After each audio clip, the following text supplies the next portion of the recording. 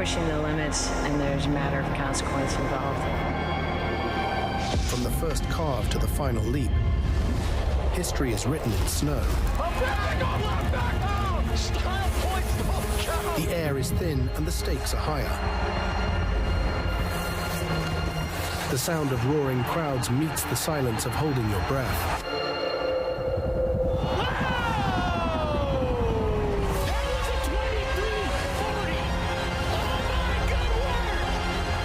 This is where legends are born. And limits are shattered. He just jumped to the top spot. Listen to that reaction. For 24 years, the mountains have witnessed greatness. It's time to make history again.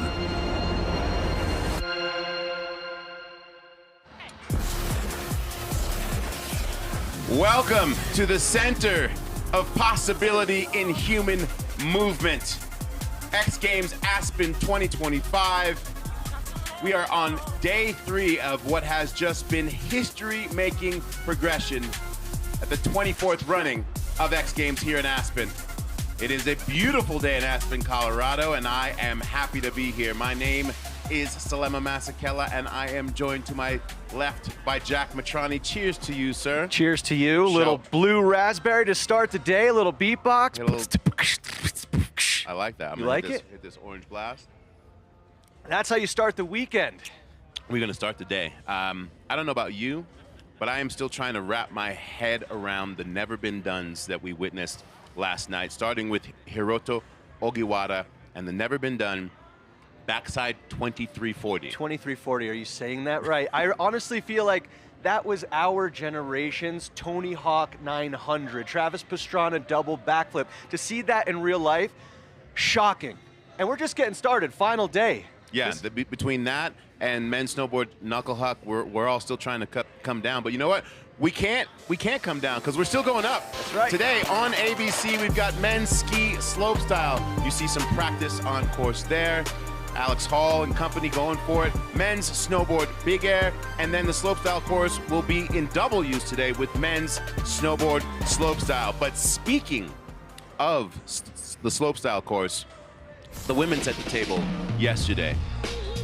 Never been done performance by this woman from New Zealand, Zoe Sadowski-Sinnott. Zoe came here as a watcher last year. She had to sit down and watch as a fan, and then bang, never been done ever in a contest by a woman, backside triple cork. That's why she's wearing the gold. Yeah, it was truly incredible, and I think she inspired the rest of the never been dones that we've seen.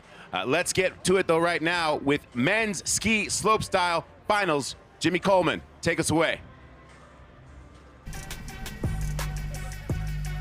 We just completed men's ski slopestyle playoffs. We've cut the field down to 5. Those 5 competitors, the scores reset to 0. They're going to ski in reverse order as to how they qualified. As we set our eyes here on Mac Forehand. He owns 2 medals in this event. He owns a silver. He owns a bronze. About to make his case here to try to add another slopestyle medal to his trophy room.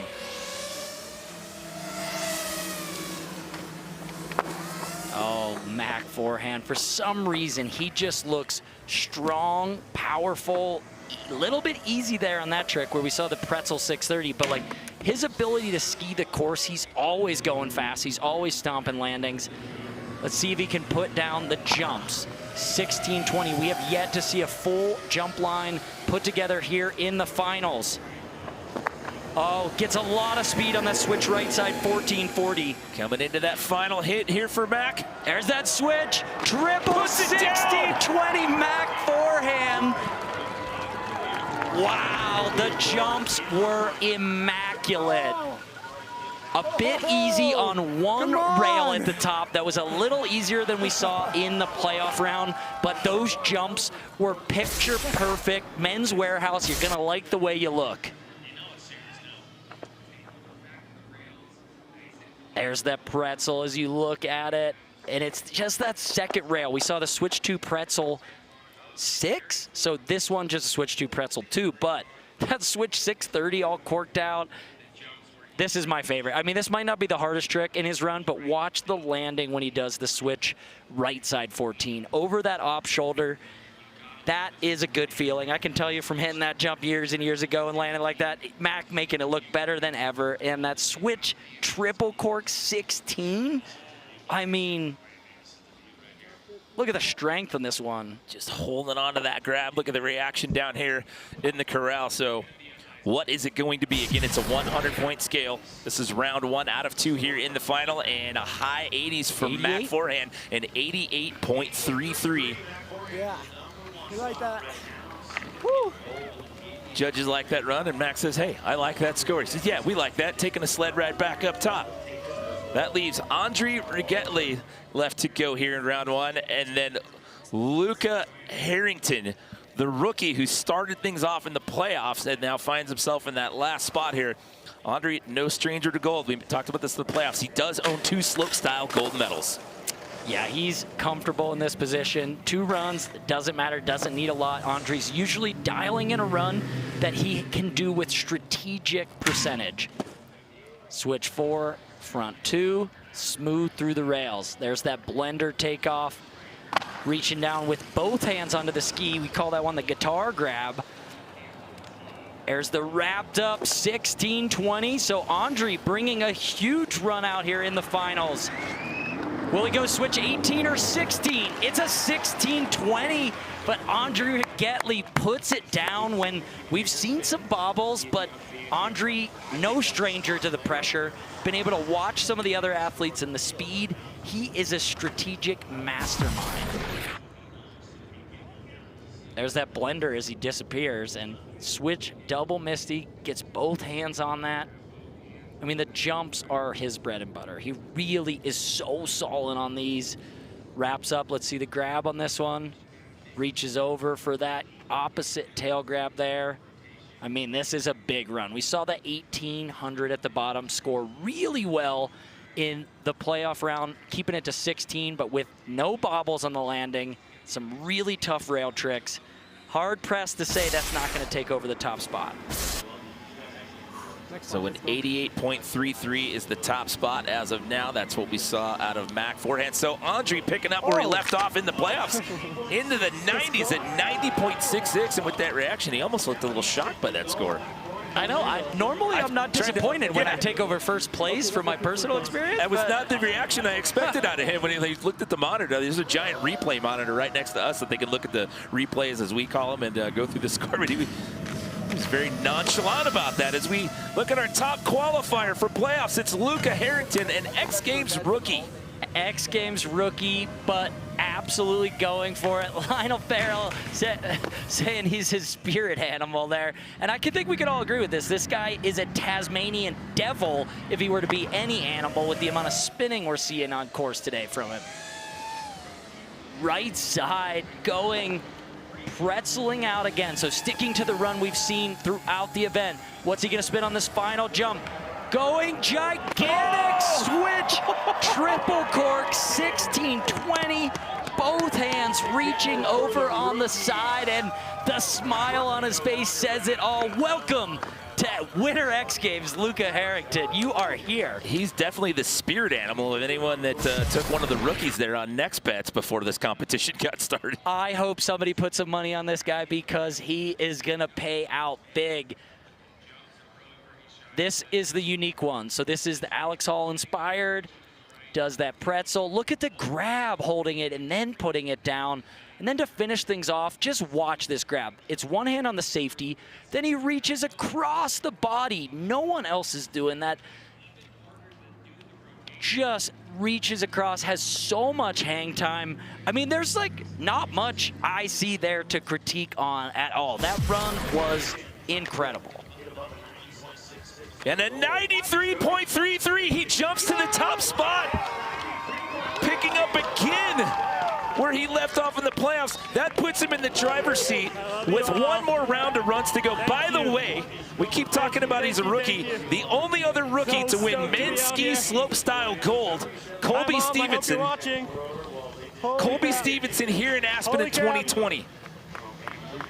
Wow. Giving a shout out to Mom, by the way. That was some of the fans from the hometown back in New Zealand weighing in on social media and watching home. What a huge day for Luca Harrington, the X Games rookie, top qualifier in the playoffs, and after round 1 of 2 here in the final, finds himself in the top spot.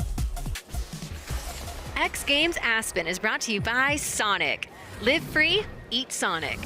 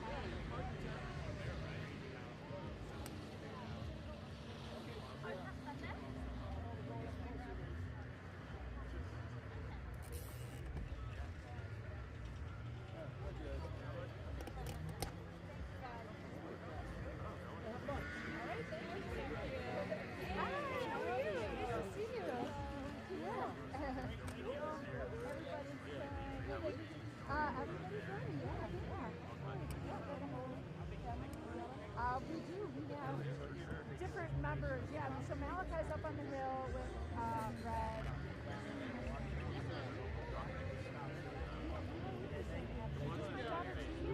Is that right?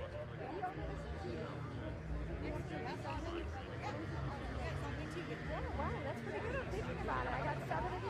Yeah. That's fun. Yes, you too.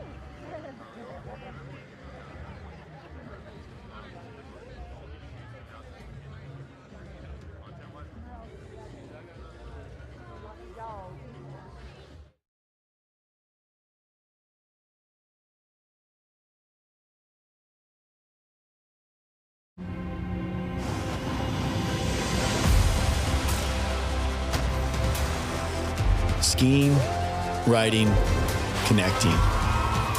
For more than 75 years, we've strived to make a difference, inspiring mind, body, and spirit. For a better season and a better world. Long love Aspen. Long love skiing.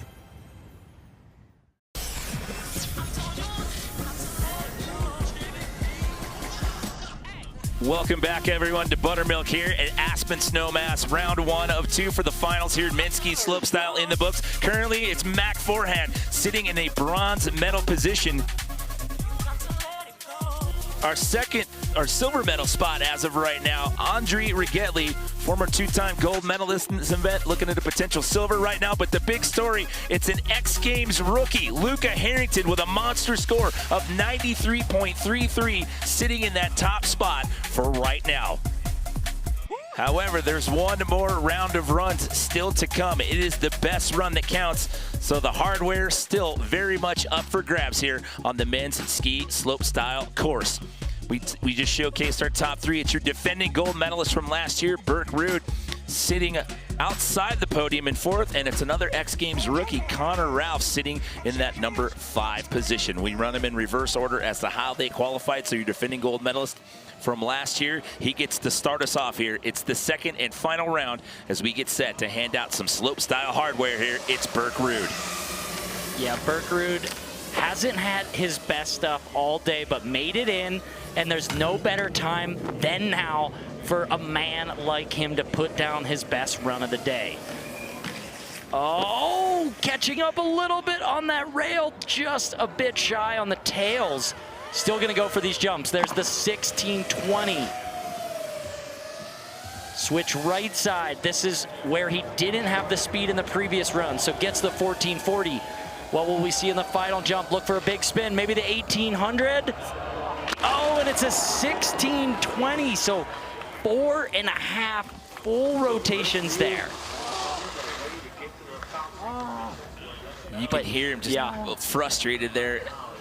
It's the miscue that you start off on that rainbow rail here. Watch, comes around, then the skis just come off early, and unfortunately, as small as a minor error that is, it is enough to completely eliminate his chances, despite the beauty of these jump tricks down at the bottom and his ability to spin both directions. So an 85, so he'll stay in that number 4 position. So your gold medalist from 2024 in slopestyle. Well, that means our medal field is set. The question is, which color medals are they walking out of here with? Mac forehand on the course, currently sitting in that bronze medal spot. Yeah, and Mac came off that first rail, unfortunately, maybe a tad early. That was way better on rail feature number 2.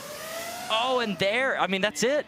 Small bobble on the first rail, and then unable to get that switch cork 6. So Mac forehand gonna have to settle.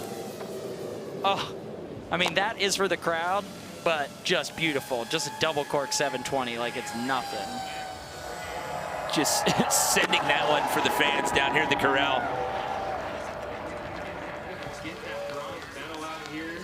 So he's gonna walk out of here with a bronze medal because he's not going to be able to improve that score with that run. So it's the battle between Andre Rigetli now and our X Games, one of our 2 X Games rookies, Luca Harrington.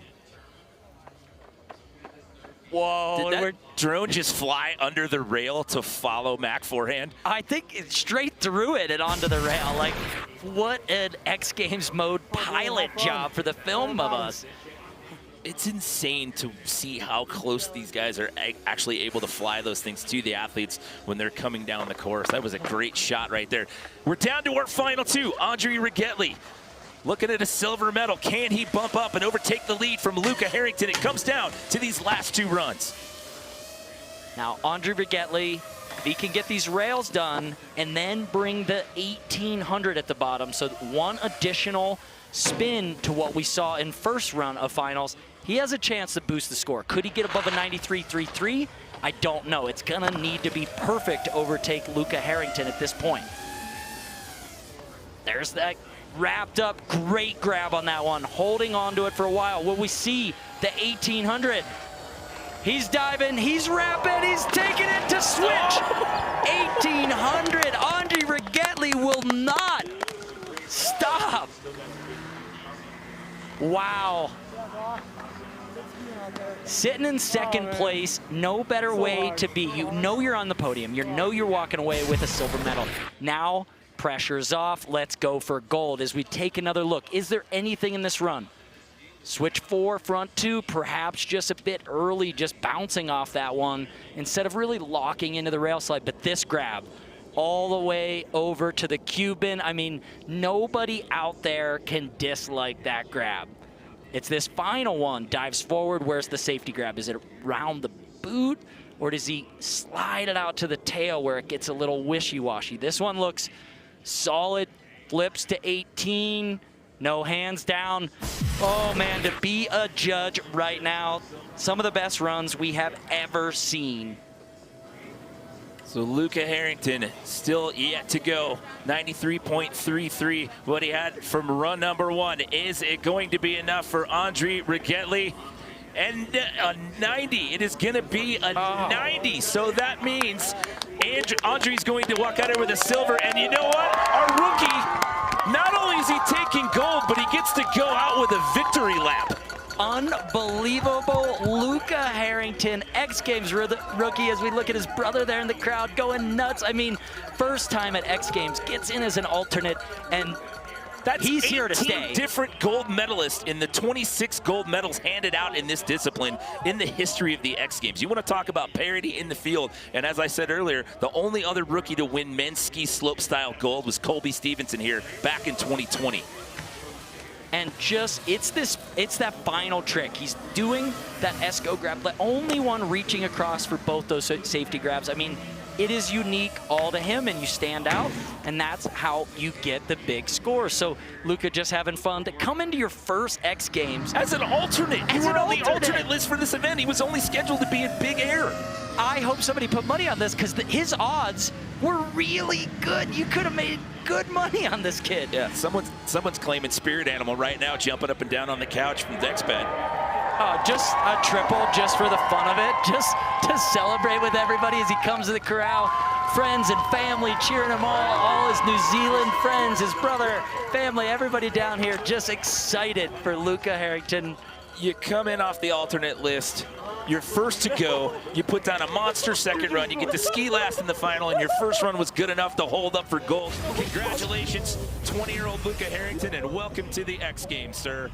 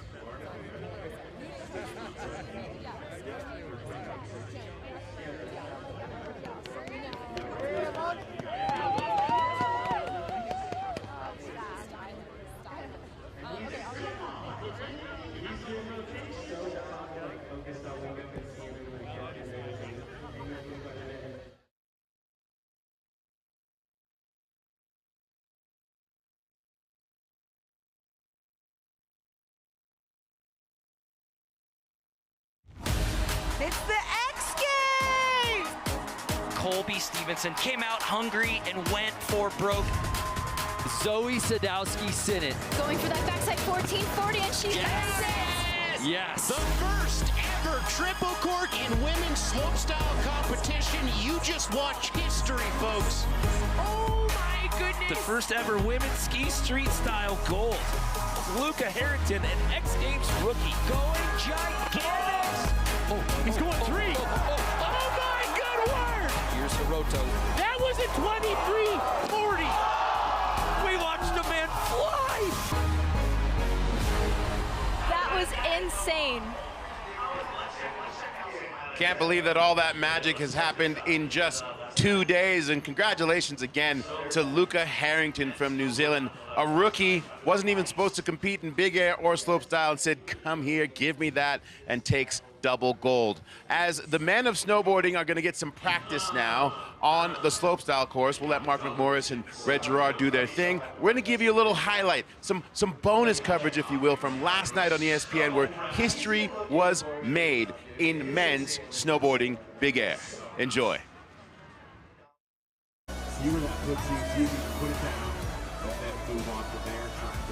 The greatest show on snow continues as we welcome you now to the Pacifico Men's Snowboard Big Air Final. A sellout crowd on hand to witness history making. There's a look at our 4 finalists here in the finals. It's cutthroat, just 2 attempts each. Single one counts, and we give away the gold.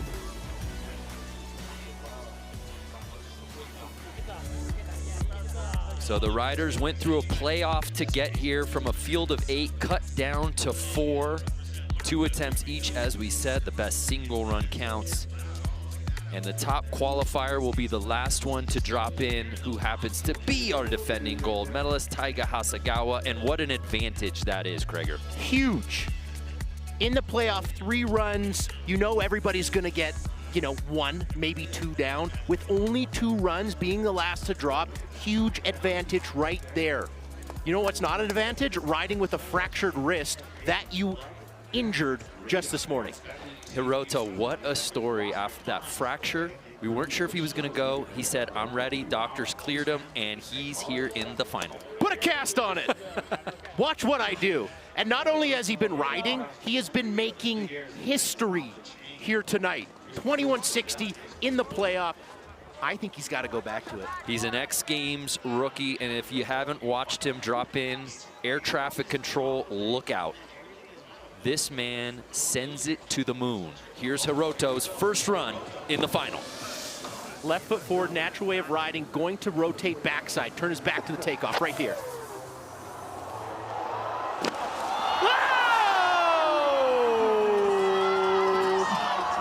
Slow down! Oh my! Where did he go? He's got a fractured wrist. Where did he go? He went into the crowd. That was a 23:40. That was 6.5 full times round.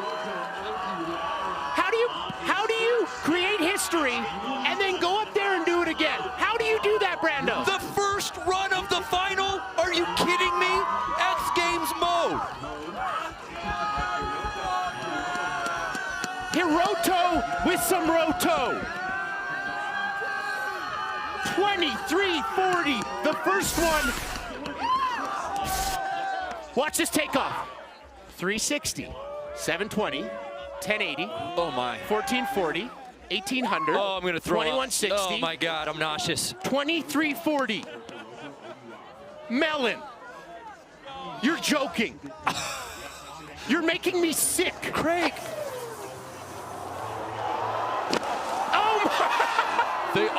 Just the audible of that. Now watch our reactions. Yeah, I was just concerned for his safety right there. He flew into the crowd. We watched a man fly on run number 1 in his X Games debut. Incredible. Ridiculous. Truly ridiculous. A 97.33 for Hiroto. That was run 1. That was run 1. Oh my goodness. It's not like he's letting go of the grab and ballerinaing around. That That was a held grab. The audible noise of his board slapping the landing is going to haunt me forever. 40, how, that's the math. 6.5 full times round, ridiculous. Mons Roisland. How do we follow that up? Mons Roisland dropping in now in his 15th X Games appearance. Oh.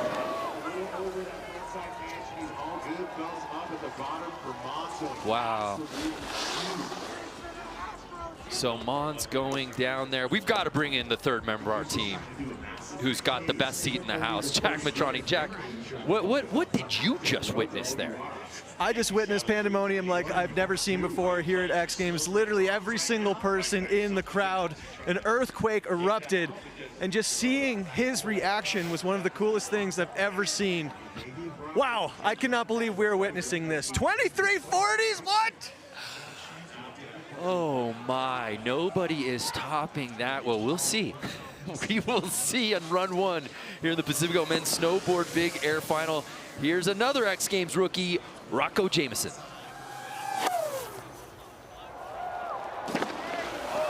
Beautiful. Bloody Dracula, frontside 1800. Nobody's done that grab with that trick.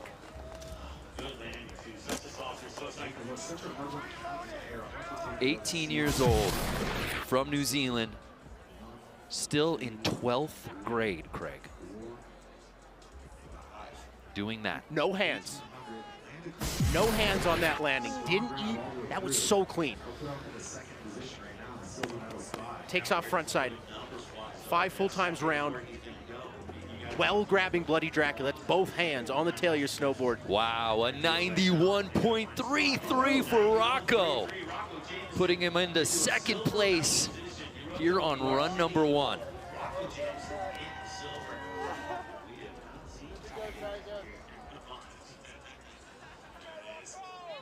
The tiger on the helmet tells you who's dropping in next. Our defending gold medalist and top-ranked qualifier, Taiga Hasagawa. Cab! 21, 21, 21, 2160. Oh my good word. Takes off switch. Opens his chest to the takeoff. How do you not spin early? How do you not scrub? How do you not just try and get it going a little early? So talk us through what's this? The rotations, Craig. Holds the edge almost to the end. The technical prowess here, the 21 versus the 23. Walk us through that. So essentially, 2160, 6 full times around, 2340, 6.5 full times around. Hiroto took off backside here, Taiga taking off cab or switch front side. So one less 180 than we saw from Hiroto, but I think it's a little bit tougher to have that high rotation going switch to switch. Wow, a 94.66, so they slot him into second place. So they obviously have to appreciate that tech, but the 2340 just seems almost insurmountable when you talk about those rotations. And it's not only the 2340, it's how well he did it, how clean that landing was, how long that grab was held. We are one run in of our 2-run finals in the Pacifico Men's Snowboard Big Air. And Hiroto on the opening trick absolutely transformed, dare I say transcended, snowboarding out here at Aspen. You do say that because he fractured his wrist this morning. He's playing hurt, and he's still doing that. He's just built different.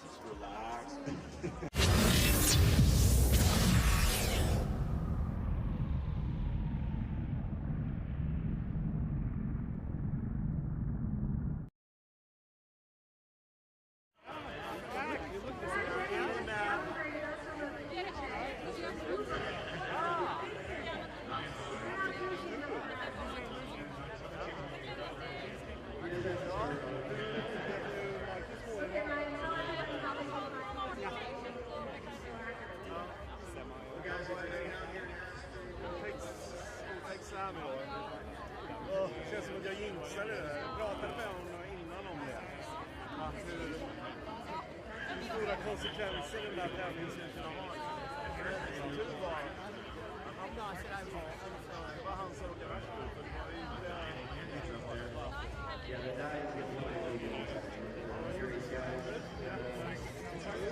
Very good. Nej, det var så igen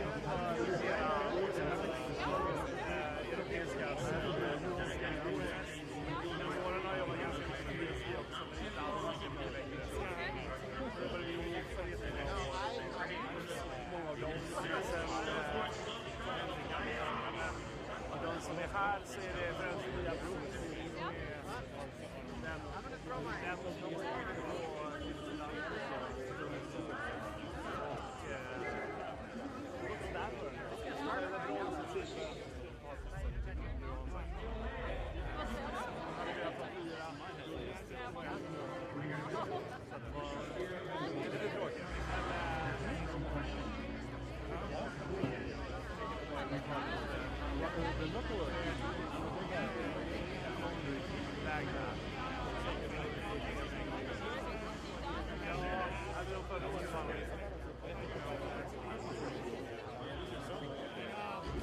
Men annars är det Sven som kör det här. Men det här blir Aspen. Jag flyttar över till mer bara och en som heter Patrik Hoffman.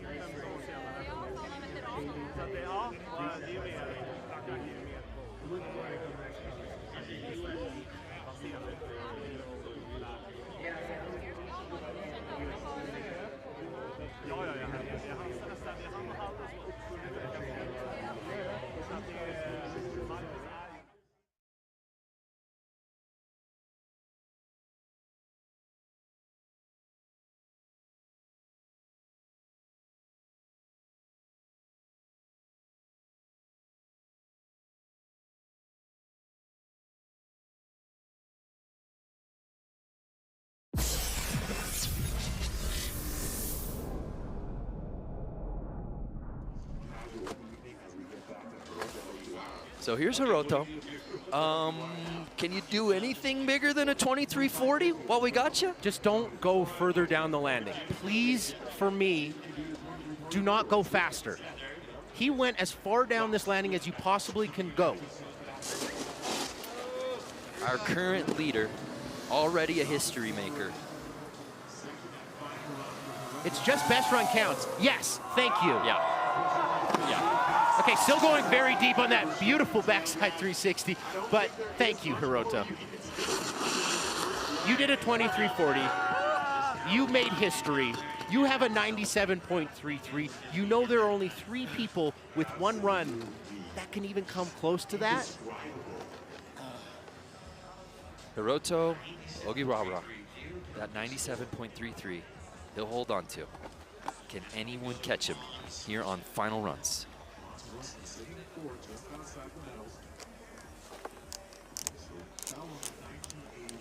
So Mons Roysland tried the switch backside 1980. Very, very new trick for him. Put it down in playoffs. That got him into the top 4. He attempted it on his first of 2 runs. Yeah. Washed out. Yeah. He's got to go back to that. That's his highest scoring spin, in my opinion. Got to do it cleanly if he wants to crack the podium, Brando. Owner of 8 X Games medals, 6 of them bronze. But right now on the outside looking in of podium positioning.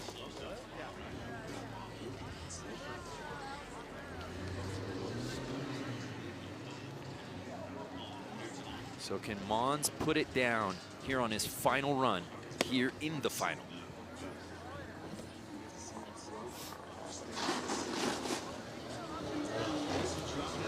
Drops and switch. And turns back to the takeoff. Switch backside 1980. Oh! And it just goes to show you, when you're spinning that much, when you are going that big, you have to land so stacked. You have to land perfectly on that toe edge if you want to stop that rotation. Unfortunately, washing out there, but an incredible showing from Mons Roisland. Mons will not be able to defend his bronze medal earned last year, but that just speaks to the elevation of this discipline right here, right now. I mean, we're talking about Mons trying to do a trick that he landed in the playoffs that he had only landed for the first time ever, what, a day ago? Yep.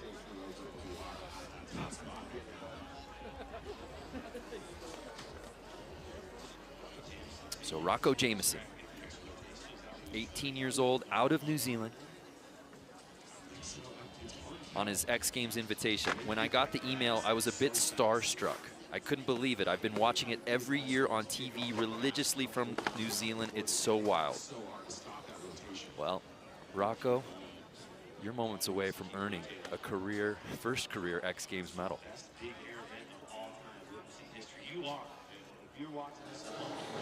Bloody Dracula, frontside 18. Is what got him into this thing.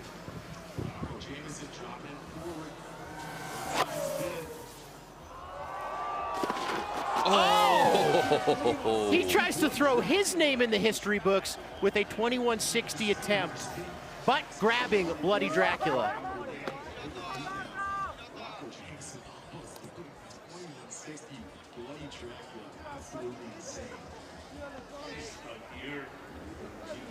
So Jay.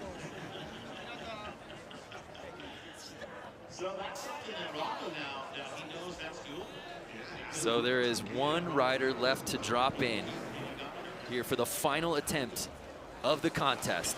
Taiga Hasegawa, currently in that silver medal spot, our defending gold medalist. Okay, that's one of my favorite tricks I've seen tonight. Beautiful cab double dip 9. Holy smokes, Brando. And with that, the teenage history maker earns gold in his X Games debut. Congratulations to Hiroto.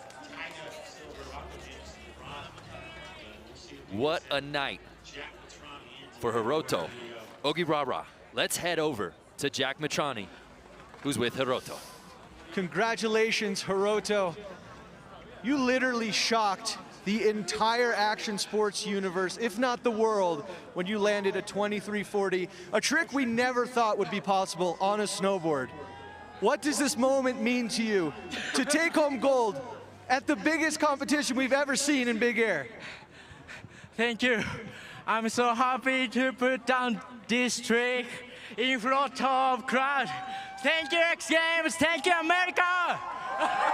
Thank you, Hiroto. Let's go. It's Hiroto's world, and we're just living in it. Facts. Just surreal snowboarding on display all night. And the trick heard around the world, Craig. We got to see it one more time at the trick that earns gold the very first run of the contest. Backside, 2340. Look at how long he holds the grab. Look at how far down the landing he goes. You're gonna have a hard time convincing people this isn't CGI or a video game. That is the most ridiculous big air trick I have ever seen in my entire life. Then he slides into home plate. This is the best. Remember, he fractured his wrist this morning. Fun fact, before Hiroto Ogiwara dropped in and made history with that 2340, he looked over at his friend and said, watch me take this whoop, to the next level. And next level he did, making snowboarding an X Games history. Hey, guess what? Men's snowboard slopestyle. We are getting ready. Mark McMorris arriving. But Red Gerard, his mentee, looking to take out the mentor again. He's our defending gold medalist. Men's snowboard slopestyle coming back after this message and a word from our ABC stations. X Games Aspen is brought to you by Monster Energy. Unleash the beast. and by Dupixent.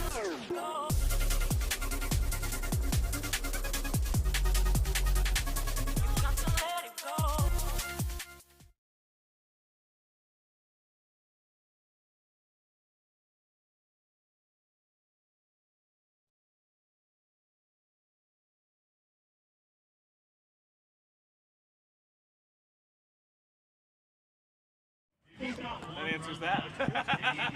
I fucking told you. Cool. Yep. Free. Yeah, just off air. Just get the. It's a hey. Hit Get him the with the reps rogue. in. I'll just hit it. Get the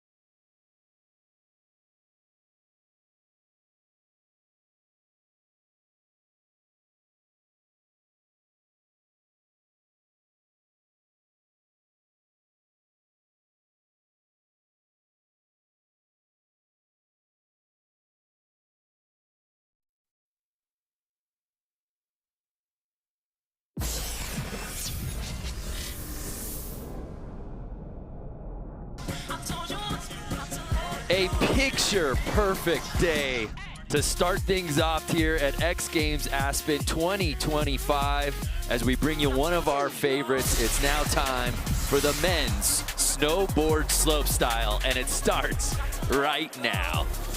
What's happening, everybody? Brandon Graham joined alongside my partner Craig McMorris. It's Shades of Green Saturday, clearly, and we're excited for this one because some of the greatest, most iconic moments really in the history of X Games have taken place on this slopestyle stage. I mean, the cast of characters we have here today are so accomplished. Let's start with our 2024 defending gold medalist, Red Gerard.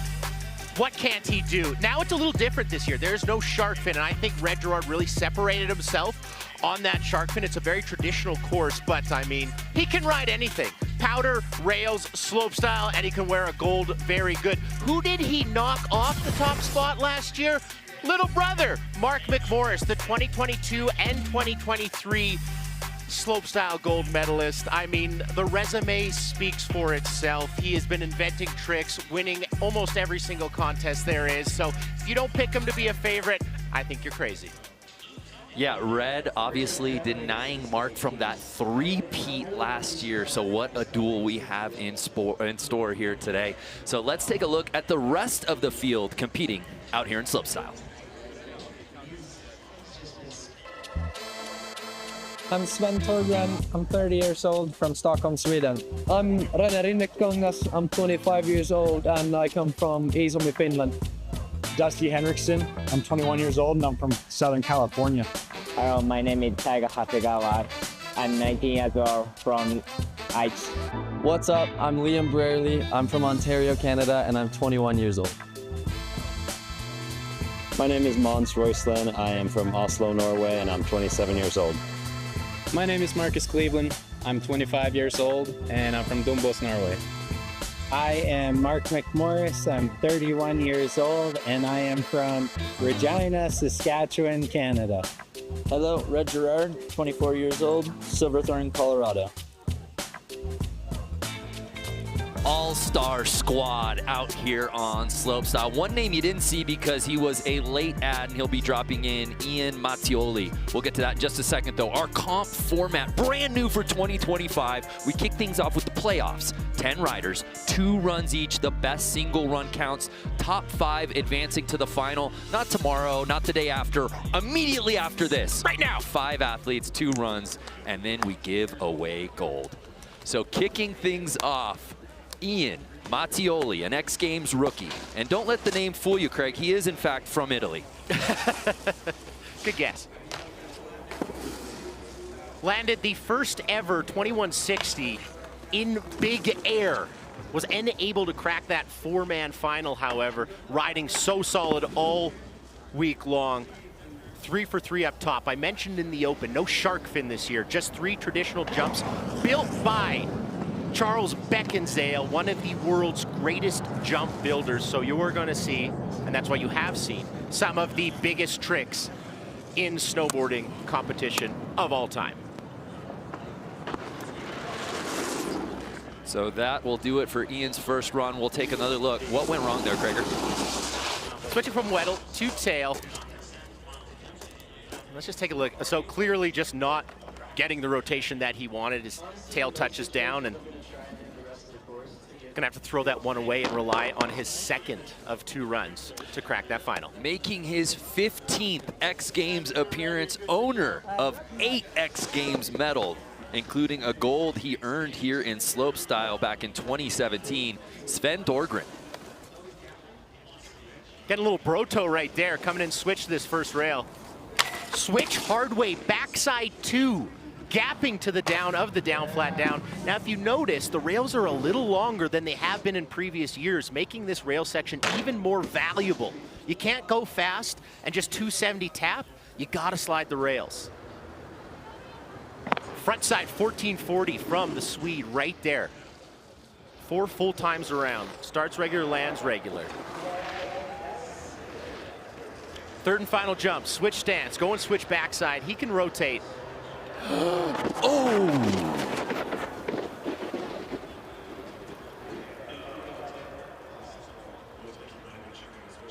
And Sven going down very hard. Attempting a switch backside triple cork 1440. What I have to make note of right now is the light. Yes. It is so flat. And what happens when the light is that flat? You have no definition in the snow. When you're looking at the takeoff, it's hard to find your line. When you're flipping and spinning through the air, it's very hard to see the landing. You'll see lines painted on the landing, those blue lines. That helps the judges see how far riders are going down the landing. It also helps the riders when they're flipping and spinning to see the snow, especially in this flat light.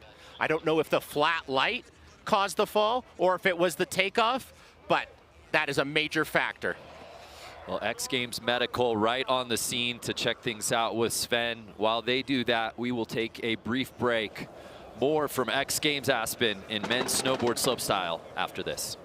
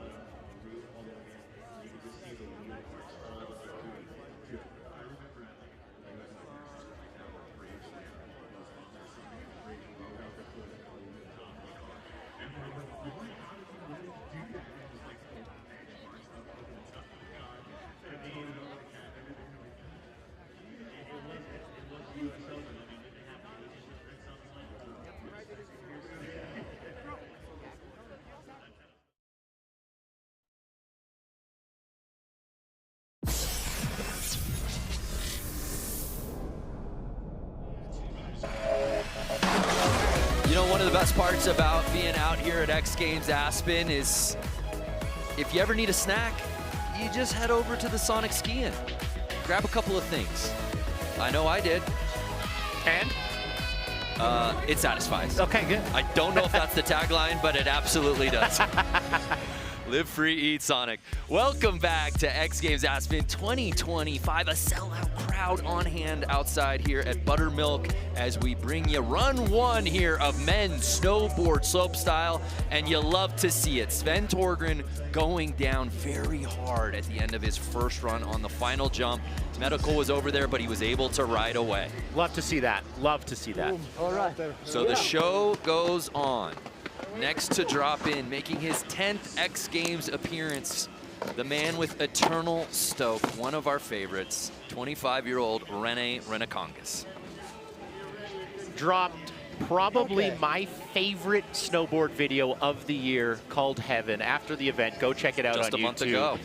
Amazing snowboarder on all sorts of terrains. Has one of the most creative eyes in the field, Ren. Yeah, his filming partner Anton Kieski did that one, who also filmed his gold medal Real Snow video part back in 2020. A snowboarder. Doesn't do a ton of contests, but always comes out to X. I talked about the rails in the open. They are ruthless. Rene taking a very unique line off the flat down takeoff, gapping all the way over to the down bar, but fell off early. So in a field of this caliber, almost a throwaway. That, however, is not.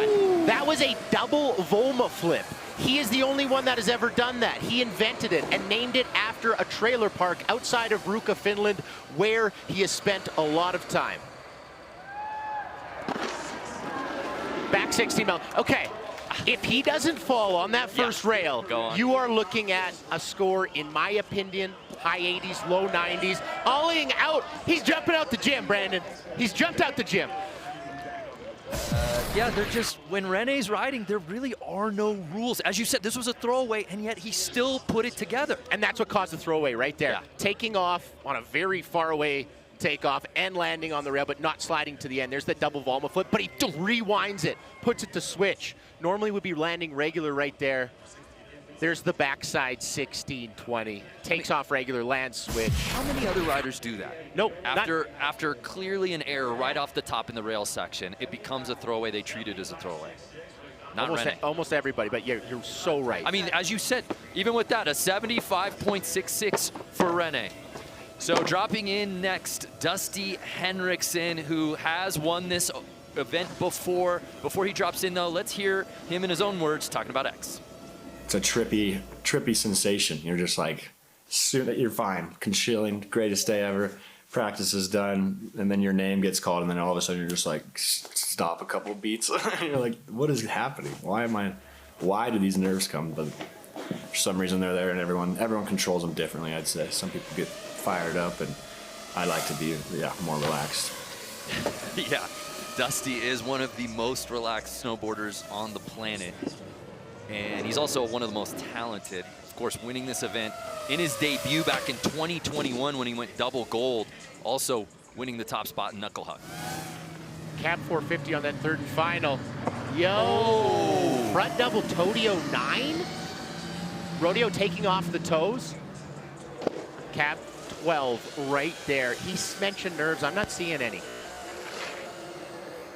Back 14, Japan grab, full pull from Dusty Henriksen. Has been battling injuries for a couple years now, but looking in fine form here on the world's biggest stage, Brando. Heavy first run here in the playoffs. You really like that, Craig. Proper nose press. Take notes at home. No ghost press, no tap. I love this. Double rodeo off the toes. And here's the back 14 Japan. Front hand, toe edge. Pull it to your back right there. Remember, we didn't see him last year. Yep. He was nursing a back injury that really took him out the entire season. Back, hip, he's been going through it, but wow, it is refreshing to see him back at the X Games. 83 for Dusty Henriksen. He's in first place early in this contest. So we move on to Taiga Hasegawa. Check out this clip from the Gram, filmed by Gimbal God. He's been busy this weekend, Craiger. Flying around. A big air silver medal last night that probably would have earned gold any other year in big air. Yep. If not for a 2340 third round Planet Earth. Switch backside 450. Oh my What? good word. What? Cab 540 Miller flip. 250-50. Switch back 16 off the top jump. This is something special. Double backside rodeo 10. Switch 12. Switches grab. Double backside rodeo 12. Melon to tail. How does he close it out? He's got that cab. 1800. You just watched the gold medal winning run in literally any event of all time. How are they doing this? How do they keep doing this, Brandon? How do they keep doing this? He can't keep getting away with this. He can't keep getting away with it. Thank you. You know, we talked so much at the top about Red G and your brother, Mark McMorrison, rightfully so. We forgot Taiga, a hungry dog in the field, perhaps the hungriest. Cap 540 hand drag to 50-50. I know that's never been done in a slopestyle event. And watch this double backside rodeo. Switches grab from melon to tail. Finishes the 1260. That is a thing of beauty. In the middle of a 3-pack.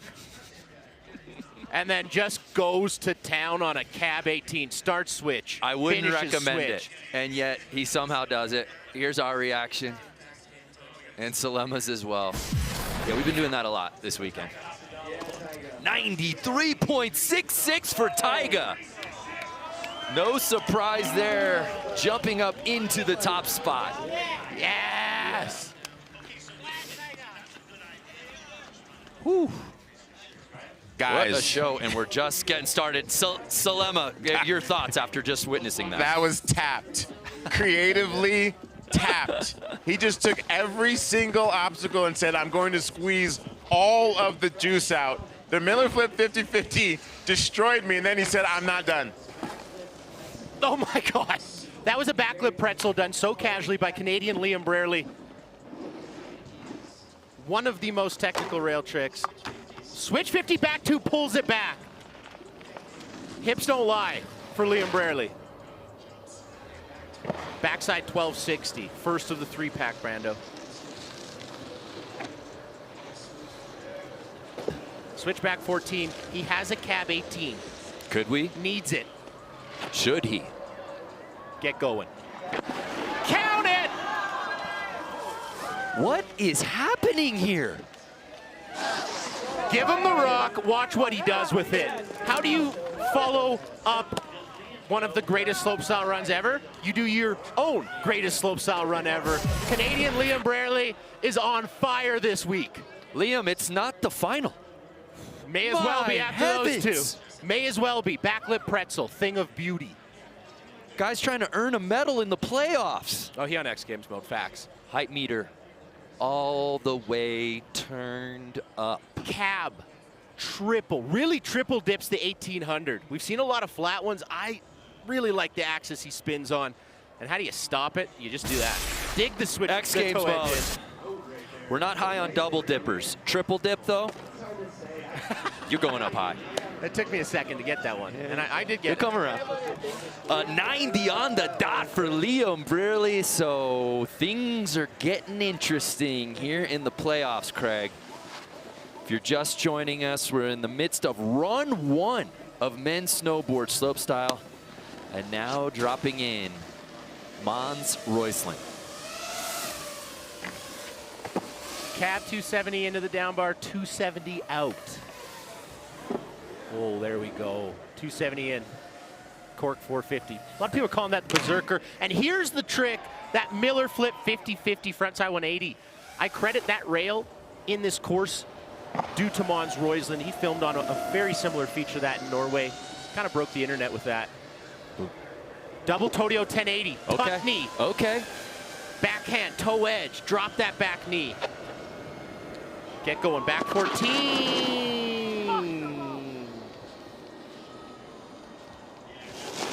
A fraction away from a perfect back 14. Frontside 270. Lands and switch front board, and then you gotta rock. The rotation. That was so sick. I love his top section. Yes, he just has a cab 2 in, cab 2 out on the first rail, but then he adds a lot of technicality. There's that Miller flip to 50-50. And then frontside 180 out, setting him up for the first of three switch. I like what he's putting together. 45.66. Again, Mons, 2 silvers and 4 bronze in this event. So decorated.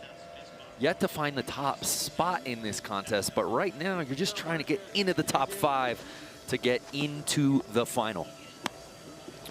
Next to drop in, owner of 2 gold medals in this event, 13 medals total, the one, the only, Marcus Cleveland. The fact that he is standing on his snowboard right now, nothing short of a miracle. The slam he took in big air was so violent. Tough customer right here. Switch backside 1260, 3.5 full times round. Switch melon. Backside 16, 4.5 full times round. Starts regular land switch, setting up switch for the third and final. Cab 16, 12, 16, 16. A thing of what people believe video games. This is what a video game run would be, and now we're seeing it in this playoff here. You can't do it much better than that, Craig. Beautiful, beautiful cab boards, or switchback blunt 270 to 50-50 on that third and final rail. There's a look at the backside 16-20. And as you said, partner, a big slam at the beginning of Big Air last night. An event that he certainly could have won a gold medal in. And we see him out here today putting down just a signature Marcus Cleveland slopestyle run right out the gate. Live looking at our judges. Hopefully they liked it as much as we did. It's got to be in the top 4. Does it beat? 79.66, you called it. Puts him right there into 4th. Again, top 5 moving on to the final. But we're still in run 1 of 2. Marcus, how's the bod? Not feeling good. You heard it from him. That was investigative reporting there, Craig. We do it all. Good to just grab the mic. Okay, where do we begin? Making his 19th X Games appearance, the most decorated man in the history of this contest. He's won it 7 times. Mark McMorris. Backside 360 in. Ooh, backside 180 out. In practice, he was going front 1. Setting up switch. I'm thinking switch back 12. Or go switch 16 right there. Okay. Front triple, 1440. Get going. Lacking a little juice, but backside 1620. Okay. Let me just toss this in. How do you describe that run in one word? Tenacious. Ooh. Yeah, that is one word. That is one word. I learned it this morning. Switch backside 450 on that little flat to banana rail right there. I thought he was going to go switchback 12. He calls an audible switchback 1620, adding a 360 to the 1260 he was working on. So a lot of technicality there. And here's the backside 16 to cap the runoff. A little sketchy on the landing, but it was the middle jump that he had to really fight through. The front side 1440 didn't really get a snap, but most winter discipline medals there at the bottom, 23. Simply put, he is the GOAT. And yet, he still wants more. So a 72.33 for Sparky as he'll look to clean things up on his second and final run. Then there was one. Our final rider to drop in for run 1 here in the playoff, our defending gold medalist, Red Gerard.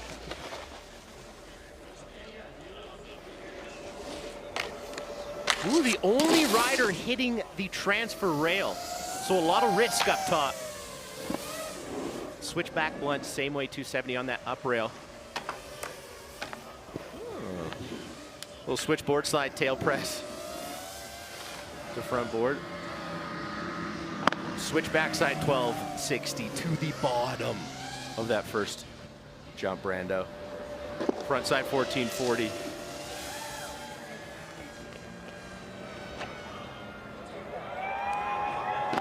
Wow. Wow. Backside 1800 to cap off a clean, spotless, if you will, slopestyle run. Someone gave Red the launch codes. Switchboard slide on the nose, and then kind of pops to the tails. 270 out right there. Switch backside 1260. We do know he has a switch backside 1620, the trick that Mark put on that jump. Red brought the technicality down a little bit on that first one, but then adds it at the bottom with the 1800. There's that flat 1440 frontside grab. Wow. Red G, we talked about it. Oh, that's backside 1440, pardon me. I said 18. 9 X Games appearances, Salema Masekela entertained, as are we. Apologies. He spins so fast.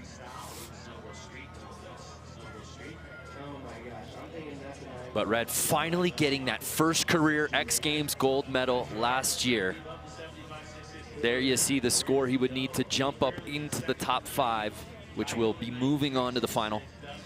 And he does just that, an 87.66, good enough for third. Let's head over to Jack Matrani, who's with Red. Reggie, talk to me a little bit about this playoff right now. It doesn't seem like a playoff, seems like a finals. What's it like running through this? Yeah, it's definitely interesting, you know. It's something that I don't think any of us have had to deal with before, you know, so you don't really know how to go about it. You know, it's like you don't want to not do enough and then be sitting on the outside looking in, and you don't want to do too much and then have nothing for the final. So it's a whole new mind game for sure. What was going through your head when Taiga landed that run? Oh man, I barely got to see it, but yeah, I'd say that's a finals run right there. And where do you go from here? Yeah, I just clean up the first rail, I think, a little bit and go from there. Good luck. We're rooting for you. Red in a glass case of emotion there. But the strategy behind the goggles. He has the playbook nonetheless, as he's in the top 5 right now. Marcus Cleveland currently holding on to that 5th and final bubble spot. Again, if you're just joining us, this is the playoff, as Jack was alluding to with Red. The top 5 will be moving on to the final. And our storylines for today, Red Gerard, who you just saw put down that hammer, our defending gold medalist. Of course, Mark McMorris, the most decorated Winter X Games athlete of all time in this event. Can he reclaim gold? Remember, he was on his way to a 3-peat last year before Red took it from him. He was seeing red after that. You wrote that one, I stole it. Ian Mattioli, X Games rookie.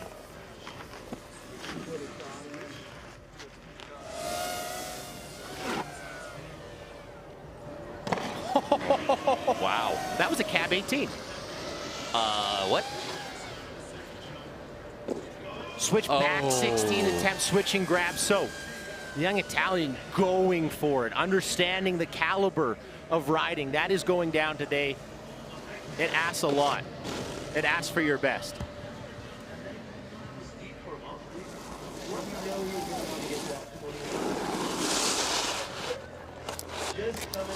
Oh, a little under-rotated there.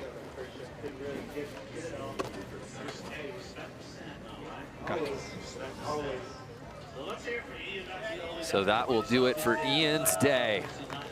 Well, let's get a report, course side, from Jack Matrani. Yeah, I had a second to catch up with this next dropper right here, Sven Thorgren. I heard Craig McMorris talking that it might have been, his fall might have been due to the light, not being able to see. I had a second to talk to him. He said it was the light. He just didn't get enough snap off the jump. And so he is an absolute savage for getting up after that hit. Let's see if he can put it down. Yeah, Sven Thorgren went down oh so hard, and it was so great to see him right away, and how inspiring it is now to see him take this second and final run here in the playoffs. Yeah. That was a ridiculously hard hit. Obviously just a win to have him back up here at the top.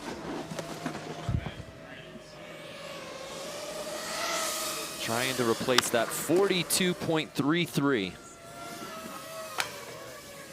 That first rail from Sven Thorgren is just ridiculous. Switch hard weight, 270. There's a backside 360 right there.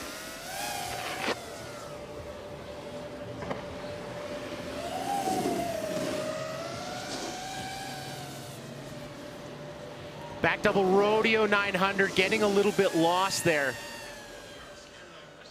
What happens when a rider opens up like that? Yeah. They know they've overcooked it a little bit on the takeoff, so that's like the only way that you can slow down. Especially when you're doing those double rodeos right there. Backside 360. I was hurting so much.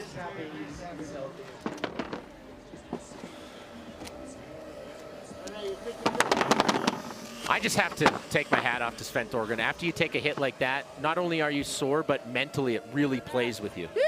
The fact that he got up again, truly impressive.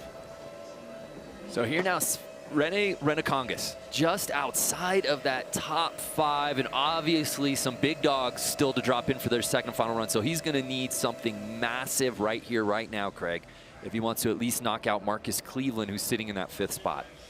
He's got the formula. Watch this. Backside 270 from that takeoff. So hard to get the line properly. So coming off a little bit early, but not as bad as that first run. And he knows he only has 2 runs, so you got to go all in right here. Watch this double Volmo flip. Ah!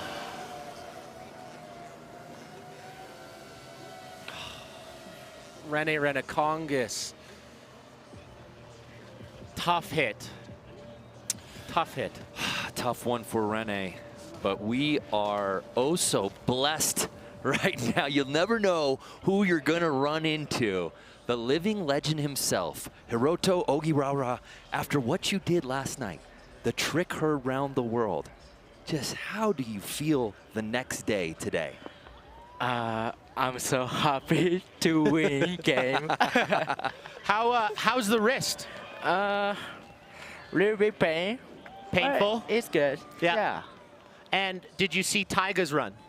So crazy. Double rodeo. So switch the grab. Yes, so nice. Melancholy to tail grab. Yeah. Yeah. Well, Hiroto, we'd love for you to stick around and call some of these runs with us. But again, if you're just joining us and aren't aware, Hiroto broke the internet last night with a never-been-done trick, a 2340 in big air.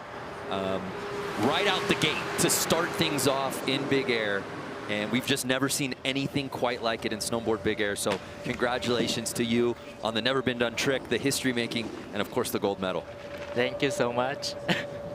Dusty Henriksen on course right now, cap 450 on that third rail, but had to revert. I think he was maybe looking for a 270 out. And what happens when you revert in the middle of a slopestyle course? Almost as good as a fall. But let's be happy about it. We get to watch that nice, beautiful backside rodeo.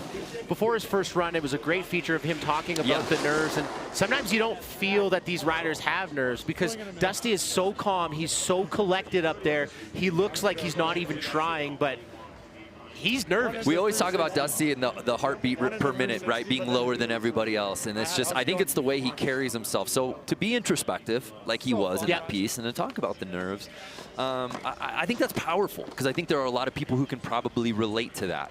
So Dusty Henriksen will stay in our top 4, which is good, as the top 5 will be moving on. Taiga Hasegawa not wasting any time. Our current leader drops in for his final run. When you're sitting with a 93.66 and you know that only, you only got to be in the top 4 to make the final, you chill out a little bit. And I think that's what Taiga is doing here.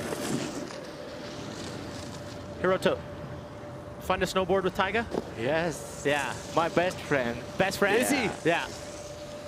That's a talented friend group. We can't crack that Can't say Craig and can't say Craig and I share those same traits. Wow.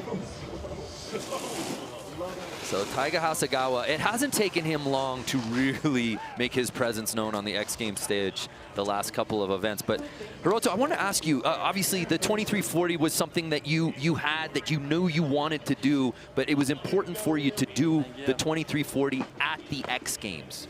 Why was it important to do that trick here at the X Games? World's biggest stage. This year plan landed backside 2160. Yes. X Games. Yes. Landed so happy. Yeah. And we're happy that you did it. Yeah, very happy. Canadian Liam Brierley on course right now, a thing of beauty. Switch backside 14, switch truck driver. How do you land it? Cab 18! Liam! Holy smokes! Are you kidding me? The young man from Canada comes correct on his second and final run, Brando. So much to love. Craig, he already had the 90 from run number 1. And yet, he just power-upped. I did not know he had a switch back 1440 switch truck driver like that. That was such a unique axis. Liam said, hey, you guys have been talking so much about Taiga, about Red. Oh, we loved it. Again, Craig stood right up. You always have to be careful with chairs around Craig when big tricks go down. Make sure there's not a chair near him. So Hasegawa with that overall lead of a 93.66. He'll stay there, but Liam does improve his score up to a 92.33. Second place is where he will stay. So Mons Roysland, who was putting it together, Craig, can he deliver? Just like he did last night in Big Air. He needed something big in the playoff to get in the final, and he did it on his final run. Can he do it here in Slopestyle? In my opinion, do not change the rails. Front 270, 450. Real off axis. Here's what I love. Miller flip, hand drag, front side 180 out.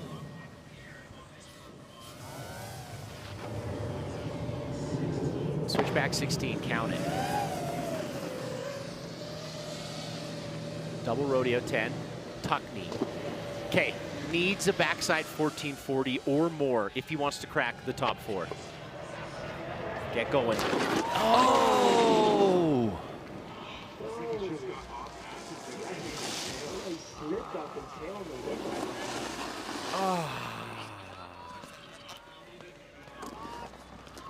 What happened there, Craig? Takeoff. Takeoff, unfortunately. Well, while we await that, Haruto, you called your shot for this trick and for this contest. I love this. Talk to us about that. You had to read it, what the phone said. But it was just amazing. I mean, obviously that was a massive trick, and to do it on the world's biggest stage with the best snowboarders in the world, as Craig and I have said, we've just never seen anything like it. So we move on to Marcus Cleveland. Marcus sitting in that 5th spot, Craig, but he's gonna have to up the ante a little bit, knowing especially that Mark McMorris still has to follow him. 3 for 3 up top. Switch backside 1260.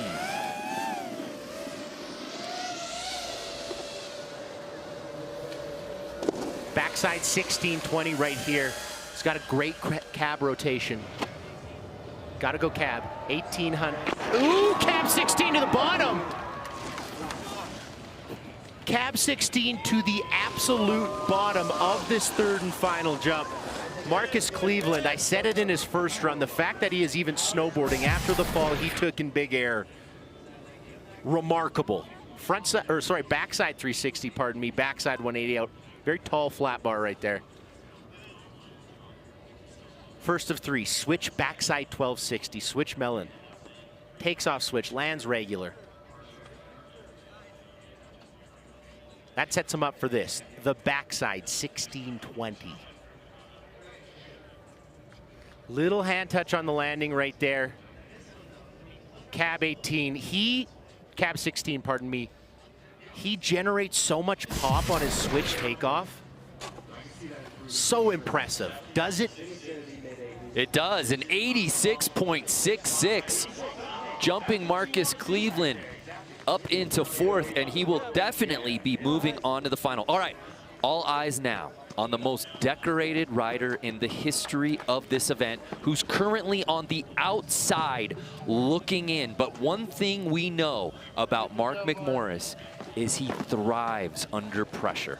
We've seen him win every which way, Craig, but right now, little brother just trying to get into the final, and this is his last chance.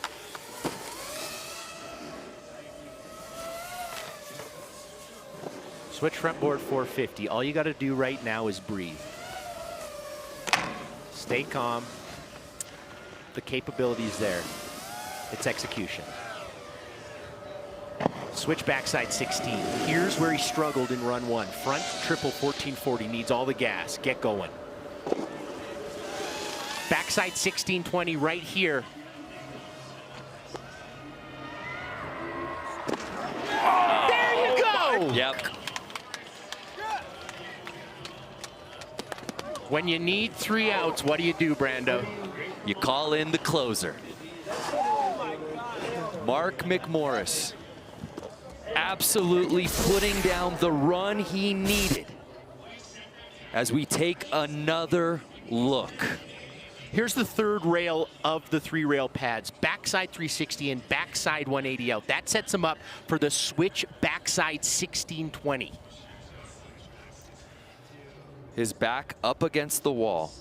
I was talking to him. I've been riding with him all practice, and he was doing a switch backside 1260 there. But I love his competitive prowess to know I need a 1620 up top if I want to crack that top 5. How does he hold on to that? You see our reactions. So needs to best Dusty Henriksen, who's currently sitting in that 5th spot.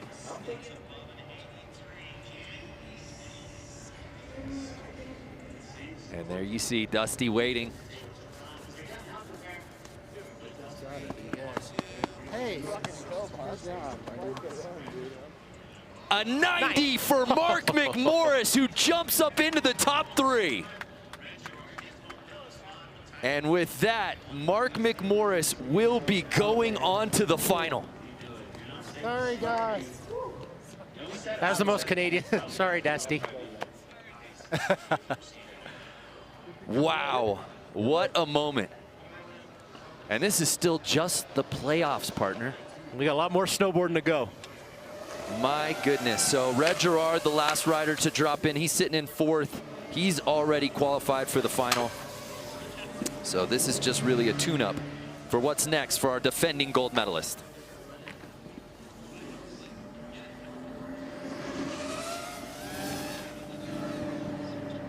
Switch backside 1260.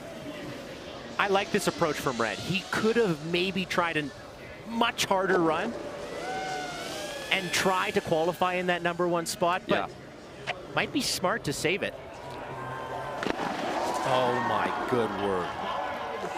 Yeah, I don't think Red subscribes to the take it easy route. No.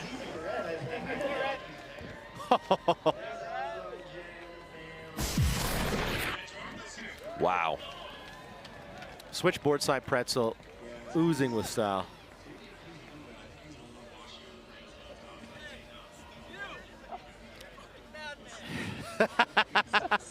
Oh, that was just, watch the fracture. Red Gerard came to dap up Hiroto and almost rebroke it. So Red Gerard looking to defend his gold with a beautiful final run here in the playoff. Didn't even need it, but that's just how good he is. So his score will not improve from his first run, so 4th is where he will stay. It don't matter though, because the playoffs are officially wrapped. We now move on to the finals.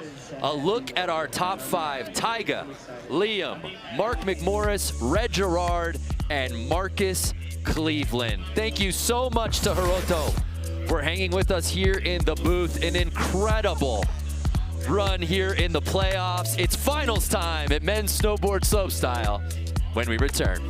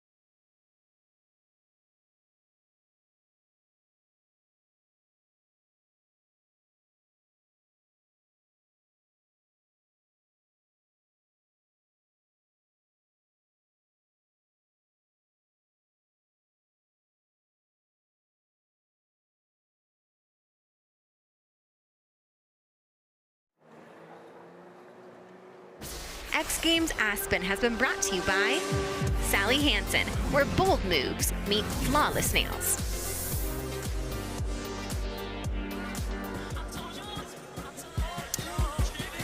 Welcome back to X Games Aspen 2025. Mark McMorris needed a huge run just to get into the final on his last attempt. He did just that, and Liam Brearley just going hammer town USA in the playoffs. But both of them are chasing our top-ranked qualifier, Taiga Hasegawa, arguably one of the greatest slopestyle runs we've ever seen in the history of this contest. Facts. And it wasn't even the final, Craig McMorris. I mean, this beautiful course at Buttermilk is providing a stage for history, Brando. A look at the field out here today in the final. Just 5 guys. We talked about Mark, Liam, and Taiga. How about our defending gold medalist, Red Gerard, and Marcus Cleveland, who's also won this event multiple times. Huge slam last night in Big Air, but he's out here and he's riding for the finals. So look at our comp format here today in the final. We've got the 5 riders, as you saw, 2 runs each. Best single run counts. And the top-ranked qualifier will be the last one to drop in, that being Taiga Hasegawa. Talk about the advantage that gives Taiga, who's already doing heavier tricks than anyone in the field here today. You get to be the all-seeing eye. You get to watch the rest of the field go and decide what it will take to earn gold. If I was Taiga, do the exact same run you did in playoff, and pretty sure you're going to land on the podium. Marcus Cleveland kicking things off. Owner of 6 X Games medals in Big Air, 4 in slopestyle, 13 total, and you include his 3 in knuckle hug. Third rail added some technicality, but kind of gapped all the way down. Wow. Oh. So close from Marcus Cleveland on that first jump. Frontside triple cork 1440, frontside grab, lands with a lot of weight on his back foot, and you can see the snowboard flex. Yeah. Watch his right foot when he lands. See how high it is? It pops up, does everything he can, but unfortunately, gravity had other plans for that right away. 20.33 from Marcus, so he'll get one more crack at it. But again, years past, this is a totally different format. Years past, they'd get 3 runs on this, just 2. And it's just a 5-man field. Our defending gold medalist, Red Gerard, who debuted at the X Games back in 2017. Always a podium threat, so innovative, does things a little bit differently than the rest of the riders in this field, and then finally got that gold medal that he was able to strip away from Mark McMorris. They've had a fantastic rivalry over the last couple of years. How does Red defend his gold here in 2025? You start by doing something very unique on the rail section. He is the only rider hitting the rider's most right rail. This transfer right here, watch. Switch front foot on that, pops over, switch back foot, beautiful 270. One of my favorite tricks up top thus far. Maybe a little arm circle on the switch back blunt, or switch front blunt 270, but minor details. Switch back 16, that was a 1260 in the playoff. Yep. So upping technicality right there. Frontside 1440. Backside rotation right here. Wow. Oh my. Reggie! So Red told our Jack Matrani during the playoffs he was still trying to make heads and tails of the format and how to best strategize. He thinks he's got it dialed in. I mean, he is building, right? In the playoff, that first jump was a 1260, here a 1620. So adding technicality there. Right here's the jump. Switch backside 1620. Great patience on the takeoff. Snap! 4.5 full times round. Here's the frontside 1440. Almost finishes a little early. See how he has to let go of the grab and really slow himself down there in that final jump. She's a beaut, Craig. Back 18. Wow. You're joking.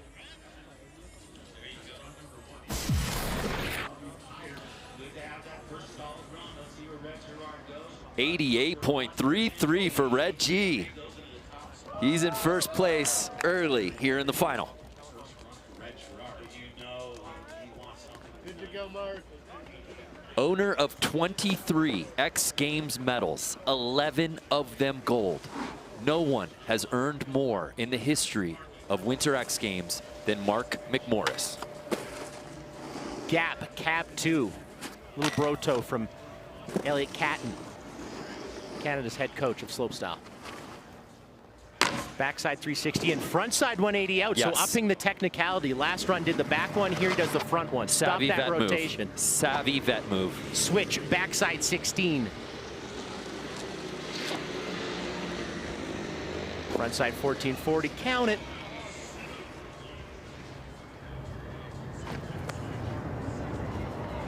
Backside triple 16.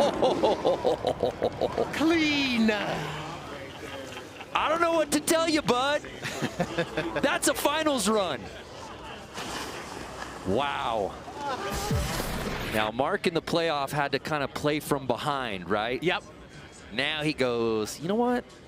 I wouldn't mind front running a little Just get bit. to OT. Just get to OT. That's We'll take what the he ball. does. We'll take the ball. We'll take the ball. That switch backside 1620 was a thing of beauty. Here is the backside 1620, the mirror of the first jump, actually. He grabs Indy on his backside 1620, which I think is a little bit more difficult than that Weddle grab you're seeing from some of the other riders. So upping technicality in a lot of different places. The judges know when Mark's on the course, the tech prowess is going to be off the charts. An 85.66 for Mark McMorris. You think that one's scored correctly there, partner? I agree with that, because I compare that to Red Gerard's Yes. run. He has a 1620, Mark has that, but on the bottom jump, Red does the 1800, where Mark stuck to the 1620. Minor details, but that 1800 is a major factor. So here is 21-year-old Liam Braley with all of these huge names in this event. It's Liam who could end up winning gold because he's so talented, and he's putting it on display today. Switch 50, switch back 2, and then pulls it. How you stop that rotation, I do not know.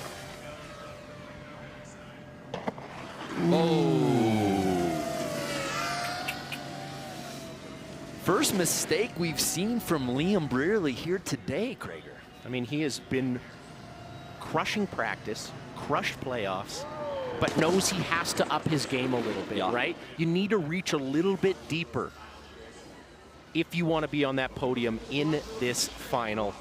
So Liam switching up his run and unfortunately going down there. Liam has had a sensational last couple of winters. He was an alternate last year and won gold in Knuckle Huck.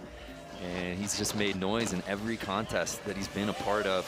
Certainly becoming a mainstay very quickly on the X Games stage. But now dropping in our top-ranked qualifier, Taiga Hasegawa.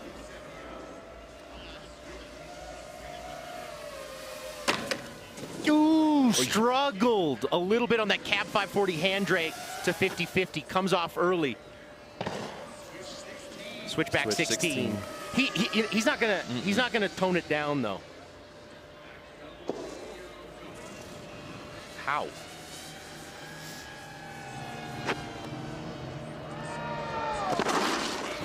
Cab 18. Okay. He did not fall, but there was lots that you could pick apart in this run, and I realize how wild that seems to be picking apart a cab 18. You know, a cab 540 hand drag onto a rail. Well, it's sort of your job. It's sort of my job, but here it is right there. See how he falls off before the end of the rail? Yes. That is as good of a fall. As good as a fall, pardon me, but I love this. It's Double the little backside things, rodeo. yeah. Switching grabs, taking that to 1260. A silver medal last night in Big Air. His score still coming in at an 81. Good enough for third. One run to go in our slopestyle final. Don't go anywhere. More from Buttermilk when we come back.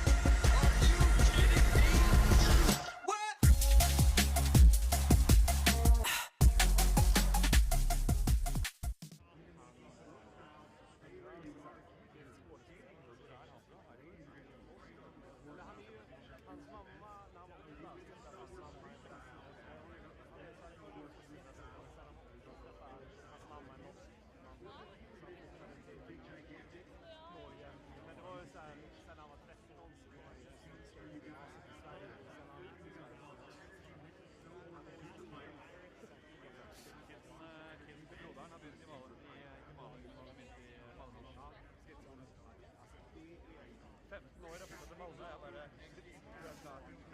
Det är så jävla fett där. Alltså, de har så bra sätt. Ja, där är lite grann. Vi har fått oss ett sommarhus i Varberg. Ja, jag är uppvuxen ute vid kusten, det är Godsmacka, så jag vill bara gärna vinna något.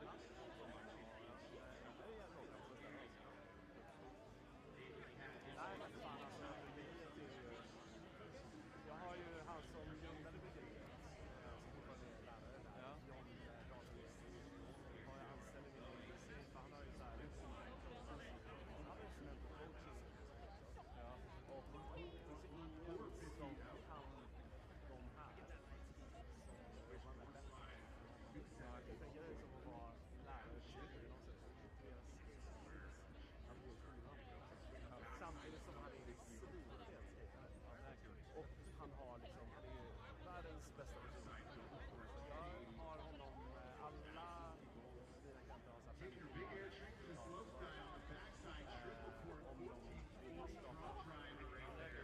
Och jag har alltid så här, skala sig så som jag halvår,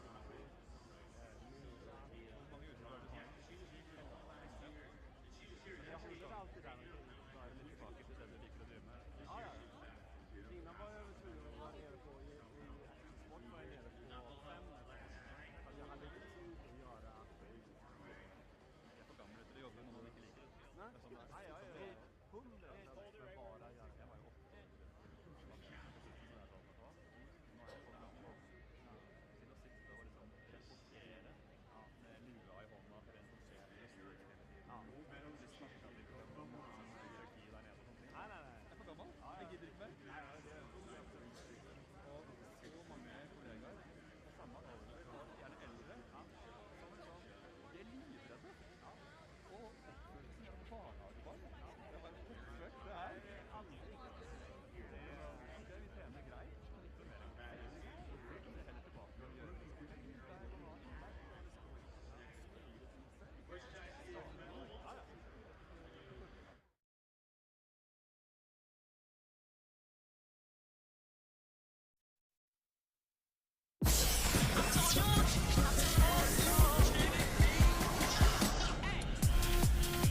We welcome you back to the start of an action-packed day here at X Games Aspen 2025. It is second and final run time here in men's snowboard slopestyle. And after one run, familiar territory at the top. Red Gerard, our defending gold medalist, sitting in first. And right behind him, Mark McMorris, who took silver last year. So we are hyped to see how this thing will finalize here on these second and last runs. Kicking it off, Marcus Cleveland. I love this, taking off the down bar, takeoff all the way over to the flat down rail. Frontside over 270. Ooh, but a very uncharacteristic fall on that flat bar. Riding practice with Marcus all week. He didn't miss that backside 360 once.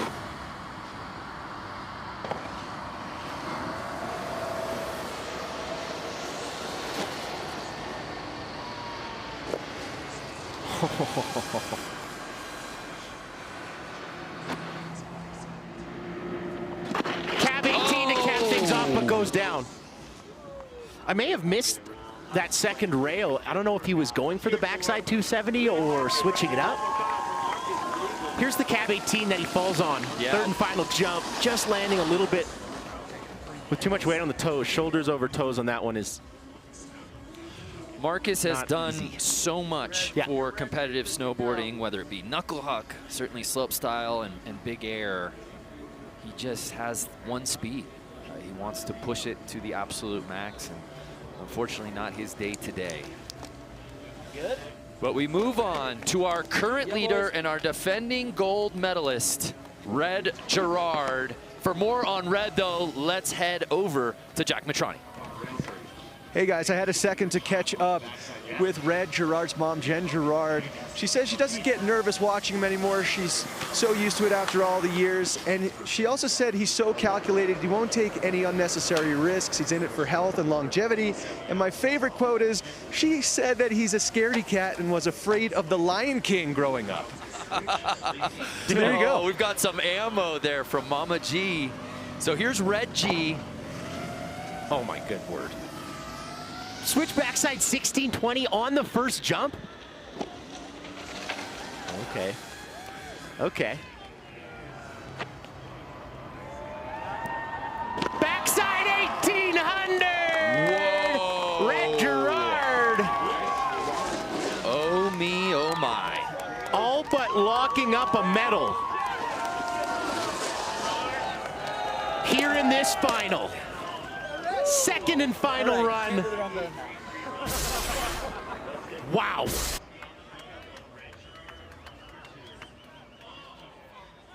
Switchboard slide into the 5-0, into the front board on that up, flat, down. Switch back, triple 16. Officially in X Games mode. So calm, so collected. Hey! His girlfriend, Young Hales, Haley Langland, our broadcast partner for all the women's snowboarding events, cheering them on. It's a family affair for Red G. 92.66. We knew he needed a higher score if he wanted to hold on this lead, and he does just that. Not bad for a guy scared of the Lion King. He was. We can confirm he's not anymore. I don't know. Was? Is? The show goes on. Now dropping in. Sitting right behind him. Trying to get back on the gold medal spot for the first time since 2023, Mark McMorris. Backside 360 in, looks for that front side 180 off.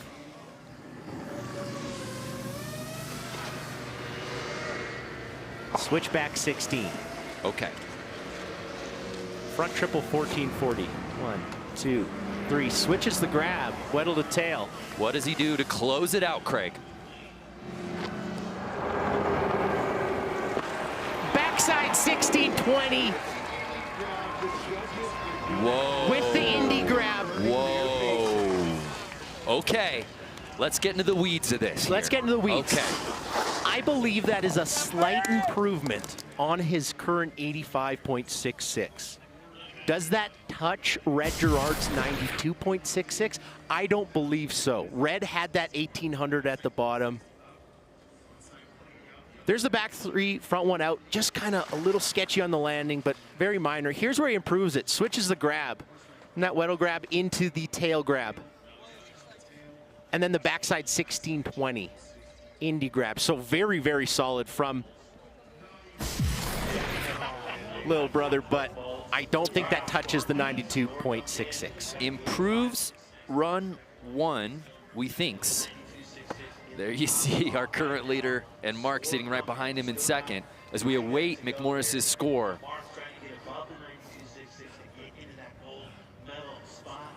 And his score comes in at a 90.33, so he does improve upon it, but is unable to leapfrog Red Gerard.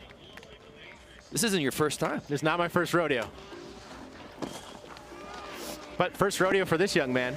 Wow. So here's Liam Brearley making his X Games Slopestyle debut.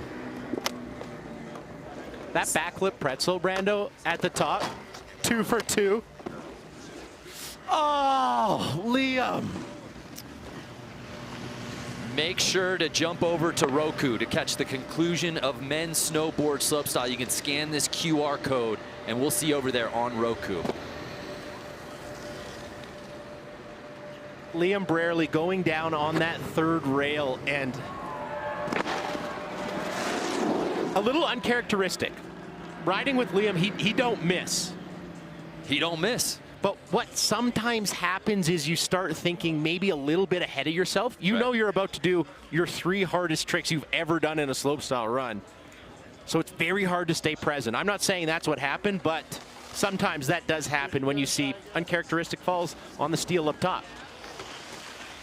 Okay, it all comes down to this. Our top-ranked qualifier. This is the last run of the contest. If anyone can best Red Gerard, it's Taiga Hasegawa right here, right now. Go.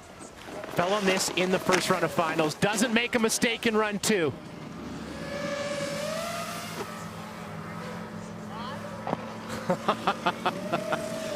Switchback 16.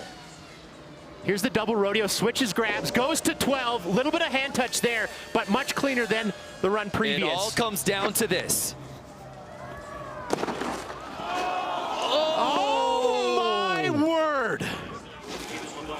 90 degrees away from gold. Oh, so close, Craig. But with that, it's set, Brando. Back to back. And with Taiga unable to complete that, Red Gerard will defend his gold medal. Oh my. That was an emotional roller coaster, and I'm exhausted. So Red Gerard, who for the first 8 X Games appearances of his career was unable to find gold, does it last year and then does it again in 2025, fending off the world's best. Mark McMorris, little brother, does extend his record for most winter medals to 24. And Taiga Hasegawa, after earning a silver last night in Big Air, he takes home the bronze. That's as good of a podium as you will see in the history of any slopestyle competition. Your final thoughts, Craig? Preach, brother. You said it better than I could. That was ridiculous. Thanks so much for joining us, everyone. It's a full day of NBA games, starting with the Denver Nuggets and Minnesota Timberwolves. Coming up next, thanks for watching X Games Aspen.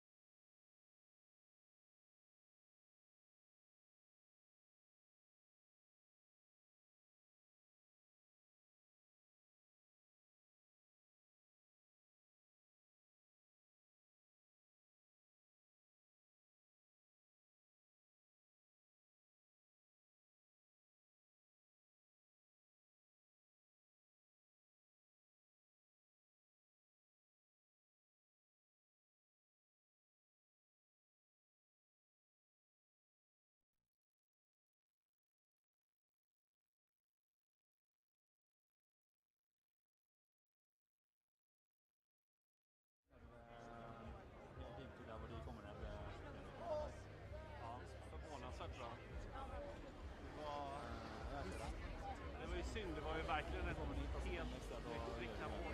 Jag pratade mycket om det innan, han vågar liksom inte hålla kvar den. Han trodde han hade för lite fart. Oh boys!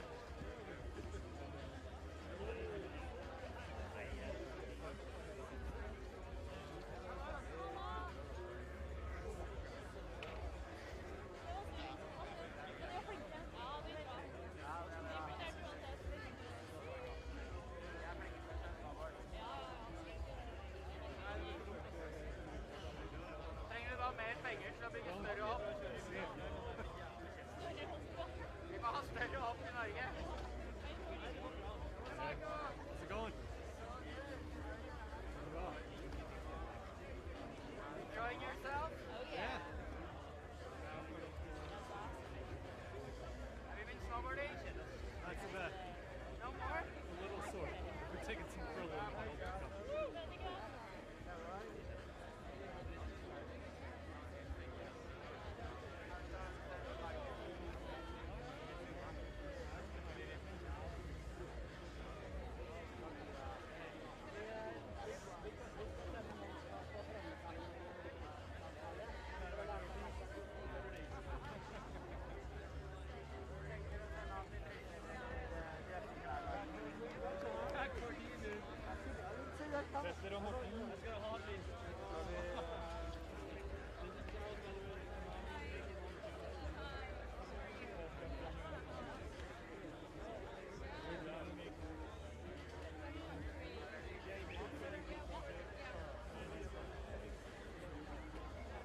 Back to X Games Aspen, where it was a legendary finish here in men's snowboard slopestyle. It started in the playoffs with arguably one of the greatest runs we've ever seen from Taiga Hasegawa, but in the end, it was Red Gerard earning his second consecutive gold medal.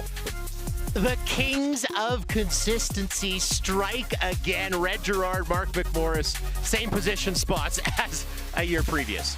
Well, congratulations to our podium as they make their way to the award stage. We will do just that as well. It's time to hand out the hardware for men's snowboard slopestyle. We're excited to do it, and we send it over to DC. It is the third and final day out here for X Games Aspen 2025. Thank you all so much for being on hand. How y'all doing out there? Make some noise. Amazing, amazing contest this morning with men's snowboard slopestyle kicking things off. So thank you all for being on hand. Congrats to all the athletes. They're all still hanging out, so let's show them some love. Big round of applause for all the guys throwing down this morning. So we've got our athletes coming up here in just a few moments for our medal presentation up here. And we got some very special guests up here in the mix. Shout out to Jeremy and Dominic. Big Gigantic in the house. Who's fired up for Big Gigantic today? 4:15. They're gonna be taken to the stage right here at X Games, right here at the base of Buttermilk. And then who's going to belly up to see them tonight? Who's got, it's sold out, but who's got tickets out there? All right, I'll see you there. I just got gifted a ticket last night, so we'll be hanging out. But with no further ado, sounds like we have our athletes over here ready for our medal ceremony. So once again, I'd like to formally introduce to you our medal presenters. Again, Jeremy and Dominic from Big Gigantic. Round of applause for these guys again. Amazing musicians, 4:15 throwing down out here at the X Games music stage. And now your podium for men's snowboard slopestyle, your bronze medalists. His third X Games medal after getting on the podium last night up in Knucklehuck. Let's make some noise for Taiga Hasegawa.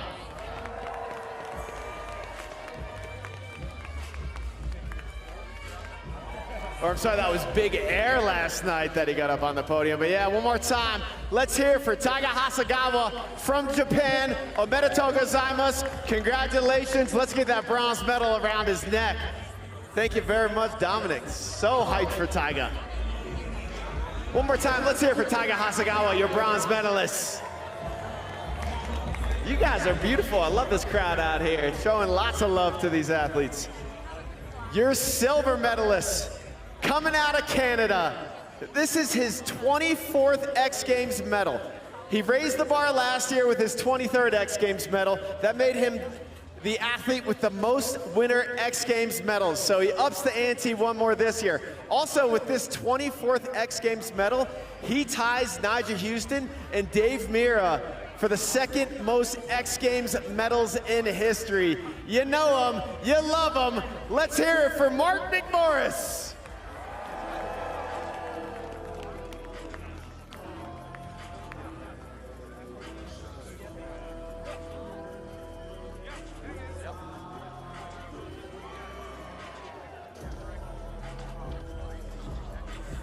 24th X Games medal. One more time, hands together for Mark McMorris, your silver medalist.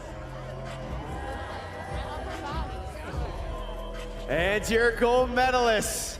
Backing up his gold medal performance last year, this marks his 3rd X Games medal. He's one of your own, Colorado, so you gotta show him lots of love. Let's hear it for Red Gerard.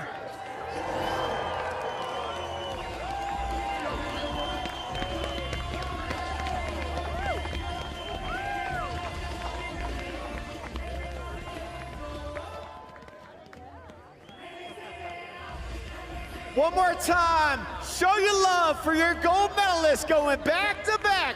Red Gerard in your podium out here for men's snowboard slopestyle. Congratulations to all the athletes throwing down, starting off the 3rd and final day here at X Games Aspen 2025 in true style. Up next, we got women's ski slopestyle. Thank you all for being on hand. Congrats to these amazing gentlemen up here on the podium. Shout out to Big Gigantic that's gonna be throwing down for you this afternoon. Happy X Games, everybody. I love you. Stay beautiful out there. Thanks a lot, DC, and what a great men's snowboard slopestyle final. A battle for the ages. Taiga Hasegawa in that playoff that I like to call the play-in, heading into the final, looked like he was the man to beat. And Mark McMorris, Mr. Consistency, absolutely looking like he might be able to get it done. Came off a little funny on that Miller Flip 50-50. But in the end, it was the man with the plan, playing a home game, Red Gerard with that 1800. I love the way he sort of parachutes out of that landing deep into the bottom. And we'll check in right now with Red Gerard, defending gold medalist in men's slopestyle. There's the smile. You were all business this morning when I saw you at breakfast today, but it's nice to see that smile. I asked you at the beginning of the week what it was like coming in with that gold medal and that pressure. How did it feel as you launched into this final today? It felt good, for sure. You know, it's always hard. I mean, coming back as like a gold medalist is obviously awesome, but full 365 days goes by. I kind of feel like I got short-term memory loss or something. I feel like such a noob here when I show up. So, and also like the field, you know, 10 of seriously the best riders in the world with insane, you know, training camps and all that. It's really hard to, you know, get back on top of the podium, and I'm just happy with how the week went. We had great weather, and we were able to put something on today. All business. Your relationship with Mark McMorris, you guys have been riding together for years. There's that mentorship there. What's it like knowing on those last runs that I'm going up against a big brother of sorts to get this done? I'll say it just like last year, it sucks. It's the last guy you want dropping behind you every single time, and this time I had Mark, and I had Taiga, and I had Liam Beerley. 3 of like the strongest riders out right now, and I'll say it again that Mark continues to absolutely amaze me the way that he's able to come to X Games and put together these runs that are just so high level. And fuck, man, you can never count him out. There's just no doubt about it. You never count him out. Well, you stepped all the way up. That 1800 at the end, how is it that you come into that spinning so hot, and then at a certain point, it almost looks like you have to deploy a parachute to stop? Yeah. I mean, that's kind of just like how I've always tried to learn tricks. You know, I always kind of like to try to, you know, get it done early and then float into it. I've always been about trying to learn tricks the safest way, and for me, that was kind of my safest way of doing it, is knowing in my head that I'm going to get this around, and then once I get it around, figure it out after it. But, you know, it's always hard to try to make a parachute look good, so that's constantly my game there. Well, you're making it look like gold, buddy. Congratulations, Red Gerard. Thank you, defending gold medalist in men's snowboarding slopestyle. Plenty more to come here on this 3rd and final day here at X Games Aspen 2025. Make sure that you hang out. It is gonna be a party. Women's ski slopestyle coming up. Stay with us.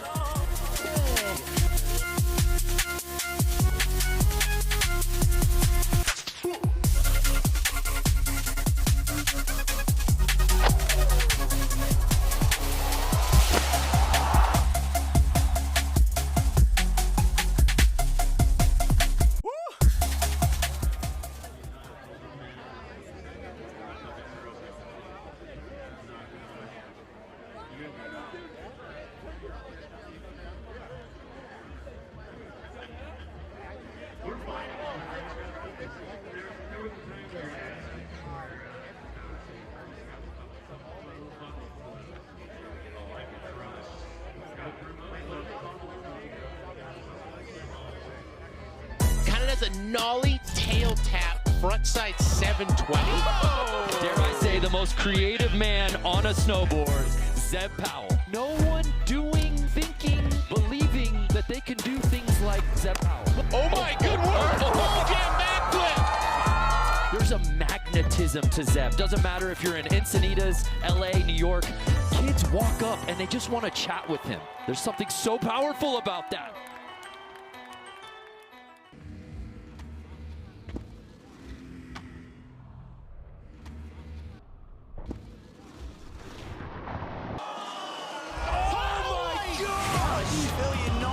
I feel so happy. Darcy Sharp. Giordano Russell. What?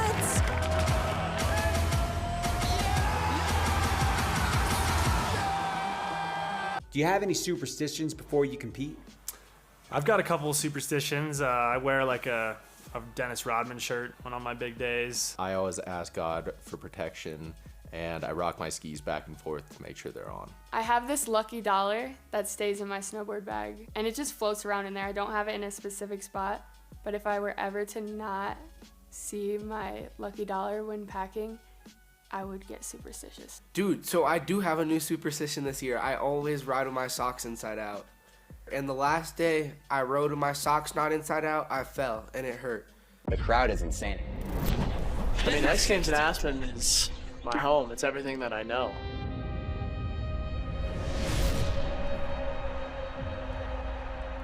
The biggest thing for me is the crowd.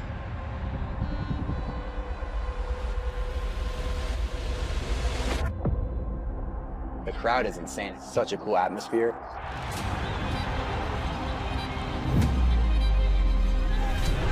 So it's really everyone at their highest potential.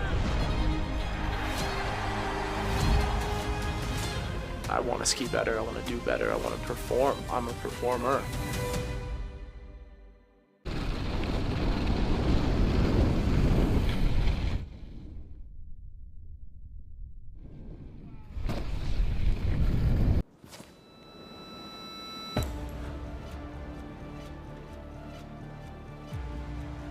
I kept saying if this had been any other contest, I would have pulled out, but it was X Games and I didn't, and I'm so glad that I did that. I had a conversation with her and she said, Maggie, I've never had to ski through pain like this. I mean, just the sheer determination and will that she has. Starting us off with that big Oh 900. no! Oh. The deck check, and that isn't gonna help out a hip injury at all. What I wrote on my hand is kind of fading now. It says, pain is temporary. So I was just looking at that before I dropped every run, just reminding myself that it hurts now, but I'm gonna look back on this and be proud that I did it later. I have never skied with this level of pain before. Truly, it was excruciating. Every step was agony. Almost treated it like a challenge. Like someone throws something at me and I'm like, haha, nice try, life. Better luck next time. I'm tougher than that. 95.6. Wow. And here's Eileen Gu, our gold medalist. I've always said if there's just one young girl sitting at home who sees me on the screen, you know, sees a bit of herself in me, and I maybe inspire her to pick up a pair of skis, then my mission is accomplished. I'm so proud of her. She's in so much pain. She can't even walk. I think competing is me against myself more than anything, and today that was truer than ever.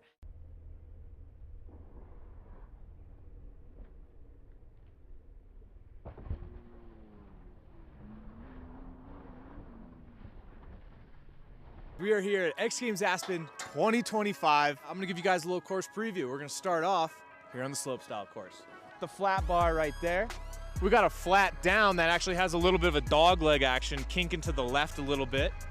Then we have a down flat down in the middle. We have a normal down pipe. We got a standard flat down.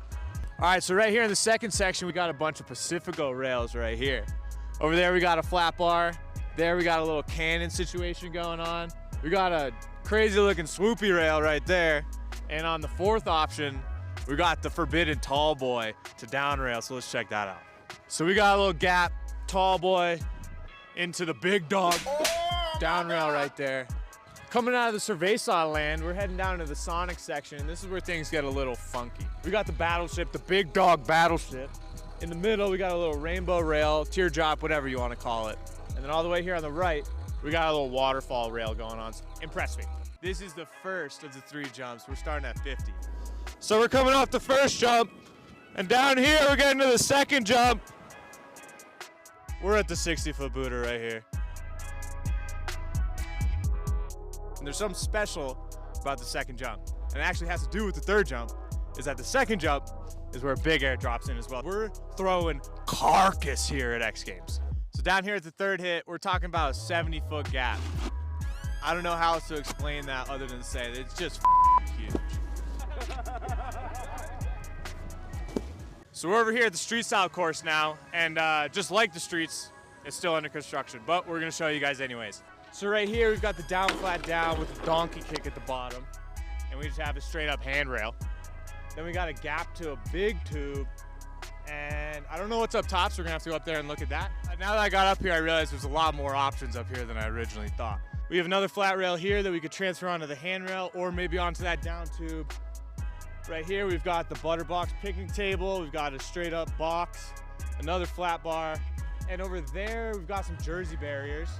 And then over here, we've got a pole jam to an A-frame rail with a wall ride option. I don't even know what to call this, but I have a feeling the slope guys that are in this contest are gonna have a lot of fun with that one.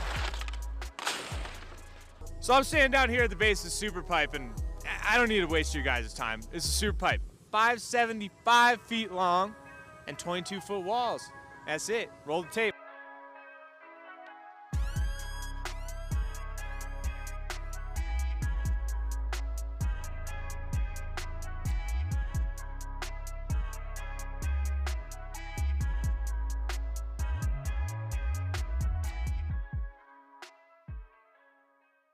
He wants a 21.62. He doesn't want Mac to be the only one. 21.60. What's happening right now? Ski slopestyle at its finest. I am having a blast watching this right now. It's now a future fest out here, and we know Burke. He excels on the jump. It's Burke Rude who tastes X Games gold here, Tom.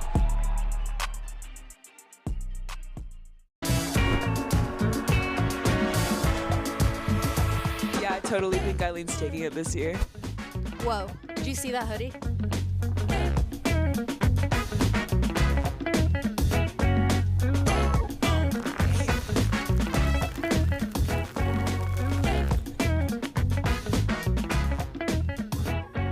Babe, look. Go, he's getting away.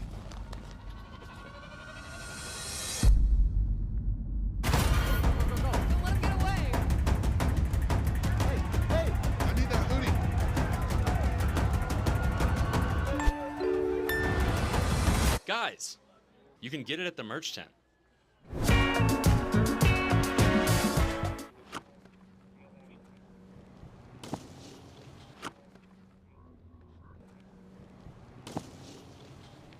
Back in 2016, we were just coming back from Mount Hood, drank a bunch of caffeine, tried to power through, and then at some point just like fell asleep for like 2 seconds. The roof of the car like smashed my skull in, and next thing I know, I just like wake up in a hospital like 4 days later. I fully thought that I was never going to ski the same again, and was really depressed for a few months. I filled my days with, you know, other entertainment, and I think my first bike ride was like, I think it was around 3 months later. That was a huge moment for me, and I knew there was a chance to come back to skiing. 5 months later, down in New Zealand, you know, felt really good, started doing cork sevs, cork nines, and, you know, by the end of the day, I was like, I'm doing a dub 10 blunt, which was my favorite trick at the time, and I laced it.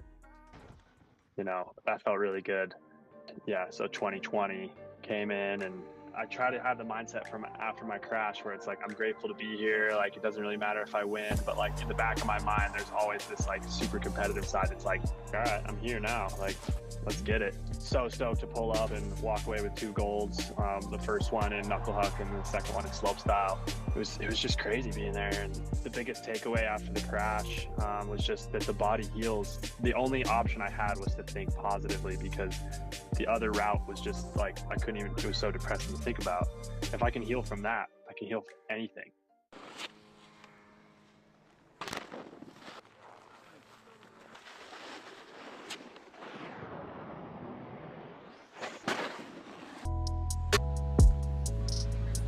What's up, Zoe? I'll be your nail tech today. Do you know how to do this? It's so easy, anyone can do it. Start from the edge. So does like putting glue on your hands like ever screw up your nails? No, look at the box. Vitamin E and B5. I'm about to put these on too. Time to go stress test perfect press-ons.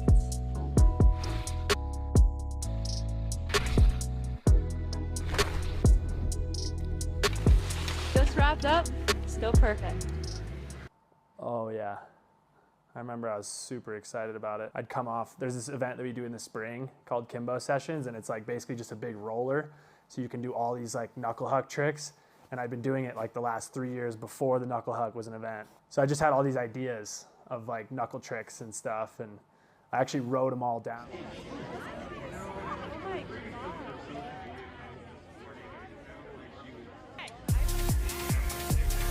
Hello, Roku, and welcome back to X Games Aspen 2025.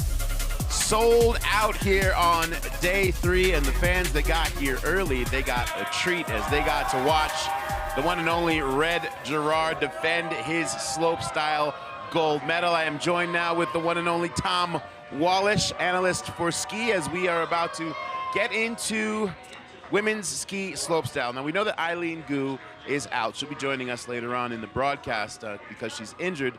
But right now, it's kind of about Tess Ledoux. It's hers to lose, would you say? Yeah, I think so. I mean, Tess is a little frustrated after last night's big air event. She is so good at slopestyle and big air, and she is coming out here looking for gold.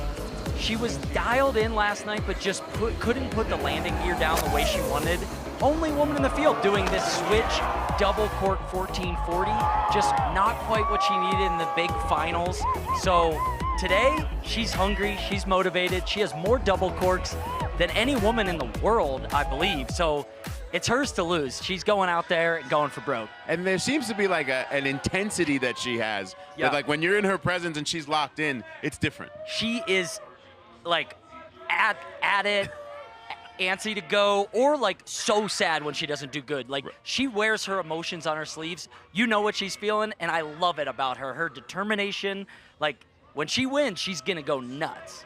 Awesome. Well, we look forward to her performance, and how about we get to it? Here we go. Women's ski slopestyle. Jimmy Coleman and Maggie Voisin in the booth. Good afternoon, friends. Well, thank you guys. It's another beautiful day out here at Buttermilk Aspen Snowmass. It's a sellout crowd here as we get set to hand out more hardware here at X Games Aspen 2025 as we bring you women's ski slopestyle. Hello, everybody. Greetings and salutations. My name's Jimmy Coleman. Got Maggie Voisin in the booth with me out here today. We've got Kristen Beat out in the field. And, well, as the boys just alluded to there over on the host set, one of the big stories, we talked about this last night, Eileen Gu, she was slated to compete in 4 events out here this weekend. And this morning we find out she's dropped out of slopestyle as well. Yeah, unfortunately, she took a hard fall in street style final yesterday, which became the turning point for her decision to withdraw from the rest of her events, and rightfully so. On Instagram, she shared her mental and physical energy hit rock bottom after pushing herself to the limits. Skiing 12-hour days while trying to compete in 4 events is no small feat. And by listening to her body, she recognized the importance of stepping back to recover. Thank you, Eileen, for your transparency and for shedding light on the mental side of action sports. Yeah, she had thought about pulling out earlier in the week and just decided she was going to go for it and power through. But after that hit yesterday in street style, decided to stay on the side of self-preservation and just sit this one out and watch from the sidelines. However, you have to talk about Tess Ledoux. She comes out of this last year, not only winning gold in big air, but also in slopestyle. It didn't go the way she wanted last night in big air, had to settle for bronze, so she's hyper-focused here today. Yeah, absolutely. Like you and Tom mentioned last night, Tess earned her legacy as the most decorated female skier in X Games history, receiving her 11th medal. She took home bronze in big air, but knowing Tess, she always has her sights set on gold. We you also have to mention Megan Oldham, who's a former gold medalist in this event, and she missed last year with a torn meniscus. She's back in the lineup here today as well. She is. We're so happy to have you back, Megan. She took a heavy, heavy slam in practice last night for big air, or a couple nights ago, but we are so happy that you feel great enough to be back here in slopestyle. Well, we get to call the action from right here in the booth, but right now let's check in with the third member of our crew. It's Kristen Beat. Thanks, Jimmy. 2 women in this field have already won gold here at X Games Aspen 2025, Olivia Oslin and Rel Harwood. Now, both of these women are known for a more progressive urban street style of skiing, and both women took their gold and that under a different judging criteria. So today, rather than focusing on overall impression, they need to focus on execution and difficulty. I'm going to be following both Rel and Olivia throughout this competition to see how they adapt to this slope style judging criteria. Thank you, Kristen. And that's, if you don't know what slopestyle is, if you're new to this watching the X Games here in winter sports, slopestyle, you have to have the best of both worlds. You have to have that tech savvy, you have to have that rail prowess, but you also have to have those big air skills into the jumps. But we talked about one of our top standouts. Let's meet the rest of the starting lineup here today. I'm Grace Henderson. I'm 23 years old, and I'm from Durham, New Hampshire. I'm Annika Rava. I'm 24, and my hometown is Ruka Ski Resort. I'm Rel Harwood. I'm from Park City, Utah, and I'm 23 years old. I'm Olivia Aslan. I'm 20 years old, and I'm from Quebec in Canada. Hey, my name is Sarah Hoffman. I'm 34 years old, and I'm from Geneva, Switzerland. My name's Ruby Star Andrews. I'm 20 years old, and I'm from Wanaka, New Zealand.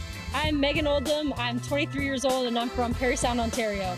Tess Ledoux from France, and 23 years old.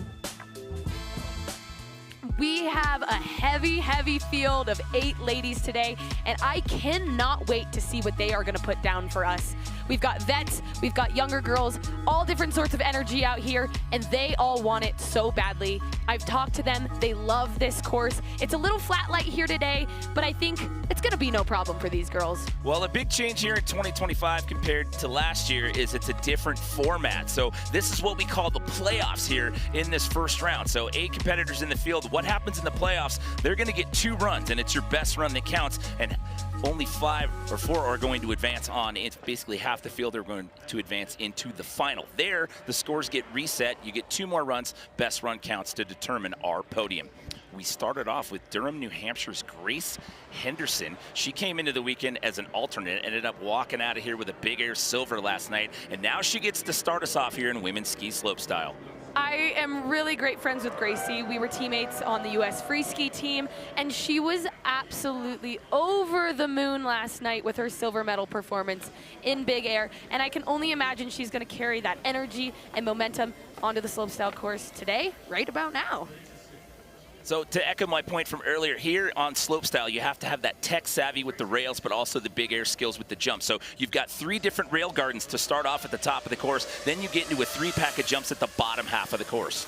Grace starting us off with the left 270 onto the down rail. Headed into this flat bar with the back 450 out. Switch on to this rainbow rail, sliding all the way to the bottom. That's pretty hard. That's such a long rail. Front 270, headed into this jump. Switch right, or switch left, 540 Japan. Second jump with the right side, 720, and headed into the money booter. One more hit to go here for Gracie. With the left, 720. Great first run for Gracie. I mean, hey, this new format, the strategy is so much different. Like you mentioned in the past, it was all 3 runs. It's 3 runs. That was it. It was straight final. You had 3 attempts, and that was that. But here, I mean, do you want to put down a safe run that you think will get you into the final, or are you going to give it all you have? I mean, it really honestly depends on what the rest of the field throws. Well, it just kind of throws a little bit of a wrench into the program mentally because you get 1 less run. So what do you do in that first run, especially when you have to start off the comp? Because let's talk about that. You come in last minute as an alternate, and then you have to set the bar. Yeah, no, absolutely. But I think more than anything, being an alternate and then getting to actually compete, I think she's just more excited than anything. But like you mentioned, first to drop is always nerve-wracking. So the best possible score you can get out here in the playoffs and the finals is 100. So Grace is going to check in with a 78.33. Remember, half the field moves on into the final. Annie Karava here from Finland, the 2024 New Schoolers Female Skier of the Year. She too walked out of here with some hardware already this weekend. She got a bronze medal in knuckle huck. She did an absolutely amazing performance along with all the ladies in knuckle huck, and I'm so happy to see her here in the slopestyle today. With a steezy back 270 out. She also has an incredible part in the new Level 1 movie, riding urban and streets, and I highly recommend everyone to go check it out. Here she is, first jump, switch right, 9, that is such a signature trick for her, reaching back for the tail grab, love to see it. And then with the Misty 720 to the right, super, super impressive. Money Booter with the dub 10. Wow, that was an incredible first run for Ani. Definitely could have held on to that grab a little bit longer on the last jump.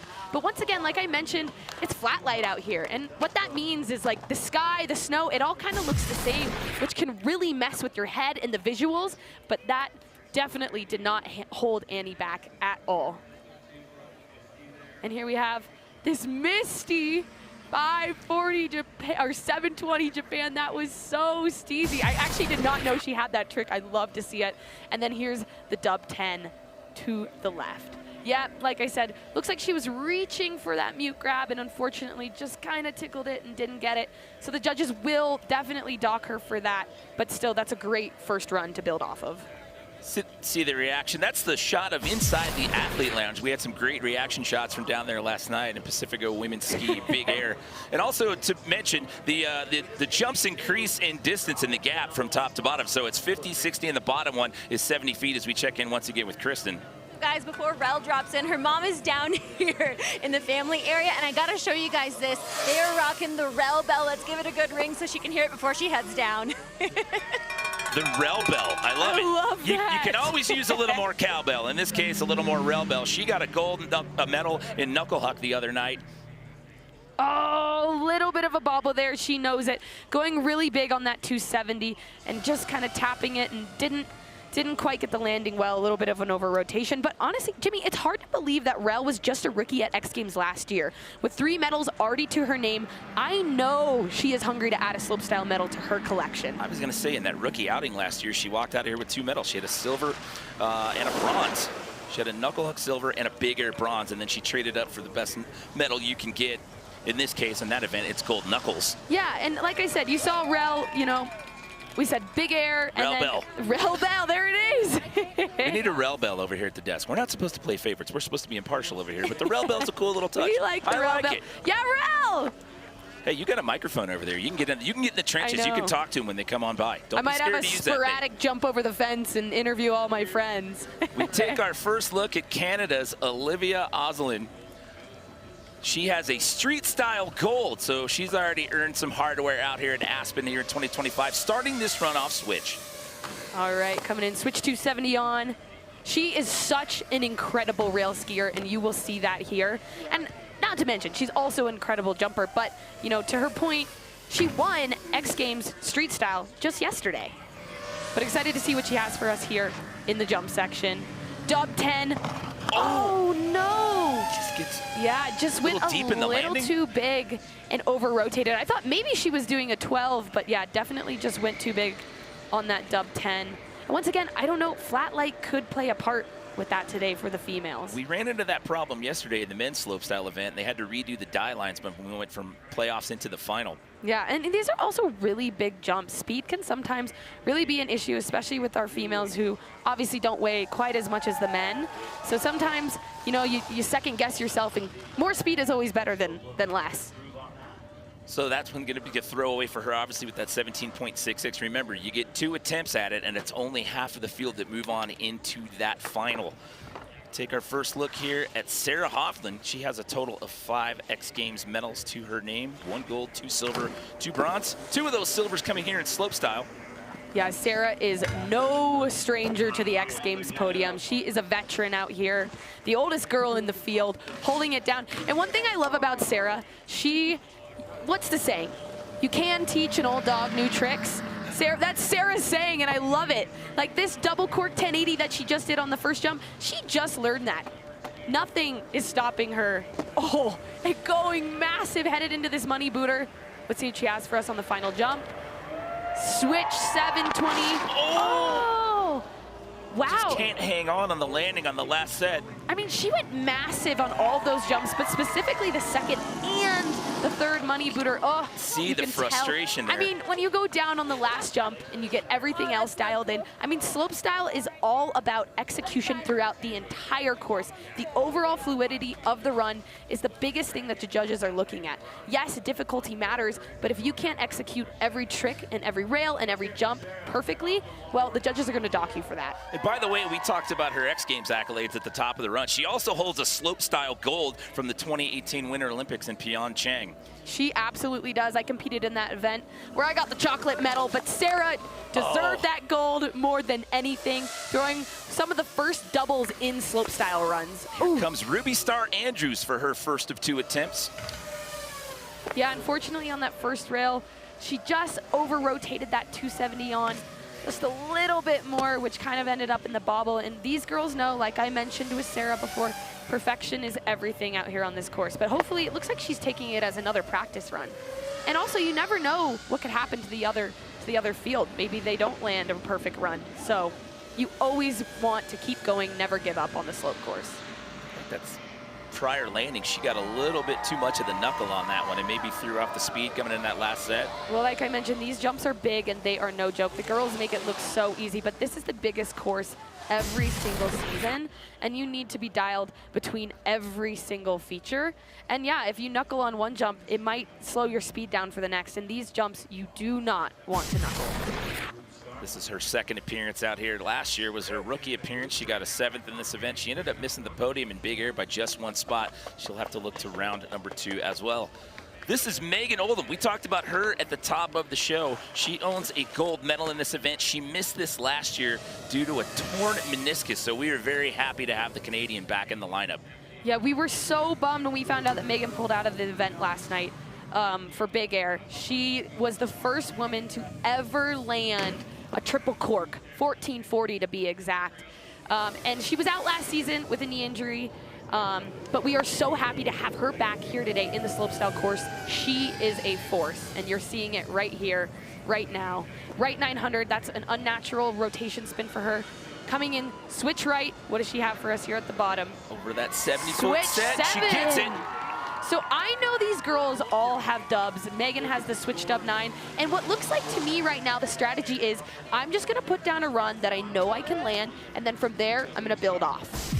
So she had surgery on that left meniscus in November of 2023, didn't start skiing until February of last year, and her first competition back was just in November. That's right, yeah. So Megan is just getting back in the game, and I talked to her after the first day of slopestyle practice, and she said it was the first time that she's felt 100% herself back on her skis. And if that's the case, then you better watch out, because the gold medal is going to be hard to chase. Okay, so the top spot right now is an 82, so Megan's going to check in with an 89.33, so your 2023 slopestyle gold medalist finds herself in the top spot here in round 1 of the playoffs. Here we go with Tess Ledoux. She came out with double gold last year, got it in slopestyle as well as big air. Did you see that emoji? It's like the purple devil emoji. You know, she's in it to win it. Tom talked about that. I talked about it. Tess is a force, and we're seeing it right here, right now. Switch 270 onto that rainbow rail. Coming into the first jump. Switch right, double cork, 1080. So that's an unnatural double cork for her. That is so impressive. And then here it is. The left side 900. Coming in, switch to this last jump. What's she gonna have for us here? One more hit to go. Big switch right 9. Claiming it, throwing both fists up in the air. That was incredible. I mean, once again, I need you all to know, these are such impressive runs, but last year Tess did 2 doubles in her run to win her the gold. She did the left side double cork 1260, and then a switch 1440. So I think we're gonna see 2 doubles out of her again later today. These girls are just getting warmed up. And here it is, the double cork 10. That is 3 full rotations, 2 flips. And then here's the left side 900. Reaching back, grabbing that tail, landing in the money spot of that jump, headed right into the money booter. And you're seeing that switch Little bio 900, getting that safety grab, which is what the judges want out of all of these females today. She also made some X Games history last night. Oh, she checks into the 90s with a 91.33. So your defending slopestyle gold medalist from last year finds herself in the top spot. Yeah, no we have surprise completed there. round 1 out of 2 here in women's ski slopestyle playoffs. We still have one more round of runs to go. It is the best run that counts. We'll have round 2 of the playoffs when we return to X Games Aspen 2025.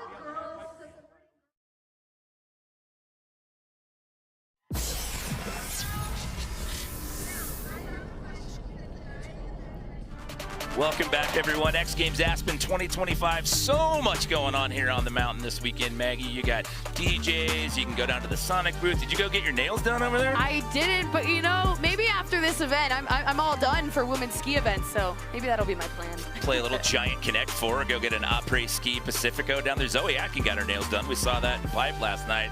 So lots to see and do out here on the mountain, but everyone's packed up here at the base of the Slopestyle course. Another packed house, another sellout day out here at Aspen Snowmass. So we are here in the playoffs, women's ski slopestyle. We've completed round 1 out of 2. It's your defending gold medalist, Tesla Duh, sitting in the top spot. Why do you see that line underneath Grace Henderson's name? Because here in the playoffs, it's only the top 4 that will transfer on into that final. So that's what's at stake here today. So 2 runs, best run counts. Top 4 get into the finals. Once you get into the finals, whatever happens score-wise there in the playoffs is irrelevant. The scores reset to 0. We do it all over again before we hand out some medals. And take a look at the stats from the weekend. That's just the medals that the women in this field here in slopestyle have collected throughout the weekend overall, between knuckle huck and big air. We got street style, so they've already collected some hardware. I mean, there's 3 more up for grabs today. It's true. I mean, these women are the best of the best. I've said it so many times, but this is an invite only. It is X Games, the biggest contest of the season. And you're seeing the woman right now putting it down on the slopestyle course for us. Including this person right here. It's Grace Henderson, who got a big air silver last night. Yep.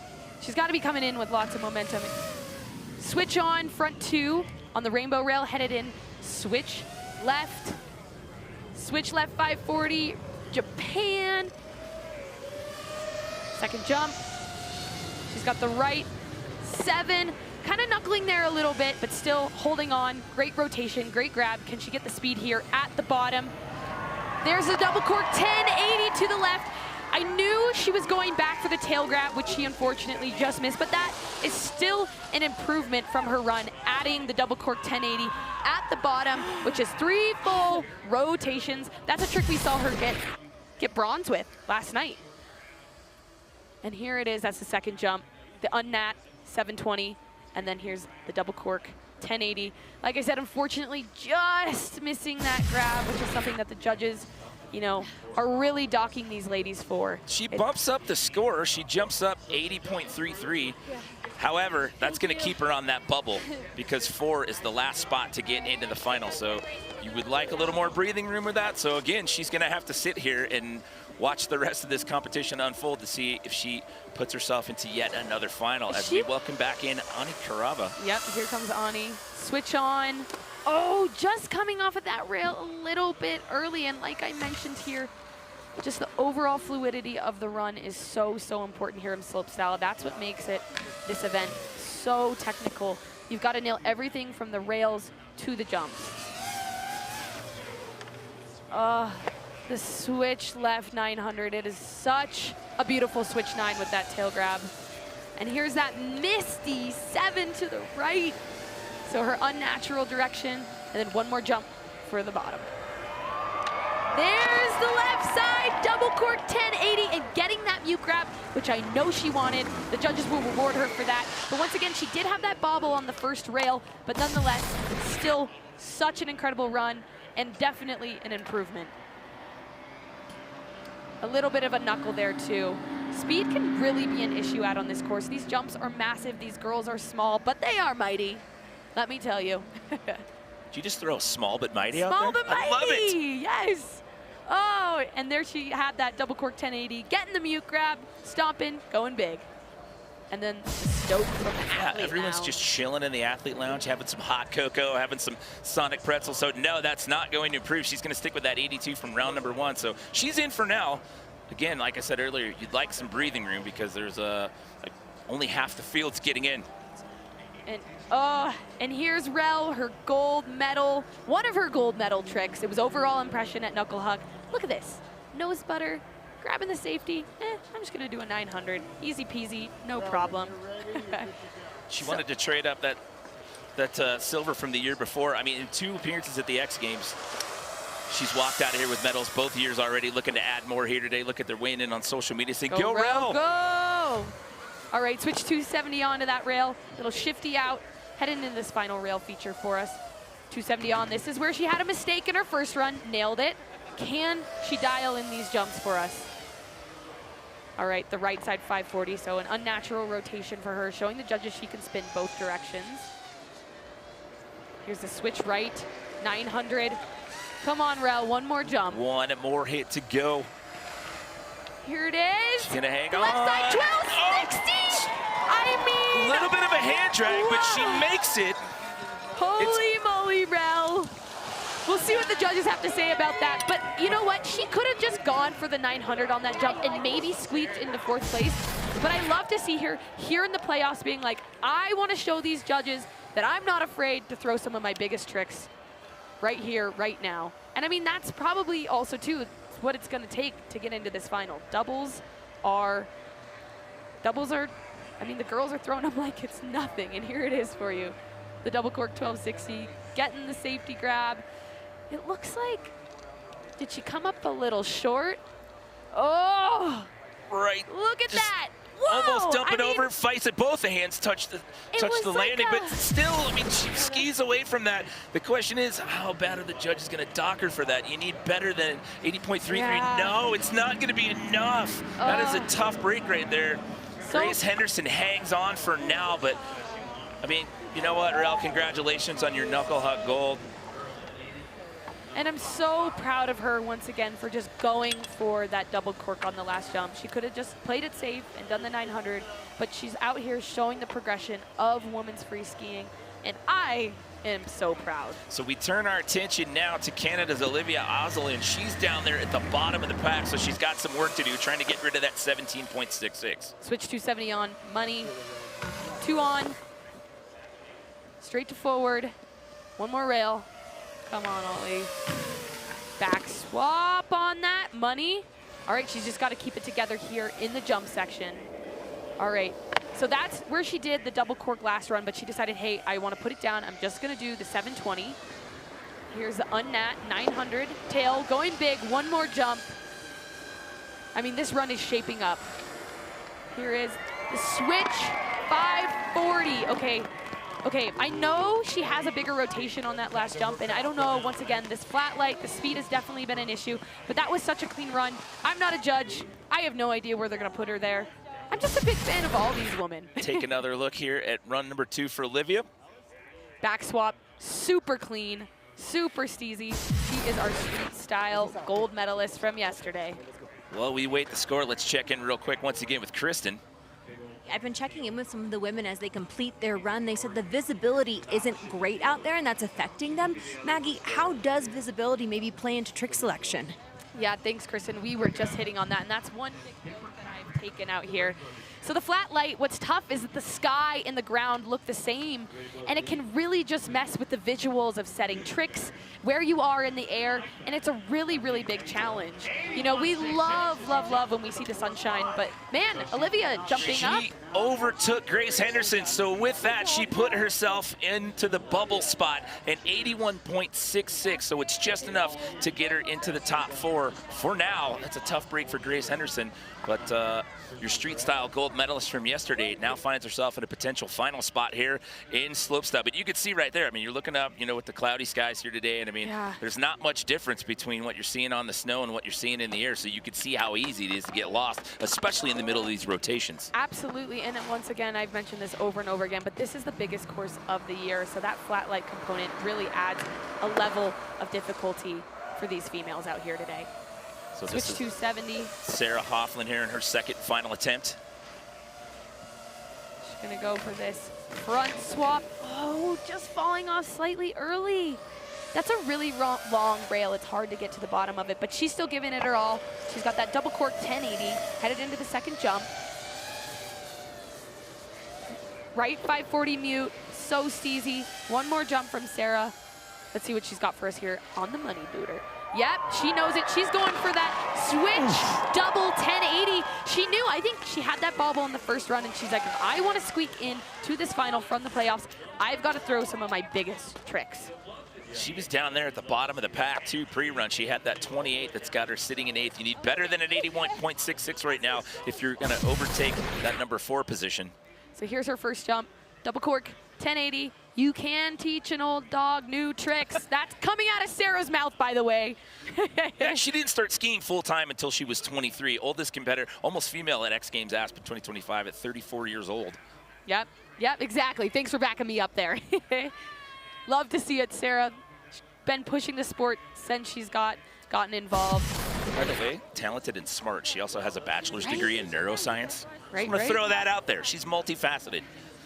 Needs an 81.67 to get it. No, the 77's not going to do it, so Olivia is going to hold on. That means we have 3 skiers left to go here in the second final round of the playoffs, and only one of them is on the outside looking in. We finish it out with Megan Oldham and Tess Leduc. They're sitting in spots 1 and 2 right now. That means it all comes down to New Zealand's Ruby Starr Andrews. All right, Ruby. All these girls have what it takes out here. All right, love it. That's an improvement. 2 on, 270 out.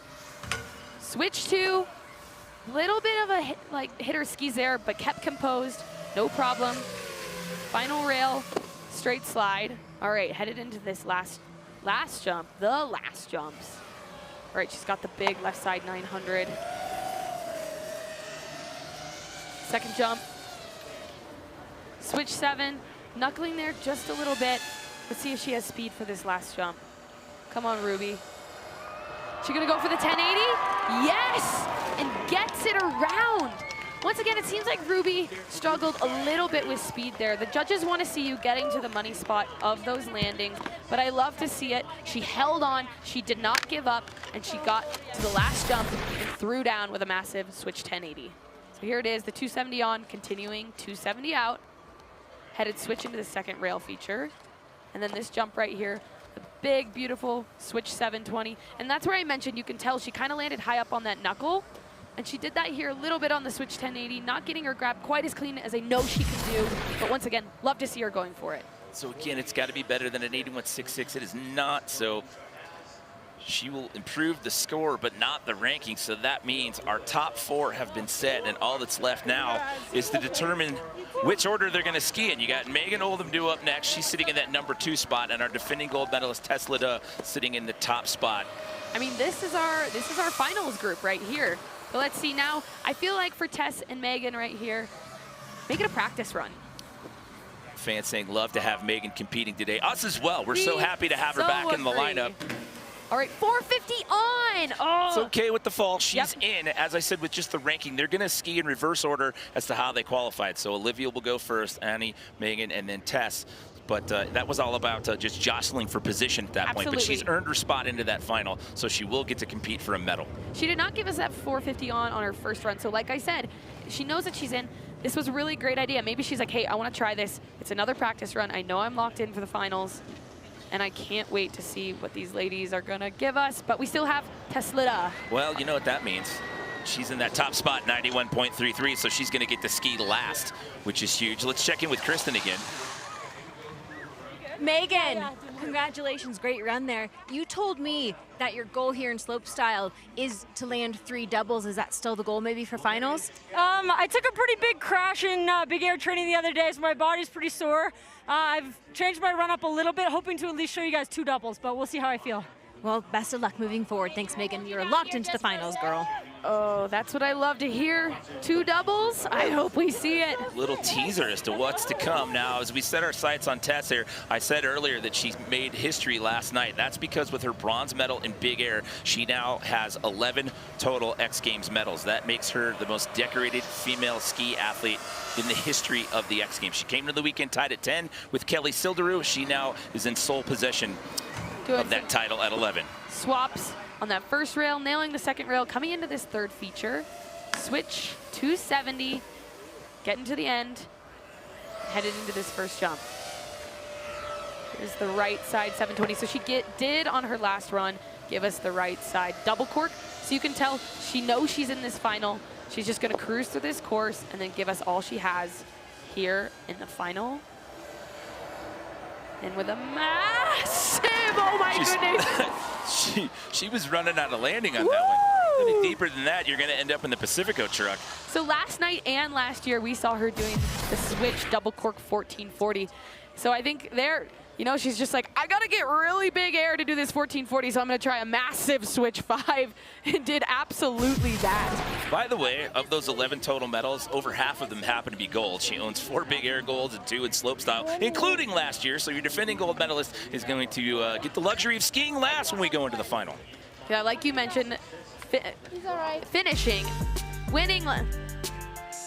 So in the end, it's a tough break there for Grace Henderson. She gets bounced down 1 spot out, but it's Olivia Oslin that's going to ski first here in the final, followed by Annie Carava, and then Megan Oldham, and it's your defending gold medalist, Tess Leda, who is going to get to take us out of the finals. 2 runs in the finals. Again, it's the best run that counts before we get to hand out our slopestyle medals. Out here at X Games Aspen 2025. Can she do it again? You're going to have to stick around and come back. When we return, we've got the women's ski slopestyle final.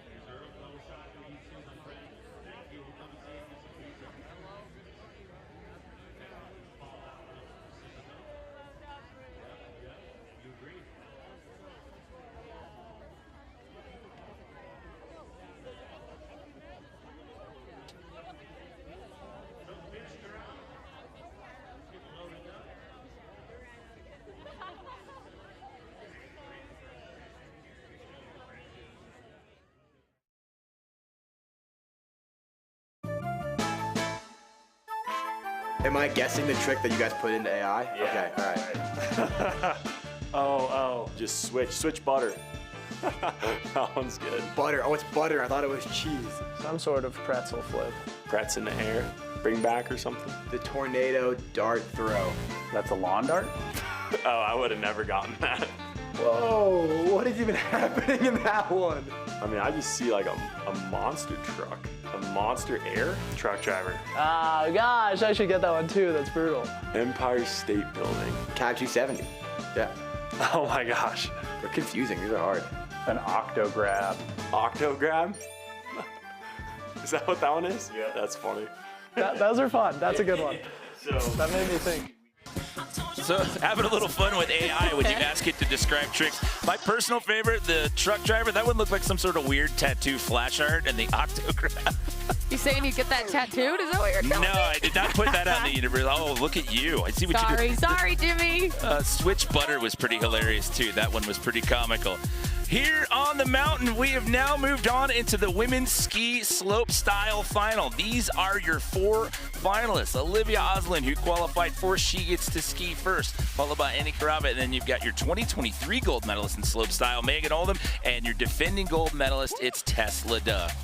Here's how it works in the final. Anything that happened in the playoffs, it's a clean slate. We started all over again. They are going to ski in that order that we just introduced them to you, and they're going to get 2 runs, again, working off of a 100-point scale, and it is the best run that counts. So this one's a bit tough with half the field getting in. That means only one of you here in the final does not leave with a medal, Maggie. The chocolate medal. I'm a broken record, but yeah, it's crazy. And you know, I'm going to make fun of myself. I fumbled over my words there a minute ago, but what I wanted to say was that how qualifying first puts you at such an advantage into this final. You get to see what the rest of the field does and then base your run off of that. We're getting ready to start this off, but first let's check in with Kristen Beat. Ruby Star Edwards may not have made the finals, but her crew from New Zealand out here representing still. Ruby, I mean, you get to compete with some of the best women in the world. You are one of 8 of the best ski slopestyle skiers in the world. To be in this position, even though you're on the outside looking in, how are you feeling? Yeah, I mean, hearing you say I'm one of the best 8 skiers in the world seems pretty crazy. It definitely doesn't feel like I still kind of feel like a rookie and one of the younger ones, but to be out here skiing with people like Tess and Meg, they're my friends, but I also look up to them so much, and I just like, you know, they ski so well, and this course is just so beautiful, and it's just an honor to be here. When you watch Tess and Megan approach this course, what do you notice as a skier? I think they just take this course like head on. You can just see as soon as they get here, they just like take it, you know, straight away, and they're just like so locked in, and it's really inspiring. Well, I noticed you were also rooting on some of the boys from New Zealand yesterday, and I'm sure you'll be hanging out here later tonight, so I'll probably talk to you then, girl, but congratulations still nonetheless. You are one of the best skiers in the world. Thanks for being here. Yeah, New Zealand had a big week yesterday in men's slopestyle yesterday as well. Congratulations to Luca Harrington. But to Ruby's point there, I mean, yeah, it's the best of the best. It's invite only. So for her to only be 20 years old and this is her second appearance, we will see plenty out of her in future X Games to come. But here we go. We're ready to go with the final. 2 runs, best run counts. Who's getting the gold? We started off with Canada's Olivia Oslin. All right, Olivia, switch 270. She's had that dialed all day. 270 on to straight. Let's see what she's got for us on this rainbow rail. 3 swap, so easy. That trick is not easy at all, and she makes it look so stylish. Okay, here's that double cork 1080. Oh no, she almost has to peel off and not finish out the jump section. That puts the pressure on with only 2 runs in this final. That is tough. Yeah, that was a trick that bobbled her on her first run in the playoffs, but love to see her going for it again here in the finals. It's all or nothing right now, Jimmy. And there it is again. So stylish, so steezy. She looked like she had it and then just got like a little caught up in the flat bottom. Once again, that flat light affects you at every point on the course, even in the air and when you're riding to the transition of the jump. You sometimes can't even see the lip, which is really scary. So we turn our attention to Annie Karava. And yeah, we had the same issue yesterday in the men's slopestyle event. They had to redo the die lines, but as you can see with the overcast conditions, I mean, you really have your work cut out for you here when it comes to the visibility. But these girls are the best of the best, and they're gonna put it down for us. Switch on, back 270 out. Dang, love that trick. Thanks, Annie. All right, back 2 out of that top flat rail. Front swap, front 270. Wow, such an impressive rail run right there. Let's see if she can dial it in the jumps. That switch 900 that I love so much. All right, the Misty. 7 to the right side, getting that Japan grab. All right, she just has to lock in this grab on the double cork, 1080. Yes! And puts it down. Ani Karava! She's got a bronze and knuckle huck already this weekend. Look at that smile on her face. That is what I want to see. She shocked herself. Yeah, girl! How huge would it be for her to walk out here with a medal? She was an alternate in slopestyle last year and came into this weekend as an alternate for slopestyle as well. If she can walk out with 2 medals, that would be huge. Oh my goodness, it'd be incredible. So here is her first rail, locking in, getting the back 270 out, pretzel 270, as we like to call it, getting that front swap, pretzel 270 there.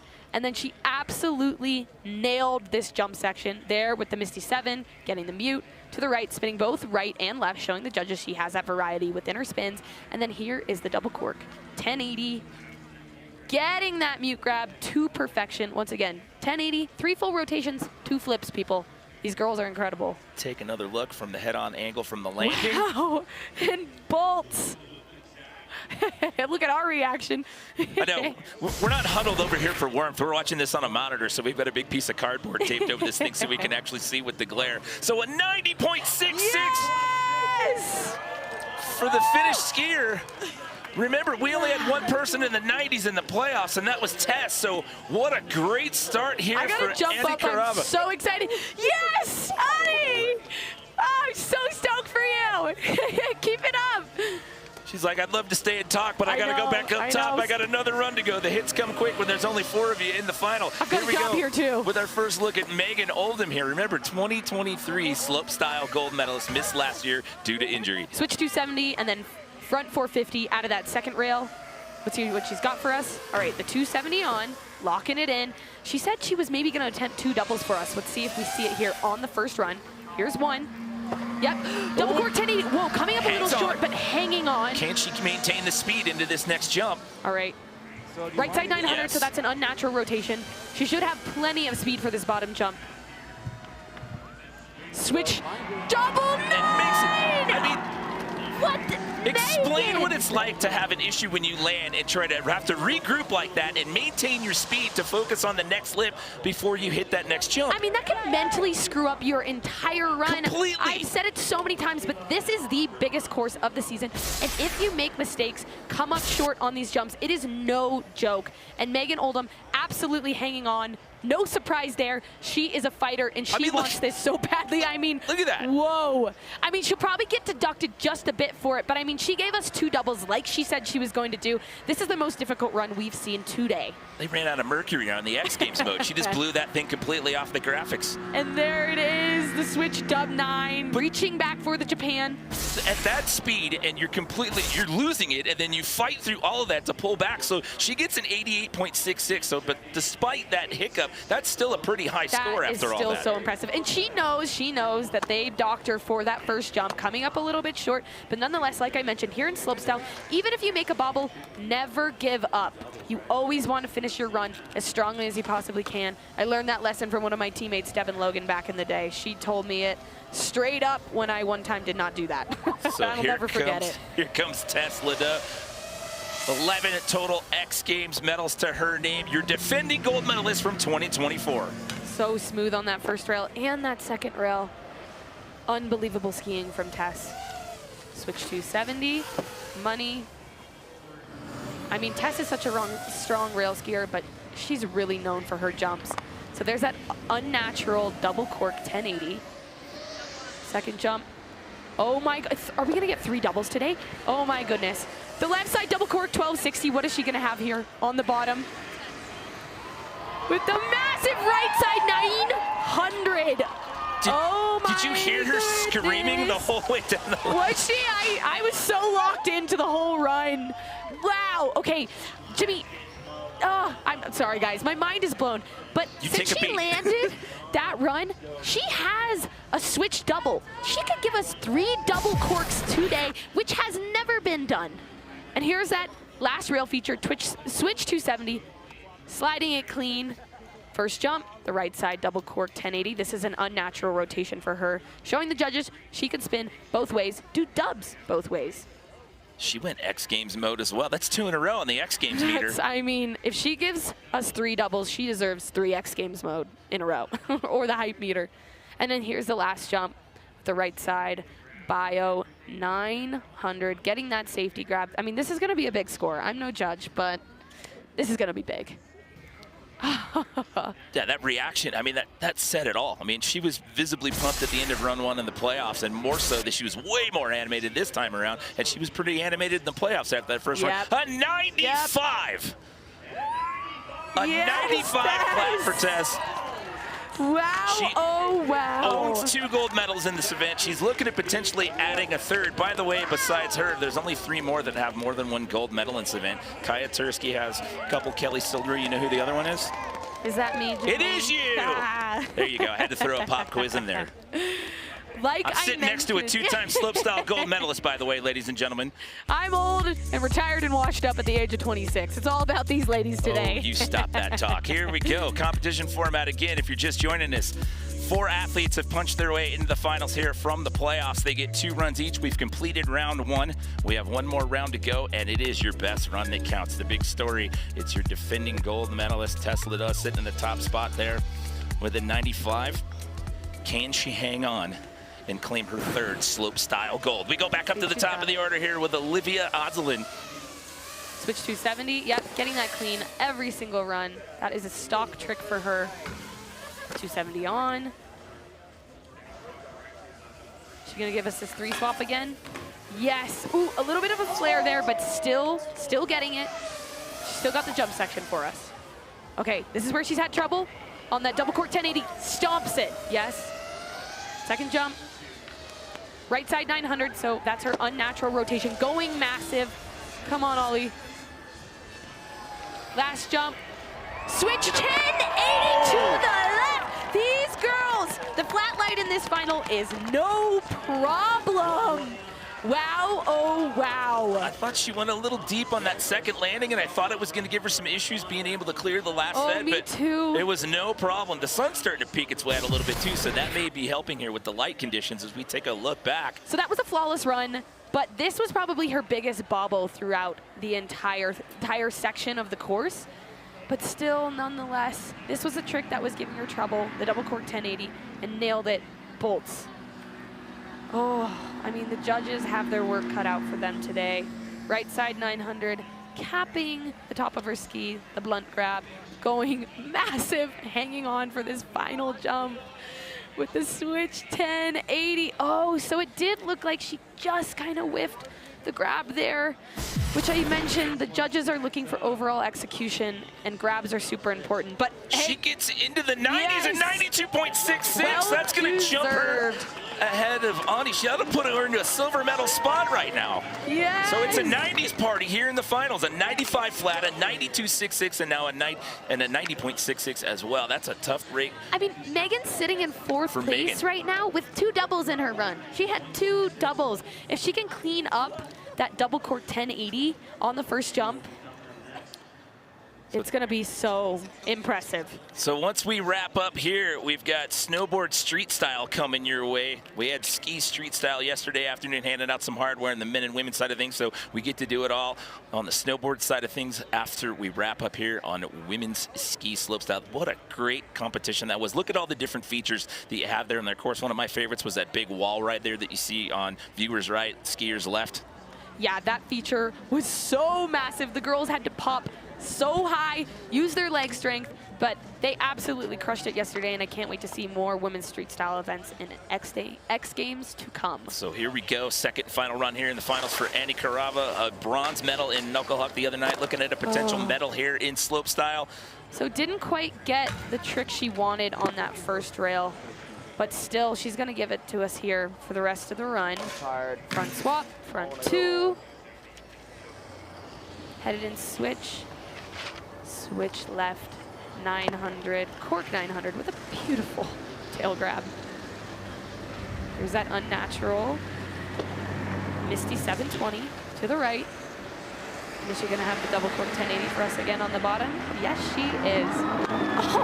Oh, wow. That was probably her best double cork 1080 of the day. Flawless, landing like she never even left the ground. But once again, like I said, she did not get that first rail trick like she had hoped. So I'm not sure it's going to be an improvement from her first run score. This is my favorite trick of hers. She does a variation of it to a 1080, and it is flawless. I love seeing the 900 out here today on the slopestyle course. And here's the double cork 1080, 3 full rotations, 2 flips with that epic grab. She had that 90.66 the first round, but you called it with the deduction there. That's not going to be an improvement. So she's on the bubble, which means there's 2 more skiers left to go. One of them's in the top spot, so she is going to have to watch and see what happens here with Megan Oldham. She's outside the podium with an 88.66. Remember, she had that one slip up where she got a little loose, but she said, look at you getting shout outs from the fans. Maggie's commentary is so good. See, let's get back to these ladies. Hey, thank you. Let's get back to these women, though. Front 450 out. All right. 450 on continue. Oh, no. Oh, that's Megan. Such a tough break there for Megan. I mean, she did not have to go for that 450 on, but she did. And once again, I want to go back to the progression of women skiing. They are no longer taking the easy way, the easy runs. They want to give it all they have here at X Games and show the progression of this sport. Megan, she has many, many X Games ahead of hers, many more medals, I'm sure. Thank you for giving it all you have. And here we have Tessa with the victory lap. You can see the emotion on Tessa's face up there at the top, because with that fall, she knows she has just claimed gold here yet again. I said earlier that she made history last night with that bronze in big air that gives her 11 total medals, which is the most of any female skier at X Games. She will now have 12 medals, which now puts her in a tie with Tanner Hall and Alex Hall for the second most overall medals between men or women. The leader of that is Tanner Carlo at 14. So she is now in a tie with Tanner Hall and Alex Hall at 12 total medals. I mean, I have no doubt she's going to pass the legend, Henrik Harlow, because Tess, she is not going anywhere. She has so many more years under her belt, and she's, I mean, absolutely proving why she is one of the best. I mean, wow. I was hoping we would maybe see 3 doubles from her, but she's got no need to do that. I mean, maybe she still wants to, but she just put herself on another pretty short list. Only 2 coming into this weekend have consecutive wins in slopestyle. That's Kelly Selderud and Kaya Tursky. So now, with the win last year and this one here in 2025, Tess now adds her name to that list as well. Here comes the victory lap for Tess Leduc. Congratulations, Tess. Enjoy this fun victory lap. I know how it feels to have one out here at X Games, and it is one of the most special and rewarding moments of my life, and I can only imagine it is for her too. Yeah, she's just playing it easy, keeping it steezy, going massive on that first jump. Big old 360. Just having some fun. This one's for the fans as she comes into the corral area here. Just street jumping it, lawn darting over that last set. Listen to that roar of applause from the crowd here. Wow, Tessa, I mean, like I mentioned earlier, this girl always has her sights set on gold. And hey, you know, a podium's a podium like last night in big air, but I know, we all know, that gold is what she wants. Congratulations, Tess. Let's check in once again with Kristen, who is about to be down there with our winner.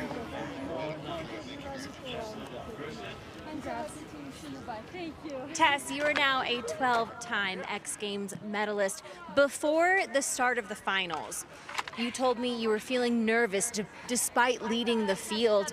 Why were you nervous?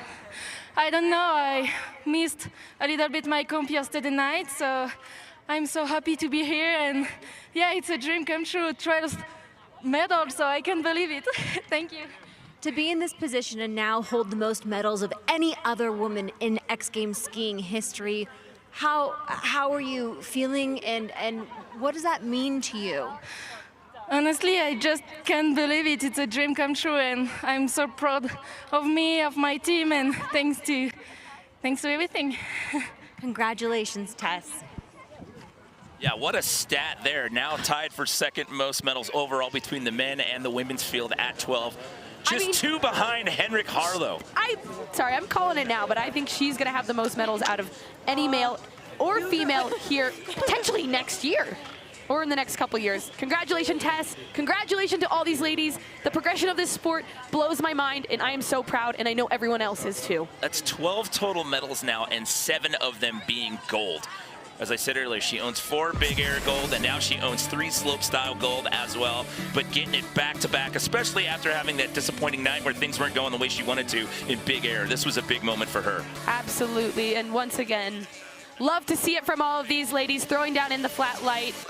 So impressed. Way to wrap up X Games Day 3. A super talented field, but when it's all said and done, it's Tess LeDuc taking home back-to-back slopestyle gold.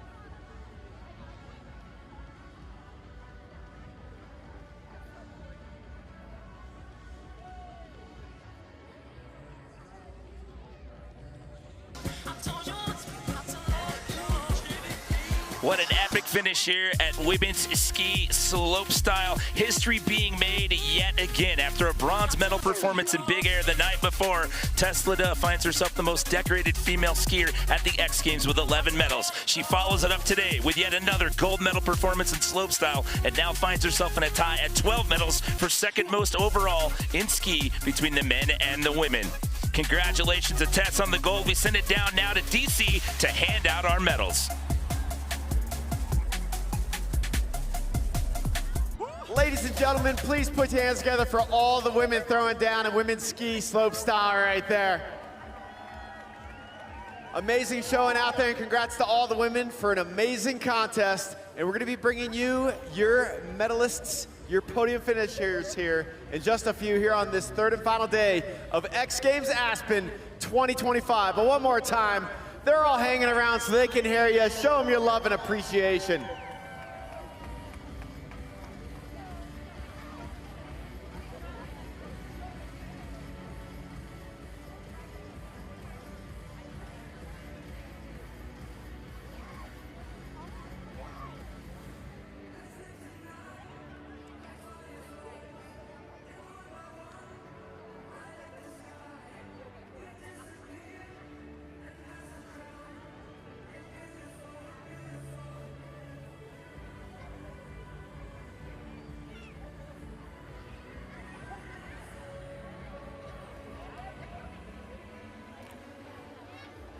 And just a reminder, coming up next, we have our women's snowboard street style again here on the third and final day of X Games Aspen 2025. We got our medals up here, so about to hand out some hardware. Very exciting stuff indeed. And again, just congrats to these women throwing down. Amazing contests on one of the best courses that athletes are saying they have ever seen out here for slopestyle at X Games.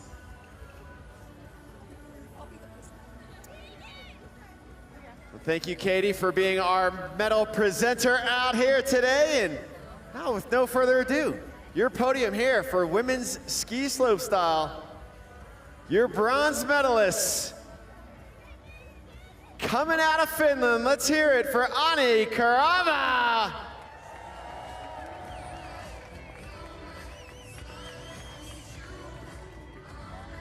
Ani making history as the first woman from Finland to ever medal in a trick discipline at X Games. One more time, congratulations to your bronze medalists, having an amazing week out here in Aspen. Ani Karava, let's hear it for her. And your silver medalist, this is her fourth X Games medal after going gold in street style yesterday. Let's hear for Canada's Olivia Asselin.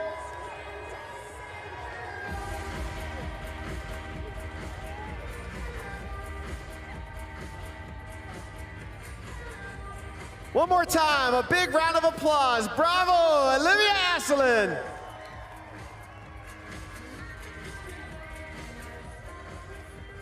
And your gold medalist, defending her gold medal from last year, her 7th X Games gold. She got a big air bronze last night as well, so having a great weekend here in Aspen too.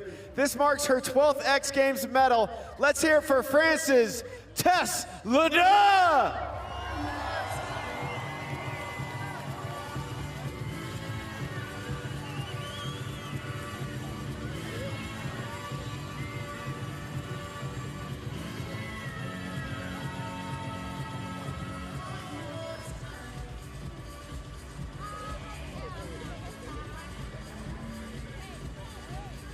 Getting banged up a little bit in big air last night, but still coming out here and throwing down today. Once again, your defending gold medalist going back to back. Bravo! Congratulations to France's Tess Ledoux and your podium out here for women's ski slopestyle.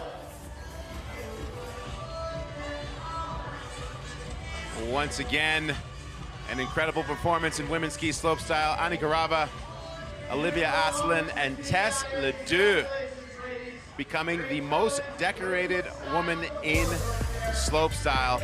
And these athletes, they were challenged in this flat light, but it did not stop these women from absolutely pretending like it was like a blue sky day. Do that top rail section. Just technical prowess all day long. But Tess Ledoux, after a challenging performance last night in ski big air, finding her a way to get it done. And we are on standby to talk to her, get her sense. As we wait for Tess, I will bring in Maggie and Tom Wallish. Also, by the way, thanks to home team. It just blessed us with some barbecue. A lot of barbecue. I mean, don't be afraid. Get involved. We got some turkey. I'll wait. Deep fried ribs there. We got the mac and cheese. We got ribs, chicken wangs. Praise be. All right. Before we get to the barbecue and discuss what just happened, I'm going to check in with Tess right now. Hello, Tess. This is Salema Masakela. How are you? I'm really good, honestly. I can't believe it. I can tell by your smile. You know, you came in here after winning double gold last year.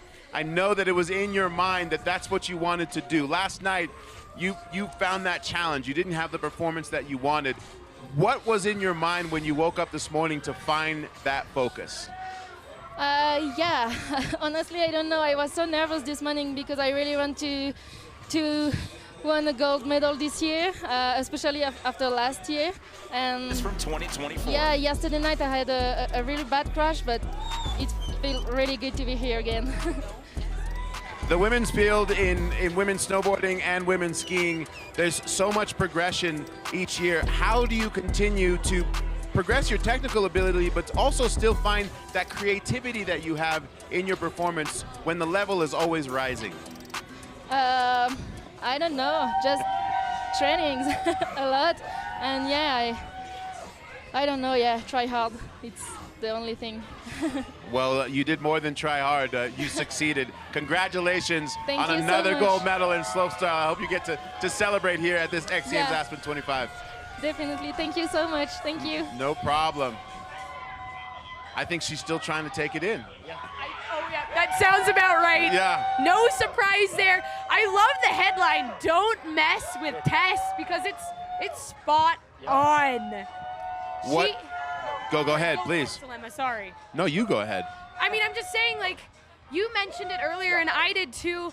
Yes, she came home with a bronze in big air last night, but she always wants the gold medal. And I knew today that she was going to be hard to beat. She had a tough field of competitors, but absolutely threw it down, defending her gold. And she now has 12 medals to her name. That's the highest medal count for any ski female in X Games history. I believe they call that GOAT status. What did you think of today's slopestyle? I mean, we talked about it beforehand. She was my pick, but then just the conditions to have to push through. She was mad after last night. Sad, mad, I don't know. But she came in and just, I mean, dominated. The dubs were so solid. Yeah. It was Tess. Don't mess with Tess. Don't mess with Tess. I think we leave it at that. That's the bottom line. Maybe we eat some barbecue We leave it at that and get involved. What would you like to sample here? Well, I mean, I'm going straight for the protein. Tom went straight for the deep fried ribs. What's the verdict? I gotta get some sauce. Excellent. Home team, thank you very much. Are we allowed to talk with our mouth full? Look at his wang. Zoom in on his wang if you can, so we can get this. Look at all this seasoning, this deep drip seasoning here on this home team wing. This is almost as flavorful as some of the action we've been seeing this weekend. Look at that seasoning. Good one, Tom. I'm gonna taste this seasoning. Oh, Lord. Home team barbecue coming through. Woo! I was starving. Sometimes you just don't know what you need until you receive it. I'm gonna hang out with you more often at the host set. Is this what it's like all the time? Don't tell anybody, but we live really good here. I believe it. We're gonna keep noshing on some barbecue here. Let's talk about Flora Tabanelli, the Italian rookie, and her performance. I don't want to chew with my mouth open. Take us through big air last night with Flora. I mean, absolutely incredible. She came out swinging with this double cork 1440, landing it to perfection. I mean, that was, her and Tess had the two biggest rotations in the field. Unfortunately, Tess not being able to put it down quite as clean as she wanted. But I mean, X Games rookie, 17 years old, gold medal. Yeah, but unbelievable. We had two yesterday. You're right. Luca. You're right. Luca and yeah, I mean, Flora. It's the year of the rookies again, and I feel like that happens every year, though. There's something about being a rookie at X Games. You're not thinking about the pressure or what expectations. You're like, let's get it. And they come out and do so well all the time. Yeah, I was talking to Luca yesterday and asked him about, he had a couple of fist wins in big air that gave him a little confidence, and he said, when you get a couple of wins, he's like, suddenly I show up in X Games, and something happened to me. I mean, he looked like he was ready to win. I was talking to his brother Ben while this was being broadcast, and he's like, he's gonna win. And I was like, wow, big claim, brother. But he called it, and he did. I mean, so awesome to see. How was your X Games? Oh, just double gold. No big deal. Just first time at the party, double gold. And, you know, when something like that happens, suddenly the whole outlook of his career shifts like that on the biggest stage in action sports. Absolutely. I mean, it's dream come true. This is the biggest event of the season. This is what the athletes train for. It's invite only. It's the best of the best. And you have to come out and give it all you have. That's what the X Games is all about. And I'm still awkwardly holding my You're piece holding of turkey. chicken. Oh, turkey. It's turkey, Tom. Well, we saw Aspen with her performance today in slopestyle, but that wasn't the only thing she got done this week, because she took it to the inaugural street style course and said, watch this. Absolutely. I mean, Olivia is one heck of a rail skier, and she showed that yesterday in the street style. One thing that I also want to highlight, she actually is filming, I think, currently a street segment, an urban segment with Armada this season. I can't wait to see that. And yeah, absolutely came out swinging, bringing home the golden street style. And I mean, I don't think she was going to be beat yesterday. She absolutely threw down, and she proved that today on the slopestyle course. Her rail skiing was so strong. Yeah, I mean, she's just the it girl for style and rail skiing in women's free skiing right now. Like, you see the fit, the look, like, she's emulated by all the young women out there, and there's a reason. She made all that street style setup look easy and so fun. And I know it wasn't easy. She told me, she was like, that was a challenging course. All the females did. But like you said, at the end of the day, if you can come out and do your best and just lay it all on the line like she did, I mean, she made it look like it was nothing. Simple. Simple as can be. Thank you, too, for your expert insight. Before you leave, please take some barbecue with you. I plan on taking that whole platter. For the road. Not the whole platter. Save me some ribs. And in a moment, when we come back from break, we're going to check in with Alex Hall. He's going to come and sit down with us, eat some home team, talk about what this week has been like competing in 4 events. One more to go tonight in Superpipe. We'll get his insights when we come back.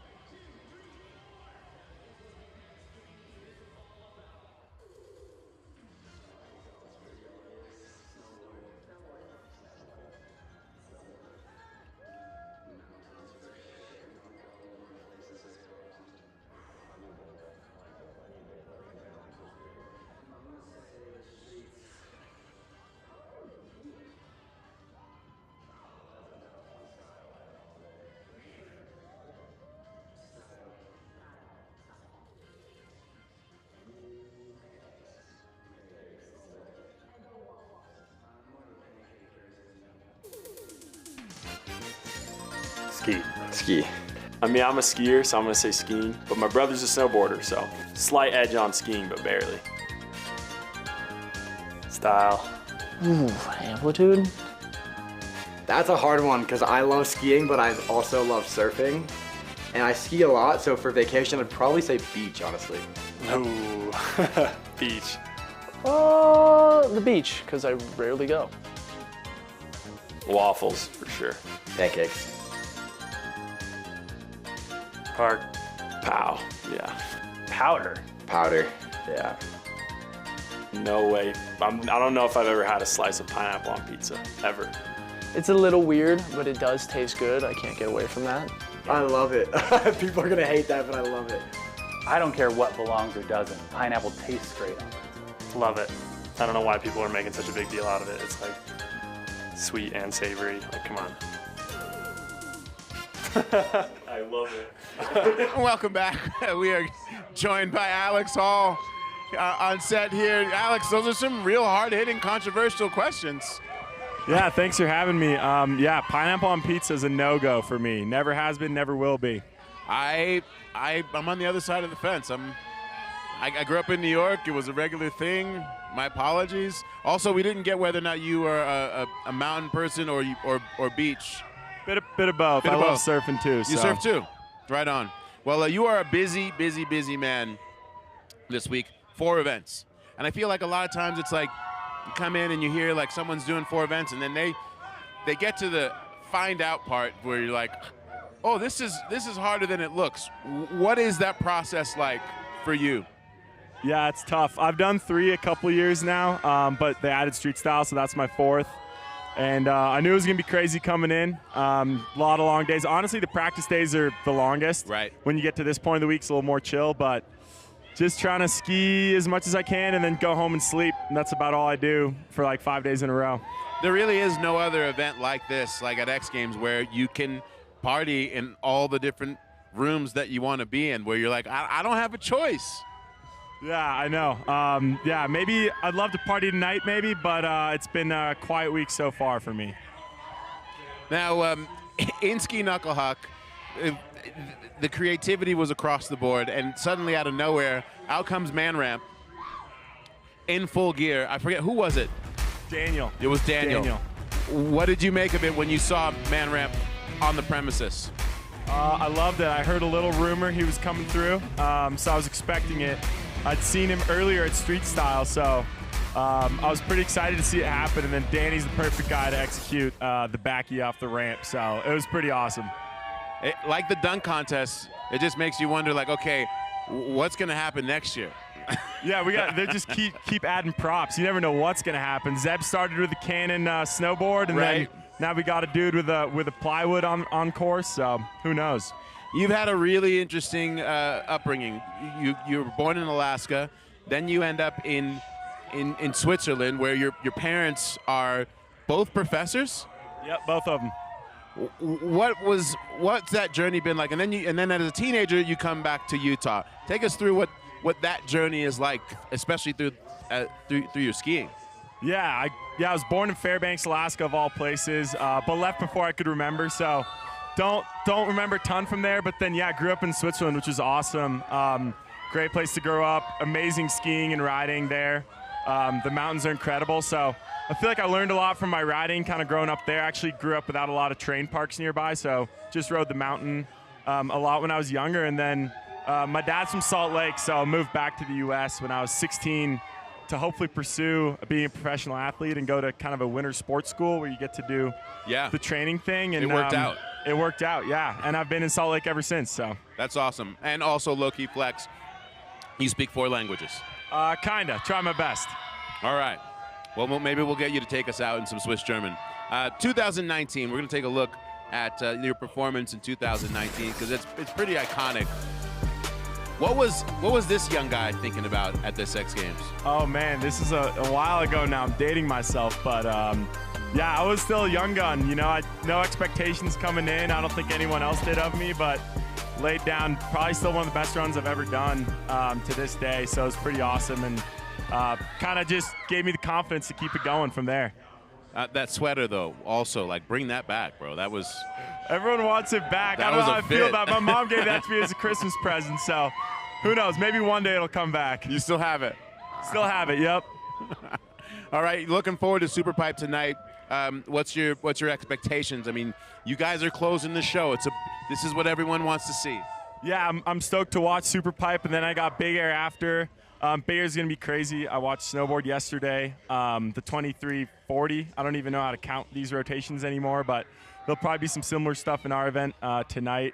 So it'll be fun. I'm a little nervous, but it's been the end of a long week, so it's kind of like mellow from here on out. Today's a chill day, so I'm looking forward to it. Awesome, man. Well, have fun. Thank you for taking time, especially in recovery and trying to focus for 2 events tonight. We appreciate it. Please take some barbecue to go.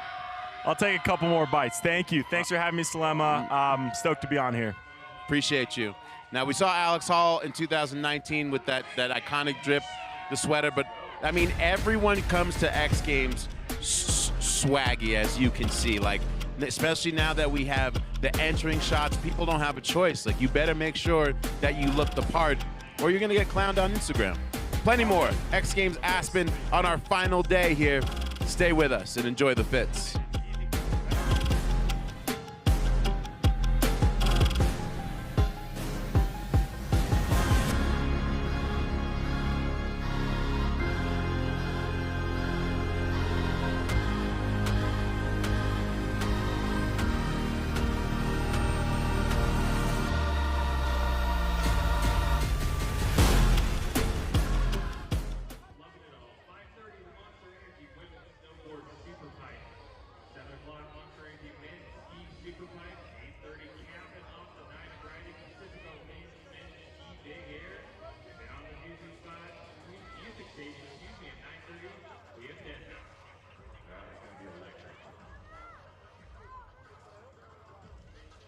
Coming up later on, meet the legend Zeth Powell, an autograph signing Saturday. That's today, 4:30 to 5:30 in the merchandise tent. While you're over there, you can definitely pick up some merchandise. We get these sweet hoodies and hats, and they fit well. They're nice and comfy, so go check it out.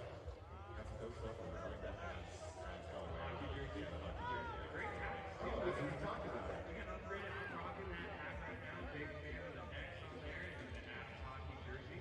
Yeah, also check out the corduroy ones down there. Super comfortable hat. Everything's looking good. I think we could just keep speaking it into existence, maybe get more merch. But checking everything out on all your socials out there, Instagram, TikTok, X, Snapchat, YouTube, and Facebook, as well as Threads. That one in the middle, I have to think about that for a second. You know though, there's a new social media platform. You know what helps is that you actually read the words and they are on top on it. It does help. That might be why they're there. All right, thank you, Wish. X Games Aspen 2025. Welcome to Holden. Heck, we got to meet Holden through our third people party yesterday. Thank you out there talking about Holden. Age 9 loves to ski. His favorite events are ski Superpipe, ski Big Air, and men's snowboard slopestyle. So we got that this morning. We saw him out there. Men's ski knuckle huck as well. So it's a good variety of favorite events. Those are some of my favorite events as well. And then shout out to Kevin Schreiber. Kevin's age 17, loves the snowboard, and snowboard knuckle huck is his favorite. Favorite athletes include Zeth Powell and Mia Briggs. Those are some favorites of mine as well. And great people to look up to.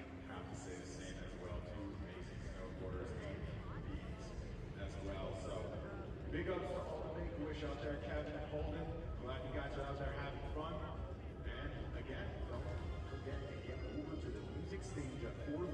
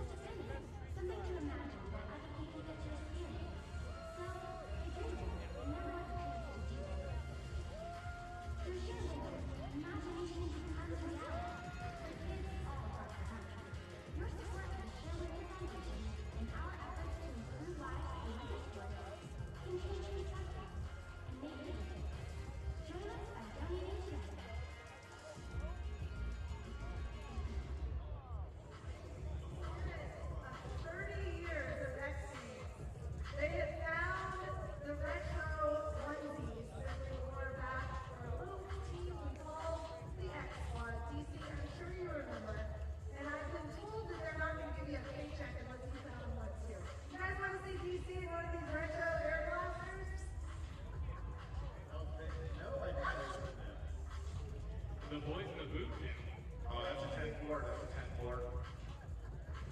It just makes you excited. Admit it. It puts you in a good mood to put on a fun-colored onesie. You look great. You're hard acting politics. Yeah, I don't know if I can pull that off. I don't want to disappoint people out there. Take away from you, but I'll tell you what's not going to disappoint people out there. We got another amazing event coming your way, and how many fans of women's snowboarding do we have out here over the next?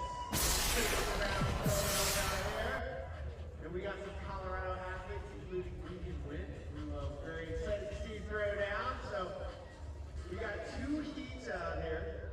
Here are the playoffs. Lily Kwanaway, XGames rookie, who just got on the podium last night for Knuckle Hunt, coming out of Frisco, Colorado, just about 2.5 hours away from here. I've followed her in local rail jams for like the last couple of years over there in Southern County, and finally just learned how to pronounce her last name recently. Yeah, it's super easy. Actually, been looking for her dad. Apparently her dad is in. Oh yeah, right there? There he is. Right there. Marty, what up? Lily's popped in the house. Also her brother in the mix too. Is it Devin? Caleb. Oh man, there's a lot of names floating around my head. Caleb Dewanaway in the house. Caleb just got second place in the Rev Tour. And check this out. In a Rev Tour, which is a feeder for World Cup, he threw down a backside triple torque 1440. In a Rev Tour, and it was in second place still. He had none of the Robert Crouch on top of the podium ahead of him, but for Caleb coming away as well, very talented family that represents Colorado indeed. So. What a show out from family. I mean, that's probably my favorite part of that team is how much the family, the friends, they come out and support. I mean, look at this. They're all in the front. They're all so excited for them to throw down, and this is just going to be incredible. I want to talk to Caleb real quick. Let's check Caleb. Get up here. Let's talk about your little sis. How you doing? This is Caleb Dewanaway, Lily's older brother. What do you guys say about your little sis?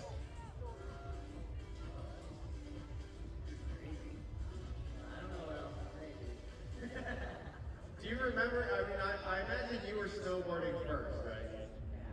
Do you remember when your sister first got on a snowboard? Did you pick it up pretty quickly? You're like, oh wow, she's a natural. Or were you like giving her crap and being like, hey, come on, sis, like step up? She definitely picked it up faster than I did. So what were you guys doing? Were you helping her? I mean, I know you had competitions. She was on the World Cup circuit as well, so you guys have both been busy. But were you helping her getting ready here for X Games? I've talked to her a little bit about it, but she's been traveling a lot, so it's kind of hard to talk to her about it a bunch, but... Needless to say, you're proud of her though? And then hopefully we're going to be seeing you in X Games shortly, because again, River here as well. So what do you want to say to your sister if she can hear you out there, if you're not rocking out to too much music right now? Go for it. There you go, simple, yeah, effective words, go for it, thank you. I'm telling you, DC, you are an encyclopedia Britannica of X Games. I don't think there's any stat, any human being you don't know. I'm just here to remind you of all of our old fat outfit choices throughout the years. You know, last night meeting the co-founder of Google, he was one of our medal contenders. I'm like, when it comes to his world, I definitely wouldn't be able to help you. I'm not very good in front of a computer, but simple mind here that this is a big fan of action sports. And Star-studded event. From the Google guys to the music, this year is blowing my mind. Olivia, Deadmau, everybody that's been anywhere around me for the last 2 hours knows how crazy obsessed I am with Big Gigantic. Going on at 4:15. X Games has just set it up. yeah, definitely fired up. It's good to have some amazing music back at X Games. And yeah, Big Gigantic is taking the stage here at 4:15, so pretty soon. And then Deadmau tonight for all the fans out here. And Zeb Powell signing autographs at 4:30. It's action-packed out there, but now it's time for the big show. That's right. So we got women's snowboard street style coming up next. And crowd, let's get them fired up because they can definitely hear you up there. So let's send Jones down there stride. Let's get some goosebumps going. On 3, make some noise. Show your love for the women at the top. About to throw it out for you. 1, 2, 3.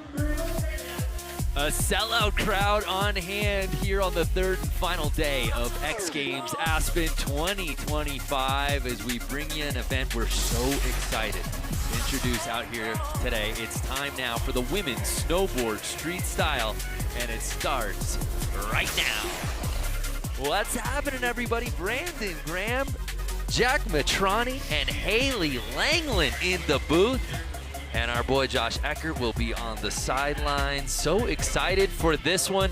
Haley, it's a brand new dawn here at X Games. We've really played with having different rail jams and street events here in the past, but to have this battle with 2 heats of ladies out here as we take a look, a playoff and final. We've got 8 riders, 2 heats of 4, 2 10-minute jam sessions. The top 2 from each heat will advance to the final, and there you see it becomes a 10-minute jam, and it's all based on overall impression.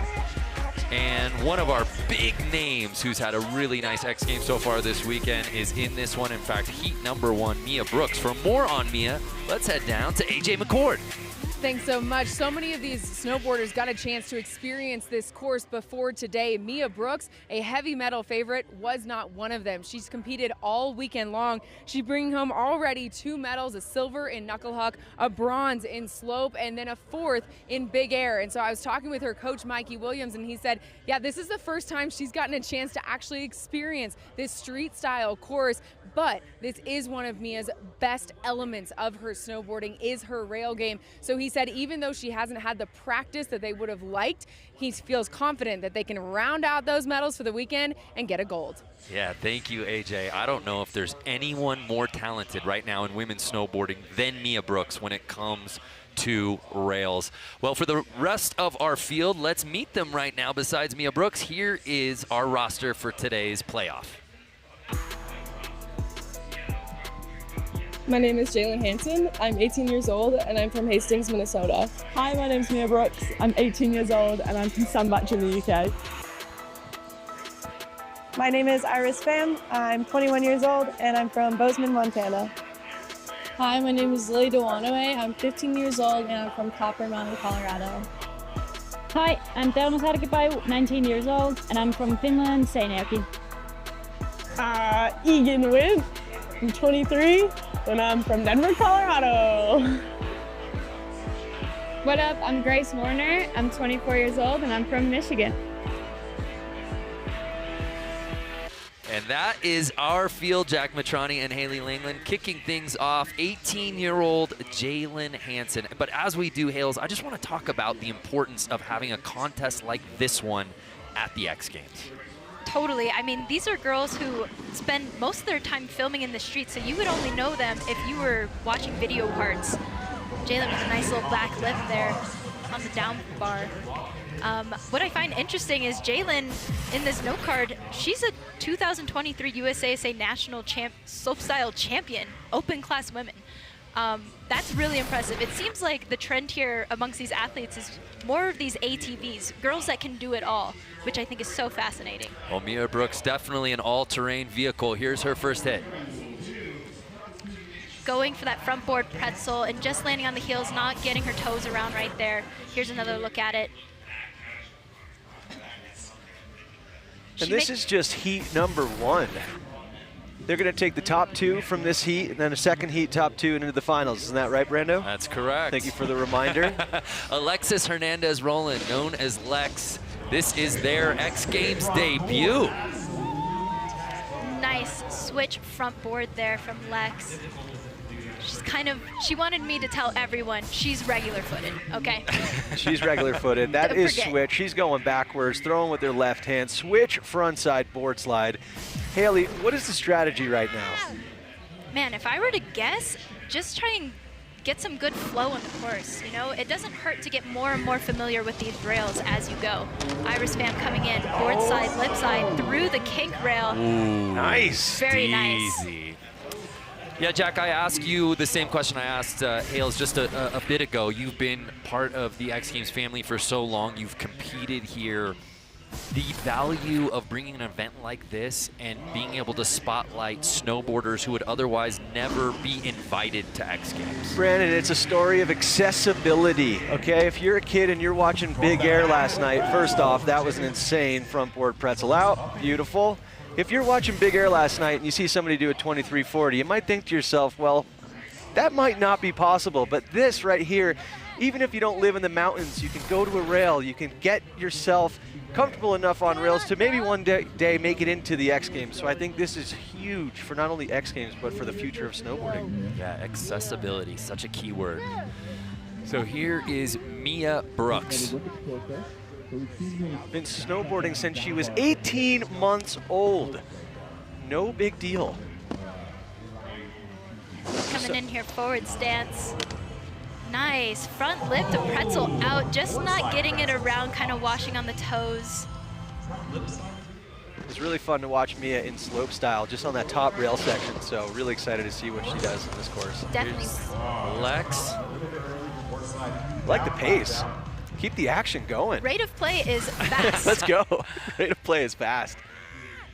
Jumping to the flat of the down, flat down.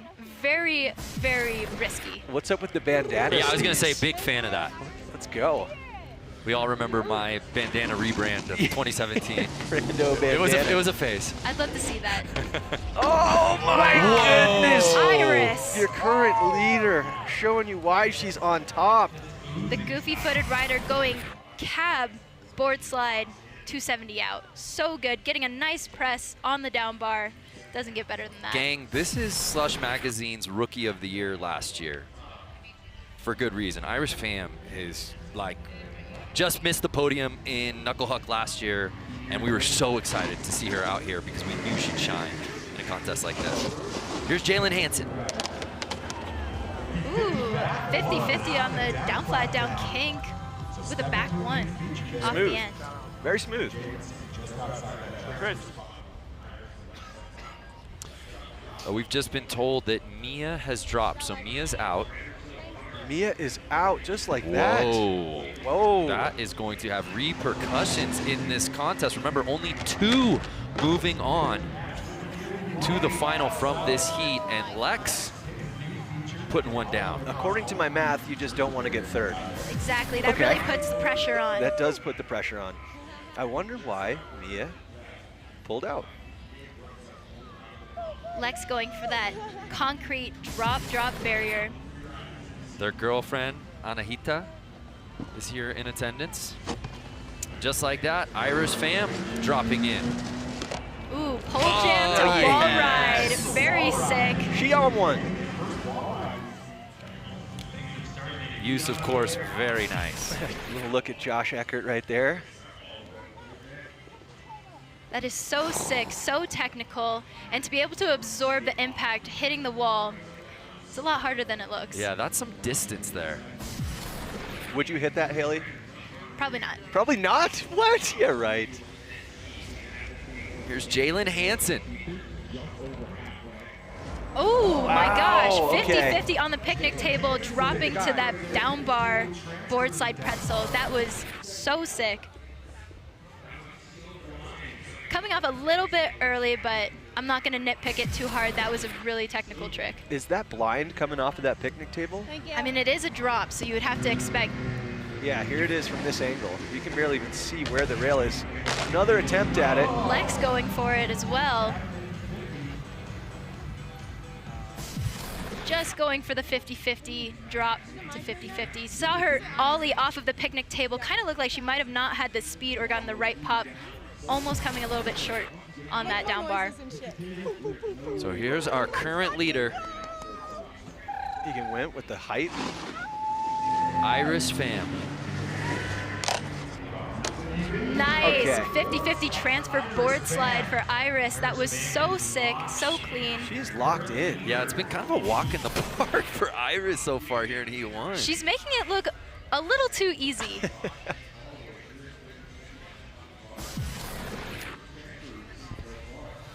So under 4 minutes to ride with in this first heat of the playoffs. Again, if you're just joining us, with Mia Brooks dropping, only 2 riders from this group of 4, excuse me, 3 now, will be moving on to the final.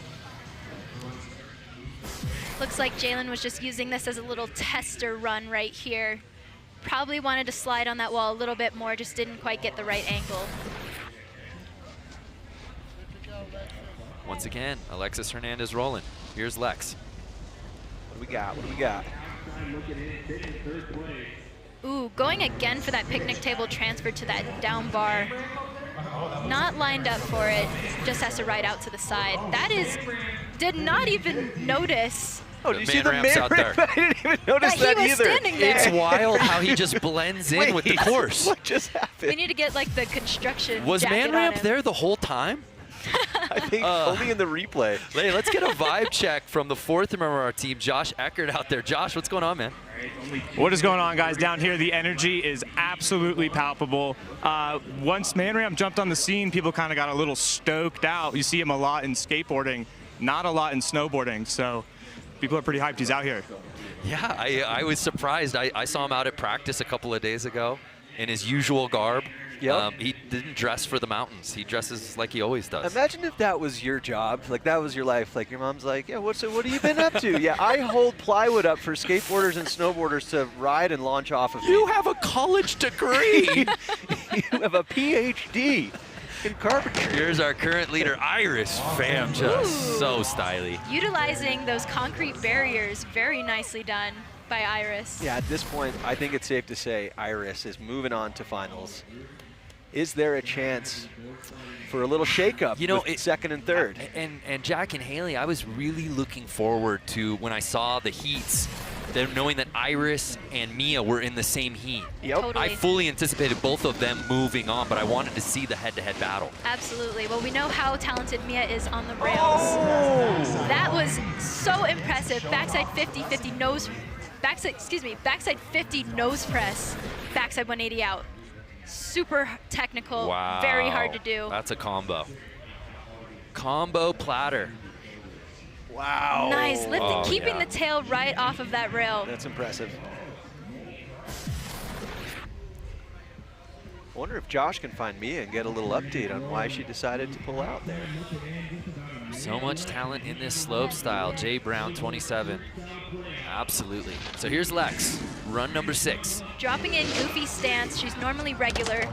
Going for the switch, backside 50 through the kick rail. That Wow. is extremely difficult. You could not pay me to do that. No. Not at all. Yeah, this is huge, Haley. Not only is that rail super technical to hit going forward stance, but she's hitting it backwards. Switch, The hardest way possible. Wow, does that move her up into second, or does she need a couple more? Yeah, she was sitting in third, or is sitting in third. And again, it's about overall body of work. Looks like Iris playing the strategy, trying to wind down the clock, it seems. ice him out. I do like the Egan coaching factor, though. Oh, Ooh, falling off of that rail pretty early and coming pretty close to that concrete barrier. That's why this street style setup is so high risk. You really have to be on top of your game, making sure you're locking into those rails, not falling off early, because there's really not a lot of room for error here. And with that, Heat 1 is officially done. So we await the formal results, and we get them in. Iris Pham and Jalen Hansen will be moving on to the final. Congratulations to those two. Unfortunately, Mia Brooks had to drop, and Lex unable to crack the top 2, but Still, great wow. showing from them. Yeah, incredible riding from all of those girls. Very impressed by Jalen's riding as well. And here's another look at Iris Pham taking the pole jam to the wall ride. That was amazing. Doesn't get any better than that.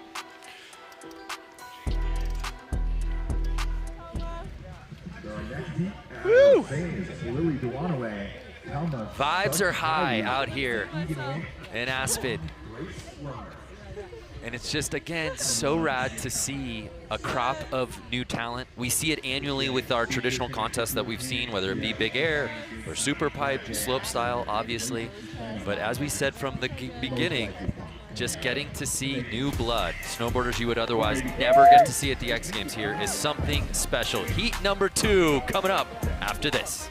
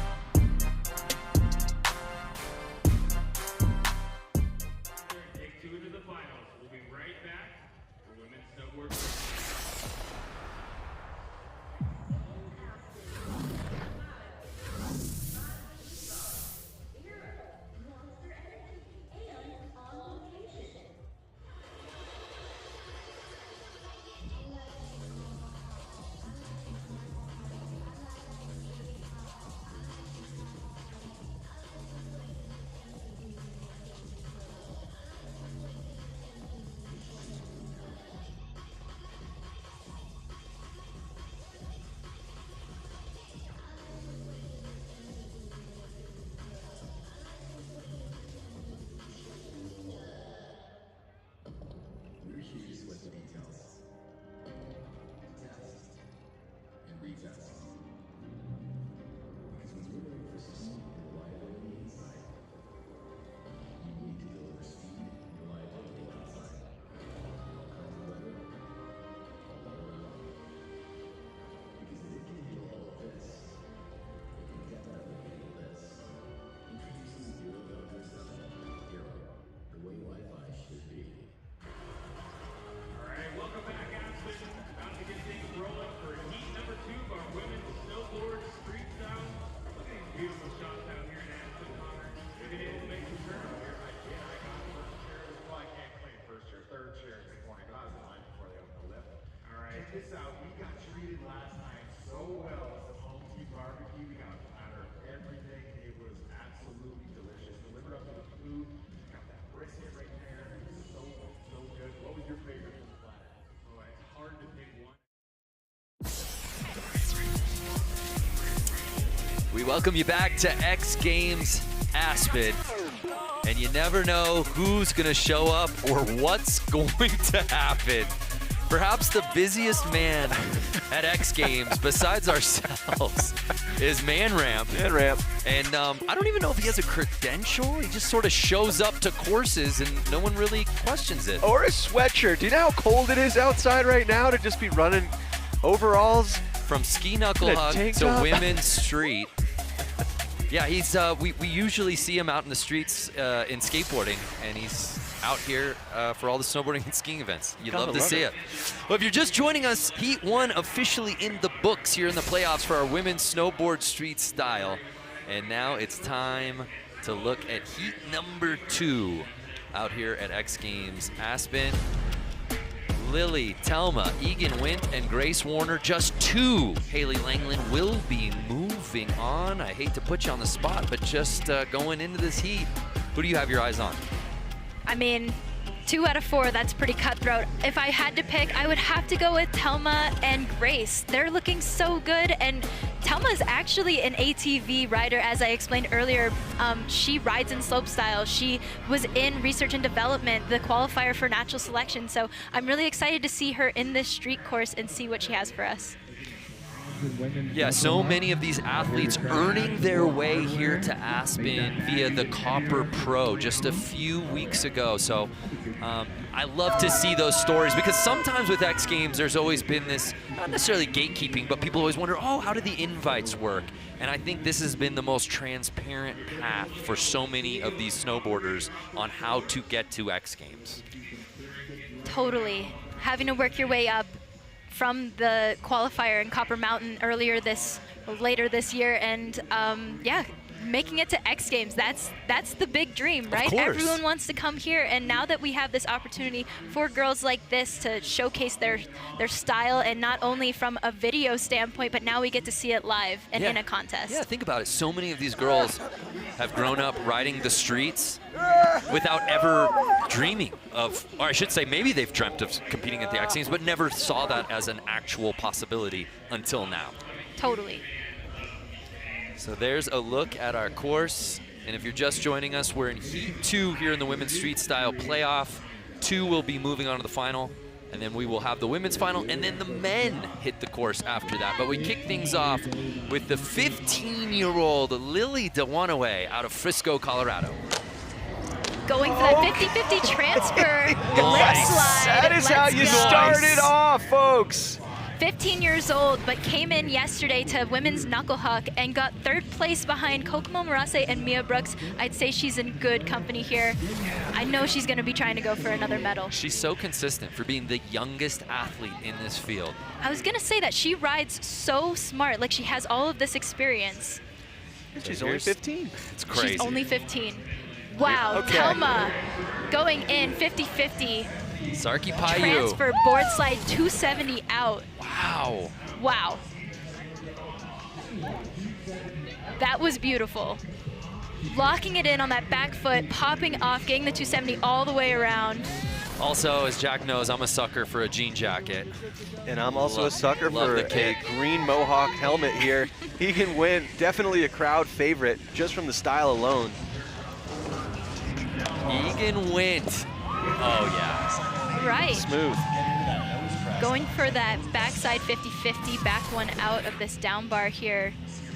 Kind of looks like she was trying to lock in for a nose press, coming off a little bit early, not quite getting the tail off of the rail.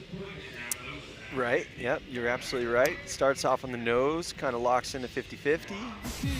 Egan earned bronze last year at Knuckle Huck, and then there was Grace Warner. I caught up with Grace. I caught up with her earlier in the week. She told me that she was just coming off of a filming shoot. Okay. Wow. And that will work for your first run, Grace. Holy Too easy. She said she took such a hard slam filming on a rail and didn't know if she'd be able to compete. So just seeing her out here alone is amazing. I mean, one of her wrists is casted too at the moment. Yeah, no big deal. Apparently that's good luck around here now. I'll say. So here's Lily Dewanaway, just so consistent. Looking so smooth. Maybe looking to go 270 out on that down bar. Just by the way it looked like she was looking at the nose of your board, and usually that helps you pop off and spin that 270 all the way around. Will we see a tame dog nollie front flip? There's rumors. There are rumors. There's Thelma. Thelma. Oh my gosh! Hold on, Thelma! Yes! Thelma is going for all of the transfers. All in any of the transfers. She goes right here, front side 50-50, transferring to that board slide on the down part of the kink rail. Insane. Before Egan Wynn drops in, let's head back down to Josh Eckert. Josh. What is up, guys? I just got some insider knowledge on Egan. If you take a look at her helmet, it's quite interesting, and everyone's always talking about Monster helmet this, Red Bull helmet that. People need to talk about Egan's helmet a little more, I think. Agreed. Yeah, no, co-signed on that. She is rocking the Hot Topic starter kit, top to bottom. That was a great look at that pole jam, frontside 270 on that wall ride featured. Haven't seen any girls yet spinning into the wall ride. So very neat.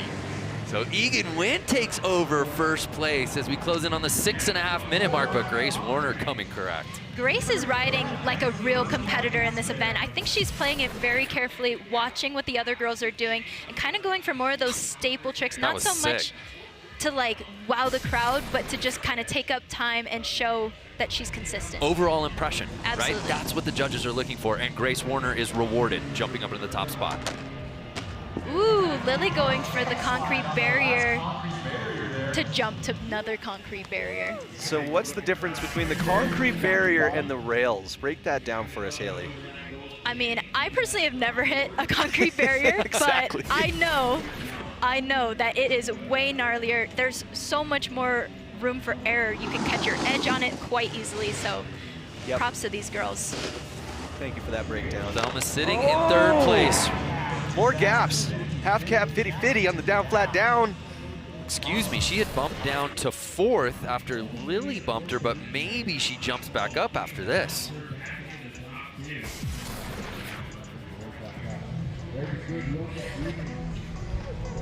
Egan just having the time of her life, cracking up. So here's Egan Wynn sitting in third. Falling off a little early on that down flat down kink rail. Here's another look at it.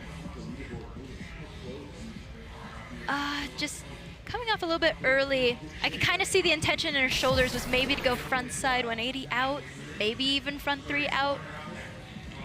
Heart in the air. Grace Warner, run number 3. Miss Grace dropping in switch here. Ooh, going for that switch front board.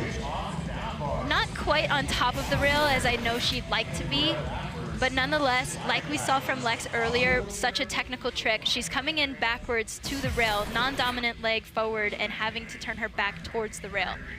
Very scary. It's very scary. It's very hard. In my entire snowboarding career, I never did a switch front board down a stair set like that. There it is! There it is. Give the people what they want. Lily Dewanaway. Do want to win. Lily, do what you want. Come on. Love it. Lily wants it that way. Take another look. Oh my gosh. no problems, absorbing the landing, so good. Biggest crowd-pleasing trick so far of the afternoon, Haley. Absolutely. Look at the stoke in her face. She is so hyped up. And Lily jumps up into third. So here's Thelma, who's our current leader. Going again for that 50-50 gap. There it is. Board slide. High speed, super dangerous with that donkey at the end of that rail, that little knob right there. Yep. That will catch you and flip you upside down. So that's why that makes that so difficult. And now with 3 minutes and 20 seconds left in heat number 2, I think this is where they got to put everything on the line. If they're not in that top 2, now is your time to shine. What does she got? Ooh, going for a 50-50 back 360 out on that. Just not getting it around, only getting to backside 270. Taking a little butt slap on the snow there. Boop. Boop. Complimentary sound effects here from Haley Langland. That did not look fun. No, definitely Will we get the doesn't heart? feel good. Will we get the heart? Grace Warner currently in the top 2, which is where you want to be when the dust settles, because that means you're moving on to the final. Can she jump past Thelma into the first place? There it is. A much better run of the switch front board on that down bar. That's one of Grace's stock tricks, though. I see her do it all the time, and every single time she does it, I'm in awe. It's such a complicated trick. It's so difficult. Perfect, right? Got the rail right underneath that front foot. Bit of relief there after that redemption from Grace. All right, what do we got, Lily? 2 minutes left. Lily trying to do something to crack the top 2. Coming into the picnic table, jumping to the transfer rail right there, trying to go for a frontside lip slide on that, coming off a little early. Yeah, that's a really difficult one because you really got to commit to it. You can't, you see, you got to get in between the legs. She comes off a little bit on the nose there. That's a lot of impact going onto a rail. Definitely. The most difficult part about this setup is when you're riding up to the picnic table, you cannot see where that down bar is. So you're basically taking a stab at where you need to be putting your nose in what direction to go off of that picnic table. That's right. Our current leader. Closing in on the 1 minute mark here. Here's Thelma. Ooh, wow. Going for a different transfer. Okay. That's the third transfer we've seen her do today. Going for that flat bar, dropping down to that concrete barrier in a board slide. And wow. for being 19 years old and an X Games rookie, Haley, it's to your point, the strategy. She's really using every part of this course. And the judges love to see it. That's right. It's not based on one trick. This is about overall impression. And right now, Thelma is in that top spot because she's utilizing the entire course. So here's Egan Wint. Going again for that. Oh! All right. There you go. Throwing it all out there, yeah. Seriously, going for that front 3 off of the down flat, down kink rail. That is so difficult because the kink is only so long, so you just have to time it right to be able to get that snap, which she almost does there. Yeah, if you're watching from home, just, get up off the couch, try to do a 360, just standing on solid ground, then think about strapping a snowboard on and chucking it off of a rail. Grace Warner. No easy task. Oh! Trying to go for that switch board side through that down flat, down kink. Kind of getting a little caught up. And that's the risk of hitting that rail and trying to go sideways. You can very easily catch whichever downhill edge is to that kink.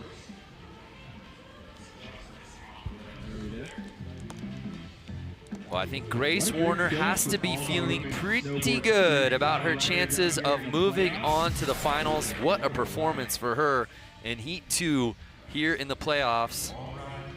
And it's official. Thelma and Grace Warner will be moving on to the women's snowboard street final, where they'll face off against Iris Pham and Jalen Hansen.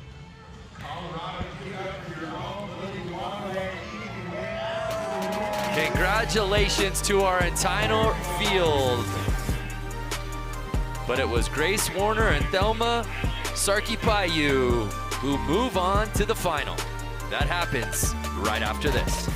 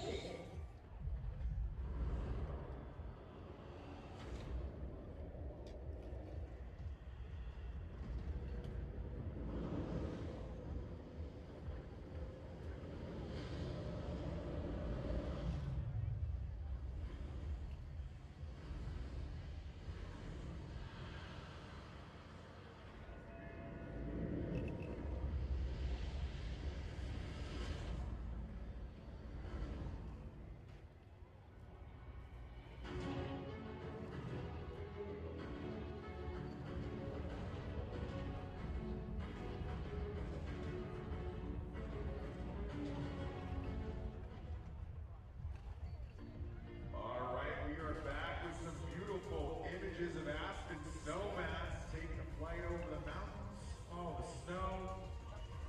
We are here at Buttermilk, getting ready for the finals of the women's street style here at XGames Aspen 2025. We'll have our 4 riders stacked up at the top. They'll have a 10-minute jam, and we will hand out some hardware. Bronze, silver, and gold.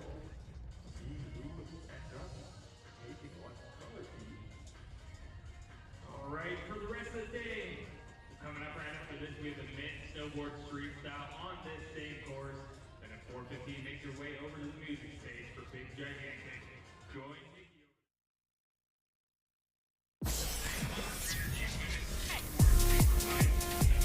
Welcome back to X Games Aspen 2025. It's finals time as we bring you now the women's snowboard street style final. We've got 4 ladies out here with some incredible, stylish street tricks, and I can't wait to see them put it down for a chance at X Games Gold. There is our starting lineup: Jalen Hansen, Iris Pham, Grace Warner, and Thelma Sarkipayu. This is an exciting lineup. I can't wait to see. Last year, Haley Langland, this was a demo, but now medals at stake. So history will be made. Someone's going to win the inaugural women's snowboard street style gold medal here today. It's amazing. X Games opening the doors for street riders to come and make dreams come true, win X Games gold medal. This is a brand new event, so like you said, it's going to be the first gold here.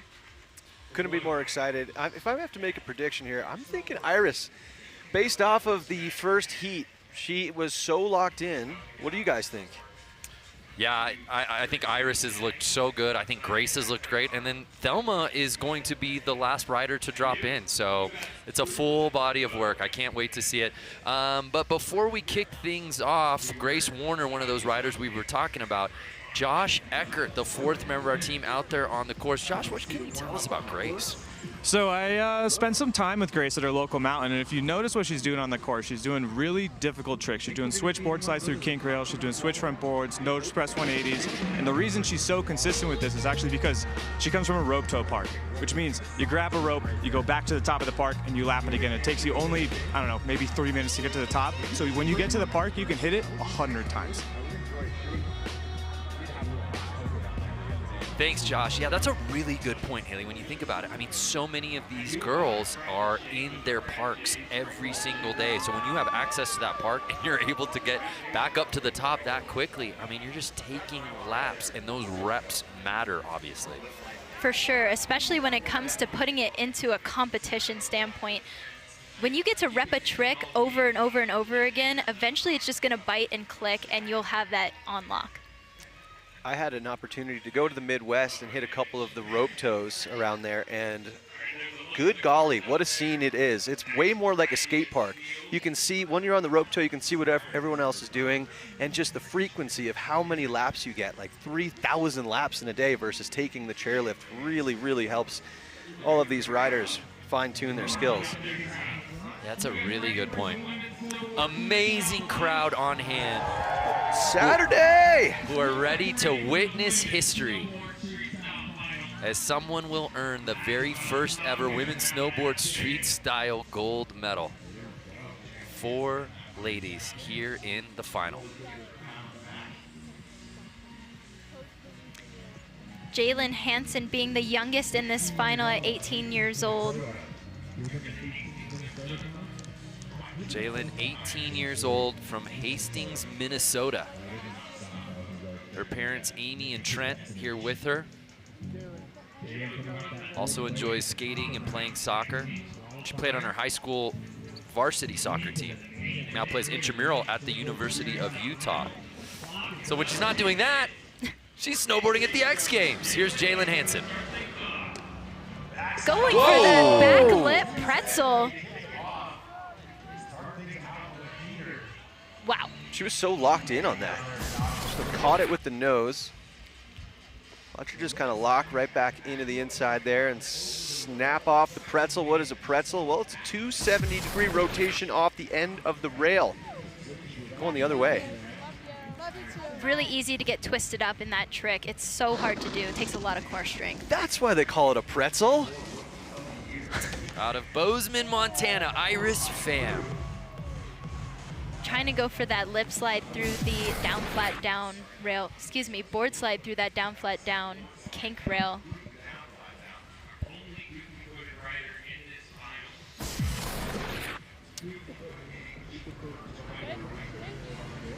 So here's Grace Warner. See what she's got for us here, dropping in regular. Going for a nose press backside 180. Coming up maybe 2 inches early. Grace also involved in the slide-in tour with Zeb Powell. She was the host of Grace's Getaway, a 2-day women's retreat and riding event held at Pine Knob Ski Resort in Clarkson, Michigan. Clarkson, Michigan. Clarkson, Michigan, stand up. Thelma again. Transfer Kusamo, Thelma. Finland, stand up. Thelma, Sarkipaiu. Here's a look at that 50-50 board slide. I know she wants to go 270 out of that. We saw it in the qualifier earlier. And right back up at the top. We re-rack now with Jalen Hansen dropping in for her second run as we touch the 8-minute mark here in the final. Remember, it's about overall impression. No stranger to this event. She actually participated in the street style demo last year here in Aspen. Going for that 50-50 through the kink backside 180. So smooth. Getting all the way to the end of that rail. That was absolutely perfect. Wow. Iris Pham, the only goofy footer, in this field. She's been living the van life for the past 2 years. Living out of a van. Normally, Goofy Foot goes in switch for that switch board slide 270 out. Again, stylish poke on the rail, really pressing that back foot out there. Yeah, take a picture of that. That's going on a cover of a magazine somewhere. And Jalen Hansen, I don't know if you saw, moved up into that first spot. Yeah. But not for long. 1 run later, Iris says, There's Grace Warner. I love it. Egan Wint, by the way, she's coaching everyone up, making the rounds. Five Patrol. Grace again going for that gap to front board on that concrete barrier, sliding out right there. Oh, no. That's what we mentioned earlier, coming in with a bruised tailbone. So even just the smallest little hit to that. Yeah, I think we all felt that.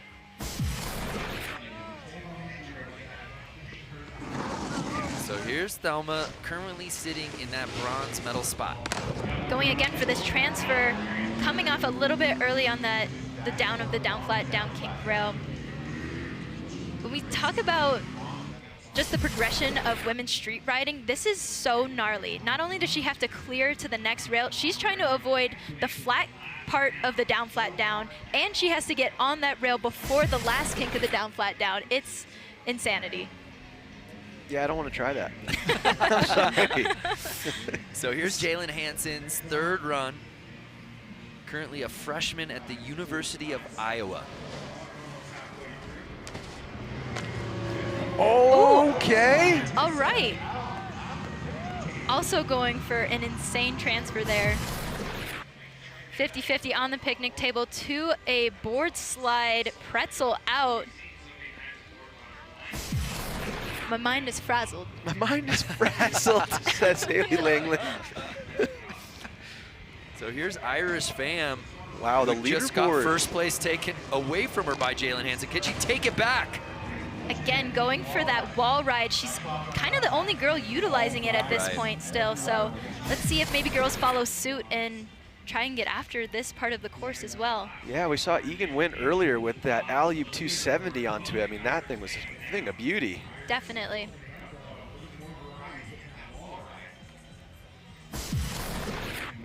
So we'll see if the game of leapfrog Yes, continues, and it it does. does. Iris Pham back into first place.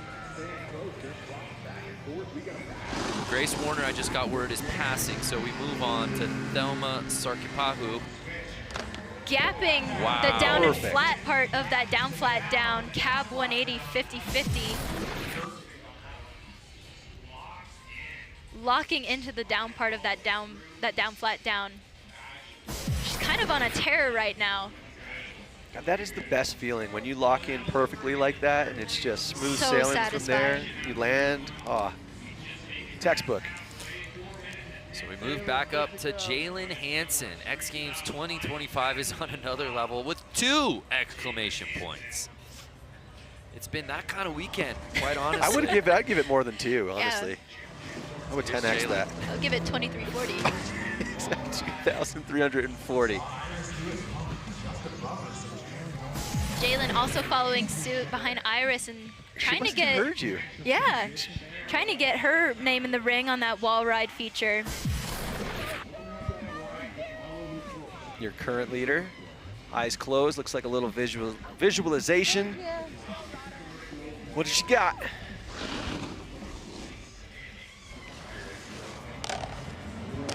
Ooh! Oh. I love the afterbang. There's the transfer from Iris. All right, 50-50 here into that board slide on the front foot.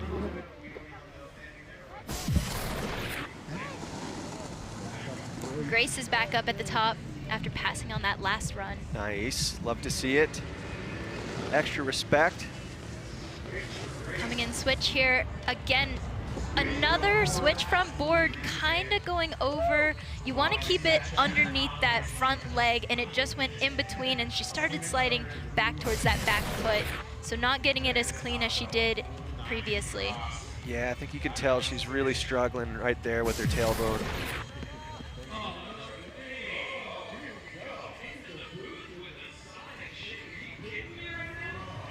So Grace Warner in third, but here's Thelma, currently on the outside looking and sitting in fourth. Whoa!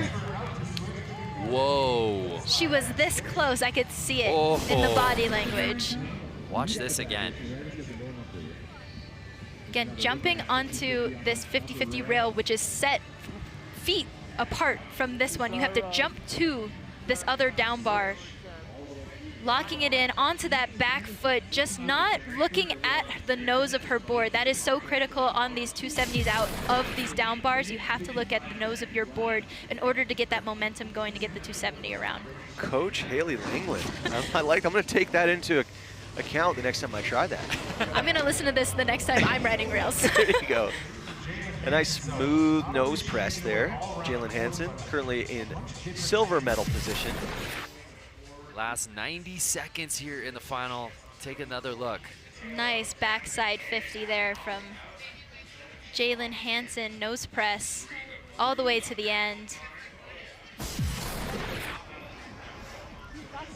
Hi, I'm just staring. Dozing off here. Iris Pham. Current leader, minute left.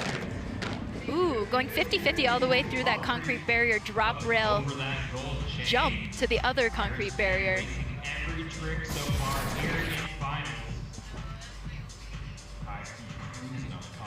High speed 50-50.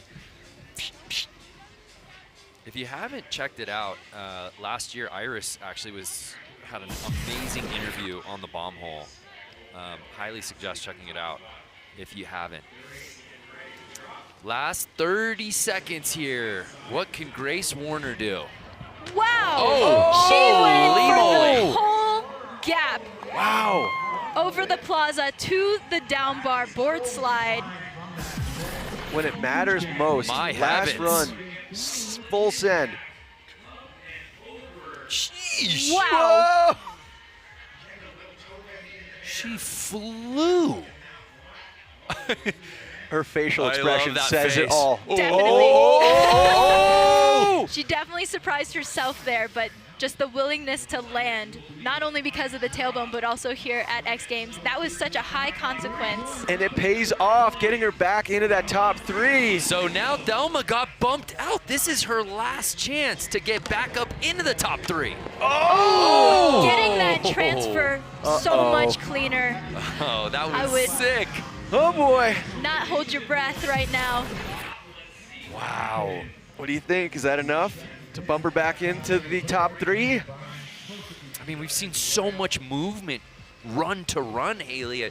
It feels like it would, but I don't know. It's so hard to say. I personally thought that Thelma was going to be in that top 3 no matter what this whole time, and to see that she's in 4th place right now on that last run, I have to wonder, does she bump up into that top 3? Waiting. And she does! Thelma jumps all the way up into 2nd place. I think you predicted Iris? I sure did. Let's go, high I'm not a betting man, but hey, five. if I was. Gotta go buy a lotto ticket now. Let's go. That is incredible. Well, let's head down to Josh Eckert, who's gonna try and get with our winner.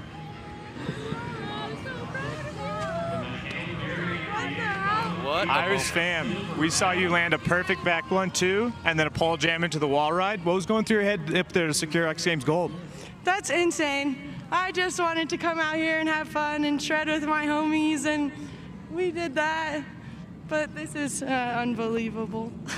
Well, we can see it on the smile on your face when you're riding that these are indeed all the homies, and you killed it. Congratulations. Congratulations to Iris Pham, who looked so good right from the jump in the playoff and just picked up where she left off, utilized every part of this course, doing things just a little differently than the rest of the field, Haley, and was just so consistent. Absolutely. She used the entirety of the course. You didn't see a lot of the girls going for that pole jam wall ride, which I think really set her and her riding apart. Well, what a showing for all of the ladies here in snowboard street style. But when it was all said and done, Iris Pham earns X Games gold. More from X Games Aspen as the men hit the course when we return.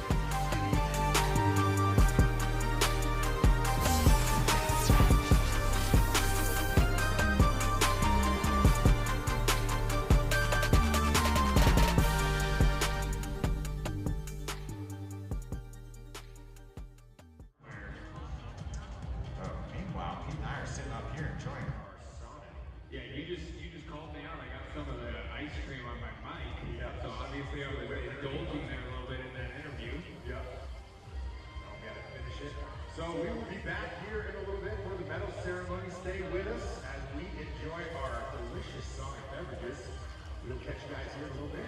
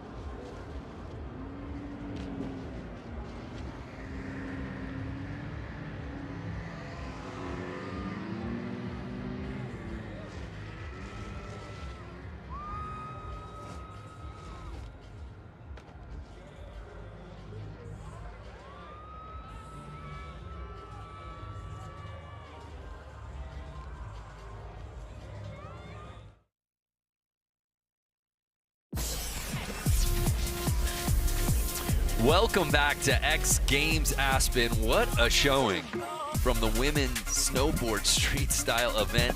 In 2024, it was a demo event, but now we're handing out the hardware. Haley Langland, your final thoughts before we give out the medals. That was so much fun to watch. Just being able to see all of these riders out here, they're usually filming in video parts, so you would only see them if you were watching street movies. Yes. Well, congratulations to our entire field, headlined by Irish Fam winning gold. Let's see that hardware get handed out as we head over to the award stage with DC. Well, hello everyone. Happy Saturday afternoon here on the third and final day of X Games Aspen 2025. We're about to get underway with our medal ceremony out here for women's snowboard street style. But before we bring up our medalists, I would like to introduce to you our medal presenters. Special guest up here in the mix. We got the Girl Scout squad straight out of Aspen. Thank you, ladies, for being out here. And next time, bring me some Thin Mints or something, will you? Thank you. Appreciate you. Or what were my favorites? The tag-alongs, the peanut butter chocolate, those are the jam. No further ado, though, enough of my Girl Scout cookie favorites. We're gonna bring your podium finishers, your medalists out here for women's snowboard street style. Your bronze medalists, X Games rookie, hailing out of Minnesota, representing that rope tow culture, qualified her way here into today's event from her performance at the X Games Street Style Qualifier at Copper Mountain back in December. Let's hear it for Jalen Hansen.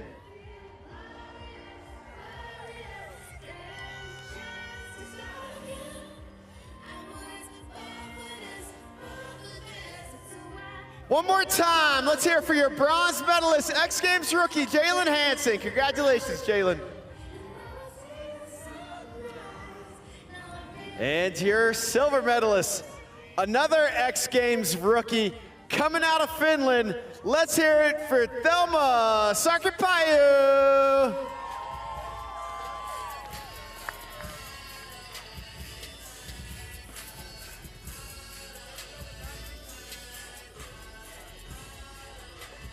One more time, a big round of applause. First time at X Games, walking away with a silver medal out of Finland, Thelma Sarkipayu.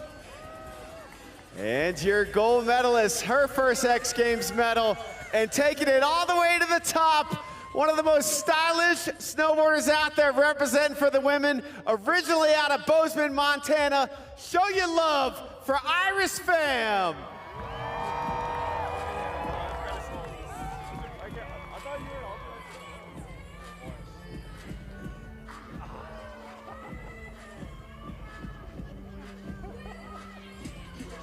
First X Games medal, and she goes gold. One more time. Let's hear it for Iris Pham and your podium out here for women's snowboard street style.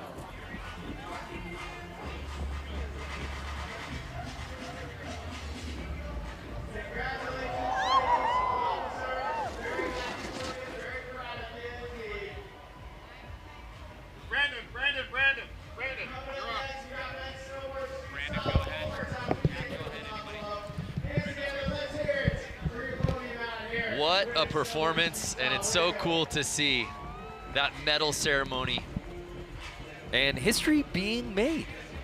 Again, this was a demo event last year. The fans obviously loving it. And Irish Pham, there's the headline, fantastic finish. First X Games gold medal. How special is that? We all remember our first, don't we, Haley? Oh, like it was yesterday. Well, coming up next, the men's snowboard street style event. Just like the ladies, a playoff and final. Same format, couple of heats. We're excited to see the fellas rip this course up in front of the sellout crowd here on the third and final day of X Games Aspen 2025. Best seat in the house right there. Best stee in the house right there. Yeah, wow. Get the kid on that kid.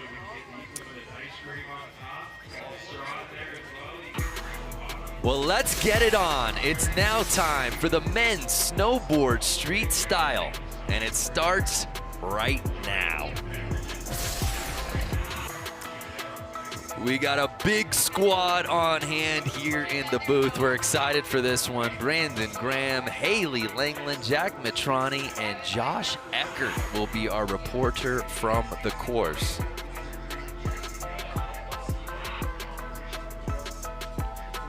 So a look at our competition format here today. We've got 8 riders, 2 heats of 4, 2 10-minute jam sessions. The top 2 from each heat advance to the final, and in the final, you guessed it, 4 athletes, a 10-minute jam session. Ranking though based on overall impression, Haley, and I think sometimes we look at contests like this and we think, oh, wow, that was the best single trick, how does that not win? Overall impression, how do you define that? Overall impression can be defined by a rider who is using every part of this course. You see these different features. There's concrete barriers, there's a pole jam to wall ride, and the options for transfer rails are pretty much limitless. So it's gonna be, overall impression will be rewarded to those riders who are utilizing those different technicalities throughout the entire course. Well, let's meet our athletes competing here in street. What's up? I'm Liam Brierley. I'm from Ontario, Canada, and I'm 21 years old. My name is LJ Henriquez. I'm 16 years old, and I'm from Little Falls, New Jersey. My name's Nate House, age 32, and I'm from Truckee, California. My name is Pat Fava, and I'm from Utah. Hey, I'm Craig McMorris, 33 years old. I live in Whistler, BC, originally from Regina, Saskatchewan. Go Durs. Dusty Henriksen. I'm 21 years old, and I'm from Southern California. What up? My name's Benny Milam. I'm 26 years old, and I'm from Chisago City, Minnesota.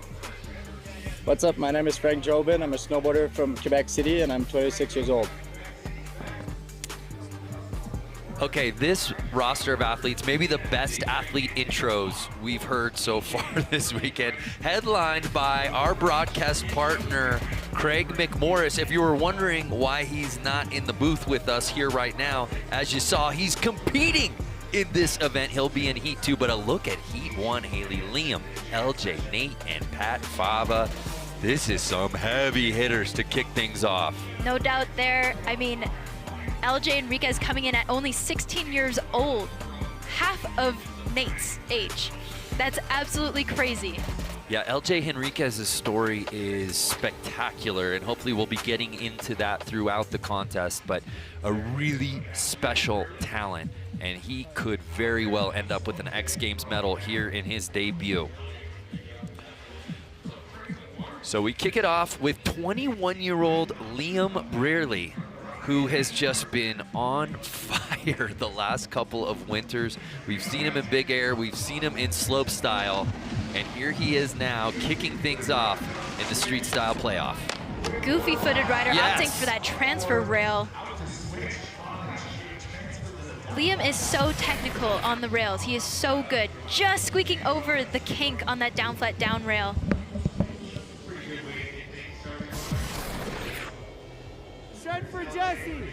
Send for Jesse. Send for Jesse, he says.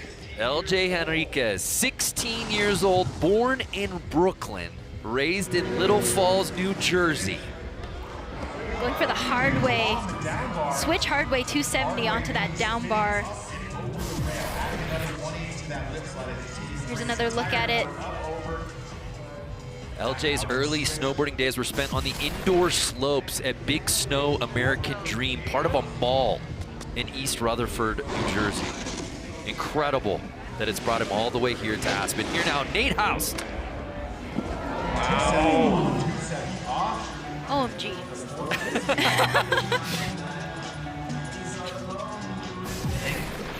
Nate Haas coming in here with that cab 270 on to that down bar. Locking it in perfectly on that back foot. That was really well done. Out of Cedar City, Utah, Pat Fava won this event when it was a demo last year wearing a bike helmet. No bike helmet though out here this year, Jack Mitrani. No, but he still looks really good. You gotta love the hairdo, the mustache, and of course, the unbelievably stylish riding. He is so good at rails. And everybody that I've talked to about this event says they're picking Fava to win this. So let's see what goes down. Nice to see some of our slopestyle and big air riders competing here in street style. No doubt. We re-rack with Liam. Okay. Liam barely.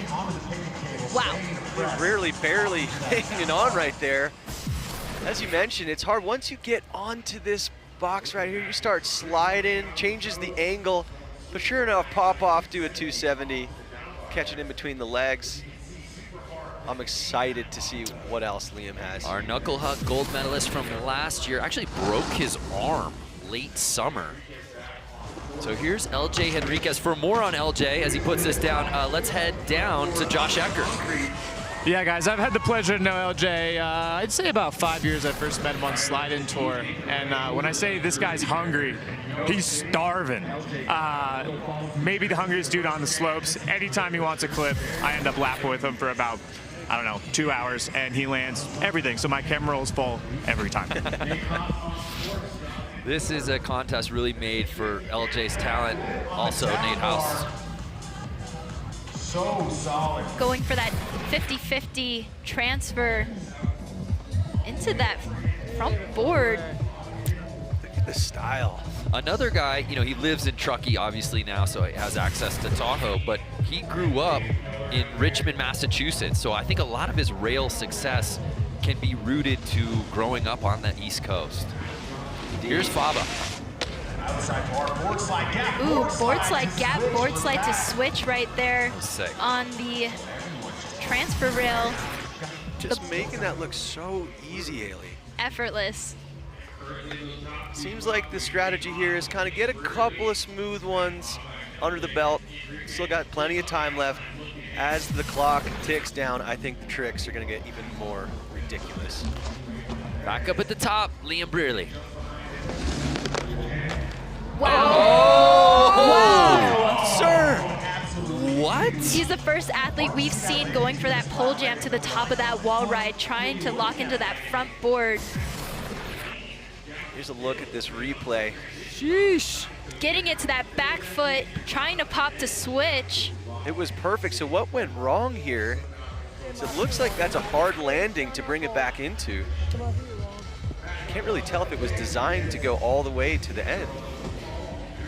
Definitely tranny seeking on Come that on, one. LJ! LJ backs it Oh up. my God! He says, I see you, Liam, and I raise you one. Wow.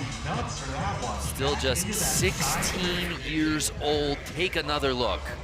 Popping off of this pole jam, getting to that board slide to pretzel out. And as you said, landing, he just avoids at the end. He goes for the harder landing here that's kiltered and not just straight down the run. Nice, that should help him out here on the leaderboard. Let's see if it bumps him up. It Crowd does. loving it. LJ jumping up into the top 3, but again, only 2 moving on from this heat to the final. Here's Nate Haas. Wow. Nate Haas going for the 50-50 nollie board slide. Unreal.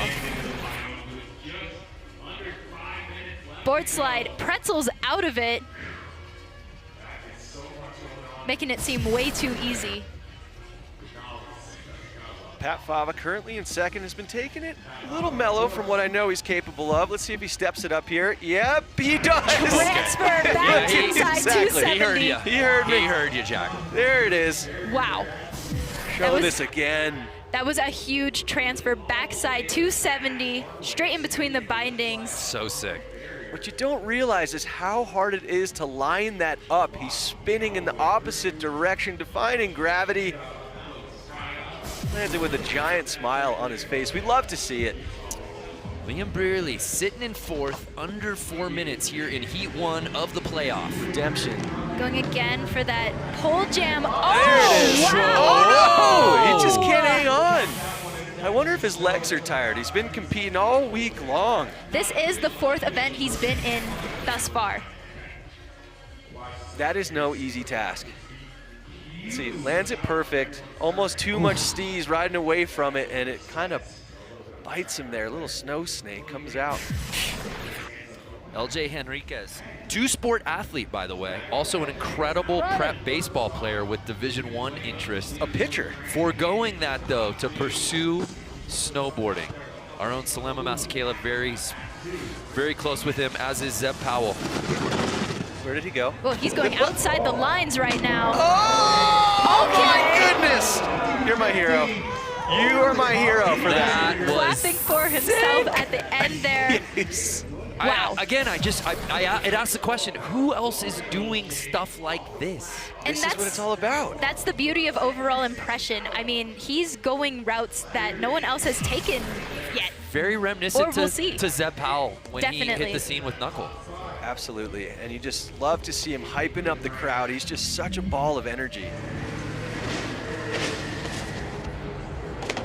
Okay. Wow. Backside 360 onto that down bar. We're talking so much about Fava and LJ, and Nate Haas is like, Don't forget the me. name, man. I'm in first place.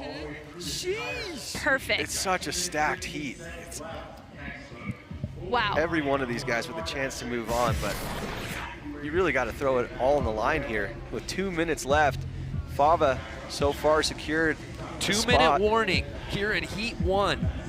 Fava. Wow. 50-50. Hold on to it. To boardside 2 out of that transfer. Crazy he was able to hold on to this.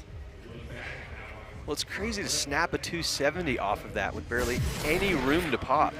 He didn't quite get it around as much as I think he would like. It was a little too heavy on that toe side edge. It's very important to make sure that you're popping off the rail and getting that board all the way around, nose pointing downhill. There's Leland Brearley.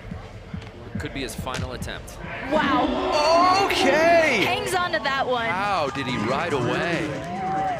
Wow.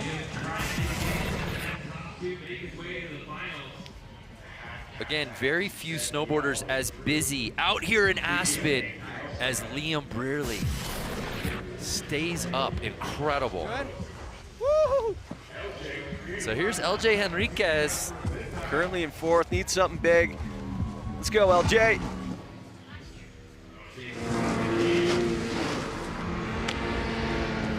Wow. Okay. Going for the backlip pretzel right there. Textbook. So much style. Already a fan favorite in his first X Games. Locking it in on that front foot.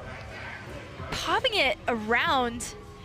That trick is so hard. You see so many people attempt it, and kind of like you saw there, his shoulders were all twisted up. Yep. Yeah. It's even hard enough to get your hips around to where he had them, so incredible. A lot of core work. Nate Haas. Oh my goodness. So he is human. Okay, confirmed. Look at the style, stale fish, lip slide. Just can't hang on to that one. So much impact the further you try and transfer these rails. Wait a second. So Liam Brearley, after that last run, jumped up into the top 2. Now Pat Fava. This is his last chance to get back up into the top 2 to go to the final. Wow. He's going to opt for that wall ride feature as well. He likes it. Will it be enough? A little tail tap switch here. Let's see this again. Yeah. And again, I don't know if I missed it or if the scoring just came in late of Liam Brearley jumping up into the top 2. Caught me off guard as well, Brando. So is it enough? We await. Did Pat bump Liam on the final trick? Watch these guys. Not official what you're seeing on your screen yet. We see and wait if Pat did enough on that final attempt. And he doesn't. And with that, Nate and Liam will be moving on to the final. Wow. A little bit of a shocker there. So many were expecting Pat Fava not only to get into the final, but to win gold here today. Just that one trick that Liam did, that last trick that he did. Moving on. Incredible. Wow. So Heat 1 in the books here in Snowboard Street Style. Nate Haust And Liam Brearley will be repping Heat 1, Heat 2 when we come back.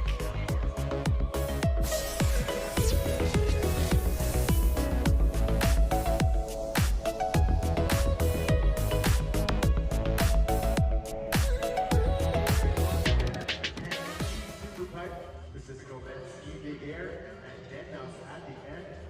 Stick with Heat 9 here at the Snowboard Street Style. Number 2, we'll catch up.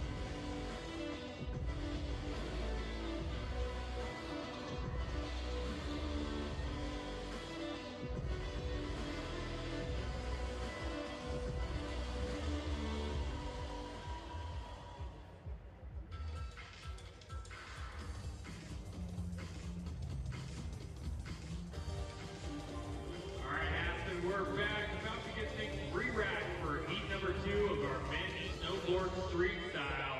We take a walk down Aspen. All right, we'll get back to it. We finished off and had go into some personals, but And here's a look at your schedule for the rest of today. The heavy hitters coming up. Big Gigantic going to move over from the street style course to the music stage. And then at 5:30, the Monster Energy Women's Snowboard Superpipe. Followed by the men's snowboard or ski superpipe, excuse me. And the Pacifico men's ski big air to cap things off. But don't leave. Make your way over to the music stage for Dead Mouse.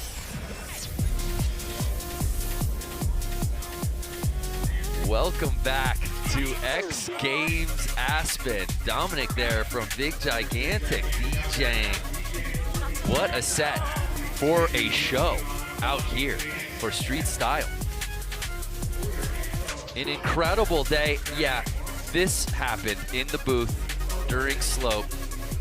The man who took the world by storm yesterday, Hiroto Ogawara, with the 24:30.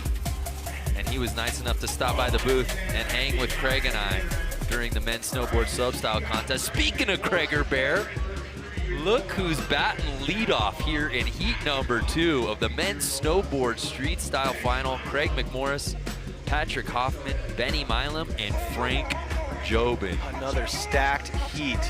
Heavy lineup, Jack and Haley. Where did Craig find the time to even practice for this? He found, to be completely transparent with you, no time. Okay, this should be interesting. I got to stand up for my mans here. It's simply remarkable that he is in this contest. I think he probably got a grand total of 45 minutes to practice for this comp because he's been doing the broadcast full time. Well, but if anyone can do it, it's Craig. With Zeb Powell pulling out, that created an opening, and Craig McMorris was our alternate. So here now. Is he going to ride the 205 centimeter for Zeb? Yeah, that's part of the deal. Yeah. Hey, Zeb's out, but you have to ride his board. There's Liam Brearley just sneaking in on that last trick. He will be in finals. Excited for heat number 2, another stacked heat.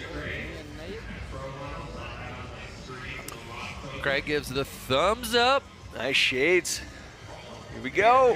Here we go. The Saskatchewan Rough Rider dropping in for his first attempt. Oh! There we go, man ramp. He's like, are you okay? Sends up the prayer hands. Craig got an incredible clip with dude. man ramp earlier. Wow. He did not break the position. No, Man ramp, that's he incredible. held it. That is a trained professional. You go to school for that. Craig going 50-50 through that drop barrier to a little bit of a lip slide there on that last one. There's a course feature, there's an obstacle, and then there's man ramp. Patrick Hoffman, our silver medalist in snowboard knuckle huck that he earned last night as an X Games rookie. I was going to say, that's Benny Milam. Patrick was in Knuckle Hug last night doing one-footers. Oh, and it was insane. Goodness. And here he is today, trying to go for, looks like, front board crail on the tail. What is that on the tail? Seatbelt? Well, yes, that would be a seatbelt. So here's Benny Milam. Nice gap lip. Looks like they're just kind of getting warmed up, similar to what we saw in heat number 1. Benny qualified via the Copper Pro just a few weeks ago. He has a really effortless style as well. Doesn't seem to get too high, too low. Frank Jobin dropping in. All right, 50-50 board slide. Saw Frank in big air last night out of Quebec City, 26 years old, an X-Games rookie. He killed it in big air too. I mean, even just to be a part of that competition yesterday for the elite. I see 1 foot strapped in. Oh, classic Speaking Krager of Bear. 1 foot. Okay. Suddenly just got really anxious. Going for the Craig! Oh, Craig! Oh! Flying into the fences there. Wow. What an athlete. I'd say give it to him. I mean, sure he fell, but he fell off the map. No, I think he rides away. I think he respawns after falling off the map. Look at that. Wow. Okay. Boom, Grabs boom, it, tweaks boom, it, is boom. able to get his back Hold foot back on. You would have rode away. You know what I think did it? I think it was that claim rev right there at the end that just pushed it through. And that moves Craig into 2nd place. Nice. So Benny Milam very early on, and Craig are in the top 2. If you're just joining us, only 2 riders, the top 2, will move on to the final immediately after this. Here's Patrick Hoffman. Oh, I don't think I've ever seen that before. Covered his eyes. Going for that board slide through the kink. Who even thinks of that? Gaps to the flat, board slides, absorbs all the kinks, rides the switch, whilst closing his eyes. Is there a name for this? Is that the peekaboo? Like, what do you call that? I've never seen that before. Here's Benny Milam. Currently our leader. Wow. On the upper deck down to the Jersey barrier. Going for that front lip transfer to board slide to the Jersey barrier. Here's another look at it. Look at the awkward pop that you need to have to transition that weight to be able to jump sideways from a board slide position. Not an easy trick, folks. Frank Jobin. Coming in switch for that switch back to 2-2. That's a staple in his slopestyle run. Totally. A beautiful thing. So stoked to see it out here in the street style. I know he wants to pull that back to regular. You think he was trying to pull it back to regular on that one? Definitely. Good. Back up to Craig McMorris. Currently in 2nd place, taking a page out of Knuckle Hug. Going in cab back lip. Very nice. Switchback lip, sorry. Perfect switchback lip. Craig, showing that you don't need much practice here. Practice. He said, put me, we talk about practice? Put me in, coach. Also, some housekeeping here. He and Mark, history makers here today. They become the winningest siblings in X Games history, passing Joni and Jamie Anderson's medal count, which was 24. Now the McMorris brothers, 25 medals. The most dominant siblings in X Games history. Craig really carrying his weight with that 1 medal to Mark's 24 as of today. Mark also moving up. All they needed was 1. That's it. All he needed was 1. That's it. And maybe he can add to it out here today, as he's currently in our top 2 with under Craig. 5 minutes to ride with. Here now, Benny Milam. Wow. Locked in. Benny Milam is locked in. Yeah, well said, Jack. Benny is such a great technical rail rider, as you see it here.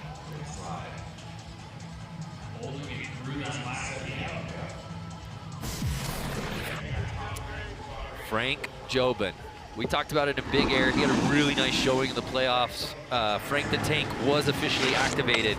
Can he do the same here in street style? like the way Frank's riding out here. He's not getting stuck on one trick and he doesn't make it.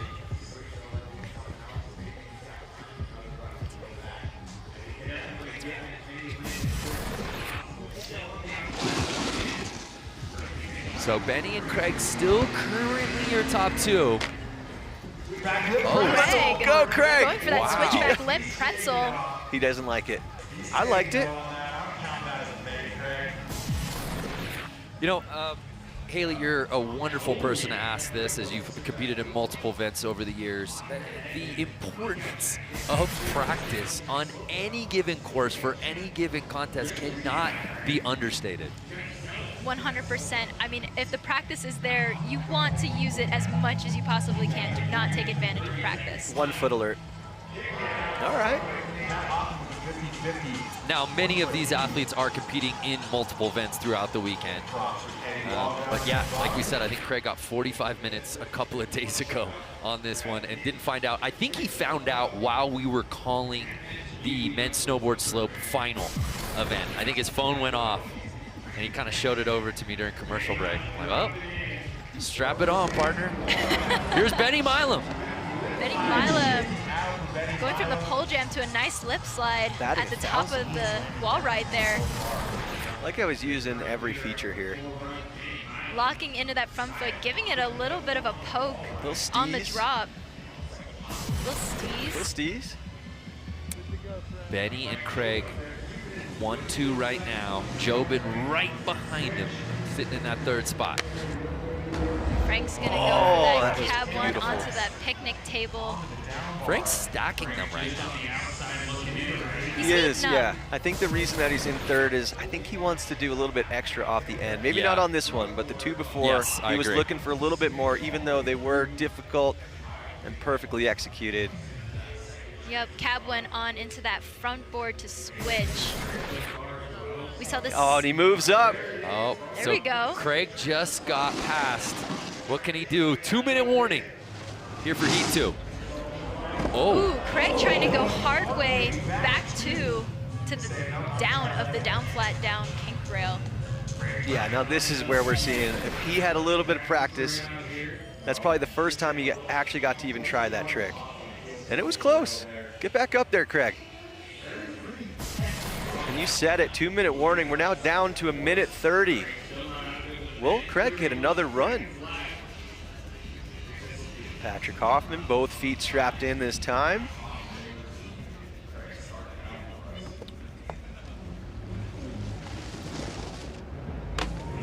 Oh! Oh, wow. Okay. Crowd pleaser right there. A little board slide front flip to zombie pose. And grabs it. What? Definitely the most creative approach to this that we've seen today. He has a must-see video part from last year, Brainwash. If you haven't checked it out. Oh, height meter all the way up. Pure bliss. Look at that smile. That is a great shot. Is that a still shot? Is that why he got the X Games mode right there for that reaction? And with that, Patrick Hoffman drops it. It jumps up into the top 3. Benny Milam, our current leader. Okay. Wow. Holy moly. Smooth as ever. Benny's been sneaky. Like, yeah, took over the top spot from the beginning and, like, no looking Never back. moved. 450 out. I don't think we've seen one of those yet today, have we? 4/5 commish. And then there was one. This should be the final drop of heat number 2. Frank Jobin. It's unofficial at this point, but in the top 2.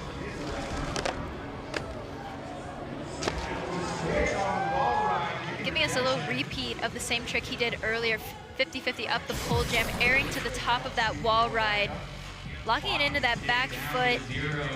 Seemed like he might have wanted to do more, knowing that Benny Milam is in 1st place. But if he feels good about getting in the final, maybe he holds back. So it's official.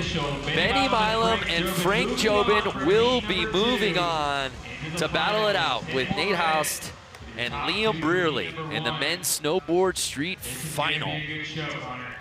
That is going to be insane. Yeah, I think there's going to be a lot more. I think they've held back. They did what they had to do to qualify, and now we're in for a treat. And Craig McMorris putting on a show. A lot of smiles, a lot of high fives. This was a great showing from Heat 2, but it's finals time when we return here at XGames Aspen.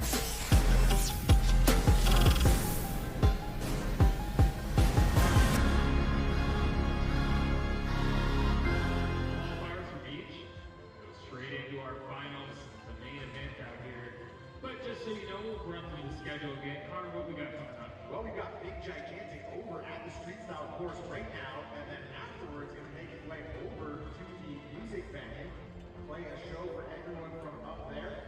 And then at 5:30, Monster Energy Women's Snowboard Superpipe. 7 o'clock, Monster Energy Women's Ski Superpipe. 8:30, our final competition, the Pacifico Men's Ski Big Air. And to cap everything off, we have Dead Mouse on the music stage. Brad J will have some sort of hat on, maybe a Dead Mouse, maybe we'll see awesome. And just bringing up Make-A-Wish against XGames Aspen 2025 welcomes Kevin Schreiber. Kevin, age 17, loves to snowboard, and snowboarding up on is his favorite. Favorite athletes include Zed Powell and Dan Brooks. And I think Nikki has a special guest down there. We toss down to Nikki and see who's with her. I'm going to let him tell you guys all about it, because I'm here with Kevin right now. Biggest smile down here out in the crowd. He's like one of the bros. He's hanging out with all the athletes. He's so embedded now in XGames culture. I know a little river that you got to ride with Zed Powell yesterday. I did. Honestly, the coolest dude, the best rider. Obviously, there's good riders too, but he's just like, his skis, everything about him is just great. Like his positivity, I can't explain it enough. Did he give you a board? Yeah, Super Ultra Blossom board. That board rides so well. It's so hard to ride at the same time. That is incredible. So what has been your most exciting moment of XGames up until this point? I don't know, there's too many to think of. The good news is you're still here.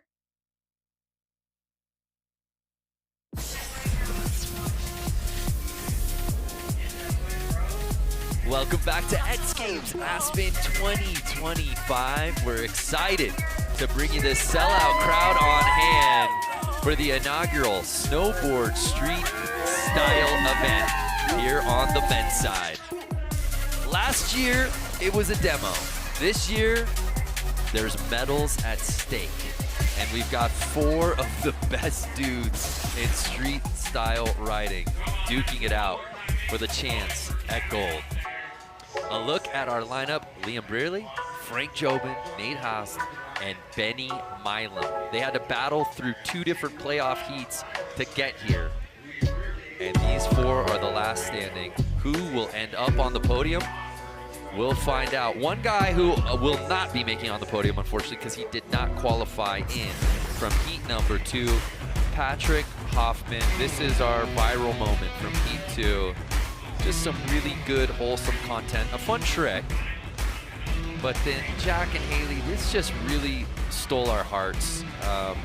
It's how he closed this thing out.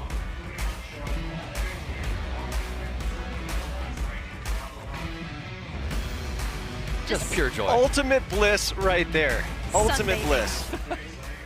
It must feel good to land a trick like that. Well, here we go. Enough talking about it. Let's be about it. 21-year-old Liam Brearley kicking things off. Wow. Oh, huge Gapping gap. to that lip slide pretzel on the down flat down kink rail. High speed gap right there. Couldn't get enough pop off the end of it. So close though. Oh, almost had it. Just didn't quite get that 270 around there. So here's Nate Haas. Qualified first in heat 2. What's he got? First trick. 274 fifths. Commish. Great way to start. Nate is in the house. I like the T in parentheses. Yeah, we get it. Thank you. Hey, as we get this thing going, let's also bring in the fourth member of our team to get a real vibe check down there, Josh Ecker. Guys, the vibes down here are just immaculate. When these guys hit the rails, the crowd just loses their minds. Let's see what Frank's about to do right here. Whoa! Wow. Yeah, the crowd liked that one. We like that one too. Definitely.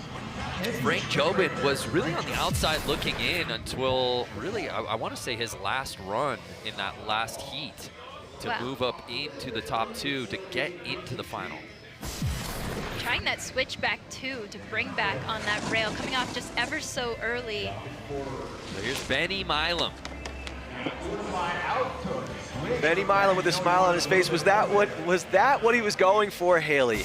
Didn't really look like it. I think we saw it in the playoffs, going for that gap board slide, wanting to go 270, but was just too locked in. Too locked into the middle of his, in between his bindings.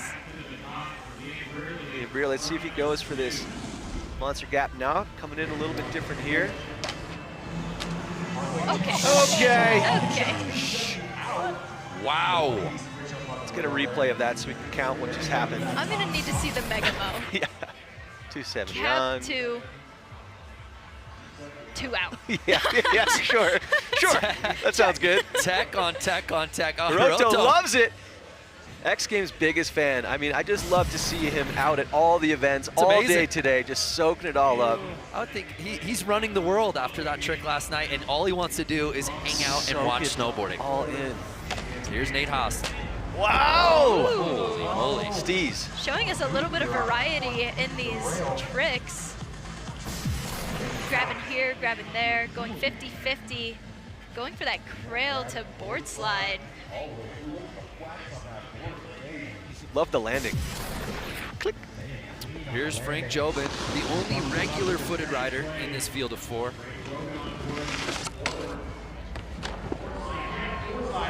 Another board slide gap, board slide, yep.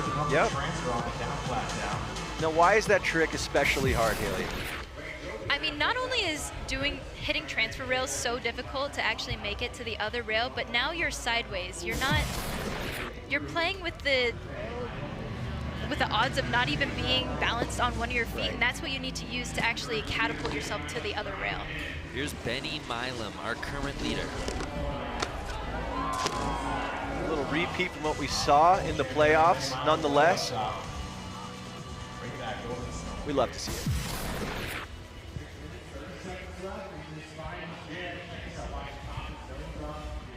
Love the steezy little exit there, the little tail poke shifty.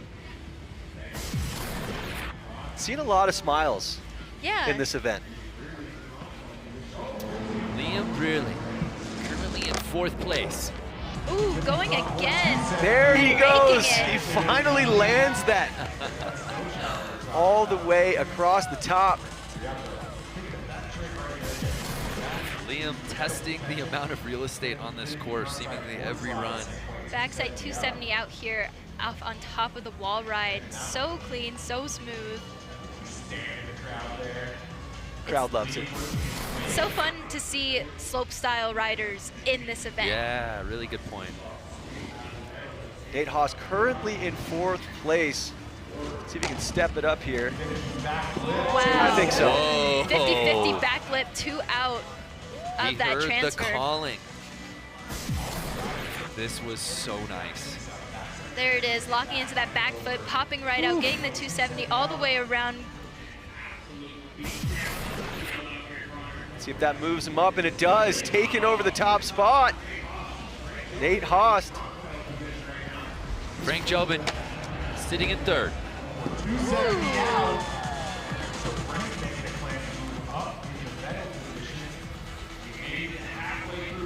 So Nate Haas, by the way, taking overall top spot after that one. There's the cab 1 tail press, drop to front board. 270 out.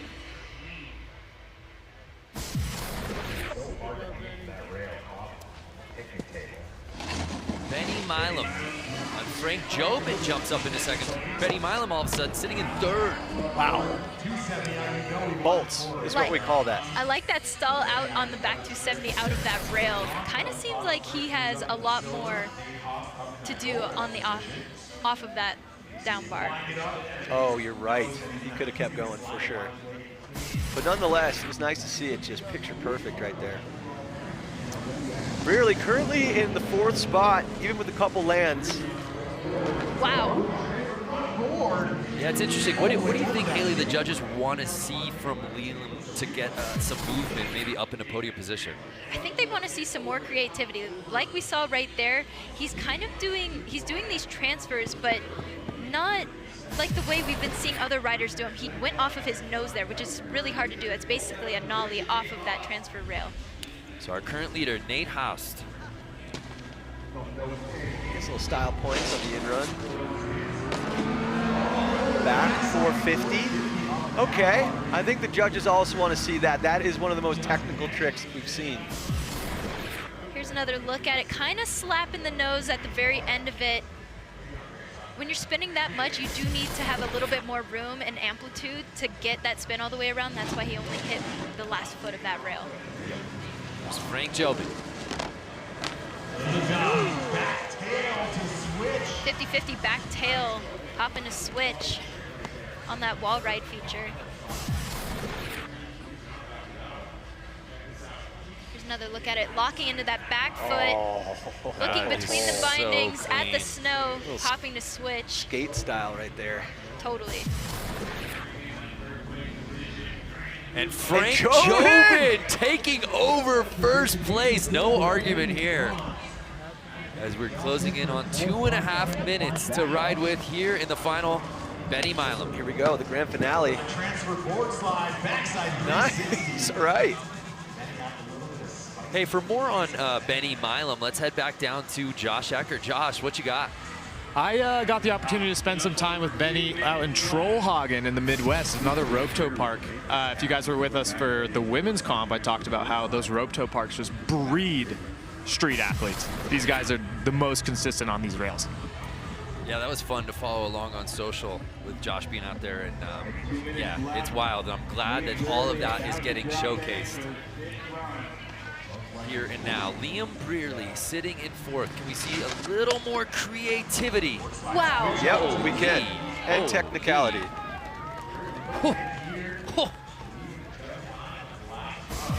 Excited to land that one. Here he is, popping it over, getting in between the bindings, back to out.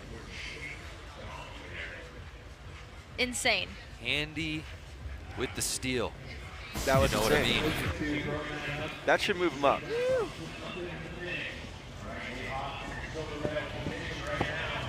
So Nate Haust got first place taken from him on last attempts by Frank Jobin. Can he grab it back? And Liam Brearley, by the way, jumping up into the top 3. Going again for that back 450. Oh, he does hold on! Wow. Little crab walk. How did he manage to hold on to that? Oh. Back 450, gets a little bit more of the rail that time. Holding on for dear life, riding away from that. Here it is again. Officially in X Games mode, Nate Haust. Hold on, hold on.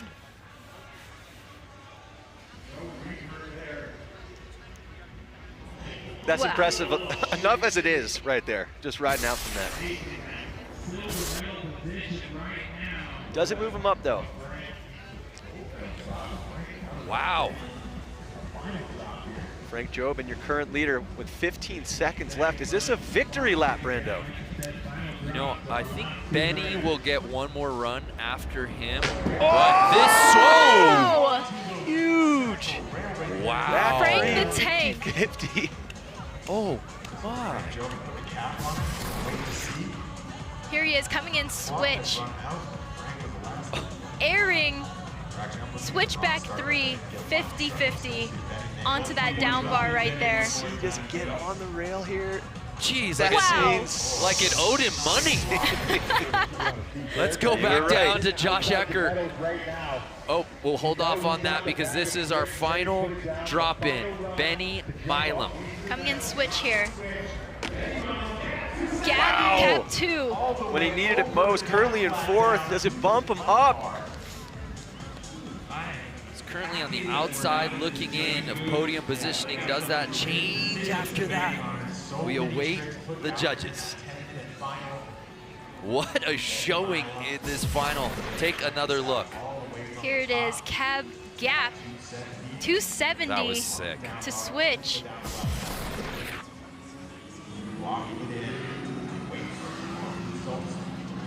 We await the results here in the men's snowboard street style final. Suspense is killing me. It's a Not gonna nail lie. biter.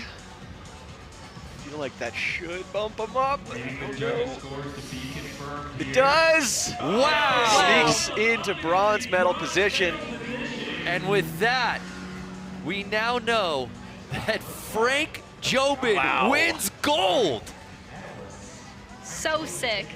The kid from Quebec City takes home gold here in the men's snowboard street style final. Let's head down to Josh, who's with Frank.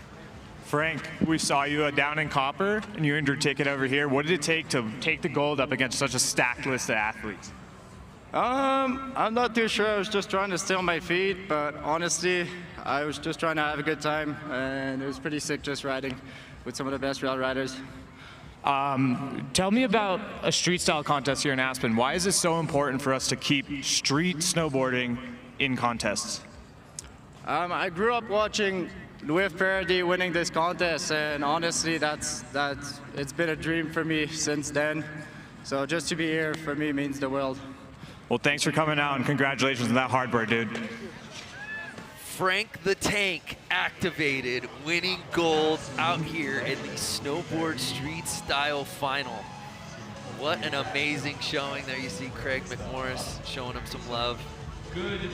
What a fun event. Congratulations to our entire field. And Frank Jobin earning gold out here today. When we come back, we'll hand out the hardware. More from Aspen after this.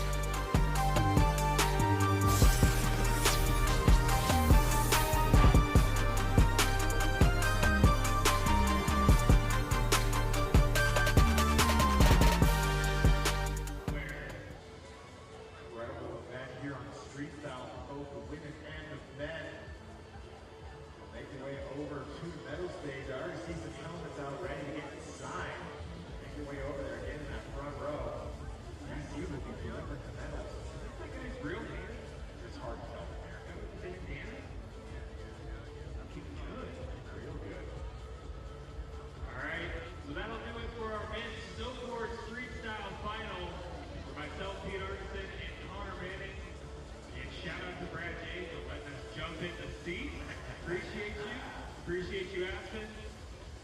We still have a full list of comps still to come, so stick around out here in Aspen. Thank you, guys.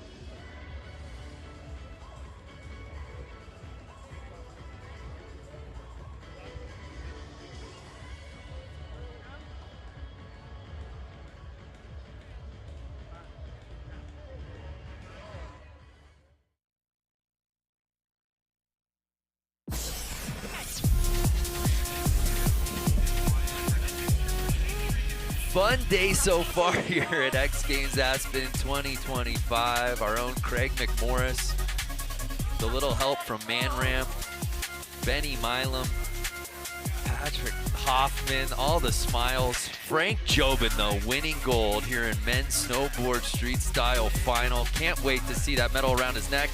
Let's head over to DC to do just that.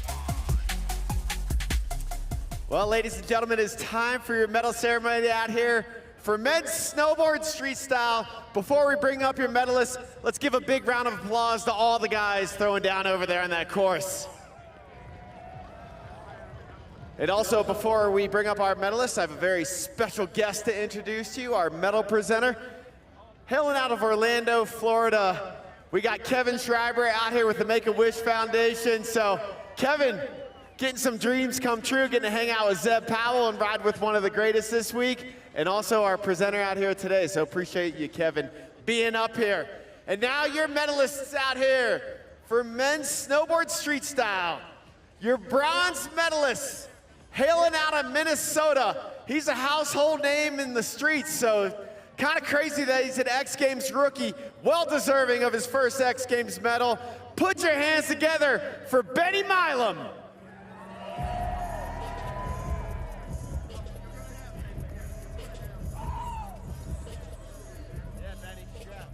One more time, let's hear for your bronze medalist, Benny Milam.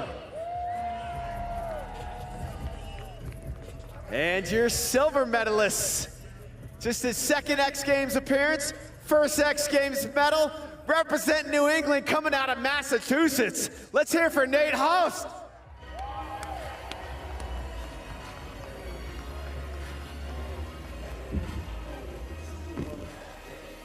Yeah, represent that East Coast snowboard culture. One more time, let's hear it for your silver medalist, his first X Games medal, Nate Host. And your gold medalist, coming out of Quebec City, another X Games rookie. He had to battle it out through the qualifier back in December, getting up on the top spot. Let's hear it for Frank Jobin.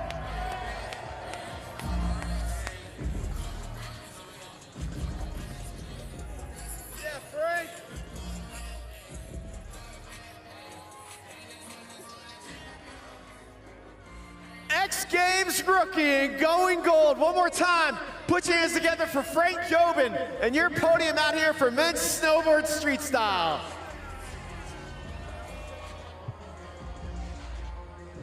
And there you see it, another rookie making his name known. Frank Jobin representing for Quebec City. An incredible performance at this inaugural medal event. Last year was like a demonstration. This year we said, you know what, let's step up to the plate and give the medals that are due.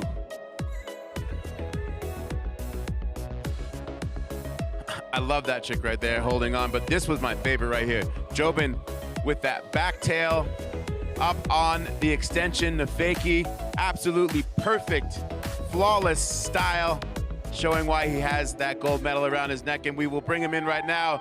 Hello, Frank, this is Salema Masekela. Congratulations, my friend, on getting your first ever. I'm sorry? Thank you, Salema. You're welcome. I heard you mention Louis Paradis when you were talking to Jack earlier. What does it mean for Quebec City and just for the history of street snowboarding where you're from to get this gold medal? Oh man, I'm so happy street style is back. And when I said like I grew up watching these guys going to X Games and winning a gold medal, and that's honestly that's slopestyle back then in big air. It felt unattainable to me, and then that's really what I wanted to do.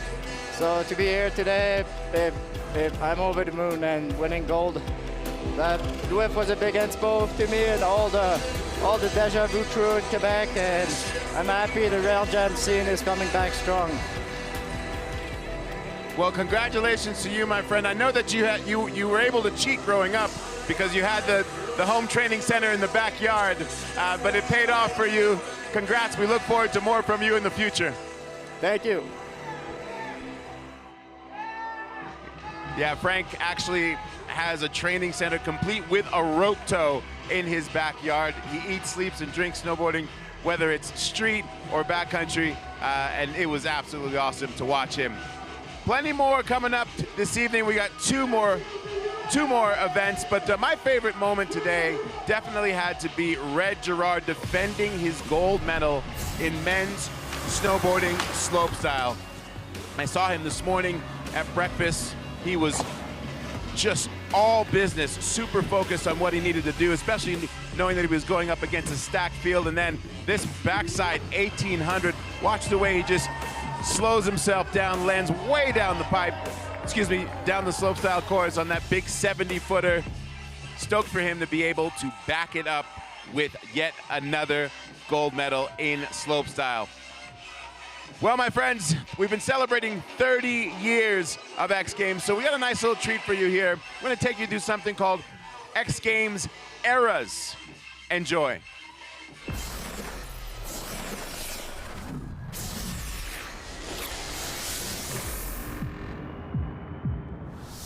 One of the most beautiful things about Aspen sports is that the parameters of what's possible are constantly open to being challenged. There are plenty more firsts. In the X Games, you can tell when something big is going down and you can appreciate it. You can feel just this positive energy.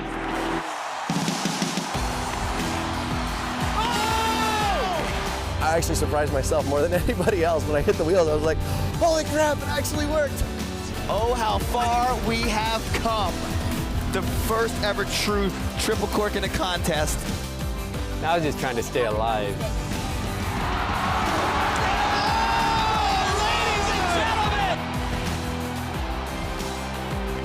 History being made. 100, the first time ever. Ladies and gentlemen, you just saw history made at Winter X Games. Thinking about it 1080s, like, wow, I can't believe I even tried that. Oh! Are you kidding me? Every X Games, there's a milestone that's made. I've seen so many firsts, and they're usually here.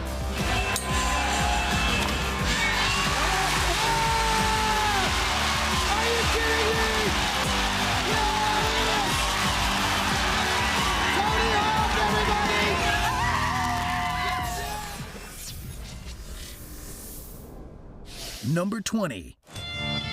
As of Winter X Games 2005, no siblings had ever finished 1-2 in a winter event.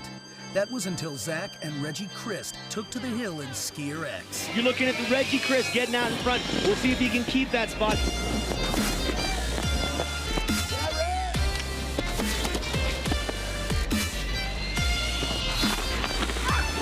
Reggie Christ still in the lead here. Reggie Christ has not lost it since the beginning. Enoch Cavaggio in second, Zach Christ's brother in third.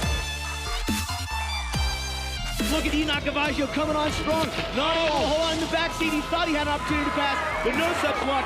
Reggie Christ will earn his second gold medal. Wow, absolutely phenomenal race right there.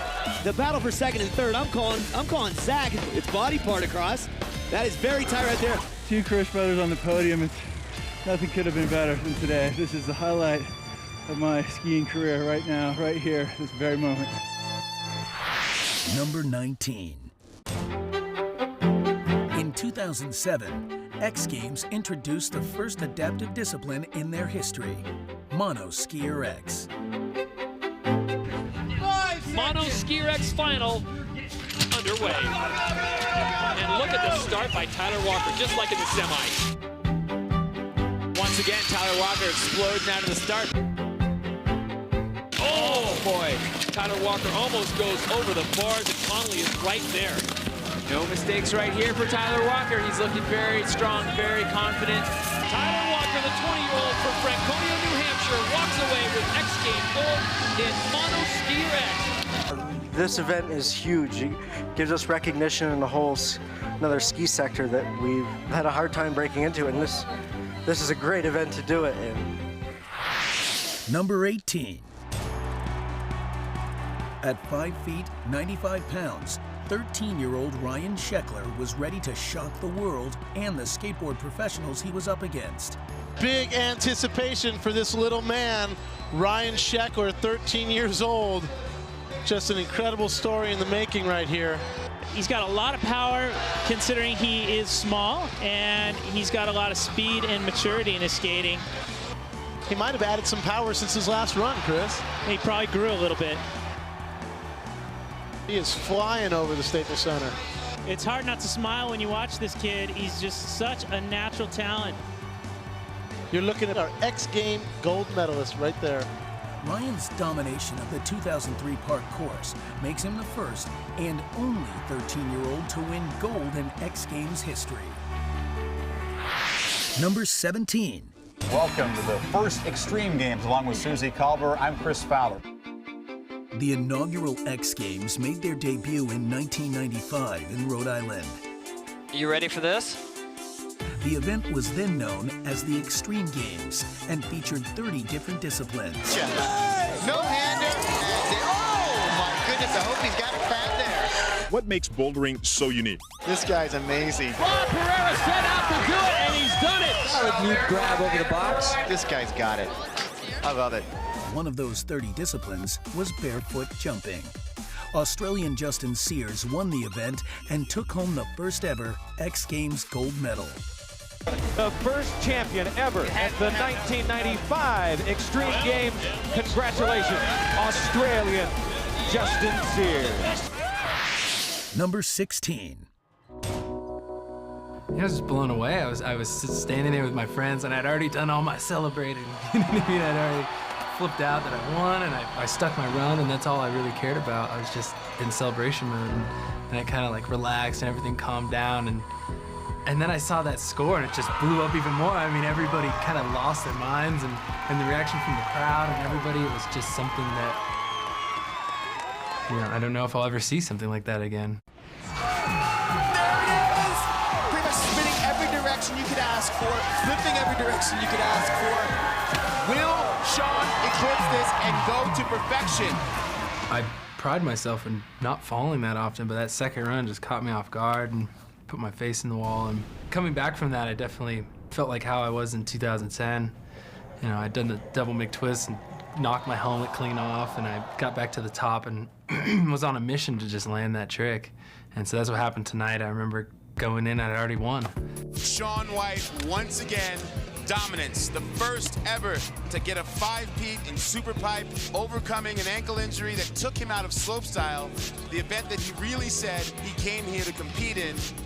I got here this morning and I wasn't feeling 100%, but as for tonight with the halfpipe, I was using all that angst from not being able to compete in slope to really put it out there tonight, and you know, you can see how excited I was to actually be healthy and riding strong.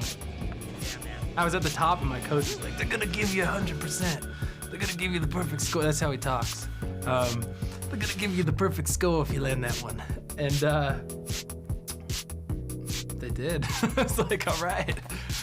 Some Mama Cleo, you know, a little foreshadowing. Third and final run for your gold medalist, Shaun White. Let's just lay back and see if he throws that Frontside double cork 1260.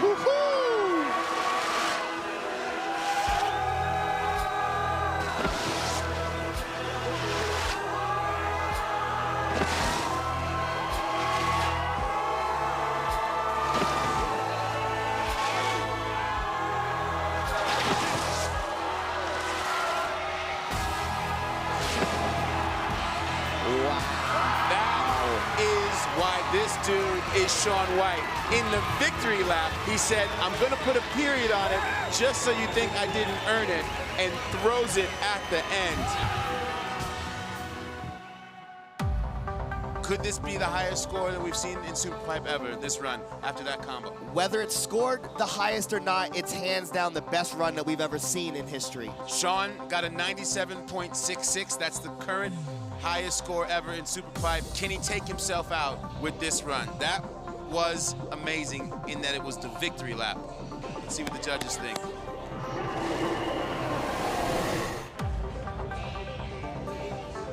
Ladies and gentlemen, something big is about to happen to cap off this Winter X Games 2012.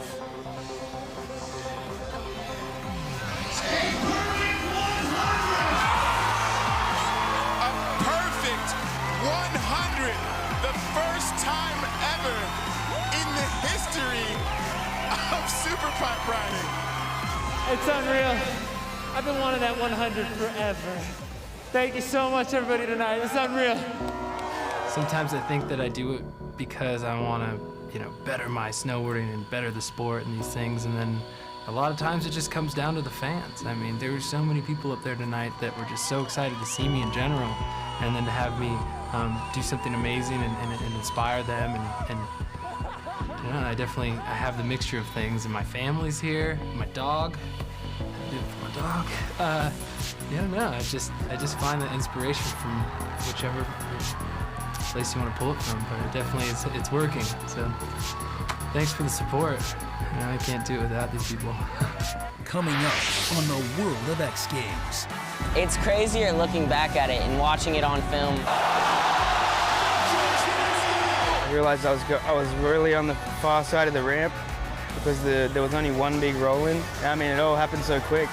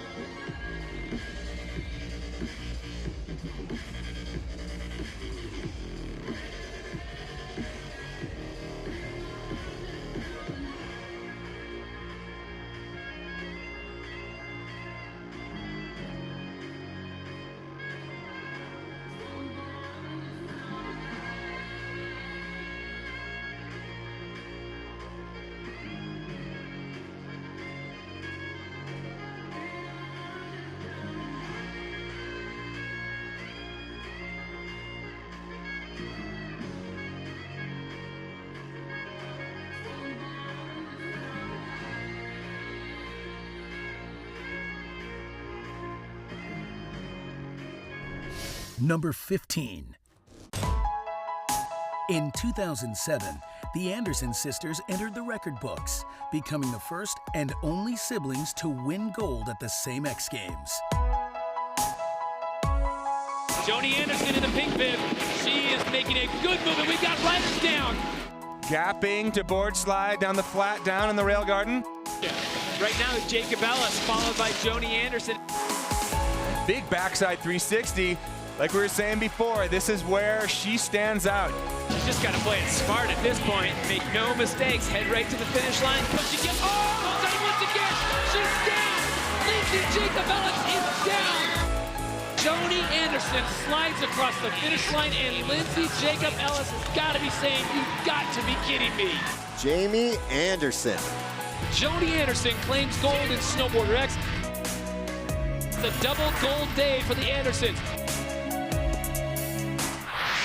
Number 14. Shaun White has quite the checklist of firsts in X Games competition and wanted to add 2 more in 2010. There is Shaun White, the man, the myth, the legend, trying to make history with the three-peat and trying to bring us new tricks we've never seen before here at X Games. Well, out of the gate, Probably one of the nicest methods I've ever seen. Look at how huge he's going. That first backside air was bigger than anything he did last night, and there's his double cork 1080.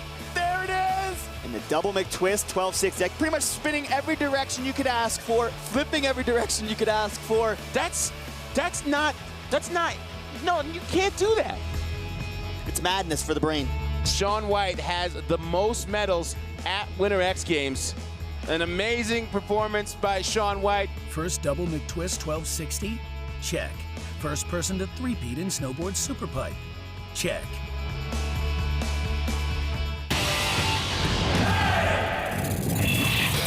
Here's a sports science breakdown of one of Shaun White's high-flying Superpipe runs. Out of the gate, Shaun takes a straighter route to the half-pipe entrance than many of his competitors. By avoiding turns, Shaun helps minimize friction that would slow him down. Shaun then jumps into the Superpipe, increasing the height of his fall. More time to fall means more time to accelerate. And acceleration is key because every mile-per-hour lost ultimately equals 3 less feet of amplitude. Once inside the 500-foot-long Superpipe, to increase his speed at takeoff, Shaun utilizes a technique known as pumping. Just like pumping your legs on a swing to go higher, Shaun uses pumping to increase his angular velocity. He crouches during the flat section of the half-pipe, and as he enters the curve, lifts his body and arms up. This moves Shaun's center of gravity closer to the center of rotation of his curving path in the pipe, increasing his overall velocity. For amplitude, the ideal line to cut up the Superpipe's 22-foot walls is angled between 80 and 85 degrees. And on this run, Shaun rides the line right at about 85 degrees, maximizing momentum, speed, and ultimately height.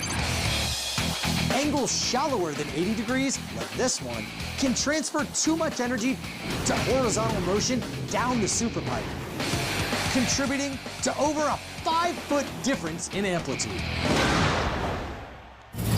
But none of this matters if Shaun doesn't nail the takeoff.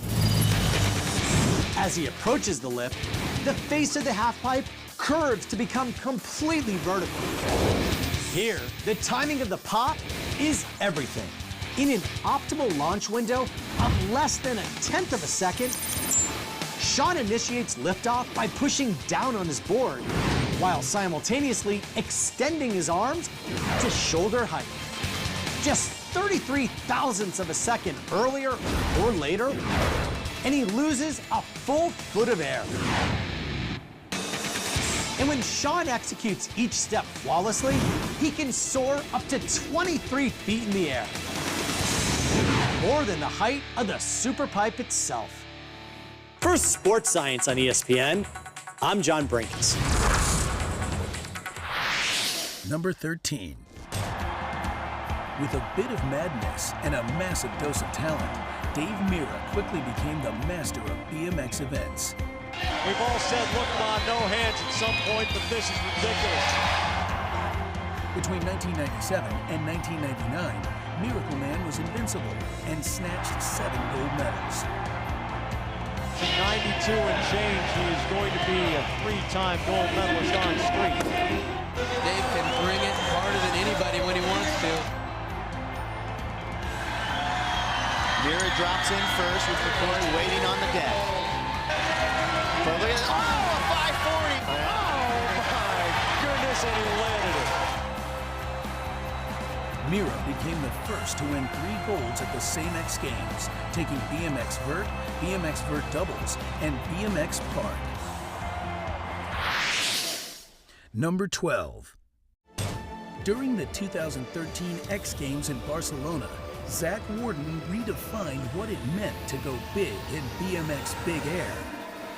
Zach Warden back in the mix. Oh, yes! He pulls it clean! Triple whip. Come on, get it, Yes! Yes, he's done it! Oh, my goodness! Oh, my gosh! There's so much going on in this trick. So much going on. You're doing a backflip while you do a bike flip, and then throw in a late tail whip. Look how clean he landed that, feet right on the pedals.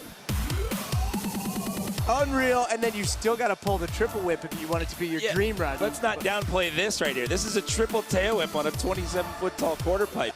Wow, what an epic run that was right there.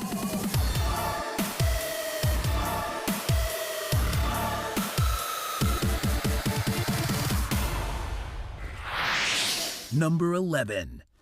Will we see something that's never, ever been landed on dirt before? Let's listen to the crowd and watch as Chuck goes for history.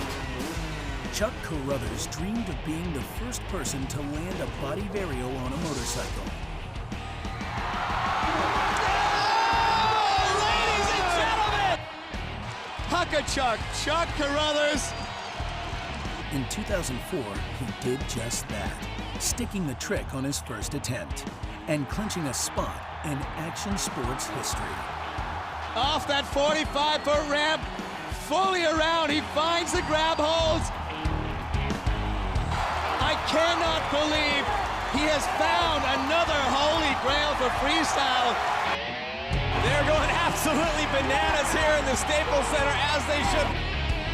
Chuck Carruthers gets his first ever medal at X, and it's a gold one.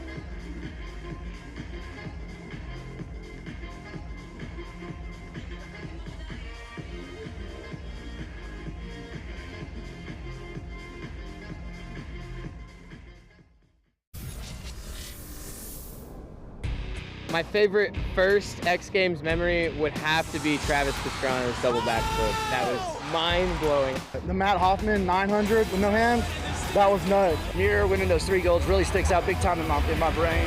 In 2012, when Shaun White got that perfect score on the Superpipe. Zach Wharton 2 years ago, the bike flip, backflip, late tail whip, I almost threw things in my house. Like, it was insane. Hands down, my favorite X Games moment has to be Tony Hawk's 900. That, for me, was a pivotal moment in why I picked up skateboarding. And it was the smoothest landing live I've seen in my life. I almost peed myself. It's just the constant evolution of skating and wanting to push yourself further to be the next, new thing and see how far you can take the sport.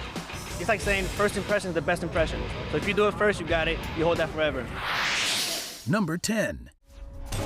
In 2007, Jake Brown stood at the top of the ramp trying to pull off the first 720 over the Big Air Gap. There was still tricks every year being done that are new, but it was really new back then. Like 720 hadn't been done even over the gap. 720 off the Big Gap? What? Like, that's a video part thing. That's never happened in the contest. What do you think we can expect from Jake right now? Going for the 720 to a big 540. He had to carve across the flat bottom so that he could spin the way he wanted to, coming in with all the speed in the world. I mean, it all happened so quick. There's 720. Oh, he's gone! Are you kidding me? But it came at a heavy price. Just wanted to make it and made the 720 and roll tape. Oh my God! Oh man, that was the heaviest slam we've ever seen. Oh my God! I realized I was really on the far side of the ramp because there was only one big roll in. Felt like it took forever. He just kept going away from the coping towards the flat bottom, and no one had ever seen that before. When he finally impacted, I remember seeing him sort of make that turn last minute in the air, which I think saved his life. His shoes, did you see that? I'd never seen someone land and slam so hard that their shoes exploded off their feet. Well, that is awesome. Are you kidding me? Is he up? He is not standing up. There's no way he could be standing up from that. Unbelievable. He is walking right now after that slam. The man fell from the sky over 50 feet. The last thing in a million years I or anyone else in that building expected was for him to get up. Jake Brown is a warrior. That was one of the craziest things I've ever seen. Number 9. At Barcelona in 2013, 16-year-old Mitchie Brusco attempted to land the first 1080 on a skateboard in X Games competition. I practiced it a little bit about 2 years before that, and then I kind of just forgot about it. He really never tells us what he's going to do before the contest, because everything changes within the moment. I was skating well that year. I did some other tricks I've never done. Another 1080 attempt. Are you kidding me? Mitchie Brusco with his first 1080 ever made. I knew I could spin a 1080, so I pretty much tried it, and it worked out, and I landed it, and then it was like that surreal. It was that quick. It was crazy. Oh, my heart! It was incredible. I was standing there with my daughter, and we hugged and screamed and yelled. He's the third person ever to do a 1080. First one that we've ever seen at X Games. It was a relief, definitely relief, because something like that can kind of weigh on you. It was like a monkey off my back when I finally kind of landed it. Oh, Mitchie Brusco! It's crazier looking back at it and watching it on film. Wow, I can't believe I even hit that going backwards, and then watching how much I spun and then how I landed. It's crazy to look back on. Oh, shoulders back, pride. It's kind of cool that everyone's like, oh, you're the kid that did a 1080. But now, thinking about a 1080 is like, wow, I can't believe I even tried that. Number 8. I never told anybody I was going to do it, but I knew it was in my head, and I was getting up on the vert ramp, and I looked down, I saw my wife was there for motivation. At the 2002 X Games, BMX pioneer and legend Matt Hoffman became the first athlete to land a no-handed 900 in BMX competition. Matt's definitely... Oh! I don't believe it! I cannot believe that just happened! He just threw a no-handed 900! I remember popping the lip too hard and thinking, oh, I'm going to over-rotate this. But then I took my hands off, and it slowed me down. So then I just widened my hands a little bit, and I was like, wow, I can control my spin better. So I just slowed my spin down and with my hands off. That was history made! Mira can't believe that one either. Everybody on the deck is freaking out right now. That is the craziest thing I've ever seen. 900 has got to be the hardest trick in the book.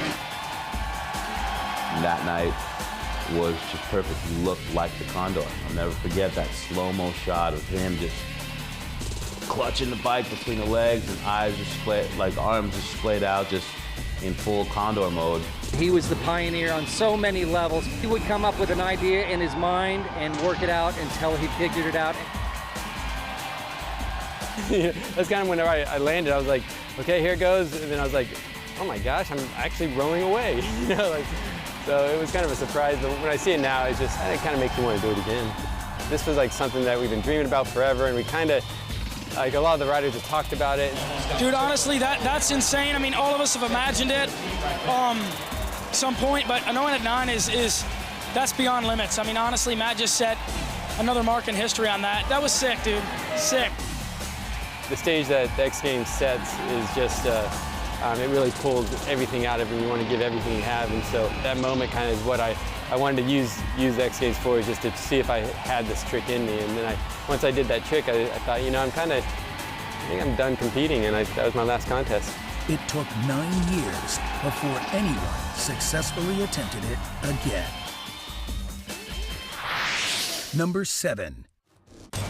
In 2011 at the Winter X Games in Aspen, Kelly Clark had a lot more on her mind than just winning gold. She was looking to make history. All right, now the big question. Look, Kelly Clark is going to win the gold medal. It's not about that. It's about the first ever ladies 1080 in the Superpipe. Progression of women's snowboarding. It's in full effect, and here she comes. Let's hear it for Kelly Clark. History being made. Heck yeah. That was awesome, Brad. Kelly Clark already had the gold, but she chose to take a victory lap that will be written into the history books forever. I've been working on it for a long time, and you know, it's just amazing to be part of a sport and just that's progressing, and to do that, I hope it does a lot for women's snowboarding. Progressing women's snowboarding is exactly what her 1080 did. Number 6. Mark McMorris wanted to be the first person to land a triple cork in snowboard competition, and at X Games 2012, he did just that. Mark McMorris going for the triple. Does he have enough time? Oh! I cannot believe my eyes. Oh, how far we have come. Backside triple cork 1440. 4 full rotations.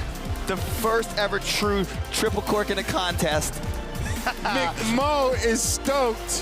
What a night for snowboarding. First ever triple cork. It didn't look probably the smoothest, but it was a triple cork, I guess, so I'm extremely happy. Coming up on the World of X Games. World record, 75 foot. Here we go, backflip number 1. That was the first time that anyone's seen a backflip that wasn't off of a super kicker. Planet Earth, you have just witnessed double backflip, back to back.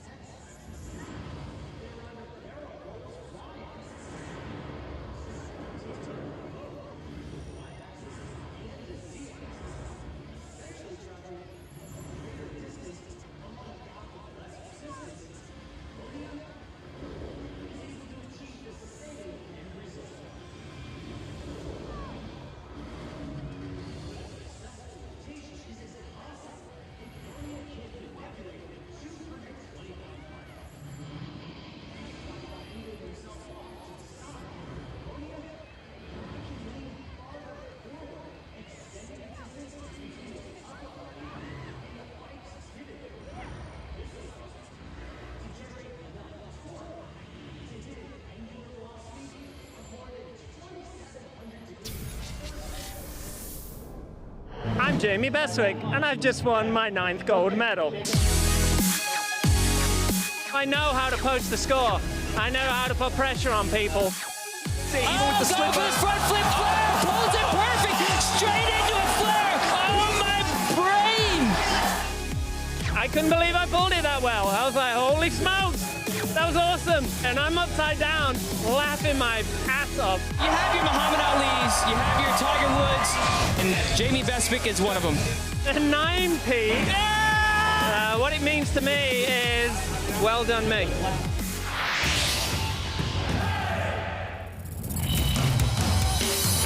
Skateboarders and BMX riders have their tricks down to a science, and the keys are rooted in simple physics. Here are some of the principles at work. Acceleration, the rate that velocity changes over time. To accelerate, skateboarders pump their legs, like you pump your legs on a swing set to go higher. Pushing down with forces up to 5 times their body weight, and then straightening their legs raises a skater's center of mass as they ride up the wall. This added work increases the overall energy, and the result is acceleration. Momentum, the product of mass and velocity.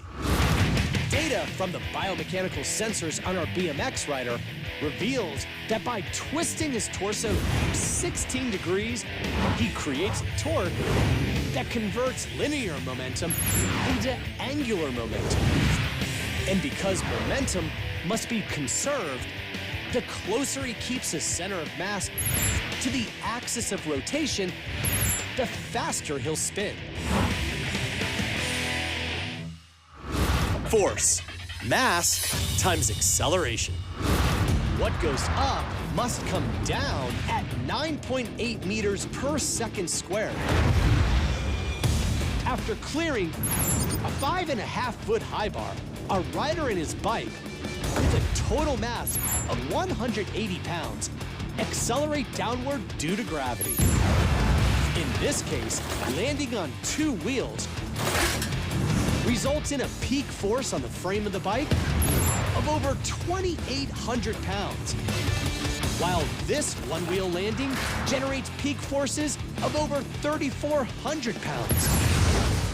But during this landing, the rider's knees and hips flex and extend over 100 degrees, dissipating the forces. Even though a bike's frame experiences higher peak forces in a one-wheel landing, the rider can actually experience less.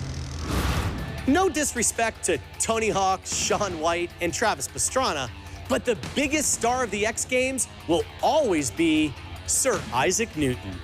For ESPN Sports Science, I'm John Brinkus. Number 5. Taking women's half-pipe snowboarding to the next level. Hopefully it'll inspire some more girls to start throwing them and stepping it up, because I know that women can. Elena Height proved at X Games Aspen 2013 that it doesn't matter if you're male or female when you make up your mind about being the first to land a big trick. Here we go. 1, 2, And that is what it's about. Elena Height with the double alley-oop rodeo. Never been done, female or male, half-pipe riding. Hey, history being made. How does it feel to land Sean's trick? Yeah, it feels pretty good. Number 4. Mike Metzger is known as the godfather of freestyle, and in 2002, he attempted to be the first rider to pull off a dirt bike backflip at X Games.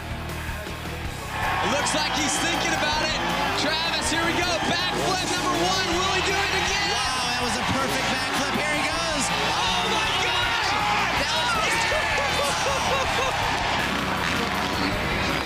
The Mike Metzger backflip, dirt-to-dirt backflip in Philly was crazy. That was across the 70-footer, and that was the first time that anyone seen a backflip that wasn't off of a super kicker. world record, 75 foot. I am so blown away.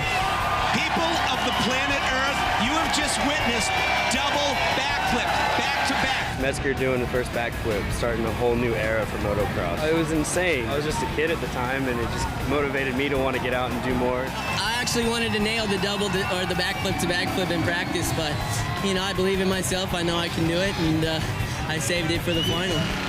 He was coming in really fast, and you're like, okay, what's he gonna do here? And then he just sent it, and that was cool. Crowd just went absolutely bonkers. I think the crowd understands, ladies and gentlemen. I'm not even waiting for the judge to score. Mike Metzger just stomped not only his first medal at X Games, but his first gold medal at X Games.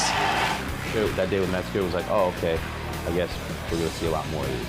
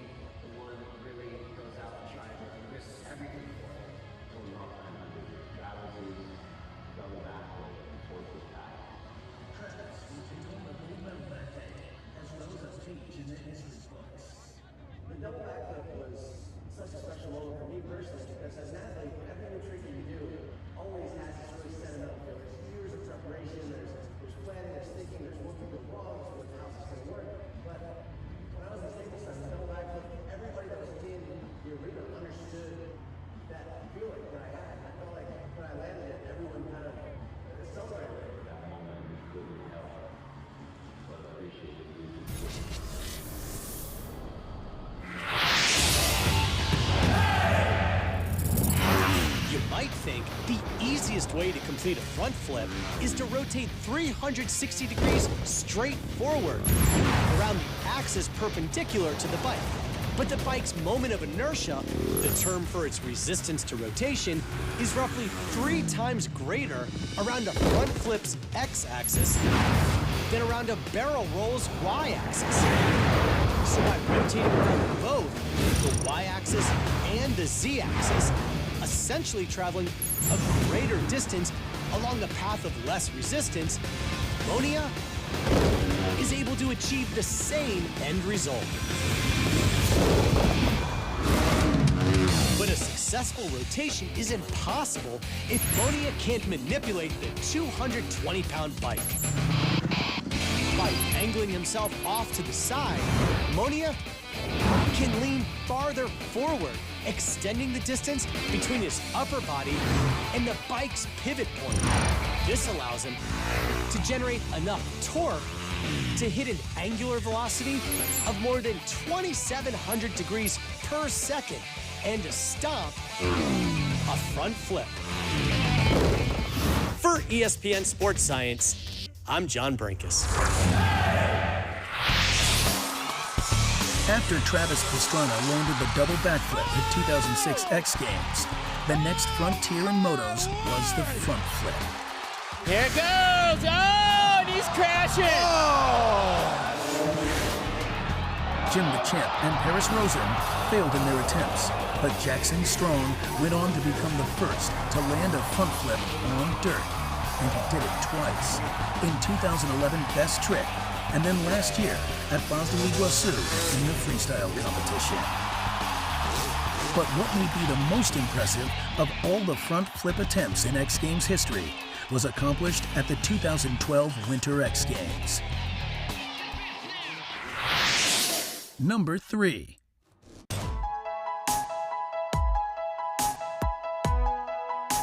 Heath Frisbee wants to go for the front flip. In 2012, Heath Frisbee attempted to become the first person to do a front flip on a snowmobile. The front flip, bringing this to X, this is not only unheard of, but I didn't think possible. And this is it, Heath Frisbee, folks. Come on, Heath. Yeah! Oh, yes! Ladies and gentlemen, you just saw history made at Winter X Games. No one will ever be the first, besides Heath Frisbee, to do a front flip on a snowmobile. This is truly a breathtaking event for him. I mean, I set a goal for myself, and I've always told myself, like, if I focus on one thing, I can do it. Number 2. I don't know what it was about that night, but it had been windy, it had been cold, you know, all those things that come with being in San Francisco in the summer, just a dice roll. And this night was just perfect. It felt like you were in SoCal. And then it began. Here he comes, ladies and gentlemen. He ain't giving up. He never gives up. That's how come he's who he is. Remember that. That's how you get to the top. At one point, kind of given up on because I thought, you know, I've tried everything I can. I've tried to make it in the best of circumstances, and I didn't. I actually broke a rib the one time that I really tried to make it. Try, miss, but he kept trying.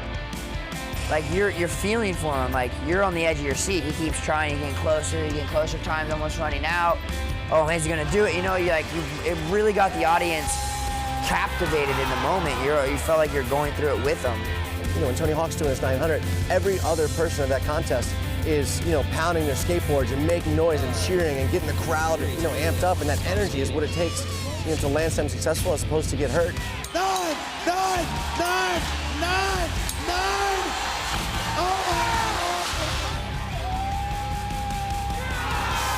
Finally, this happened. You know, I'd never chased a trick for so long.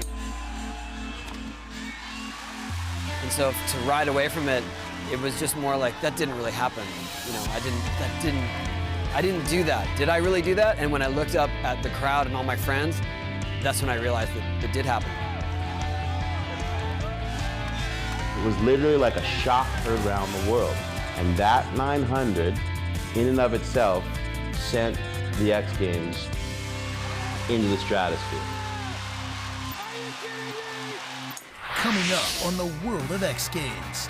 The energy in the Staples Center, such a level of anticipation that I've never seen before. Just turned into Superman and pulled it flawless. I think that's kind of the epitome of what X Games is. Perfection, it didn't even look real.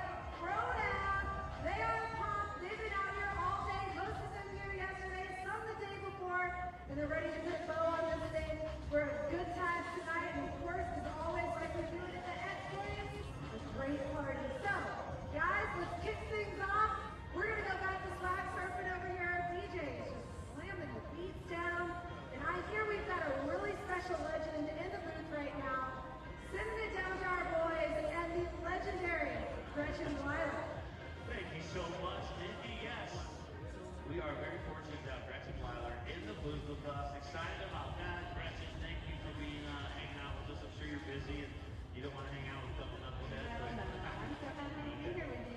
So, I mean, you look at Aspen here, 24 Number 1.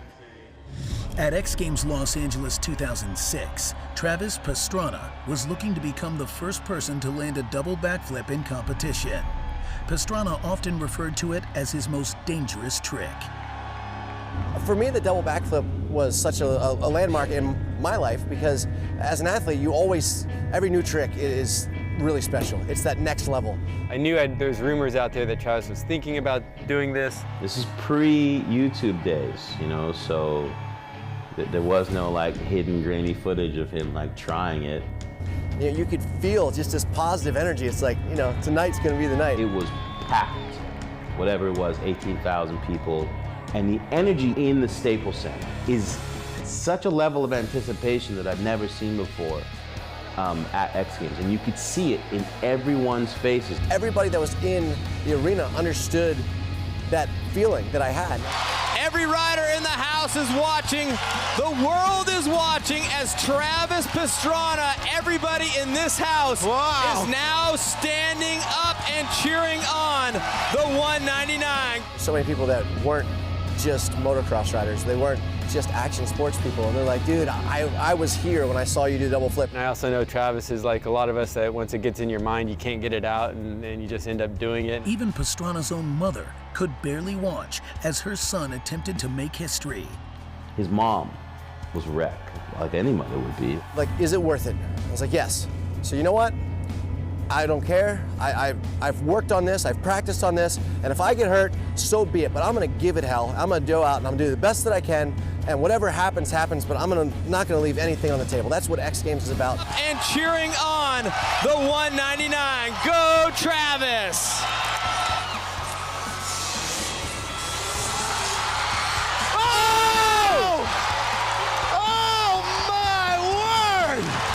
Double backflip from Travis Pastrana. Are you kidding me? How many times can you find the Holy Grail in one building? When he took off to when he landed was perfection. It didn't even look real. And then when he landed, you lost it like, you know, you were in a Southern Baptist revival church. Like he's done so many times, just turned into Superman and pulled it flawless, and it was just brought the house down. I actually surprised myself more than anybody else. When I hit the wheels, I was like, holy crap, it actually worked. To pull the double backflip off here, I promised myself after the first time I did it that I would never do it again. Here we are at X Games 12, and this is an awesome feeling. I was watching that live, and I think that's kind of the epitome of what X Games is, just watching someone push their sport that far, that far past what anyone else was doing at the time. It's amazing. Seeing Travis double backflip, you know, all those things were things that everyone knew was possible, but who was gonna be the one that really goes out and tries it and risks everything for it? Tony Hawk's 900, Travis's double backflip, the torch was passed. Travis would take home the gold medal that day, as well as a page in the history books. The double backflip was such a special moment for me personally because as an athlete, every new trick that you do always has this really sentimental feel. There's years of preparation, there's planning, there's thinking, there's what could go wrong, there's how's this gonna work. But when I was in the Staples Center, the double backflip, everybody that was in the arena understood that feeling that I had. And I felt like when I landed it, everyone kind of celebrated with me. At that moment, you couldn't help but appreciate that you had just witnessed something that was never seen before and probably would never be seen again at that level of first.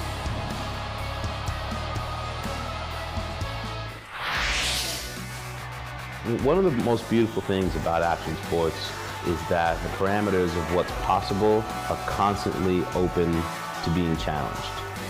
There are plenty more firsts. Ladies and gentlemen, you just saw history made. Every X Games, there's a milestone that's made. I've seen so many firsts, and they're usually here. The first time ever.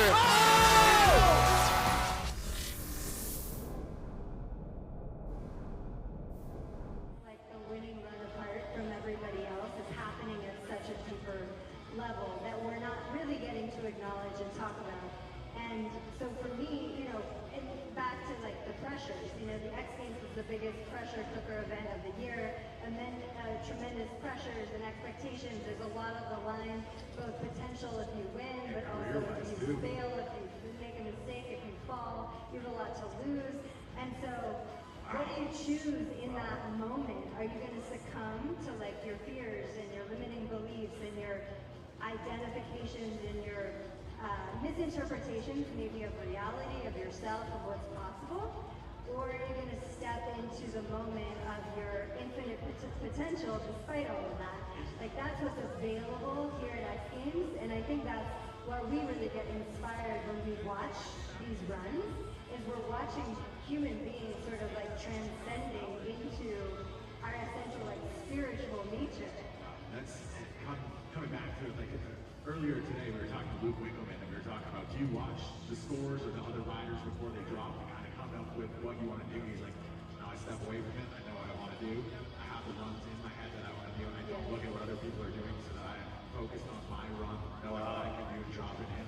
I feel like that's a very similar thing to what you're speaking. Yeah, it's literally a consciousness that we can practice, that we can learn to step into, that we can learn to claim, that we can learn to live. And, you know, this half pipe tonight, these riders, these women are going to be faced with a hard, icy, fast, scary half pipe with thousands of people watching. It's not necessarily like the nicest conditions to ride under. It's a lot of pressure. There's some fear there. And in the face of that, and this is it's such a human experience, right? Because in life, we're all faced with scary, hard, challenging experiences in life. Yeah.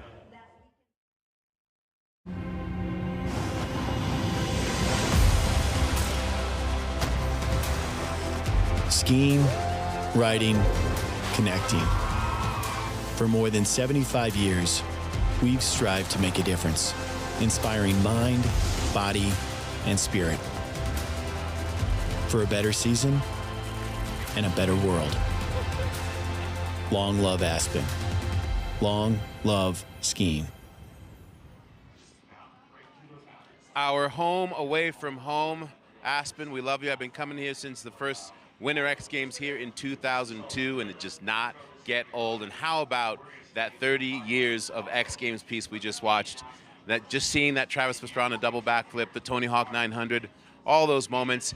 And that last quote at the end, I said that 15 years ago, that the possibilities for first at X Games are infinite, and we've seen that in real life this weekend. And I welcome in with that somebody who had a very long road to get to the X Games since you were young, Red Gerard. First of all, congratulations on backing up your gold medal with another win today in men's snowboarding slopestyle.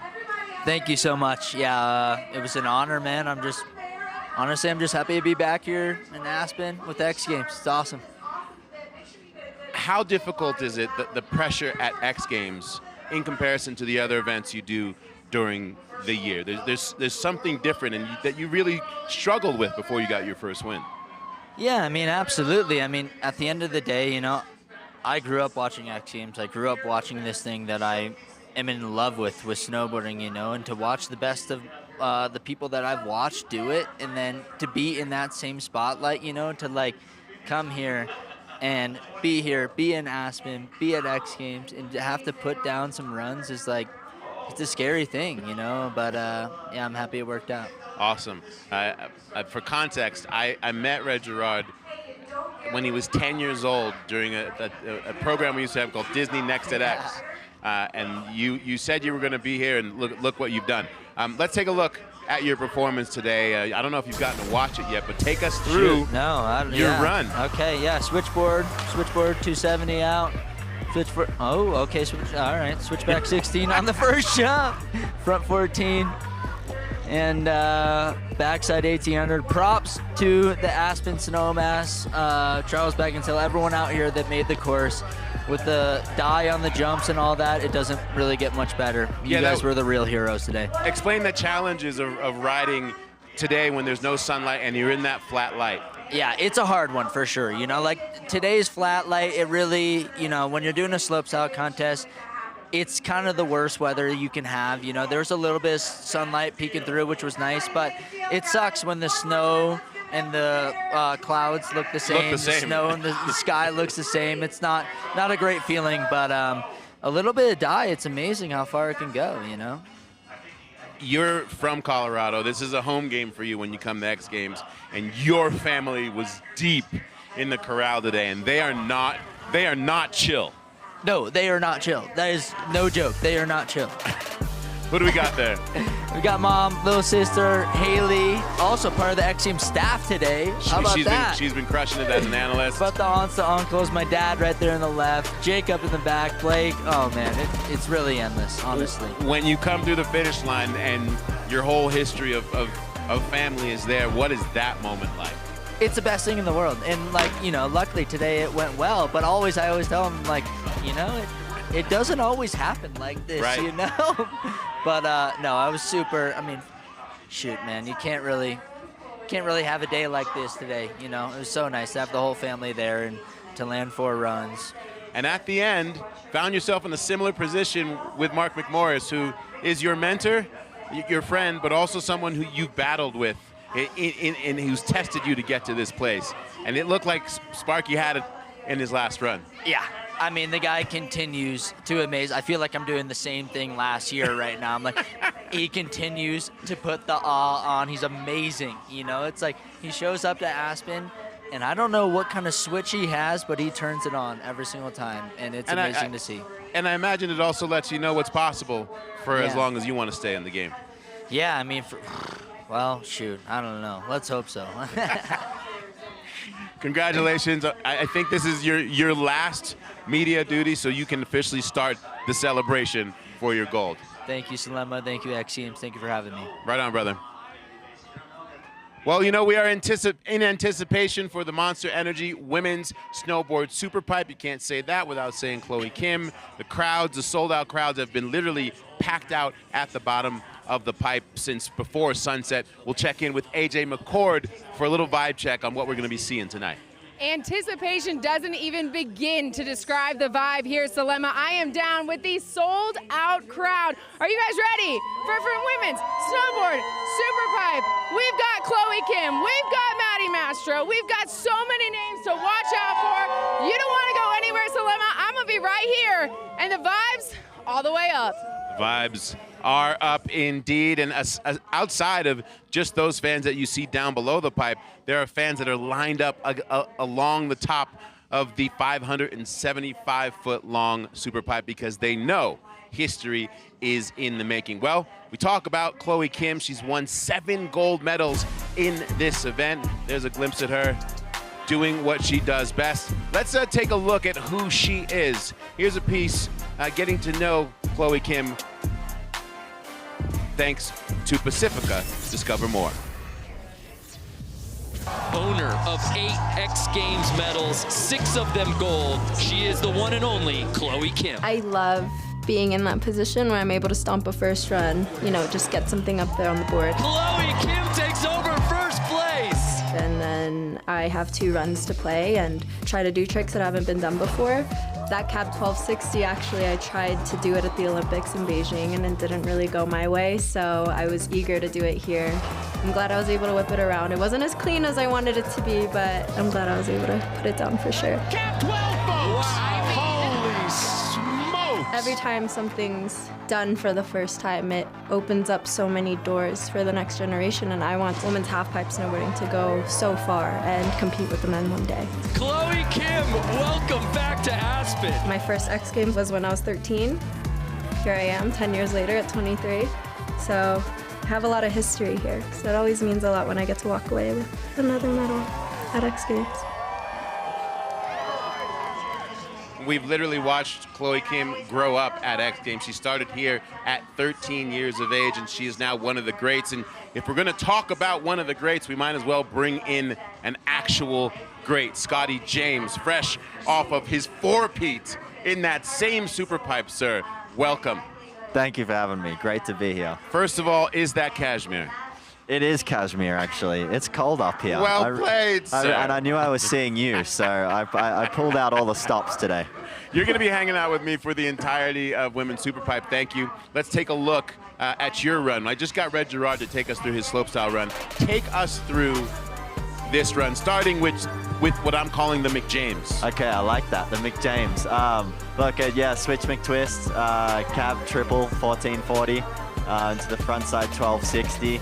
And then this is where I land and I go, okay, I got to finish it. So I go into the back 10 and then finish on one of my favorite tricks, the switch backside 12. So yeah, honestly, I was so stoked to land it. So modest, so humble. The internet literally exploded more about the backside 1080 grabbing stale than the switch McTwist after lots. Every single post I saw, people were like, back 10 grabbing stale, who does he think he is? Yeah, no, honestly, it's probably actually one of my favorite tricks in the runs beside the switch McTwist. I think for me, it's been really important when I'm building my story in the pipe. I like to look at it that way. What kind of story am I trying to share for what inspires me? So trying to get a good dose of soul, which would be, you know, the switch McTwist, and then adding in some special grabs on the back 10. Specifically for snowboarding. Real quick, before we throw to the venue, to Superpipe, your anticipation for tonight, I'll start with Chloe Kim. Yeah, I mean, I just heard her say she wants to compete with the guys. I genuinely think she could compete. She rides switch backside. She's technically incredible. I have all the respect for her in the world, and you know, she's definitely a favorite for tonight for sure. Well, I'm excited that we're going to have you with me. We'll check in and with the team up there. Maddie Mastro, of course, is going to have something that she wants to say about that. But now, enough talking about it. Let's be about it, and we'll head up to Superpipe. Monster Energy Women's Superpipe. Take it away, Brandon Graham.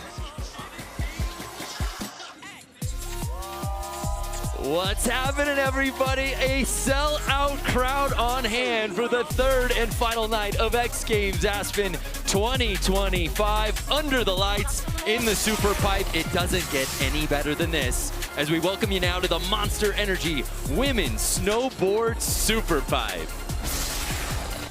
What's happening, everybody? Brandon Graham, Craig McMorris, and the X Games legend Haley Langland. We're so excited for this one because it's headlined by the queen of pipe, Chloe Kim, on a quest, Craig, for that 8th career X Games gold. I don't know if this is true, but if Chloe Kim doesn't like the color gold, she's going to be having a bad time. She has a lot of it. 2 Olympic golds, 7 X Games gold medals in this Superpipe. One more, she ties Shaun White. So possible history being made. She's got front 10, she's got cab 10, she's got it all, Chloe. But Haley, she's not the only one in the field. No, that's right. My personal favorite of tonight is going to be Mitsuki Ono. She was hot on Chloe's heels last year, being one of the only girls to keep every trick within that 10 to 12 foot amplitude range. She is so technically inclined. She's able to land really high on that tranny, maintain that speed up to the next wall, and that's why she maintains her amplitude. And quite honestly, I'm excited to see the progression that she has for us tonight. We got a battle brewing. Remember, Chloe Kim, podium perfect in 9 X Games appearances. Got a new format in 2025. For more on that, let's head to the 4th member of our team, Jack Mitrani. I'm so excited, I just can't hide it. We've got a new format, starting with the playoffs, 8 riders, 2 runs, best run counts. Top 4 are gonna move on to the finals for another 2 runs. Score's gonna reset back to 0 in between there. And let me just tell you, from what I witnessed behind me in the practice, mark my words, this is going to be the greatest women's snowboard superpipe contest we've ever seen at X Games. I'm so excited. Whoa! All right, well, we've talked Chloe and Mitsuki, but let's meet the rest of the field of competitors out here tonight. Hello, my name is Keral Kesayet. I am 35 and I'm from Sabadell, Spain. I'm Maddie Shafrick. I'm 30 years old and I'm from Steamboat Springs, Colorado. My name is Xue Tongcai. I'm 31 years old from Harbin, China. Hi, I'm Sara Shimizu. I'm 15 years old. I'm from Japan. Hi, my name is Gawon. I'm 16 years old. I'm from Korea. My name is Maddie Mastro. I'm 24. I'm from Wrightwood, California. I'm Mitsuki, 20 years old. I'm from Japan. Hi, my name is Chloe Kim. I'm 24 and I'm from Los Angeles, California.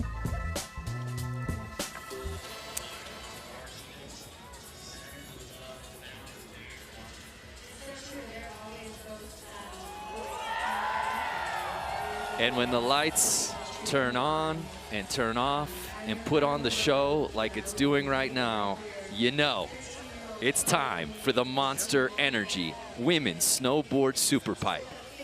Live from Buttermilk here in Aspen. A beautiful look at perhaps the most iconic venue in all of action sports, Craig. It is. It absolutely is. 575 feet of X Games Superpipe. The wall's 22 feet high. That just goes to show when these athletes are going 10, 15, even 20 feet above that, simply ridiculous. Well, this crowd has invaded Buttermilk, ready to watch some potential history making. And we're ready to set it off. Making her 11th X Games appearance out of Barcelona, España, Queralt Castellet. Owner of 3 X Games medals, including a gold she earned back in 2020. At 35, she's the oldest competitor in the field, but she does have the hardware to back it up, and she will be a podium threat out here tonight. Folks at home, what you got to watch, Q puts a lot of switch tricks in her run, so her natural way of riding is right foot forward, as you see right here. But watch as she goes down the pipe. Wow, right there, nice little. Here to fakie and then a switch backside 540, Haley. Yeah, Q's putting together quite a nice run. She's small but mighty, folks. Nice 9-foot air there into the backside 900. Count it! It's a good one to put down, first run. Full pull to kick things off here in the Monster Energy Women's Snowboard Superpipe. And again, this is the playoffs. This is the playoffs. Playoffs? So we were wondering, oh, that's another great look. We were wondering what the strategy would be across all disciplines with this new format. Would the athletes play it safe and do just enough to earn their way in? Everyone is going huge right out the gate, Haley. Definitely. I don't think that anyone wants to sit in a space where they don't feel comfortable with the run, a warm-up run, basically. You want to go out and throw your best to solidify that top qualifying spot.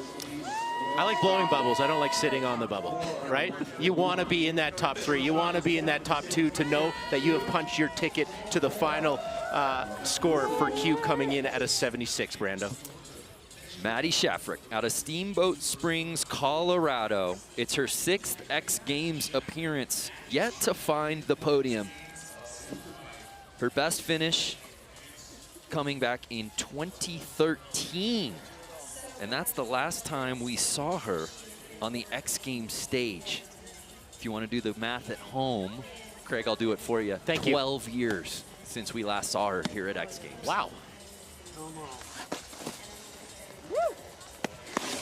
Do you think the nerves would be more or less than the first time she dropped in, Haley? I would have to say more. I mean, You're coming off a 12-year hiatus into the most progressive arena of women's snowboard halfpipe riding. I would be shaken up for sure. Also, last time she competed at X Games, Chloe Kim had yet to compete here. Wow.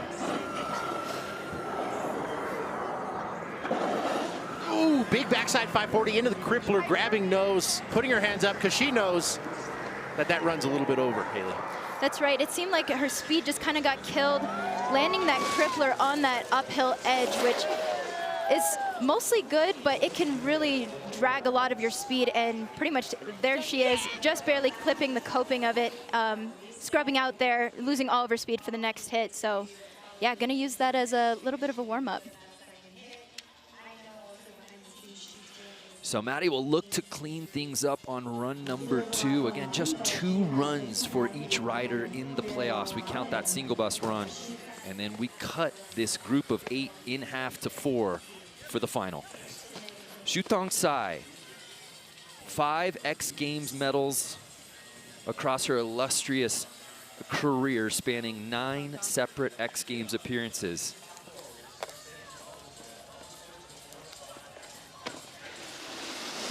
Four bronze medals, 1 silver.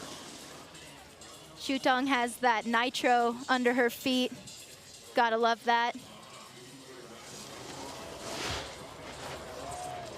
Started snowboarding at 10 years of age.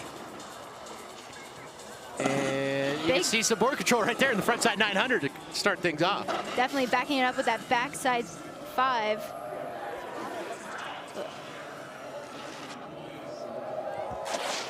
Air to fakie, and then that cab 7 just takes down. It's high. Yeah, you can see on that last hit there, the height meter was at the lowest it was for those 4 hits. Just seemed like she was kind of slowing down, not really taking the edge and letting it run through the middle of the pipe.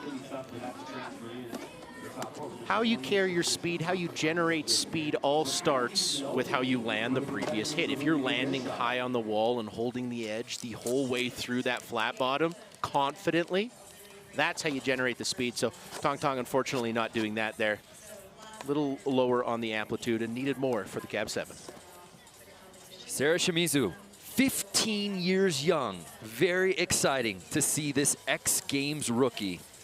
She's the youngest competitor at all of X Games Aspen 2025. 15 years old, 2 months. Yeah, she picked up a win at Copper in December of 2024 and was kind of a shock, just kind of burst onto the scene and surprised everyone with those back-to-back 900s. Yeah. But that's kind of the way it goes. I see a young Chloe Kim bursting onto the scene out of nowhere, right? Like, that's how legends are made, for lack of a better term. I don't like that song, but I like that term. Regular footed rider dropping in, backside wall here. Gonna go for a big backside 5 there.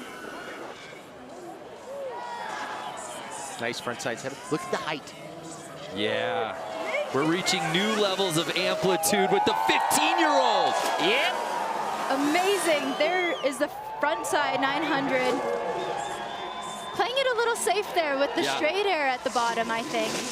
Caps it off with just a backside air, but she had that frontside 900, good amplitude, very clean throughout the entirety of her run, Brando.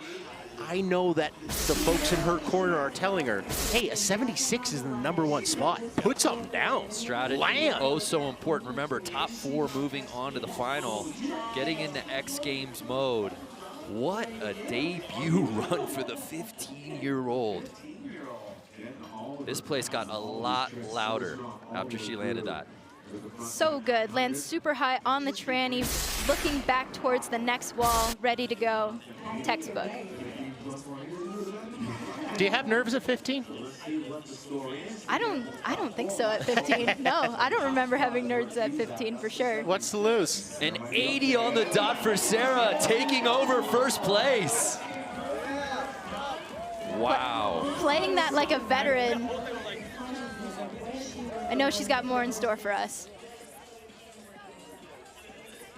Well, speaking of exciting debuts, Gaon Choi, who's still just 16 years old, won gold 2 years ago when she was 14 in this event. We didn't see her out here last year. Gaon says, don't forget about me. So much talk about Chloe and obviously Sarah Shimizu, but Gaon Choi is a force to be reckoned with. We expect her on the podium, Haley. Switch backside 900 on her first hit? The confidence she's taking into this thing. Riding with such finesse. There's the frontside 900 there. Backing up with a backside 900 going down there, but man, if that's the run that she was trying to put together, that's gonna be a very progressive run for Gown. And you know, when Chloe left for those few years, Gown kind of filled her shoes, more or less. And so it's gonna be really awesome to see Gown and Chloe get that final head-to-head. Yeah, Gaon, when she won at 14 years, 2 months, she became the youngest woman snowboard Superpipe gold medalist ever, beating Chloe Kim, who had previously held the record when she was just 6 months older.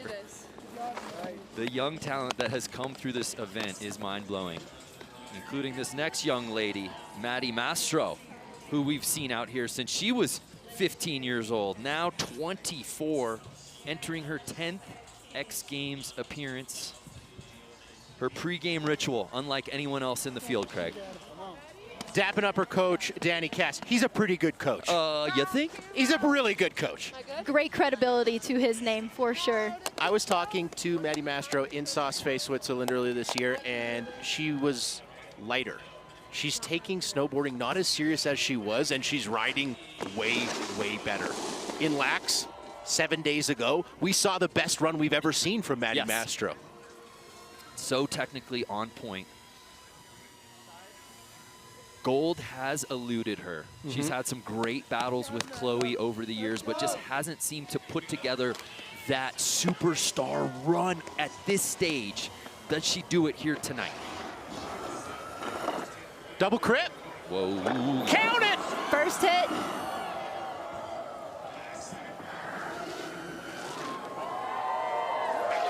That frontside 540 stalefish, or a sky hook, if you will.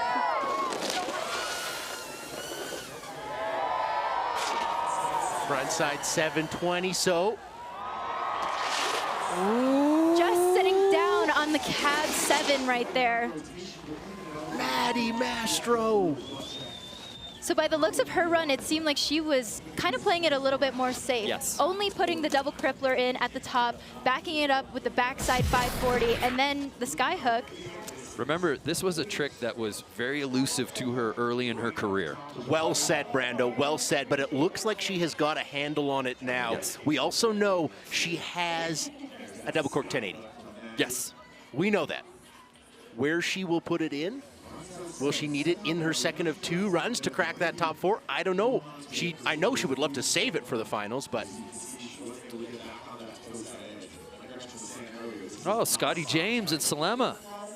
They like what they saw. So a 54.66. To your point, Krager, even with that run, it does currently have her in the top 4 with just 2 riders left to drop in for their first runs. But these next 2, they're pretty good too. No doubt. No doubt there. There's a great shot from Lax Mitsuki Ono, owner of a silver medal earned here last year. Really burst on the scene just a couple of winters ago. And as you said, Haley, so technically gifted and can go trick for trick with anyone in this field.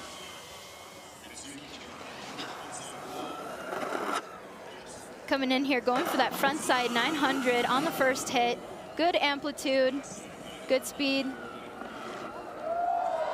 Trying to maintain it. There's the front side 720. And the cab 900 there. What? Choosing not to take that last Interesting. hit. Very interesting. Haley, you mentioned this in the open. What you love about Mitsuki is the amplitude, and if you watch that number the entire way down, just north of 9 feet, that's huge. She keeps it pretty consistent, which I think is something to take note of, because keeping your speed and maintaining it in a half pipe like this is extremely difficult. All half pipes are made different. Locks is a little bit of a steeper pipe, so a lot easier to maintain your speed. But when it comes to the X Games half pipe, it's a little bit on a flatter pitch, so you actually have to utilize your legs and pump and, you know, use those foundations. No room for error in this super pipe. So Mitsuki Ono, by the way, a score of 69.66 puts her up into 3rd, and Maddie Mastro on that 4th spot. Happy to be back on my board, Chloe Kim. You know the resume, but one thing that stands out to us is just the refreshing transparency I think we've been seeing. She's been talking about having fun again on her board. She's getting on Instagram, kind of recapping things that are going on in her day-to-day that we didn't see in the past. It's got to be more liberating to be Chloe Kim right now in 2025. Well said. Ooh, very sketchy takeoff. There's that method, the switch method.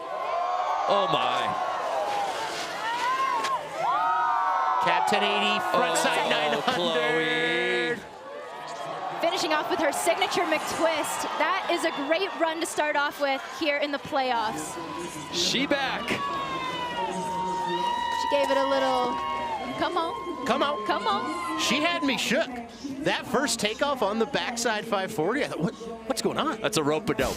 It's a rope-a-dope. She knew what she was doing. Look at my left hand, look at my, boom. But Hit you look with at the the right. switch method. Yeah. So high. Good old Danny Davis right there. That's a beauty. This cab 1080 right there. I'm so blown away by how difficult it is to ride up a Superpipe wall on your switch heel side, then go 12 feet above that, and then kick out a method. Chloe Kim does it all. Officially in X Games mode, Chloe Kim with an 86 takes over the top spot. She is 1 of 1. She's here to defend her gold, and the fans love having her out here. Chloe Kim in first place after run 1 here in the playoffs. Run number 2 set to go off when we return here at X Games Aspen.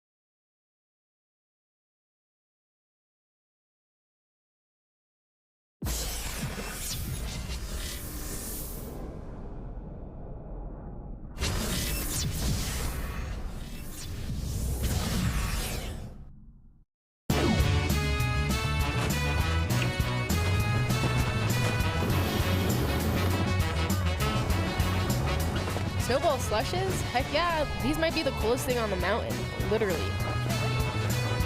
Let's spread some icy magic. Thank you. Is he drinking an iced tea at X Games? Let's get him a slush.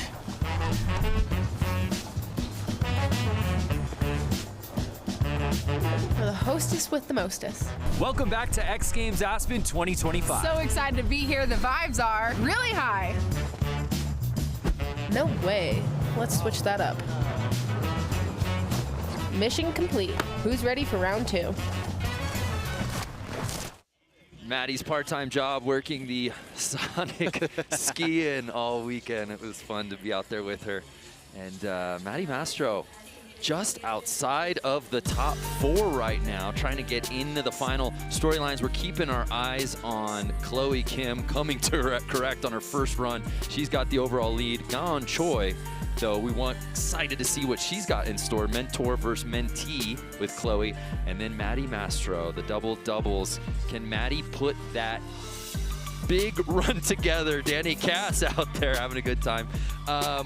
Yeah, this is rich in storyline, Haley Langland, Craig McMorris. I'm just excited to see how this all unfolds here in our second and final run in the playoffs. We've got 8 riders, 2 runs each, 1 run down. So this is final run in the playoffs, and only 4 will be moving on to the finals. Haley, your thoughts so far, 1 run in through the playoffs? It seems like, opposed to all the other Aspen contests we've seen here with this playoff format, the girls are kind of playing it a little bit more strategic, not laying everything out on the line just yet, kind of just trying to get a rundown just so they can, you know, kind of see where they can improve heading into the finals.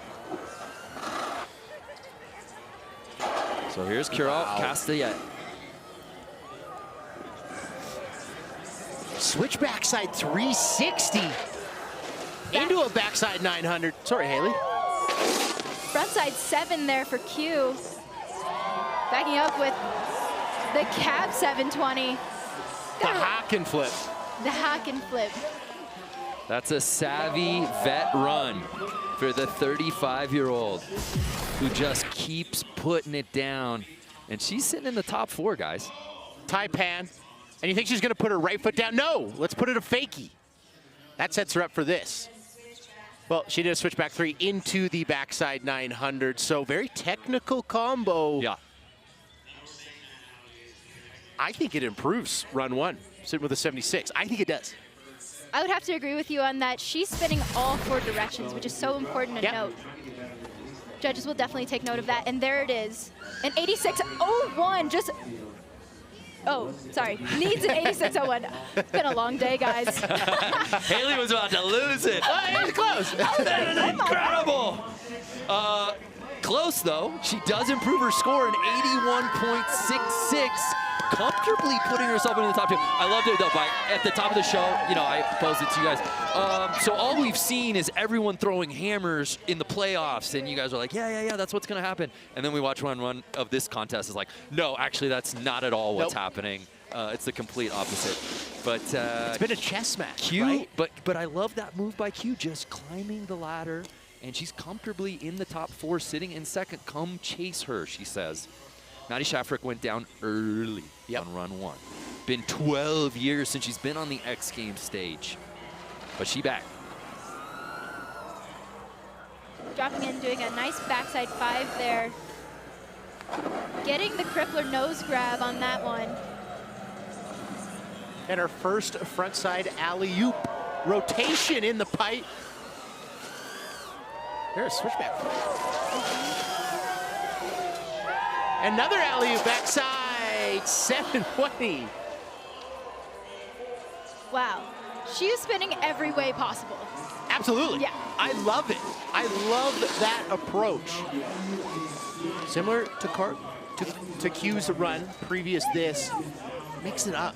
She saw the score that Q got. Mix it up. Add some alley-oops. I loved it. Yep, giving us some variety.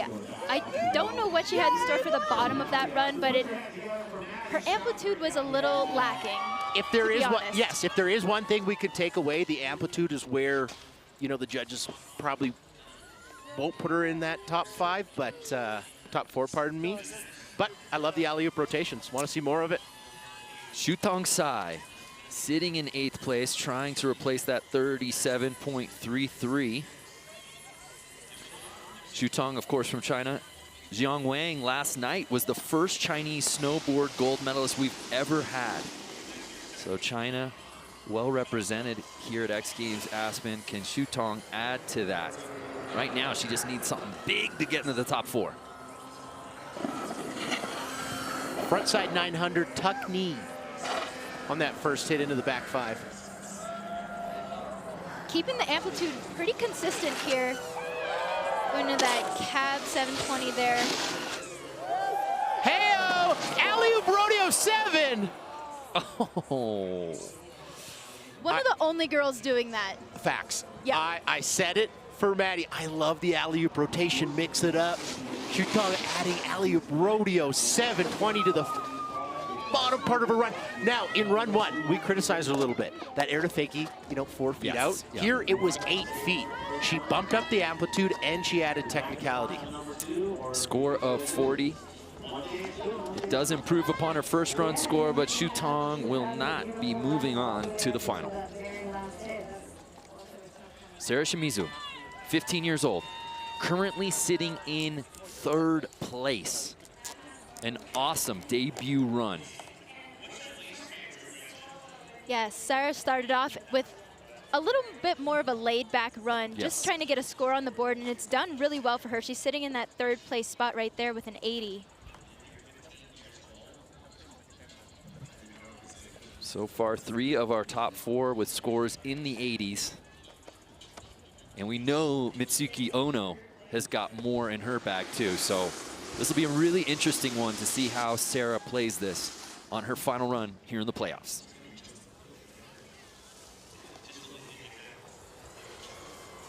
Dropping in here, heading up to her heel side wall. Backside 900, landing a little lower in the training than we saw earlier. But was still able to generate speed for that 3rd hit. Again, front side 900, tail grab. And she stops it there, upping the run with the backside 5 at the bottom. That has to improve. Improve for her score. It's got to. I have been impressed watching her ride practice these first 2 runs. No nerves, a lot of confidence, going big, knows what she needs to do to crack into that top 4, and is executing that. Not the youngest female snowboarder, not the youngest snowboarder in this event, the youngest competitor at X Games Aspen 2025, Sarah Shimizu. Just no sign of nerves, no sign of pressure in her riding. Yeah, her fundamentals are so strong, consistently landing on that uphill edge, which allows her to just take that edge all the way to the next wall, keeping her height really consistent. An 83, so she does improve upon that score. It jumps up into 2nd place. Wow.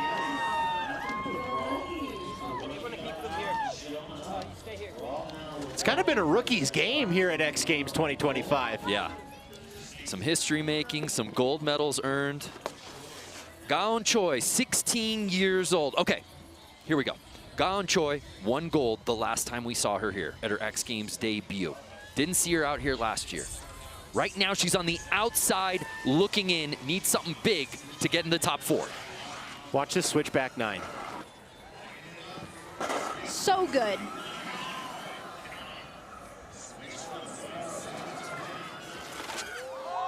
Going for this frontside 900 here.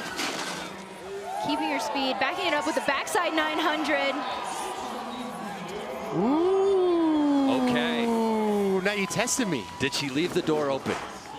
I don't think she did, simply because of rotation. We had a switchback 9, we had a back 9, we had a front 9. Those are big tricks, okay? Those are huge tricks. Yes, she didn't do something on the very bottom, but she had amplitude and technicality. Haley, I don't know if you agree with me, but you gotta put her in the top 4. I have to agree with that. I mean, that was just a smooth run from top to bottom. Not a whole lot of mistakes, honestly. Again, like, your objective is to do these tricks and land at the top of the wall, not on the deck, but inside the pipes. Right. You can keep generating speed to that next wall, and she does it flawlessly. What is really impressive about Gail, her switch backside 900 is almost better than her backside 900, which is just not fair. Simply unheard of. An 84.33 for Gaon Choi, who goes all the way up into 2nd place. Wow. So now Castillette is in that bubble spot. So there are 2 riders left who can potentially invade those finals spots, and one of them is about to drop in, Maddie Mastro. We know, Craig, how she was playing this run 1. She's got to leave it all out there on the line to get in the final right here, right now. That's what I was going to ask you, Haley. Does she add the double cork 1080 to her run, or does she do the exact same run she did in run 1 and just land cleaner? I think so. I think she might want to save that double cork 1080 for finals. Don't want to give the judges a little, like, too much early on, but I think if she cleaned up the double crippler, you know, didn't land so high on the pipe and maintain that speed, keeping that amplitude and landing that cab 7 at the bottom should bump her up. There it is again. Much double cleaner. crippler. Right at the top.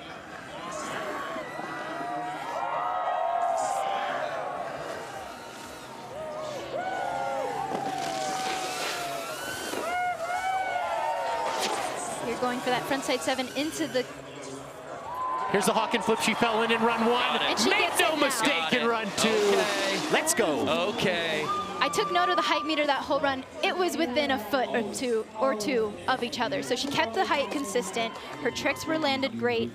I don't see any reason why she shouldn't improve. X Games mode for Maddie Mastro. And I think, Haley, you called it. Can she clean up that first run? And she They're did just still clipping the coping of the half pipe, but riding away and finishing the rest of her run. Here's the last 2 hits. Frontside 720, and then in run 1, the hawk and flip, which you will see right here, she fell on that. Make no mistake, in run 2, she puts it down, and that has got to be the most nerve-wracking. You know, the work's done, hand in the paper. All I got to do is land base down on this final hit. Wow. So, number 4, where you see Castillette, 81.66. You would need to best that to get into the top 4. We know she's replacing that score of 54.66. A live look at our judges there. Head judge Tom Zekas, truly the best in the business. Look at that lineup of judges. Where do they put Maddie Mastro? An 85 all the way up into second place, and she will be moving on to the final. Let's head over to Jack Matrani, who's with Maddie. Well, that was a bit nerve-wracking. Congratulations. Definitely in the finals. I heard you kind of mumble under your breath that you're getting way too close to the wall. I'm playing a little bit of a risky business on my first hit. I keep kind of tapping the deck, which is a little scary, if I'm being completely honest. So hopefully I can make a little bit of a correction on that one. We believe in you. Congratulations. We'll see you in the finals.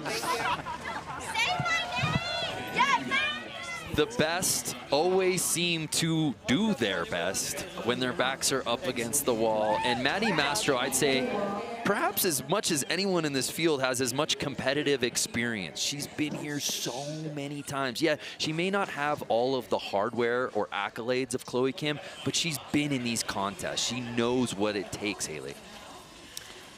For sure, yeah, she's got a lot of experience here at X Games under her belt. Just needs to find that run and put it together. So here's Mitsuki Ono, our silver medalist from last year, going massive. She needs to get in the top 4. Going monstrously huge on that frontside 900. Coming in here for the cab 900. Wow. 2 hands down, not able to keep it on that uphill edge. Extremely difficult 900. Very few women on planet Earth can do that. And Mitsuki Ono put it down in run 1, struggling here in run 2. Obviously, that's not going to improve her score. Oh, so an upset, if you will. Absolutely. A giant one. When you think about the talent that Mitsuki Ono possesses, and she will not be moving on to the final. So here's Chloe Kim, the half-pipe goat, no question, at Trout. Great handle, at Trout. Yeah, no argument here. Chloe Kim, 86. She'll be your top-ranked qualifier, regardless of what she does here on this run. So how do you think she plays this one, Haley? I mean, you could go either way. Knowing Chloe, she never has her foot off the gas, so based off this first hit, again going with that backside 720. Switch. Getting close to that coping there. Still goes for the front 10, or cap 10, pardon me. Frontside 900 there. And a backside 900. Almost had it. Oof. Backside 7 on your first hit, setting up for a switch method 10 feet above a 22-foot super pipe. It's silly and it's scary, and I don't know how I feel about it. Crazy. Chloe Kim's board control, edge control, fundamentals, whatever you want to call it, is just so unmatched. And even with that washout, that huge smile on her face. Here's another look at that frontside 900 tail grab. Well, let's head over to Jack Matrani, who's with our top-ranked qualifier. Chloe, how much fun are you having? Dude, so much fun. I wish the pipe was like 10 feet longer, but it's good. Shout out to Frank. Shout out to Frank, and also these adorable little Girl Scouts over here asked for a shout out as well. They wanted to let you know that they're supporting you. What do you have to say to them? I love me some Girl Scout cookies, so if you guys have some with you. You heard it here first. Mint, preferably. Well, that'll do it for the playoff. Out here in the Monster Energy Women's Snowboard Superpipe, and our top 4 are set. Wow. We're excited for this one. What a final it's going to be. Headlined by number 2 and number 1, Maddie Mastro, playing with fire. Oh, so close, but came correct to earn her spot. And Chloe Kim picking up where she left off. Final from X Games when we return.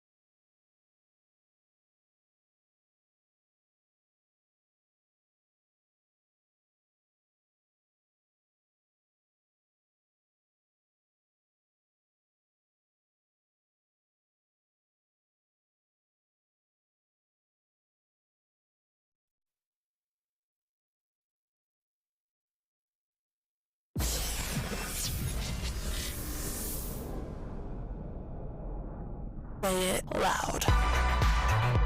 What's up, guys? We're out here at X Games in Aspen. I'm Daily Bread, about to throw down.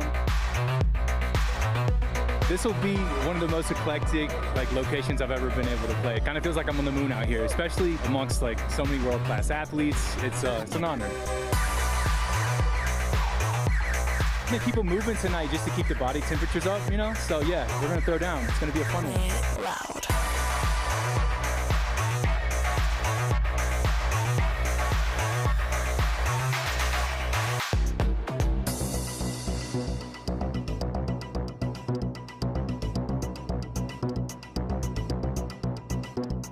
So good to have live music back in the mix here at X Games Aspen, and now it's time for the big show. The Monster Energy Women's Snowboard Superpipe Final, and it starts right now. Brandon Graham, Craig McMorris, and Haley Langland with you out here this evening. A feisty playoff. A couple of riders needed something big to get into this final group of 4ing. Really impressed with Maddie Mastro, Haley Langland. We knew she had what it took, but she still had pressure on that second and final run to get in. Absolutely. She was able to piece together that run, falling on the Hawken flip at the very end of the pipe. almost went down on the double crippler at the first hit, clipping that coping, as she said in her interview at the end of that run, but nonetheless putting a run down and getting into finals in that second spot. It wasn't easy for Maddie Mastro, but she is mentally so tough and was able to bounce back. But wild to see some names not in this final, right? More upsets than March Madness, Brando. So we're getting excited to get this thing going. Palpable energy in the air. But before we do that, let's head over to the host set.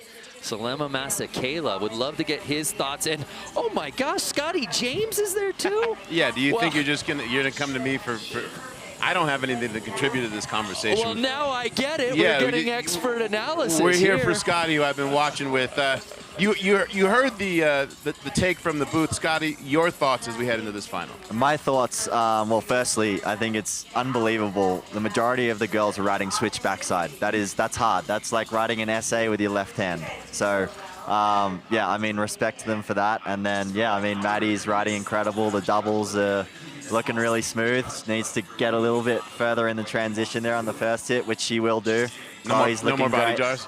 No. Gowns. I mean, it's going to be an exciting finals for sure. Who do you think will make the best challenge for Chloe? Because we know she's given us at about 70% of what she's capable of. Yeah, I mean, I love watching Maddie. I love watching Gown. She's riding incredible. She's very young. Chloe, I know she's got a double cork she's going to put in the middle of the run, so that will obviously combat Maddie's doubles. But Maddie's also got a front double 10. So, I mean, it's hard to say, but yeah, I think they're all riding incredibly well. And yeah, switch backside. I mean, look at that switch method right there. I mean, that's respect. Clinical, but yeah, really cool. All right, well, you heard it from the not one, not two, not three, but four-time winner in the Superpipe. We'll let you go watch the final, and I will throw it back to you, Brando and company, for the call. Thank you, Salema. Yeah, we're so excited to get this one going. Just 4 ladies in this final. Rich in storyline, though, right? You've got Chloe Kim, who, if she wins tonight, breaks that tie of 7 golds with the all-time great. If she can do that, oh my goodness. And then you've got Maddie Mastro, who's yet to ever find a gold medal. Could that tonight be the night? Gaon Choi, the last woman to win gold, not named Chloe Kim. And then the youngest competitor in the field, Sarah Shimuzi, at 15 years, 2 months. We can go any which way on this final. But as I said, that tie she has right now with Kelly Clark would be incredible. What a night to break it out here to get that 8th career Superpipe gold medal. A live look at our Superpipe. And Sarah Shimizu will be kicking things off. There's a lot of talented riders in that field in the playoffs, so pretty special to see this rookie earn her way in. I haven't seen 1 ounce of nerves. I have only seen confidence from Sarah Shimizu. Does she have any more in the tank, though? Was that her best run she's ever put down? We'll find out. Going again for that backside 900, carrying a lot of speed into the frontside 1080. Where did that come from? She heard you, Craig. She said there is more. Here's that frontside 900 tail grab. Backside 5, oh my gosh. Sarah Shimizu came to play. That 1080 was huge. I'm still replaying it in my mind. I cannot believe it. I've never seen her do this. We are formally, officially in X Games mode. Backside 900, I thought she landed a little low. She says, no, I'm gonna go massive on a front 10 tail grab and keep going. The amount of composure she has in the air on this trick is so amazing. She was able to generate so much speed, like you said, landing a little low on that first hit, but still able to do it extraordinarily high out of the pipe, especially for being a 15-year-old. I'd say that's a pretty insane run right there. Look at our reaction. Shimizu letting the people know. huge opening run in the final. Respectable score there, 85.66 to set it off. She's got podium potential. Wow. Gotta feel good putting down an 85 on your first run, especially with the girls who are following it up right behind you. Remember, 2 runs, best run counts. Put something on the board. So Maddie Mastro will drop in next. As we said, 24 years old, owner of 3 X Games medals. This her 10th X Games appearance. There have been a lot of contests, Craig, that we've called of her where we would expect her to earn silver or at least get on the podium. But there would be 1 or 2 tricks that would just gnaw at her. And she wouldn't allow herself to pivot. And she'd go down trying on those. But she seems to be in a much better place. A lot of those tricks that eluded her, including the double crippler, she now has. But I don't think Maddie Mastro is going to be content with a bronze or a silver here tonight. Watch this first hit.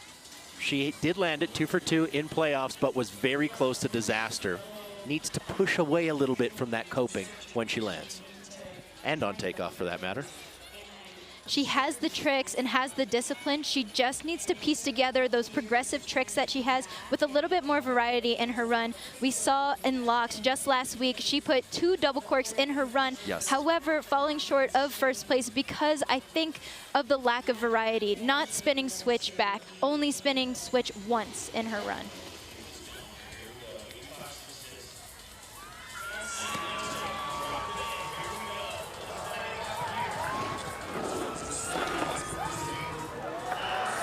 Yep. Lands inside the pipe on that double crippler, going for the backside 9. Frontside 540. What do you think, back 5? This sets up for a front 10 double. She's gonna go frontside 720 into the Hawken. Honestly, I think that's such a good call. Yep. Get something down, get it on the board. She upped her run with that backside 900. I think she should be really stoked of that. And it's obvious. We know that she wants to replace that frontside hit at the bottom with that front double cork 1080. Right. So a smart first run from Maddie Mastro as we take another look. There we go. 2 times around, finishing inside the pipe, almost halfway down, steering way clear of that coping.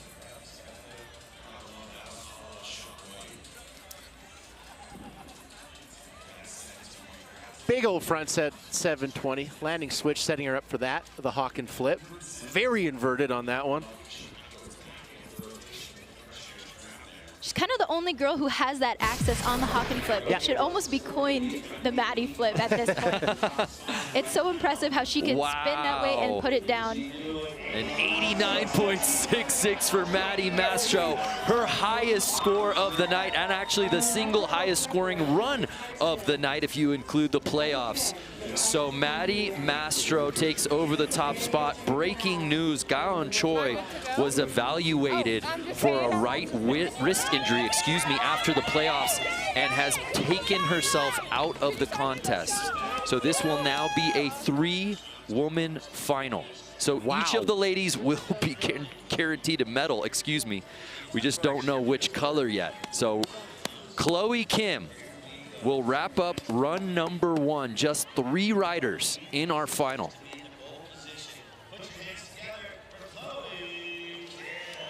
Chloe Kim can go so many different ways with this.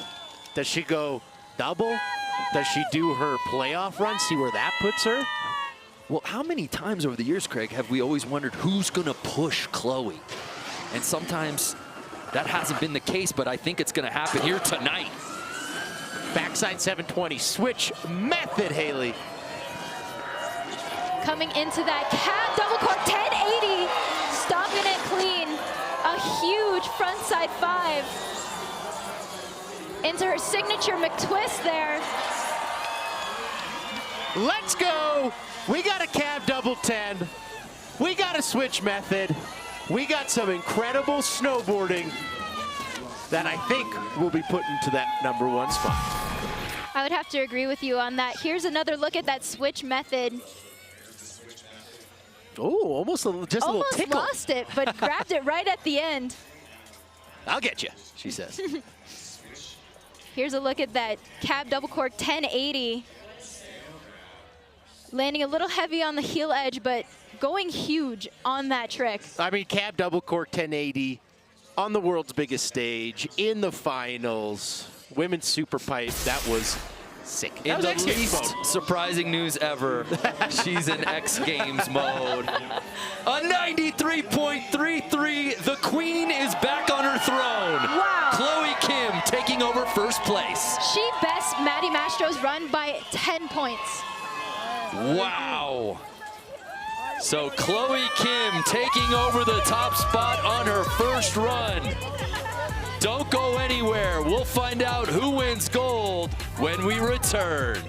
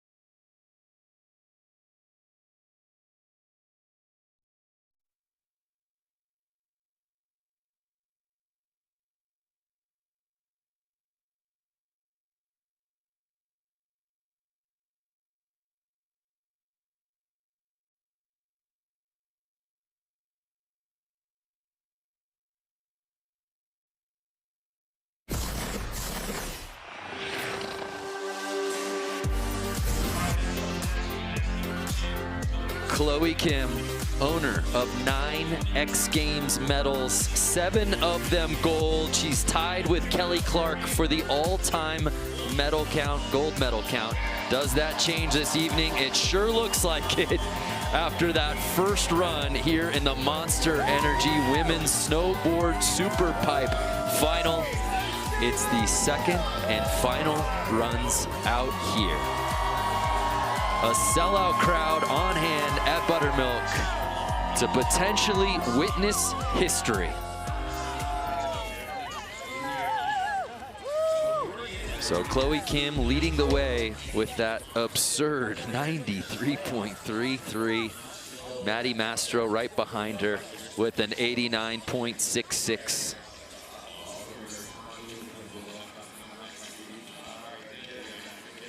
So our standings, as you see, Chloe, Maddie, and Sarah. If you're just joining us, Gowan Choi was a member of this finals list, but a right wrist injury sidelined her, and she was not going to compete in this final. So we went from a 4-woman field to just 3, but it is final run time. And for more, let's head down to Jack Matrani. I feel like we're witnessing a true love story between Chloe Kim and her snowboarding career. You know, when she got started here at X Games, it was the puppy phase, so much love, so much excitement. As time went on, you could tell they were kind of fighting, something was wrong, but now she's back. I think she is fully in love with snowboarding, and when you're fully in love, sparks will fly, so will NBDs, cab, double corks. I'm fired up for run number 2. What about you guys? Some free therapy there. That was from very Jack Matrani. beautifully said. And I might take that home, you know? I think we all could.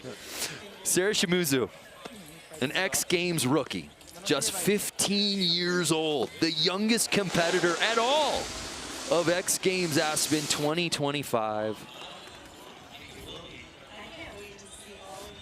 I've been blown away.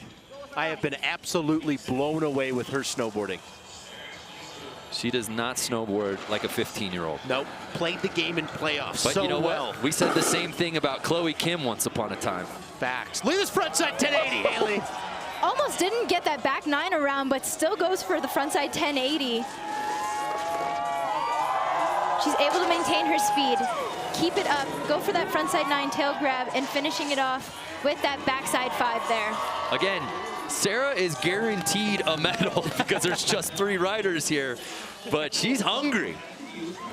You can tell that she came to X Games with a plan. Yes. She said, this is my playoff run. She executed it brilliantly. When she got into the final, she's done the same run 2 times in a row. That's been her run. She is so consistent. The back 9 gave her a little bit of trouble up top, Haley, but was able to generate a ton of speed for that frontside 1080 on the second hit. Completely, yeah. She was able to maintain her composure, pump in the flat bottom, and use that that toe side edge to generate all that speed leading into that toe side wall.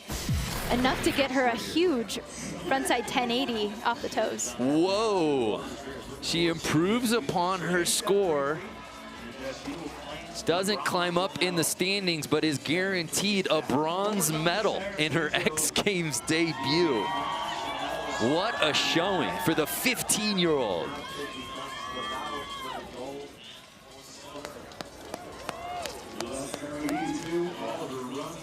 Okay, let's turn our attention now to the one competitor that can potentially add some pressure to Chloe Kim. She's Maddie Mastro. They have had countless battles over the years, these two. They've grown up riding against one another. They're the same age. We've seen them here at X Games for a long time. Maddie and Chloe. Chloe showing no signs of pressure whatsoever. You got this, Maddie, from Kira. Can Maddie Mastro put together the best X Games Superpipe run of her career right here, right now, Haley Langley? Yeah, my apologies to Maddie right before the break. I said there was a 10-point gap, but I'm just bad at math. The door is still wide open. She still has the opportunity to come back and throw that double cork 1080 at the bottom of her run and potentially dethrone Chloe Kim. What Maddie does at the top of her run is she looks at her run in her head. You see her kind of motioning with the shoulders, with the eyes, with the head. She is doing the tricks in her mind right now. Visualizing is the word, right? Great word. Yeah. Great word. I was telling you. Dropping in here on the toe side edge. Going for the double crippler. Huge. Oh, and no! going down.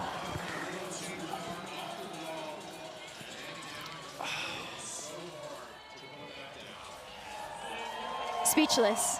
Wow. I'm speechless. Maddie Mastro trying to get away from that coping, popping a little too far off of the wall. That's and going what it was, down. huh? It's so hard to be calm when you're riding up a 22-foot superpipe knowing you do a double crippler. You want to push away a little bit, and Maddie Mastro pushed away a little too much. In the playoffs, she flirted with that coping and almost had disaster. Here, she pushes away too much and lands too deep in the transition. Nonetheless, probably the most progressive run we've seen Maddie do here at X Games. I'm No pumped doubt. for her. She's got to be proud about that. Well said, Hales. And with that, Chloe Kim is guaranteed a victory lap. Career Superpipe gold medals. Chloe Kim surpasses Kelly Clark and is now tied with Shaun White. Simply put, Chloe Kim, when it comes to women's Superpipe snowboarding, is the greatest of all time. So how does she treat this victory lap? I don't think she's going to take it easy. I saw her at the top kind of doing the visualization that Maddie Mastro is doing. And she continues her run with that backside 720 into the switch method. Wow. Going again for the cab double cork 1080 there. Frontside 9 high. Oh! Oh! Hey, it's okay. Everybody, it's okay. She already won. She already won. It's okay.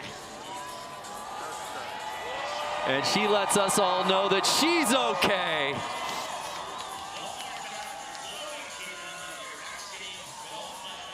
So many incredible moments for Chloe Kim at the most iconic venue in all of snowboarding. And this one may top it all as she surpasses Kelly Clark for that all-time medal count. And she earns her 8th career gold medal. Chloe Kim, more like Chloe Wynn. Love that. Well, let's head down to Jack Mitrani, who's with Chloe. Chloe Kim, do you mind if I join you right here? Congratulations, Chloe. I don't know if you know this, but you're now tied with Shaun White for most X Games gold medals in Superpipe. No way. Walk us through what this means to you. That's really cool. What? I wasn't thinking about that, but thanks for sharing that with me. You're very welcome. And what does this moment mean to you, winning yet again another X Games gold medal? You seem to be in such a great place, mentally, physically, everything. What does this one mean to you? This one means a lot. If I'm being completely honest, I wish I put down my second run, but really happy nonetheless. We're all happy for you. Congratulations once again, Chloe Kim, on yet another X Games gold medal. I don't know what more can be said about Chloe Kim. She just continues to progress. She continues to push her snowboarding forward, and she just gets better every single year. One of the most tenacious competitors the world has ever seen. You get gold, you fall on a victory run, and you still say, I wish I would have landed that. That is Chloe Kim's mindset. That is why she is the greatest of all time. Congratulations to Chloe Kim. Don't go anywhere. When we come back, we're gonna hand out the hardware for the women's snowboard Superpipe medal ceremony. Congratulations again to Chloe Kim, earning her 8th career X Games gold medal.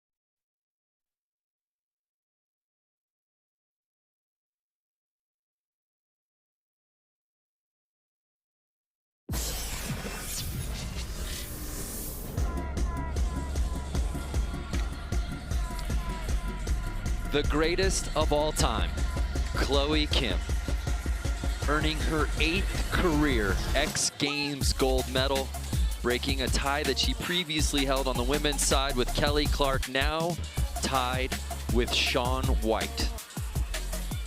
An unbelievable performance for Chloe Kim. Congratulations to our entire field here in the Monster Energy Women's Snowboard Superpipe final. We're excited to pass out the final snowboard medals of X Games Aspen 2025. Let's head over to DC at the award stage. Ladies and gentlemen, it is time for your medal presentation out here for Monster Energy Women's Snowboard Superpipe. But before we bring our medalists up to the stage, let's get a big round of applause for all the women throwing down out there. Come on, let's hear it for them. There we go. You guys are amazing. I love it. On cue. Thank you so much. Before we bring our medalists up here to the stage, I would like to introduce to you our medal presenter. I got my friend Joel coming out of Toronto, but you might know him better by his stage name. Big round of applause for Deadmau5, everybody. And he's gonna be throwing down for you all tonight at the end of the night to wrap up X Games Aspen 2025, boo. So thank you, Deadmau5, for being up here in the mix. Your bronze medalist out here for Monster Energy Women's Snowboard Superpipe. This is their first time at X Games, so you guys gotta get real loud. She was the youngest competitor this year, just over 15 years of age. Let's hear it for Japan's Sarah Shimizu.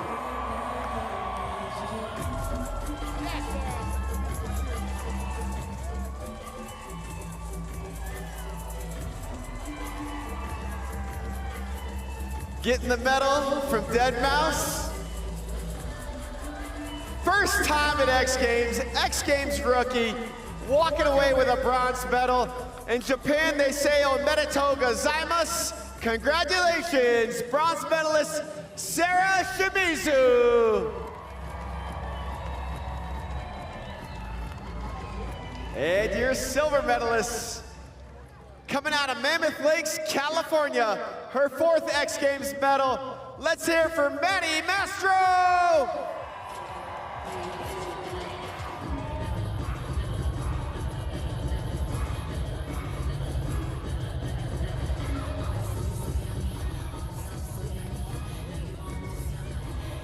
One more time, let's hear it for your silver medalist, Maddie Mastro.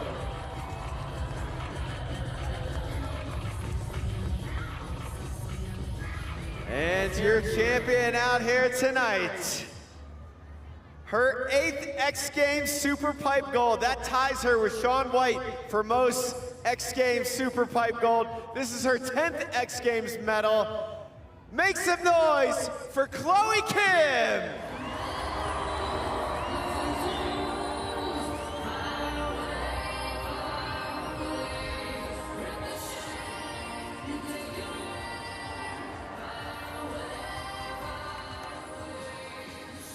Coming out of Torrance, California, one more time, let's hear it for your gold medalist, Chloe Kim, and your podium out here for Monster Energy Women's Snowboard Superpipe.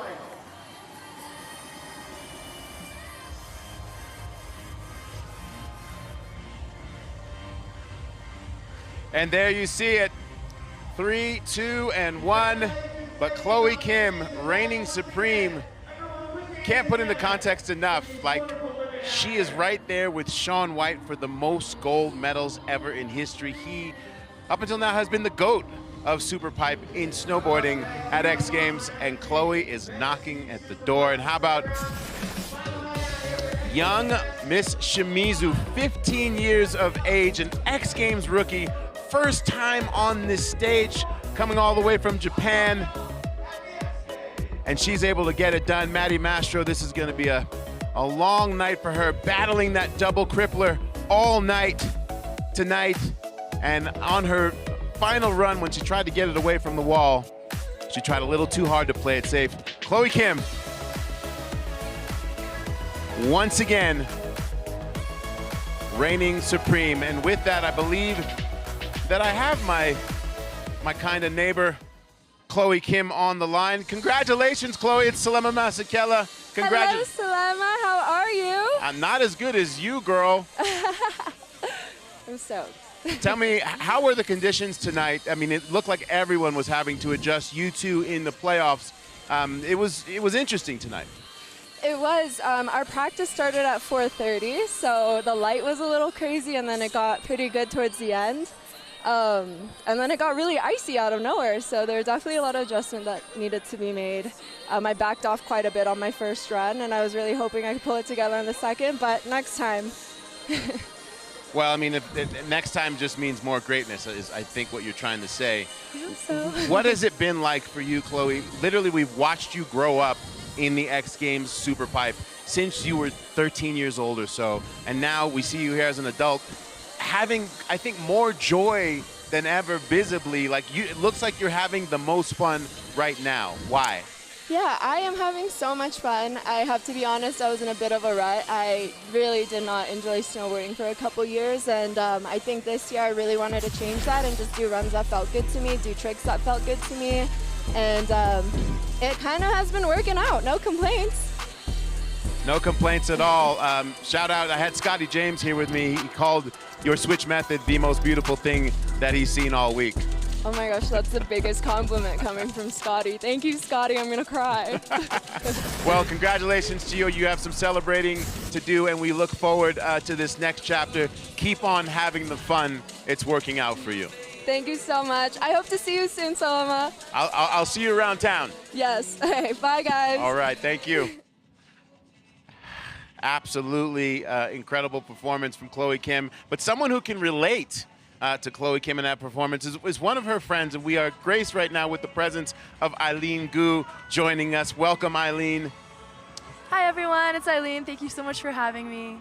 First of all, how are you feeling physically? We watched you take that really, really heavy slam in street style, which made you decide to, in your best interest, pull out from the rest of the competition. Yeah, honestly, coming into X Games week, I had 4 events, and it was really brutal. I was skiing 9 a.m. to 9 p.m. with sled laps, and this isn't just normal training, guys. This is X Games. We're with the best of the best. I want to be performing. I want to be doing the very best that I possibly can and giving you guys a good show. And I think what ended up happening was I just pushed a little too hard and flew a little too close to the sun, unfortunately. I wanted to give it my all, and so I stayed in the contest. Took a big slam in my street style final, which was really unfortunate, but the good news is I'm feeling a little bit better now. I'm able to stand, I'm able to walk, so fingers crossed. Yeah, nothing too serious, so got really lucky this time around. Yeah, we'll take a look at it. Maybe you could, if you don't mind, walking us through what happened here. Oh gosh.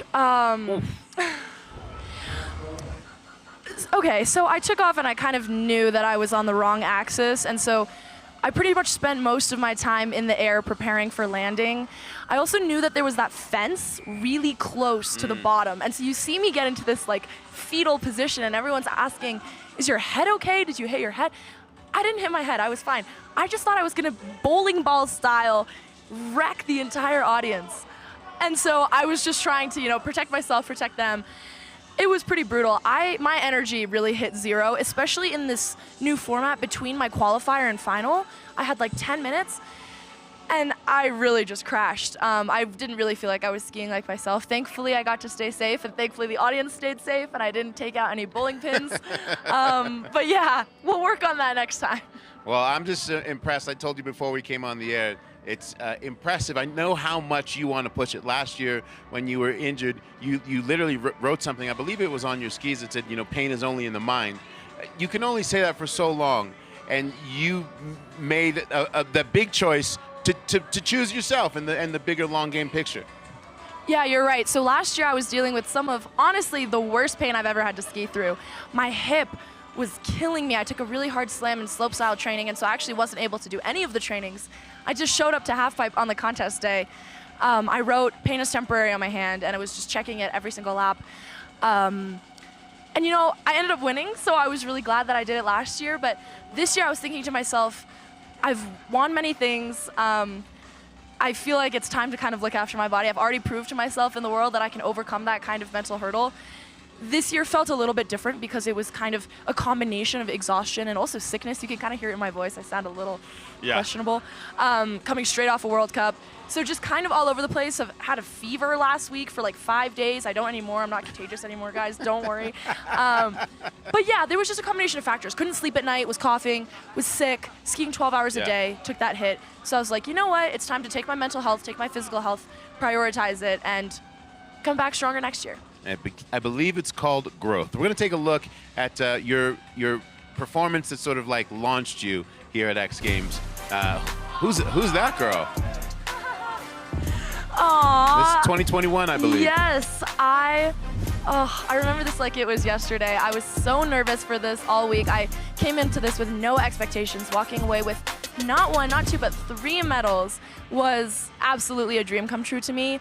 I think that sense of love for the sport, adrenaline, wanting to push myself and everyone else in the field and ultimately the sport and represent young women, young biracial women, that's always been a goal of mine. And so I think that doing that when I was 17 and, you know, getting to here, I've never lost the same fire, but I do think that it's a lot harder to stay at the top than to get there. Yeah, you had a really great performance at Copper, as well as this guy, LJ Enriquez, who was also in Copper, at Copper, making his way in the X Games snowboarding. But what was that street style event like for you in Copper?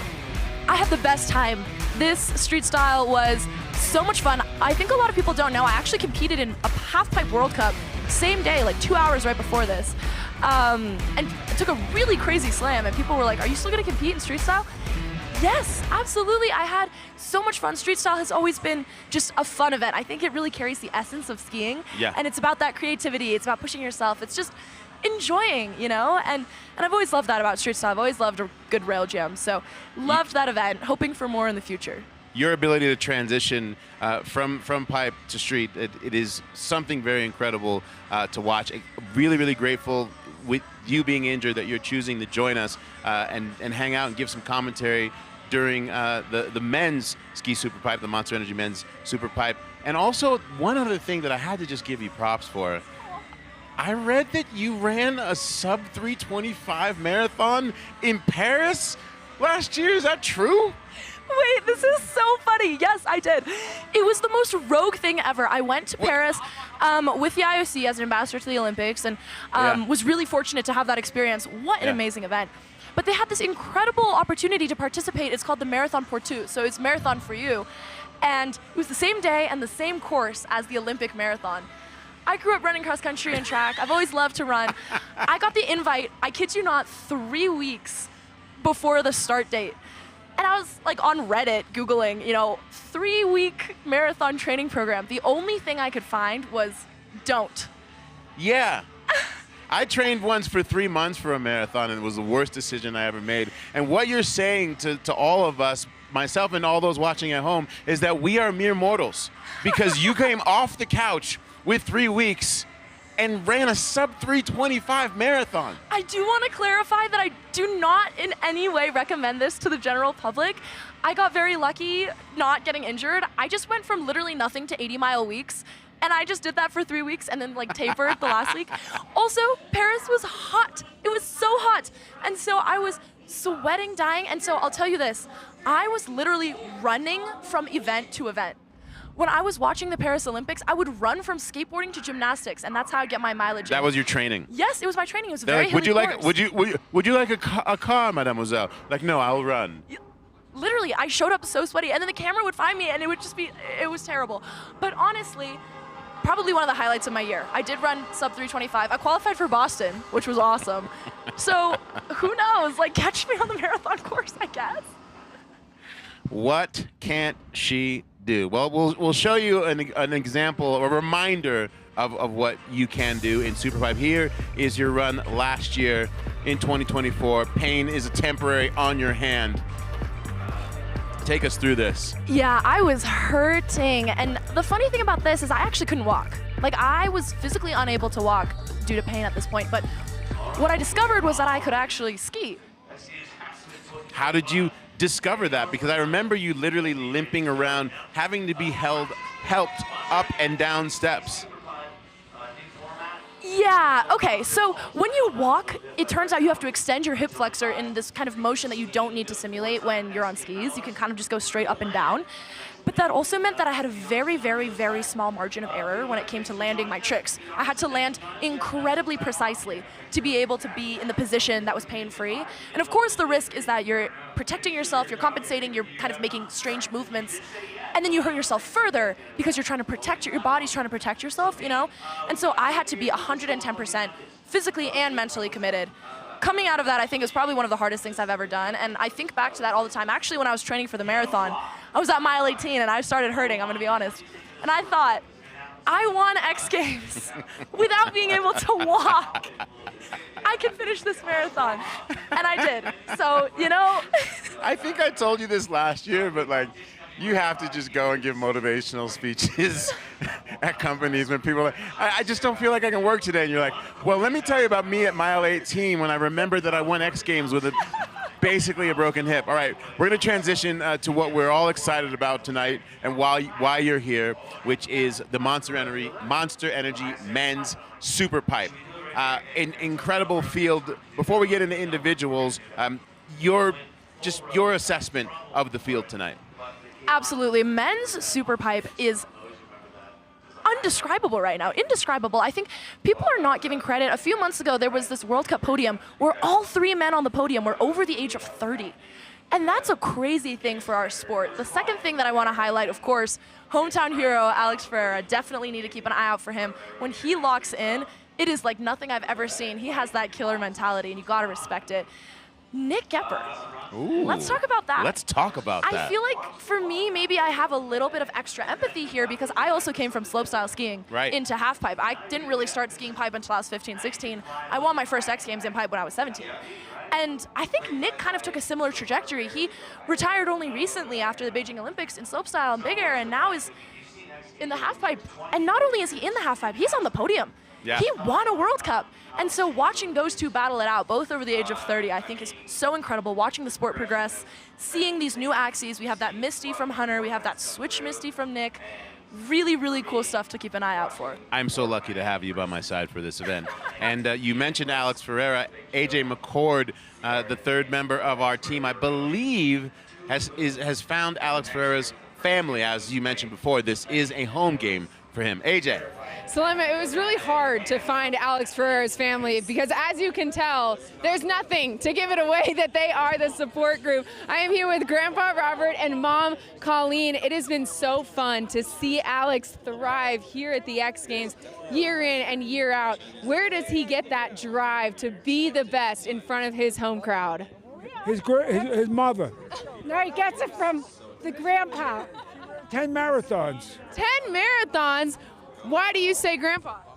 Well, he's got too much energy. He still rows in the Hudson River. And I hear you're 29.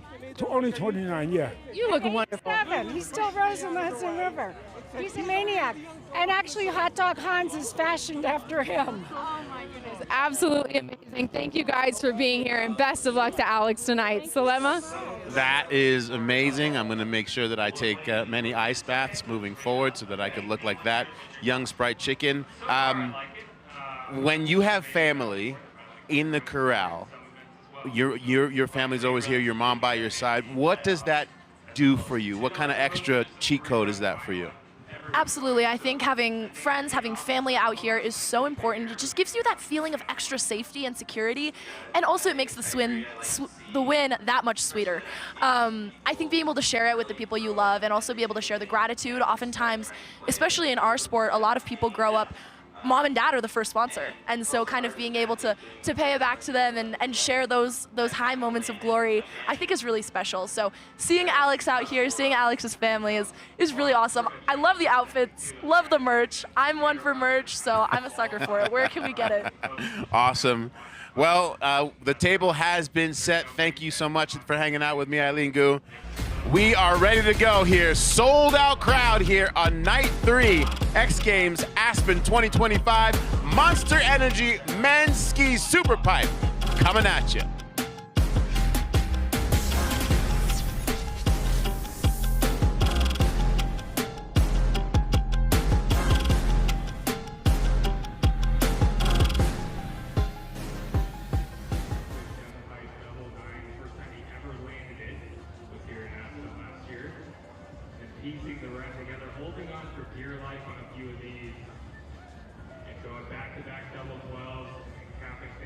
with his signature Misty 5, locking in that bronze medal. Then it was time to put the silver medal run in. Nico Forti is skiing. I mean, one of the most creative, if not the most creative run of all time in the half pipe. Just a full different take on half pipe skiing. Huge fan right here. And unfortunately not going to be out here this year. That's it right there. The big car back up the wall. There it is. And you think, you know, maybe he's missing a hit there. Maybe he loses a direction of spinning, but he really brought it on. No, he got silver. So rad. And then gold medalist Alex Ferreira. We always expect him on top somewhere. So Alex is fellow local hero out here in Aspen, has been on a tear. The perfect season last year, both directions, double cork 16, going to the moon all the way through this run. Switch double, setting up for the left side double 16. We saw earlier this year him throwing.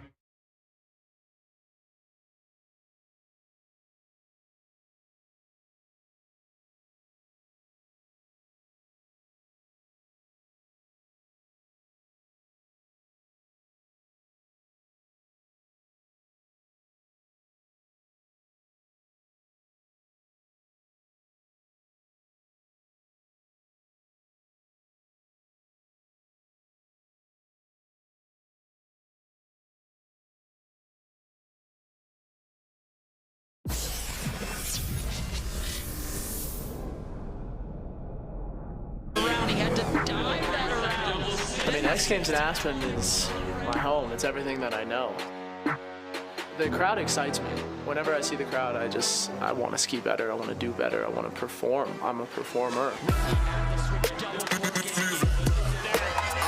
Being in Aspen with everyone in the sports and, you know, the town is popping off, it just feels like a really main event. Yeah, there's really nothing else like it. X Games Slopestyle is kind of top of the list every season, I would say. How good the course is, how good the riders are, how much time we get on the course. So it's really everyone at their highest potential. The biggest thing for me is the crowd. The crowd is insane and it like helps push you so much. It's crazy hearing them scream and you like do your trick at your score, walk through the tunnel and the people like giving you high fives and stuff, and it's like such a cool atmosphere. I just want to do the best I can do with my art, with my skiing, and I want people to see that and hopefully get a good score for it.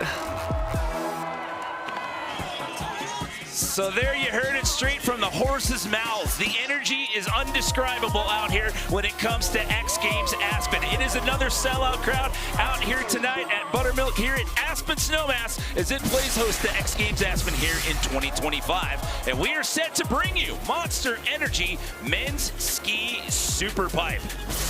Hello everybody and welcome to the booth. My name's Jimmy Coleman. I happen to be standing alongside the legend Tom Wallish, and we get to call the action out here tonight as we take you through Men's Ski Superpipe. Well, one person that we have to talk about when it comes to Ski Superpipe, Alex Ferreira. He's won this thing 3 times, including last year in 2024. Yeah, Alex Ferreira, absolutely top notch. Had a perfect season last year, did not lose any events, including this one, X Games Aspen in 24. And he's the king right now in Superpipe. Both way 1620s is the name of the game. Spinning to win and absolutely stomping. And there's not really anything else anyone can do to stop this guy. Yeah, that perfect season you were just talking about, the 23-24 season, 7 wins. That's 5 World Cups, Dew Tour, and then here in Aspen. And he's already off to a good start here in 2025, or the 24-25 season. He's got a couple of World Cup podium finishes already. I mean, he's got a couple, and there's a couple more on the way. He just can't be stopped. He's going so big and spinning more and better than anybody else. Well, we're here in the booth. We've got a reporter out in the field. She goes by the name of Kristen Beat. Let's check in with her. Well, someone looking to stop Alex Ferreira, Nick Gepper. Now, in 2024, Nick Gepper wasn't necessarily a threat. He was skiing in jeans. His pursuit in Superpipe was a novelty. However, after winning gold at the World Cup in China, what started as a novel intention to reinvent himself in a new discipline has now evolved into a highly competitive competitive effort. He told me he is back in the gym every day. He is meditating. He is visualizing all the things that made him so successful as a slopestyle skier, but now applying them to the Superpipe. Guys, Nick Gepper is one to watch in this competition. It has also sparked a unique rivalry between he and last year's gold medalist Alex Ferreira. Tom, I'll let you pick it up there. Oh, you get pushing the bus to yeah, me. you just got pushed onto the plank with that one, my friend. And really it is. Nick is so competitive so quickly and has come into this sport to dominate right behind Alex Ferreira that the rest of the crowd is jealous. They are angry at the lighthearted approach he has on social media, and there is some tumultuous attitudes out there with this crew, so I swear they are going to be battling tonight. Well, we talked about Alex, we talked about Nick. There's 6 others in the field. Let's meet our starting lineup here at Monster Energy Men's Ski Superpipe.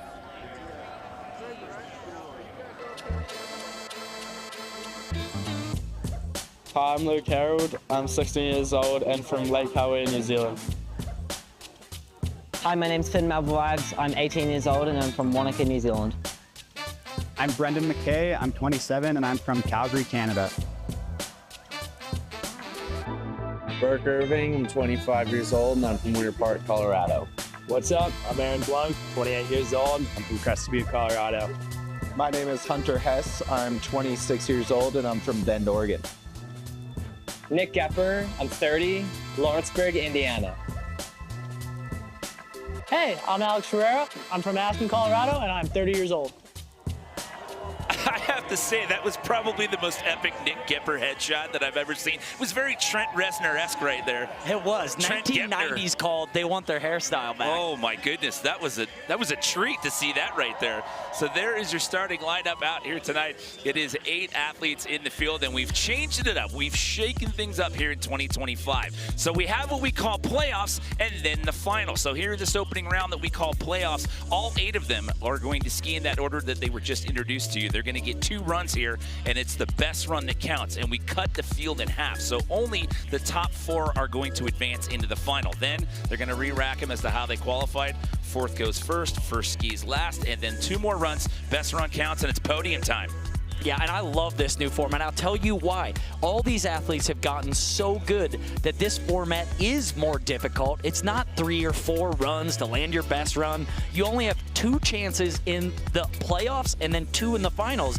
You got to do 2 really, really good runs tonight to walk away with gold, and that makes it harder than it's ever been, so the competition is going to be fierce. Yeah, we've seen some strategy change-ups here throughout the weekend, and we've seen that to where the pressure was on and things didn't work out so well going in the final. So it really changes things up, and it makes you rethink your approach to how you're looking at your runs out here tonight. But again, packed house here, Aspen Snowmass.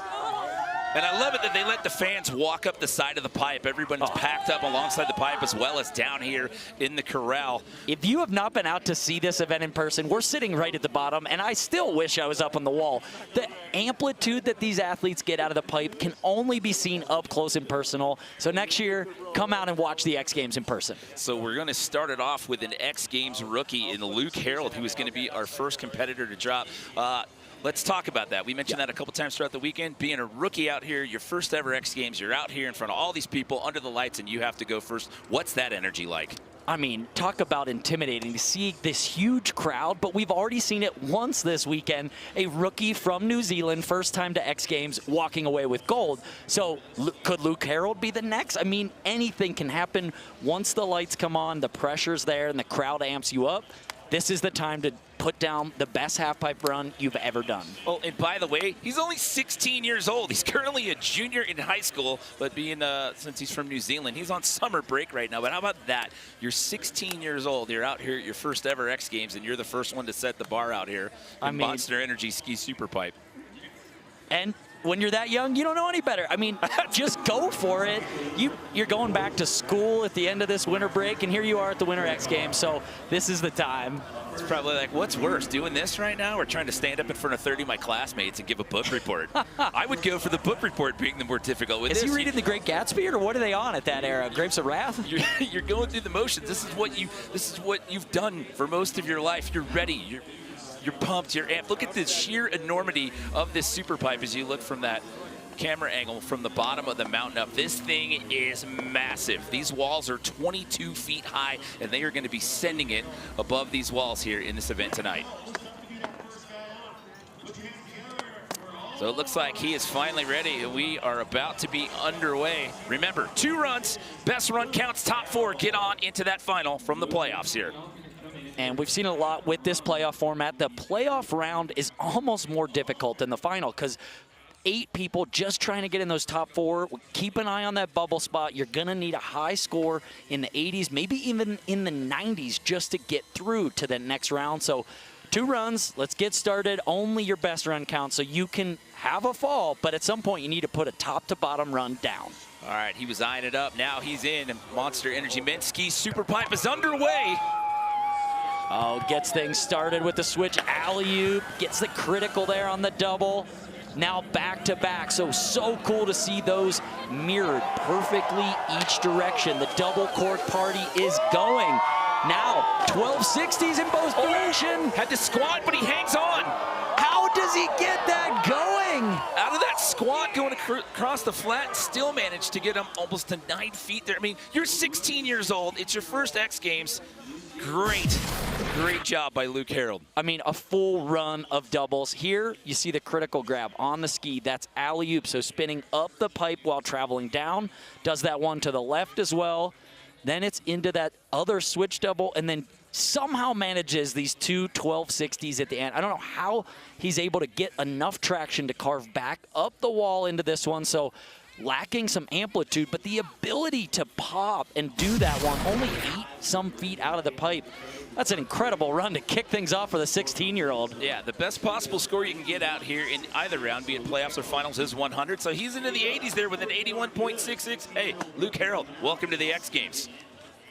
So we move on with another rookie and yet another Kiwi. This is Finley Melville Ives. Now he's coming off of a 4th place finish. Just missed the pipe podium out there in December at the World Cup out in Copper.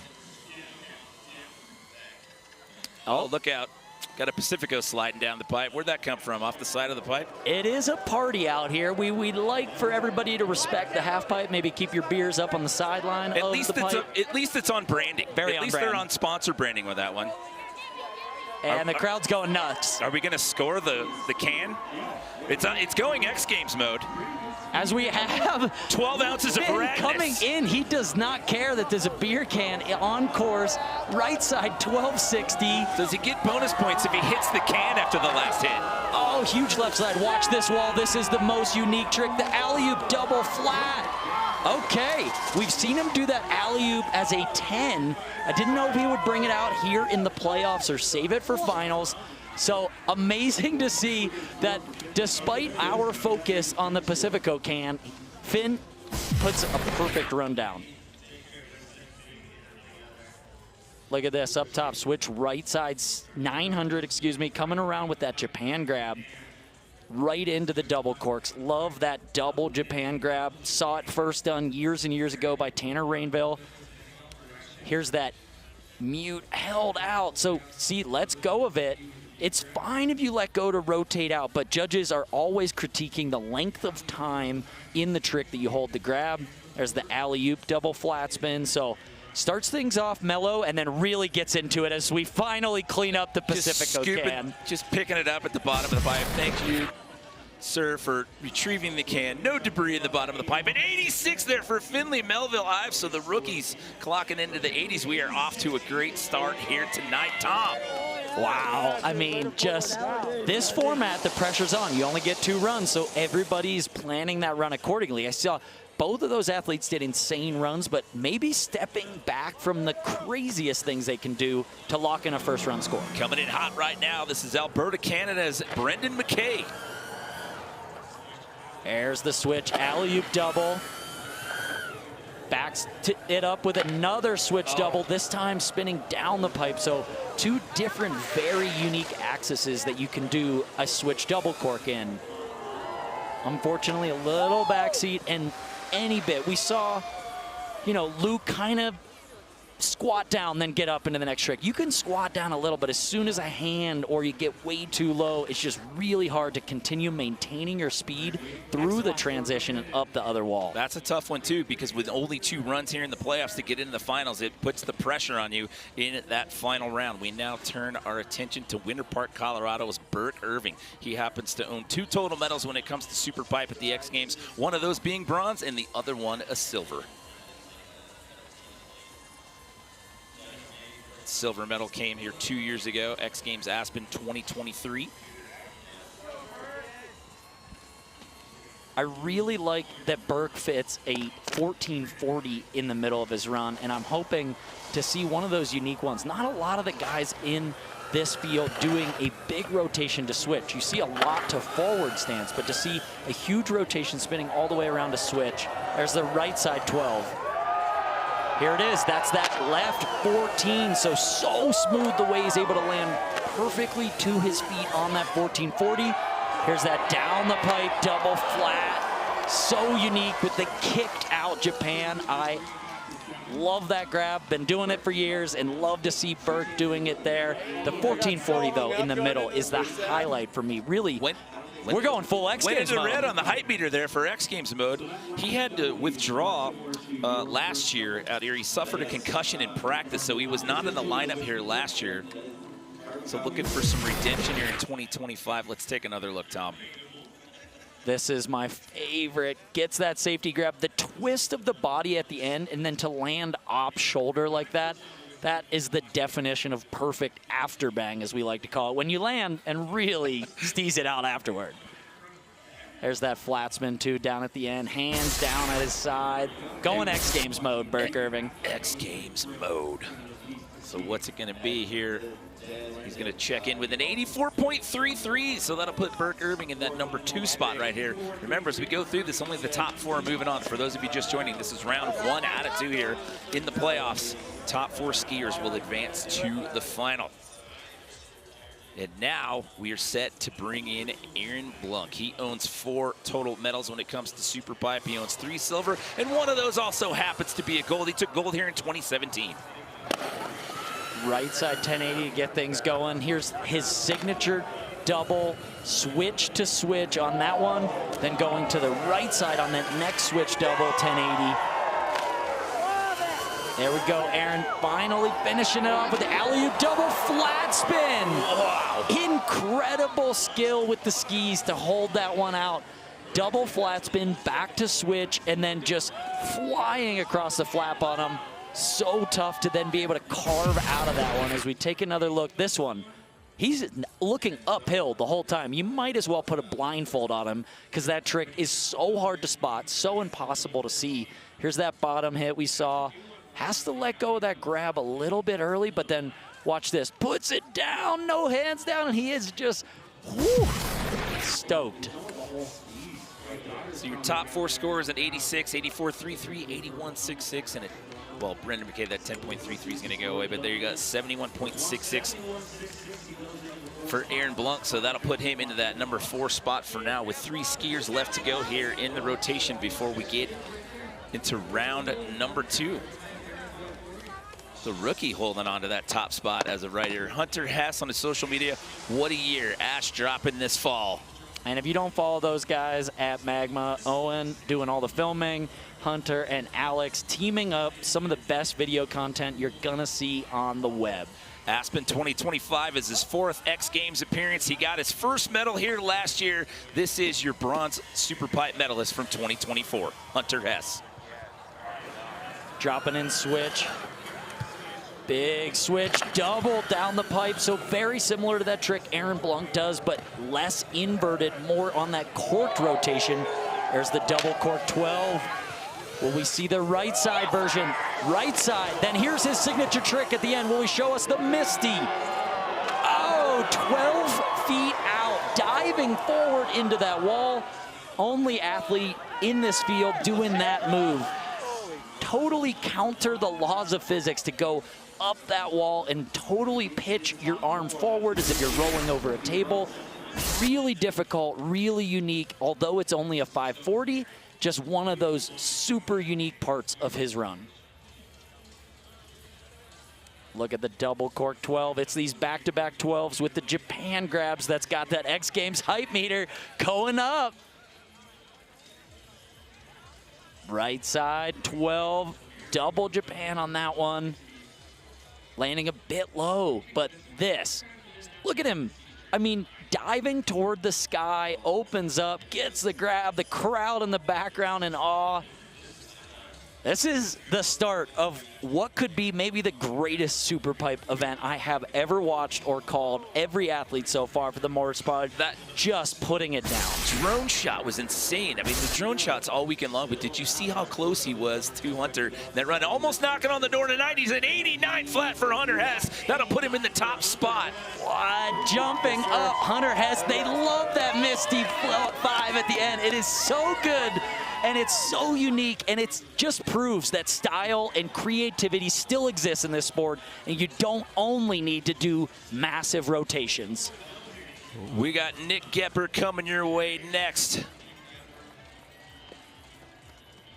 Standing at the pipe about to drop in, these days, my mind is, I'm grateful. I'm like, holy, I'm still doing this. Most people my age are not. My family's here, my best friends are here.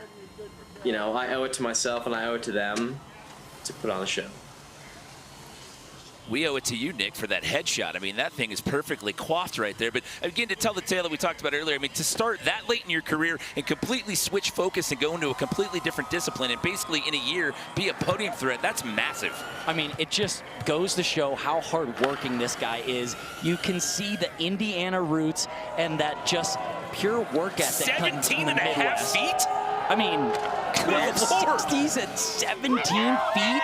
Into the 1080 this run. This is that switch diving forward. So what similar. in the world is happening? Oh, 15.7 feet for Nick Gepper. He just made this entire corral erupt with the latter half of that run, but the average of height in his run was 14 feet. Sorry, I didn't mean to cut you off, but when I saw 17.5, I went, are you kidding? I mean, that's incredible. He was doing those 12s so high out. Oh, man. Switch double to get things started, and the amplitude just built to a crescendo from there as he got that right side, then this left side. I mean, amplitude, the grabs. He may have came from slopestyle, and a lot of the things that help him in the half pipe are those perfect sets and the grabs. He is so good, almost better than everyone else in the pipe at locking in those grabs. And this is that final trick. 14 feet out, diving into that switch, bio 9, gets the tail grab. I mean, Nick Gepper just kind of let everybody know, Alex Ferreira included, like, I am officially here. It is a battle. It's a rivalry. It's on. Well, you can see our reaction, but that's Eileen Goose sitting there on the host set with Salema Masakela, and they were just as shocked as we were. 91.66 for Nick Gepper. He missed the podium by one spot last year, had to settle for fourth, and finds himself in the top qualifying spot here in the playoffs in 2025. And now it comes down to Alex Ferreira here. As we mentioned at the top of the show, he owns 3 gold medals in this event here in Aspen. The last one coming last year right here in 2024 to cap off that perfect 7-win season. Alex, so competitive. Always good in this pipe. He's got the biggest crowd of fans and friends down there. The Aspen local double cork party is going already. 1080 smooth with the tail grab. The switch left 7, so leaving a couple of these walls without a double. And then there's the 1620. Just when I was on the verge of saying he maybe was taking it easy, we see a massive 1624.5, full rotations, 2 flips. Hard to describe and fathom the difficulty. And let it be known, he's got another one of those 1620s that we could see in the finals here tonight. 12 up top, locked in the grab. See from the drone up close and personal, you cannot hide those grab. The judges need to see you grabbing those skis, locking it in for as long as you can. This one gets the safety, maybe a bit sliding back toward the tail, wrapping it up, but the landing gear, I mean, wrapped up, hands at the side. Of course, the pole starts swinging. And you know what that means. Just claim it, skin of the crowd. I mean, obviously with the hometown crowd, he's got massive support out here. He has the most ski medals among Aspen natives at 7. And again, look at the reaction over there on the host set between Salema and Eileen. So an 88. So after all of that, that's only going to be good enough to put him in the number 3 spot. So that's going to bump Burke Irving out for now. And that's the rookie Finley Melville Ives is sitting on the bubble here after round number 1. But how about that performance by Nick Gepper here after 1 round of runs with a 91.66 to put himself in the driver's seat. So round 1 is in the books. We still have round 2 to go. It is best run that counts. He finished 4th last year. He's sitting in the driver's seat. We'll have run number 2 of the playoffs when we return to X Games Aspen.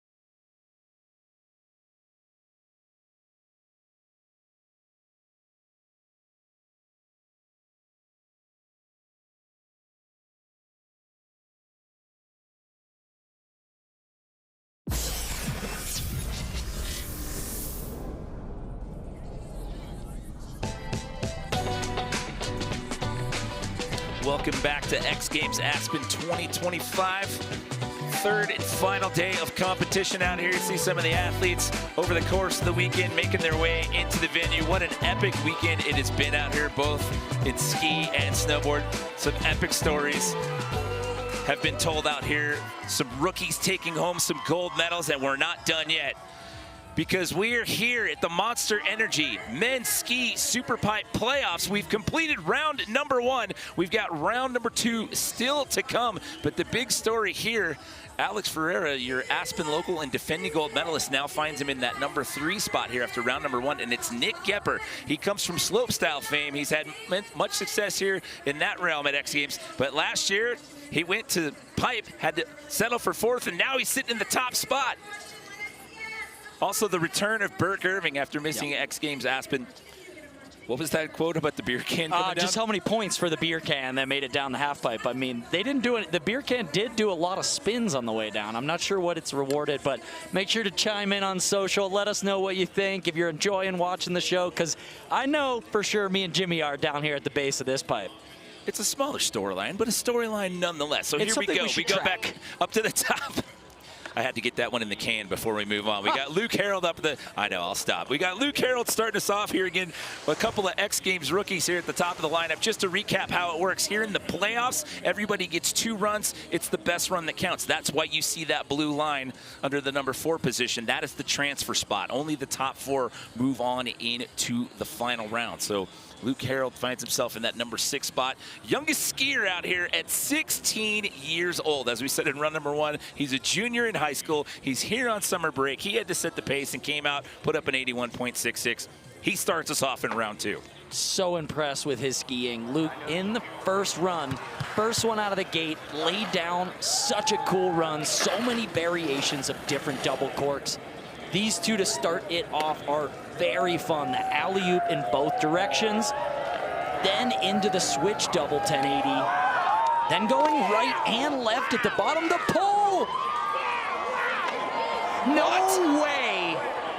His hand came off of his pole grip, or it looks like the strap on the pole broke. He grabbed it mid-handle. Was he able to grab still with that pole just halfway in his hand? Like, that's unbelievable. Switch down the pipe. When I say down the pipe, that's because he's doing that cork moving down, where those top rotations were alley-oop. He's spinning counter to the traveling direction he is going down the pipe. And it's here on this landing on the right side, 12, locks in the safety grab. It is hard to see with the black gloves, but judges are looking for that. Watch this. Pole plant, pole comes out of his hand. He is holding it like he's giving a ski instruction lesson to the kids. Gets a grab still. It looks like he's able to lock in the grab. Possible. Look at where his hand is on that right pole. I mean, bonus points for me. At least I am not a judge, but bonus points for me. He gets an 83 this go around, so it's going to improve the score, but it's not going to improve the place. I mean, again, you're 16 years old, you get your first ever X Games, and you put down 2 complete runs right there. I said it before, I'm going to say it again. Welcome to the X Games, Luke Harold. Speaking of rookies, we're on to another one here. Finished 4th place. The World Cup in copper in pipe. He's currently looking at a transfer spot right now. He's in that number 4 spot. Oh, You'd like to dangerous bump place up. to be, though. That's the hot seat, if you will. You want to give yourself some breathing room. You got Burke Irving sitting on the outside. They're just in 5th, not too far apart. They got an 86 for Finley here, and then an 84.33 for Burke. So this one's big. And we talked about this at the top of the show with the strategy in the past, just having a straight final, 3 or 4 runs, and now you just get 2. That's huge. Yeah, really a lot more difficult, but I'm telling you, maybe it limits the amount of runs they get, and we could see 1 extra trick or 1 better run, but the pressure of it brings out the best in these athletes and makes it easier on the judges to find the right athletes to win. So Finley with a good run down, now it's time to bring out everything you have to up that score and see if you can move higher up out of the bubble spot. Right side 1260, so big rotations, wraps up a 16 for us. Will he have enough speed? No, and he has to scrub the speed and just do a lip slash. Oh, that was tough. I mean, he's still in that number 4 spot, but it's not going to bump him up. Not over yet. He is currently within the cut line to make it to the finals, but I would have loved to just get this run down, bump it up a little. That's the 16-20. So you see, misses the grab right off the bat, has to kind of wrap it around. Really difficult then to get the rotation the way you want when you don't get the hand on the ski. That is a tough position to be in. Like you said, you're in for now, but you're going to have to wait and see how the rest of this unfolds. Taking a look here at Brendan McKay. Had a slip up there in run number 1. He was a bronze medal in this event that came in 2020. Having a great start here to the 2024-2025 season with a win at the September 24 World Cup in Cardrona, just ahead of Alex Ferreira. And he got a 2nd place behind Alex at the World Cup in copper back in December. Yeah, this guy is really locked in. Usually always solid, no matter what the weather or the pipe conditions are. Just one of those athletes that's able to figure it out. This pipe every year at Aspen, though, is perfect. So gonna need to do that perfect run. Switch double corks, 1 alley-oop, 1 1080 down the pipe. There's the 1260 to the right. Oh, gets the tail grab on the 12. Huge alley-oop to finish it off. The tail grab 1260. So much more difficult to lock in the grab than just sticking to one of those safety grabs, which is right underfoot, or something on the ski in front of you. When you reach all the way back for the tip or the tail of the ski, that much more difficult, and the judges always rewarding if you can cap the end of it, really get your hand on there. See that safety grab underfoot? That's his right side version, and then it's on the left side one that he kicks the feet out. Let's see. Oh, no! Reaches for it. It looked in the first look that he really got it. Not quite holding on to it. Still, the rest of this run has some really solid stuff, sitting on a 10, so he's gonna make an improvement on this, but is that enough to get in that top 4? It's got to be better than an 86 flat, and it is not going to be enough. So he's going to get an 80.33, so that's going to bump him up 1 spot. So Finley Melville Ives is safe for now. And that's the risk you take going for that tail grab. You could play it safe and go for the safety grab, but when you go for that cooler, more unique tail grab and you don't get it, it's so obvious to the judges, and unfortunately, some big deductions there for Brown. Well, this is a big one for Burke Irving. He's 1 spot out of that top 4. He sits in that number 5 position. Switch 7 to get things going. No, something with the goggles. I swear I saw him land that first hit and his goggles maybe sagged over his eyes, fell down a bit. It just looks like the helmet, something with his eyewear helmet setup malfunctioned or just couldn't see. Let's take a look here. Maybe even on the first in run. Oh, Burke. That is so tough to have that happen at the top of your run, so that is not going to be enough. He's going to have to stick with that first run score. What happened out there? I just caught a little snow snake.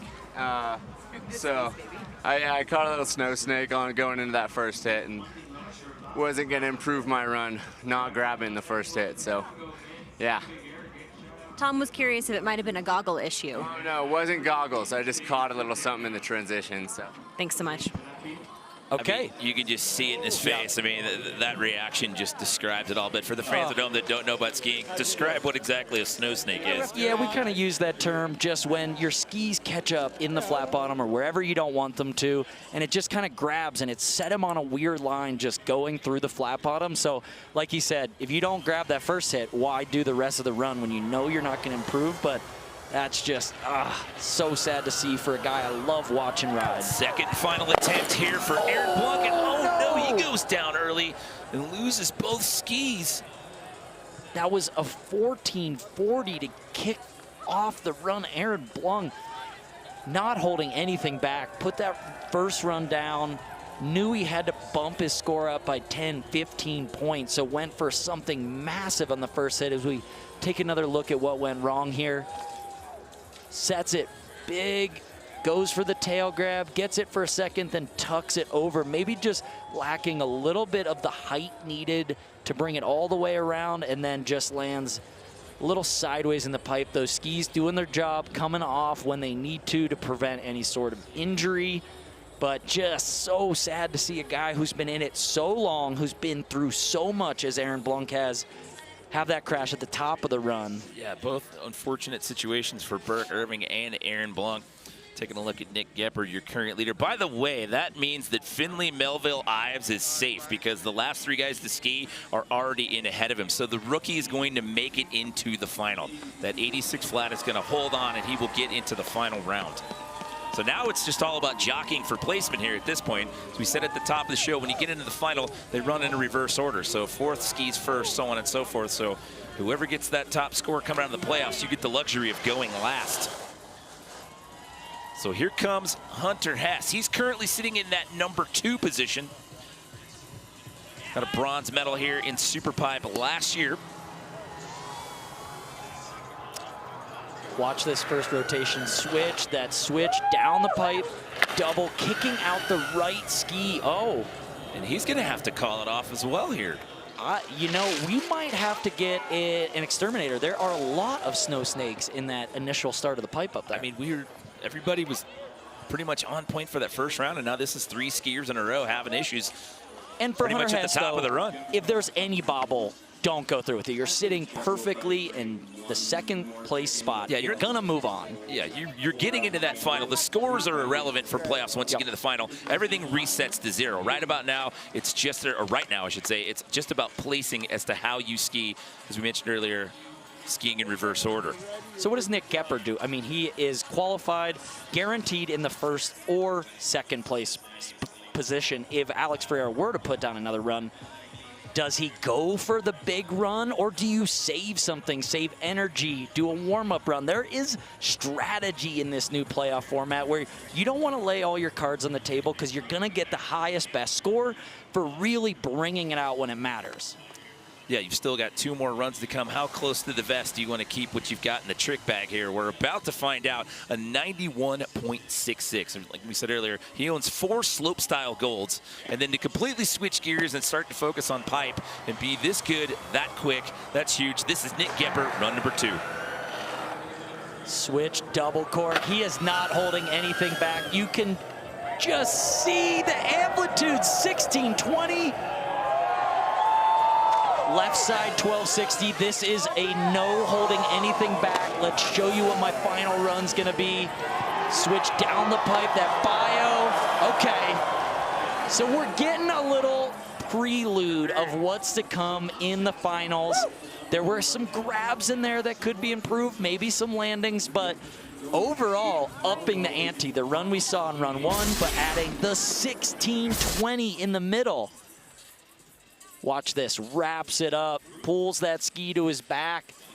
You can just see that landing was aggressive. And this guy's takeoffs are so good. I'm telling you, from all the years, all the practice in slopestyle, big air, super pipe, the skills learned at a young age at Perfect North in Indiana are coming to play here tonight with just those picture-perfect takeoffs. It's that precision that has helped him succeed so quickly and why he's kind of the guy to watch out for in Superpipe these days. So not going to improve with that score. 1 skier left to go. Does he go in as the top qualifier? We are about to find out because there's 1 person left to go. That's your defending gold medalist. Before we see run 2 from him, let's check in with Kristen. Well, I checked in with Alex Ferreira, and despite stomping that 1620 on his first run, Alex said he has way more in the tank. He said he's accommodating the new playoff format, playing chess, not checkers, baby, but having top seed would be an advantage in the finals. We'll see what he has. I love that he dropped a training day reference in there. Yeah. Playing chess, not checkers. Okay, and I mean, he's treating this just as a warm-up, just a couple straight airs. He doesn't need to be the first place qualifier. He does have the most difficult run, or at least the most amount of technical spins that he can do in his run. So, hey, he's good to go in 3rd. Let's move on. He's ready for finals, and the rivalry will commence. He says, I don't need to go full Denzel. I'll save that for the finals. But there you go. How about the rookie? Finley Melville Ives is going to hang on. He'll ski first when we get into the final. Your defending gold medalist, Alex Ferrer, will ski 2nd. Then Hunter Hess, but it's Nick Gepper with the top spot. We'll have the men's ski Superpipe final when we return to Aspen.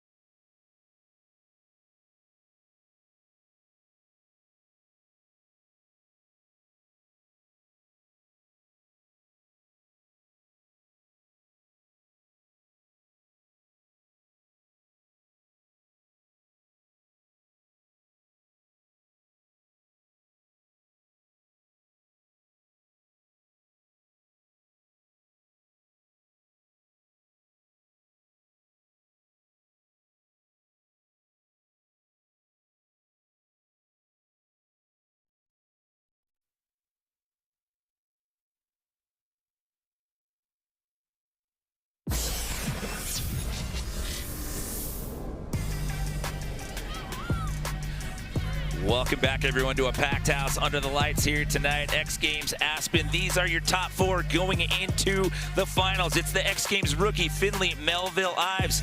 Your defending gold medalist from last year, Alex Ferreira. It's your 2024 Superpipe bronze medalist, Hunter Hess, who was your second place qualifier. And the guy who had to settle for 4th last year in his first ever X Games pipe event is now your top qualifier in 2025 with a huge score in the 90s on run at number 1. They will ski in that order out here tonight. 2 runs, best run that counts. Only one of them in the final will miss the podium, Tom. Oh, that's a tough break right there. I mean, so exciting just to make this final, but that is a tough break knowing you've made it so far and there's one of these athletes not walking away with X Games hardware tonight. 2 more runs, scores are reset though, and we saw some pieces moving around there at the end of the playoff round, so look for the runs to change and get a little bit more difficult, or maybe a strategic play where you put a run down to solidify a medal. So we cut the field in half out of the playoffs, so they run in reverse order as to how they qualified. Scores are reset to 0. It's a 100-point scale, 2 runs each. Best run that counts, and hopefully you get to take home the gold here in 2025. And how about the rookies from New Zealand this weekend? Something about it. Another rookie from New Zealand making a final out here Something in that Wanaka Lake water down there, but I mean, it really is. They're having a heck of a weekend out here at X Games, and we're going to start it off with Finley Melville Ives, 18 years old. Just graduated from high school in 2024, and now you find yourself starting off the Monster Energy Men's Ski Superpipe Finals. Look, they're just ready for the X Game hype meter here once he's ready to get uncorked in the Superpipe. And yes, if you're watching at home, you can join the conversation. Tag us with hashtag XGamesAspen. You'll see a lot of the social media posts end up on the screen throughout the competitions. We still have men's ski big air coming up later on. It's a big night here to cap things off. Here comes Finley Melville Ives. Look for some big rotations. I'm hoping he fits in his very unique alley-oop double flat spin 1080. No! It's all right. 2 runs, best run counts. Shake it off. You got another one coming, Finley. He does have such a cool rotation that we have seen in the middle of his run at a few other events. Little backflip mute grab there. Little shout out JP Auclair. Just so disappointing when you go down on the first run or the first jump of that run. But really, lot left to come. The kid still can easily walk away with a medal, if not even gold, if he puts down those huge double corks we saw in the playoffs. So now we queue up Alex Ferreira. We keep talking about how he's the gold medalist from last year. He owns 3 total gold medals in this event, 7 total pipe medals overall here in his X Games career. 3 gold, 2 silver, 2 bronze. He's in for his first of 2 here in the final. Let's see if Alex gets things going and brings some 1620s into this run. Switch double cork 1080 to the right. There's a left side 16 already, 4.5. Right side 1080 setting up switch. Okay, we see the switch left side 7 there where we see a right side 16. Alex Ferreira! X mode hype to the top on that one. The Aspen crowd is going nuts for the local boy Alex Ferreira. 2 1620s, 1 to the left, 1 to the right. The key in that run I love too is he's spinning all 4 directions. So spinning switch to the right, switch to the left, and forward to the left and the right. So that one goes all the way up for me when you're doing 1620s, you're locking in grabs. Nothing I like to see more.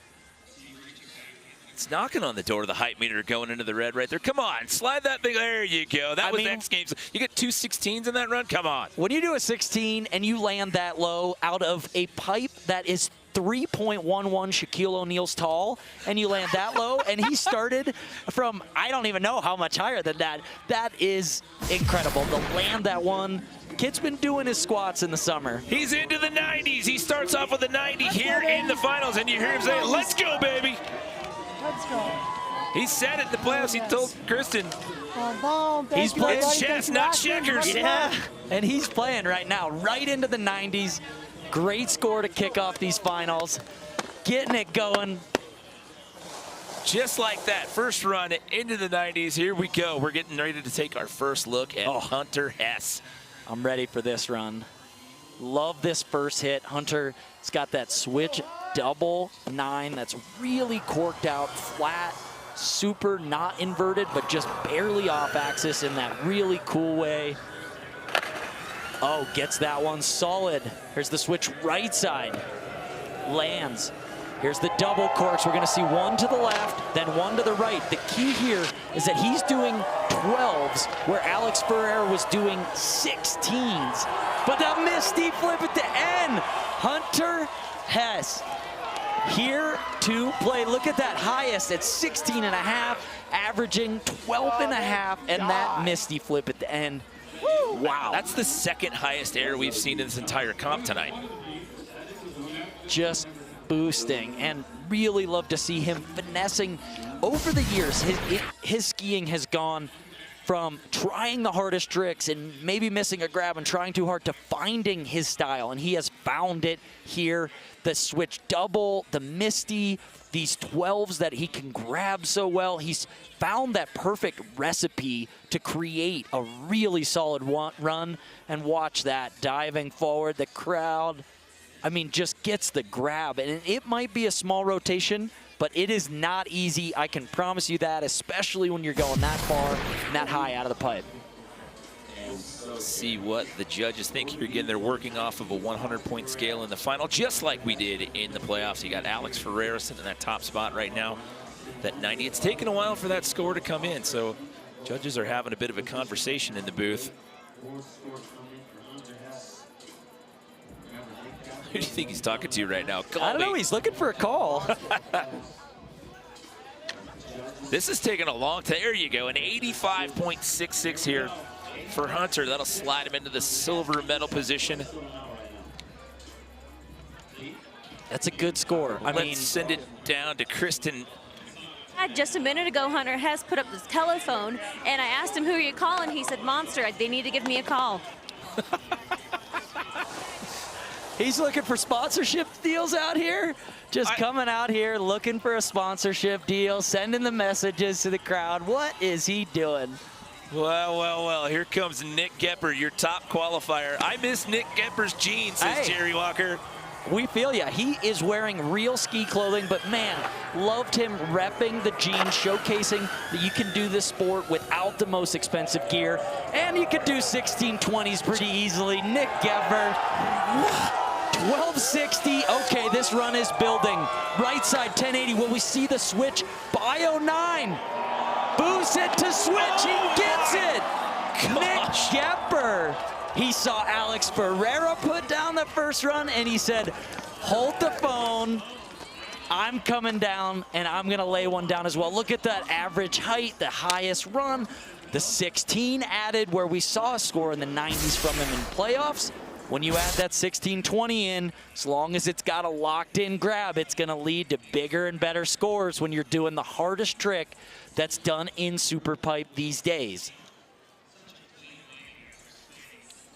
Look at the grab. Hard to see in the black on black, but you can see gets that tail grab locked in, at least for that pure bit of the rotation. Here's that final one. I mean, that trick, so unique. It is so cool the way he pops off the wall. Only athlete doing that rotation. Similar to what Hunter Hess is doing, but taking off backwards. This score is going to be close. Oh, a 92.66. That's 1 full point better than what he got in the playoffs. Let's check in with Nick, Kristen. Top of the boards, but do you have anything else in the bank? You know, my bank's pretty full, but we'll see. Let's go round 2. Round 2 it is. Congratulations, Nick. I mean, when he came into this last year at 29 years old, he was the oldest first-time Superpipe competitor in history. That's men or women, and that's ski or snowboard. He missed the podium by 1 spot, and now a year later, he finds himself in the top spot in the playoffs, and now again at the finals and looking at a potential gold medal. The bar has been set, but it's far from over. Everyone gets one more run. It's the best run that counts. We'll have the conclusion of Monster Energy Men's Ski Superpipe Final when we return.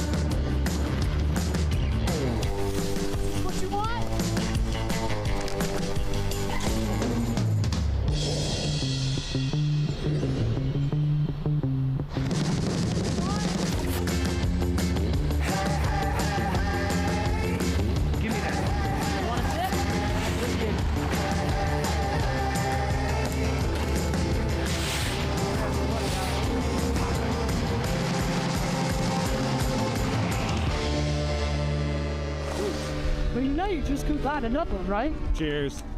That was fun though, huh? It was fun.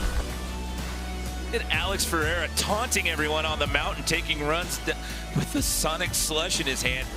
I mean, doing some legit tricks too while sipping that Sonic Slushy. And bringing more people to the party. How about that for being on point with the branding? Look at the packed house here. Monster Energy, Med Ski, Superpipe final. We've completed one round, second and final round to go, but the big story as of right now, it is Nick Gepper sitting in that top spot with a 92.66, and your defending gold medalist, Alex Ferreira, nipping on his heels with a 90.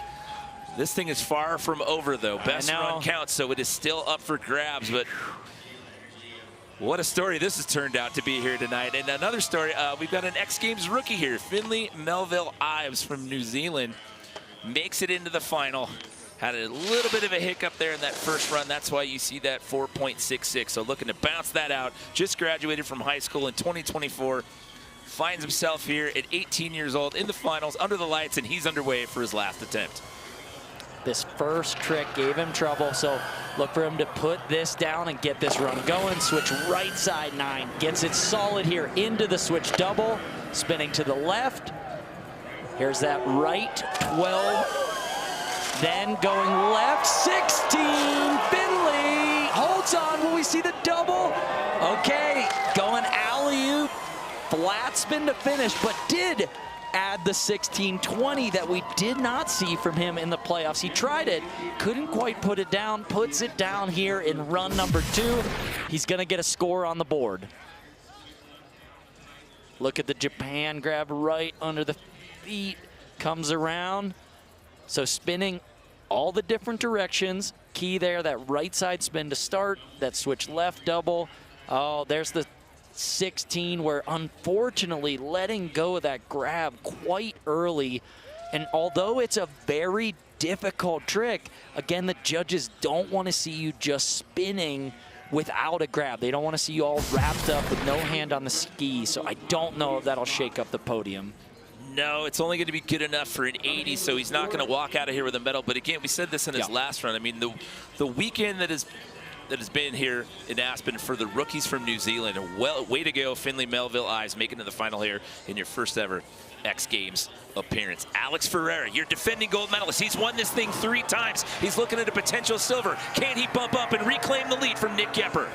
Switch right side 1080. Alex Ferreira does not want to settle for silver. He is battling Nick Gepper here tonight. The right side 1080 gets the tail grab. Oh, just sticking with that 720 when we see the right side 16 with the opposite tail grab. Okay, Alex Ferreira. I was wondering if we would see the switch left double 10, and instead sticks to the 720, builds the momentum and the speed, and that final trick is the hardest grab we have ever seen with that trick. He's doing a 16-20 and reaching down with his right hand. That is absolutely precision to be able to lock in that grab. Here's the 1080. How are the grabs the whole way through the run? He has the most spins of any athlete in this run. He's doing these 16-20s. Does he get that grab? It looked like he got it, at least for some of that rotation. So this comes down to the judges. What is preferred? The uniqueness of Nick Gepper's run or the both way 16s and that unique grab? Who has the biggest amplitude? I mean, this is a battle and a rivalry that is for the ages getting going here. It's going to take a 92.67 to overtake that top spot. He'll get a 92 flat, so he's going to have to settle for the silver right now. Wow, so there's one skier left in the way of Nick Gepper and a potential first ever Superpipe gold for him. The 2-run format, the addition of the X Games hype meter are great. You're absolutely right, Pilot. The X Games hype meter's been around, but the 2-run format with playoffs and then getting in the finals, yeah, it's been an interesting change here coming into 2025. There's just more intensity on each run, which I love. There is not a lot of throwaways. You really got to be on your A game all night, and it comes down to who just has it and can put it down not once, but 2 really perfect runs throughout the playoff and final. So Hunter Hess is assured a medal already. The worst he can do is the position that he's in here now with the bronze. Trying to bump up here in his second and final hit. Switch double 9. Then into that switch right 10. Here's where he's going huge on the 1260s. 16, almost 17 feet. Then the right side. No! Just slides out. Hunter Hess, and with that, as he crumbles just a bit to the side, Nick Gepper just became aware that he's gonna win his first X Games medal in Superpipe. Just so happens to be the color gold. Not only did he get his first ever pipe gold, only 2 skiers have ever won gold in slope and pipe. Candide Tovex, he got a 2003 pipe gold and then a 2007 slope gold medal. Tanner Hall's done it as well. He's got 2002, 3, and 4 slopestyle golds and 2006, 7, and 2008 pipe gold medals. Nick Gepper has 4 slopestyle golds. He 13, 14, 15, and 2021, and now in 2025, he owns a Superpipe gold medal and gets to cap it off with a glory run. Rarefied air. Tanner Hall and Candide Thovex are some of the greatest and most spectacular names from our sport. Nick Gepper joining the ranks with them, winning a gold in Superpipe and slopestyle as well. Is he just having fun with this run? Still doing floaty big tricks, but he knows. Big toe sack for the fans out there as the crowd down here goes nuts. Nick Gepper, hailing from Indiana of all places. No half pipes in the tri-state, within hundreds of miles of where he grew up, and here he is, a Superpipe gold medalist at the X Games. The mountain he grew up on was elevation of 800 feet with a 400-foot vertical drop. That was it, and now he finds himself in 2025 with an X Games gold. Let's send it down to Kristen with our winner. Nick, you're now a gold medalist in Superpipe. Tell me about the journey this sport has taken you on. Wow, it's been such an emotional journey. It's been an emotional week, if you couldn't tell by my social media. My whole family's here, my girlfriend, I love them all. And there's a new champ in Aspen, that's Nick Gepper! Nick, at one point in your career, you felt burnt out from skiing. You had told me last year that you wanted to find the joy that you had maybe lost in skiing. Have you now found that joy again? It's a patient journey. It really is. It takes a while, it takes small steps, but man, it's a dream. This is exactly how I visualize this going, and I love everyone in my corner, everyone that's supporting me, and it's a marathon, not a sprint. Let's go. Congratulations, Nick.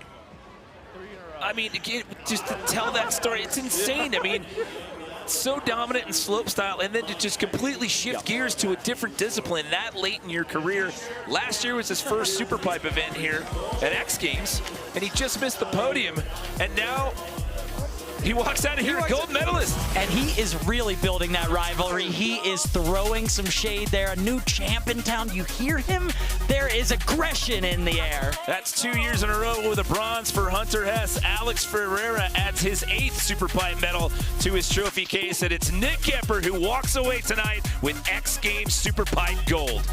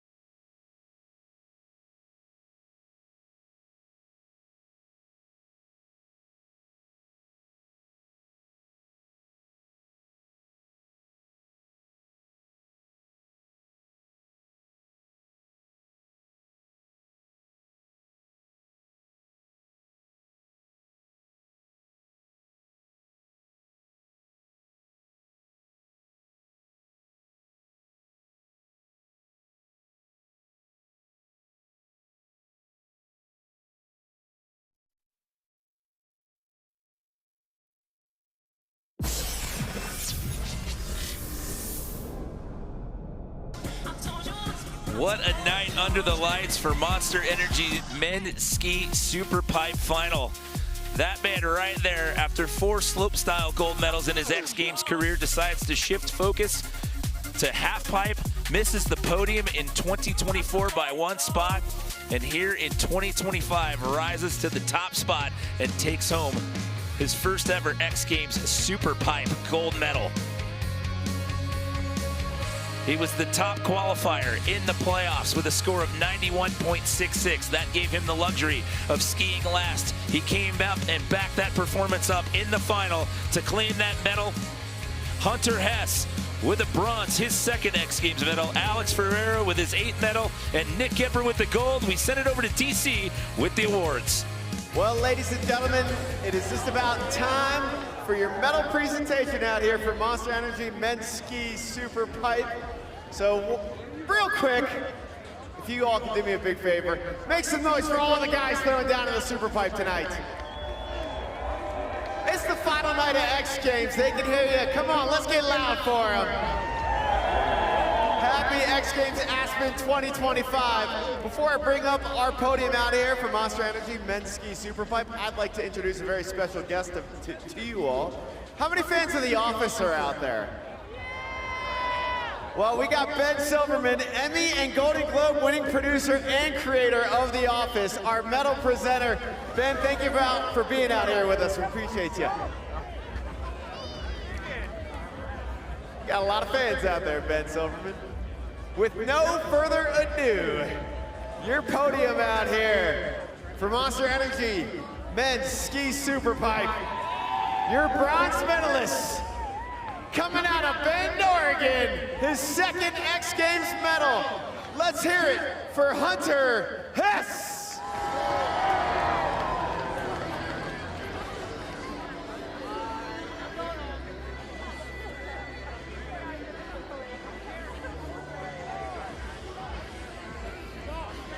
One more time, Aspen, make some noise for Hunter Hess, your bronze medalist.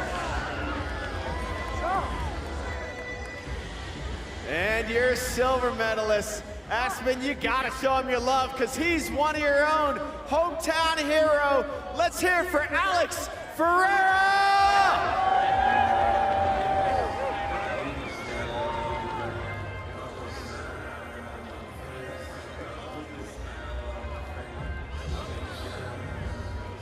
This is Alex's 8th X Games medal, the hometown hero. Let's hear it for him, your silver medalist, Alex Ferreira.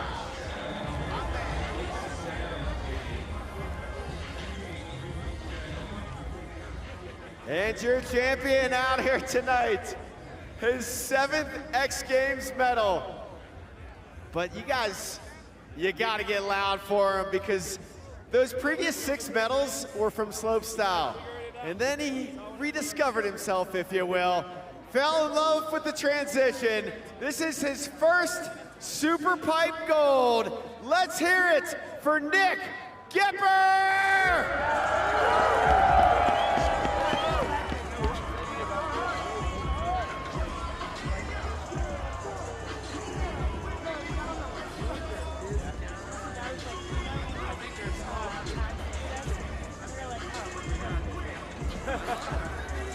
One more time!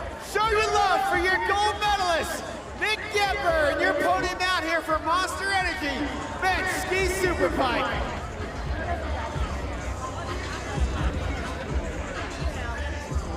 There you see your 3, 2, 1. Hunter Hess with the bronze. And the end of an era for Alex Ferreira with the uncommon silver that he finds himself with in his hometown after dominating the Superpipe here at Monster Energy Men's Ski Superpipe. Off the bat, Hunter Hess was just riding with power, sometimes not even landing in the transition, but still muscling it out. And despite doing the 1620s both ways, Alex Ferreira unable to get it done. It was the unique approach to this Superpipe with the creativity and the extended long grabs.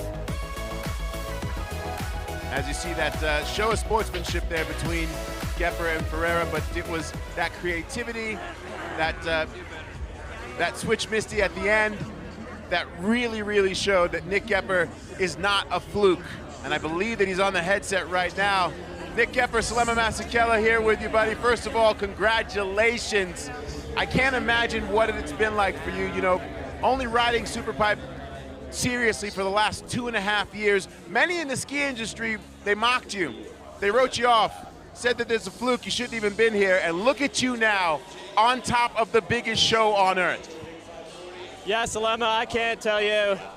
I mean, I'm still totally in the zone right now. You know, people mocked me, and I just started mocking myself. And I've been having more fun the last couple years than I ever have. And it's been, man, I'm just on cloud 9 right now. My family's here, everybody that I love. This is a magical moment, and I can't wait for what's next. I'm not leaving, baby.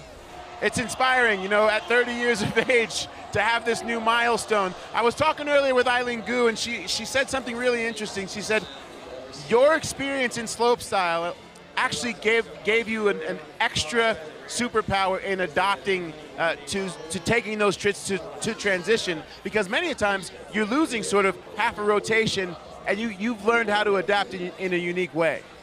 Yeah, for sure. I mean, the slopestyle courses these days have a lot of transition features, and coming over from there to pipe, I feel like I got a lot of skills that really translate. And also, talking about slopestyle and big air, homies, the door is wide open. Come on over, the water's warm. I love it, man. At the end there, when you grabbed that mic and you said there's a new champion town, that reverberated through the entire Aspen Valley. And I just gotta say, you know, watching the way that you've worn your heart on your sleeve and really taking the people through the ups and downs of this journey, this almost love-hate relationship with this thing that you love in this industry the last 2 years. Salute to you for this to be the cherry on top. Thank you, Salema. I appreciate it. Well, we're looking forward to what you got next. Enjoy. I hope you get to celebrate with your girlfriend and your family tonight. You are the Monster Men's Ski Superpipe champion. That gold medal is yours, buddy. Well, what an incredible day, this final day of X Games Aspen 2025. We're not done yet, though. Men's Ski Big Air is coming up. It was a great night. Congratulations, of course, to Chloe Kim, tying Shaun White with those 8 gold medals. But we're going to see you over at Big Air to finish this party.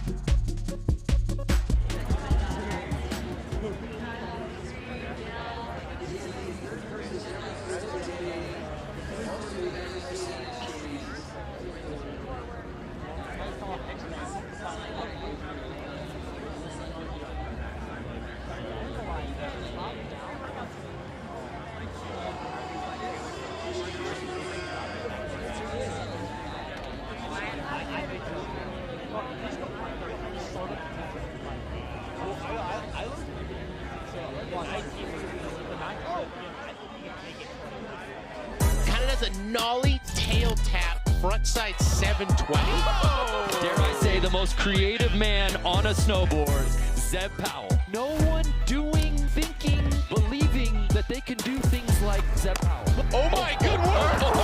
Backflip! There's a magnetism to Zeb. Doesn't matter if you're in Encinitas, LA, New York.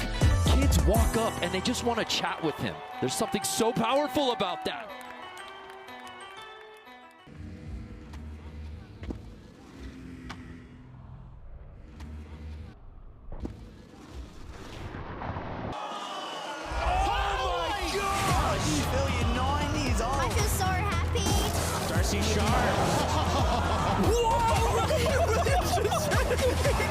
Giordano Russell.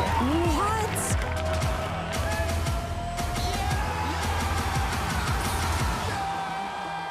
Do you have any superstitions before you compete?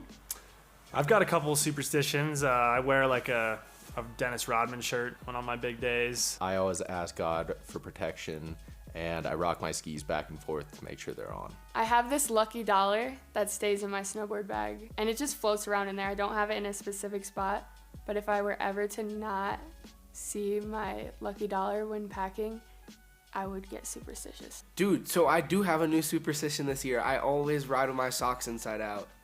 And the last day I rode with my socks not inside out, I fell and it hurt.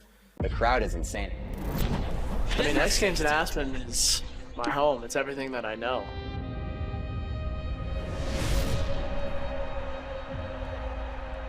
The biggest thing for me is the crowd.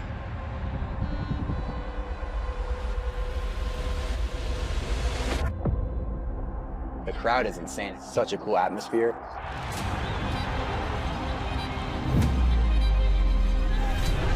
So it's really everyone at their highest potential. I want to ski better. I want to do better. I want to perform. I'm a performer.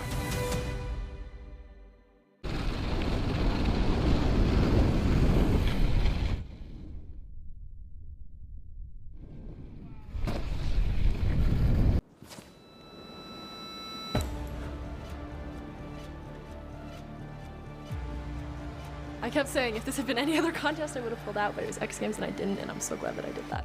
I had a conversation with her and she said, Maggie, I've never had to ski through pain like this. I mean, just the sheer determination and will that she has.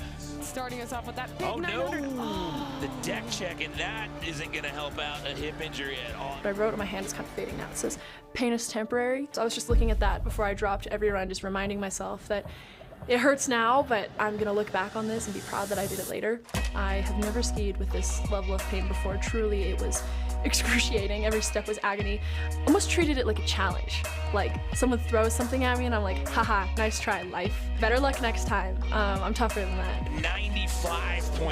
And here's Eileen Gu, our gold medalist. I've always said if there's just one young girl sitting at home who sees me on the screen and, you know, sees a bit of herself in me, and I maybe inspire her to pick up a pair of skis, then my mission is accomplished. I'm so proud of her. She's in so much pain. She can't even walk. I think competing is me against myself more than anything, and today that was truer than ever.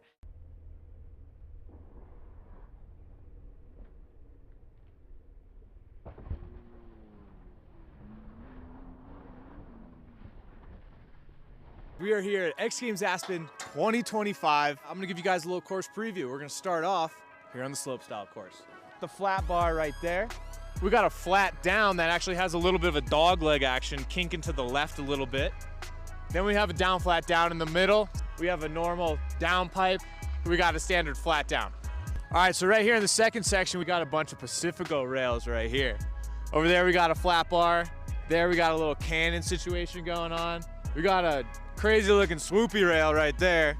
And on the fourth option, we got the forbidden tall boy to down rail. So let's check that out. So we got a little gap, tall boy into the big dog down rail right there. Coming out of the Cerveza land, we're heading down to the Sonic section. And this is where things get a little funky. We got the battleship, the big dog battleship. In the middle, we got a little rainbow rail, teardrop, whatever you want to call it. And then all the way here on the right, we got a little waterfall rail going on. Impress me. This is the first of the 3 jumps. We're starting at 50. So we're coming off the first jump, and down here we're getting to the second jump. We're at the 60-foot booter right here. And there's something special about the second jump, and it actually has to do with the third jump, is that the second jump is where big air drops in as well. We're throwing carcass here at X Games. So down here at the third hit, we're talking about a 70-foot gap. I don't know how else to explain that other than to say that it's just huge. So we're over here at the street style course now, and just like the streets, it's still under construction, but we're gonna show you guys anyways. So right here, we've got the down flat down with the donkey kick at the bottom, and we just have a straight up handrail. Then we got a gap to a big tube, and I don't know what's up top, so we're gonna have to go up there and look at that. Now that I got up here, I realized there's a lot more options up here than I originally thought. We have another flat rail here that we could transfer onto the handrail or maybe onto that down tube. Right here, we've got the butter box picking table. We've got a straight up box, another flat bar. And over there, we've got some jersey barriers. And then over here, we've got a pole jam to an A-frame rail with a wall ride option. I don't even know what to call this, but I have a feeling the slope guys that are in this contest are gonna have a lot of fun with that one. So I'm standing down here at the base of Superpipe, and I don't need to waste your guys' time. It's a Superpipe, 575 feet long and 22-foot walls. That's it, roll the tape.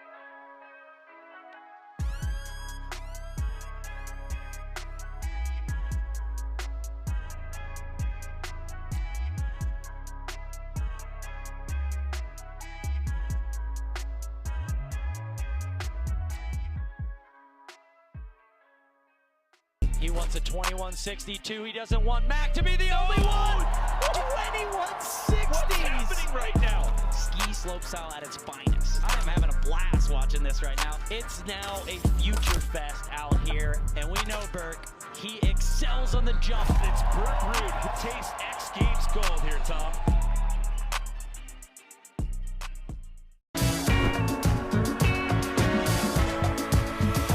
Yeah, I totally think Eileen's taking it this year. Whoa, did you see that hoodie?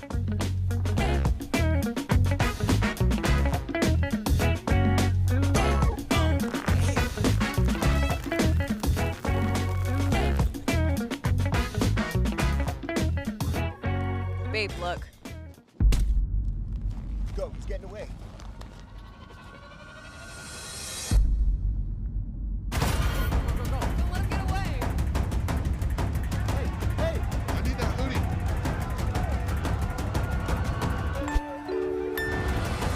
Guys, you can get it at the merch tent.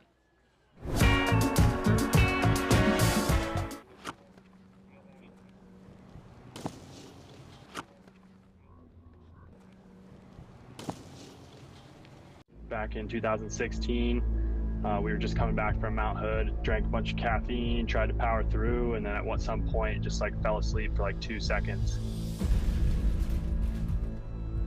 The roof of the car like smashed my skull in, and next thing I know, I just like wake up in a hospital like 4 days later. I fully thought that I was never going to ski the same again, and was really depressed for a few months.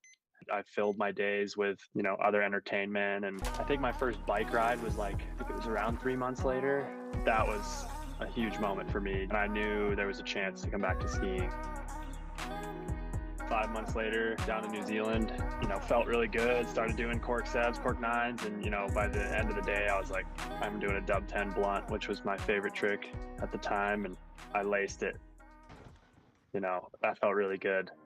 Yeah, so 2020 came in, and I try to have the mindset from after my crash where it's like, I'm grateful to be here. Like, it doesn't really matter if I win, but like in the back of my mind, there's always this like super competitive side. It's like, all right, I'm here now. Like, let's get it. So stoked to pull up and walk away with 2 golds. The first one in knuckle huck and the second one in slopestyle. It was just crazy being there. And the biggest takeaway after the crash was just that the body heals. The only option I had was to think positively, because the other route was just like, I couldn't even, it was so depressing to think about.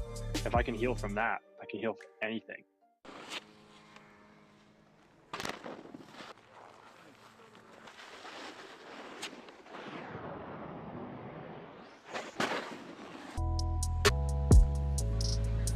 What's up, Zoe?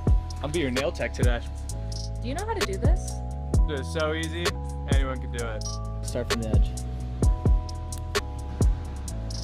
So does like putting glue on your hands like ever screw up your nails?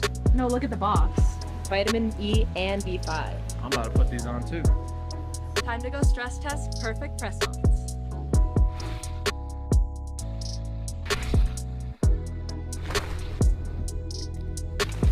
Just wrapped up, still perfect. Oh yeah. I remember I was super excited about it. I'd come off, there's this event that we do in the spring called Kimbo Sessions, and it's like basically just a big roller. So you can do all these like knuckle huck tricks. And I'd been doing it like the last 3 years before the knuckle huck was an event. So I just had all these ideas of like knuckle tricks and stuff. And I actually wrote them all down like in my notes. I had like all the hits kind of planned out. Yeah, and like my fam was here, and X Games debut right here, this event. It didn't feel as serious as other events, you know, it's just a knuckle, like there's only so much you can do, but then it just leaves it up to this creative aspect, and you know, it was up to us to, you could do whatever you want. You could do a backflip, you could do a hand drag 3, you could do, you know, variations of butters into, you know, cork 7s and stuff like that. So that's what was so cool about it. It's just like, all right, we're setting the bar, you know, it's never, there's no bar. We're doing it. We're making it happen. Oh yeah. Oh, and the best method we've seen. She really transcends what we do out here. Okay, that's really good, eh, Tora? We've just never seen anyone quite like Chloe Kim in the Superpipe. Chloe is podium perfect from her previous 8 appearances at X Games.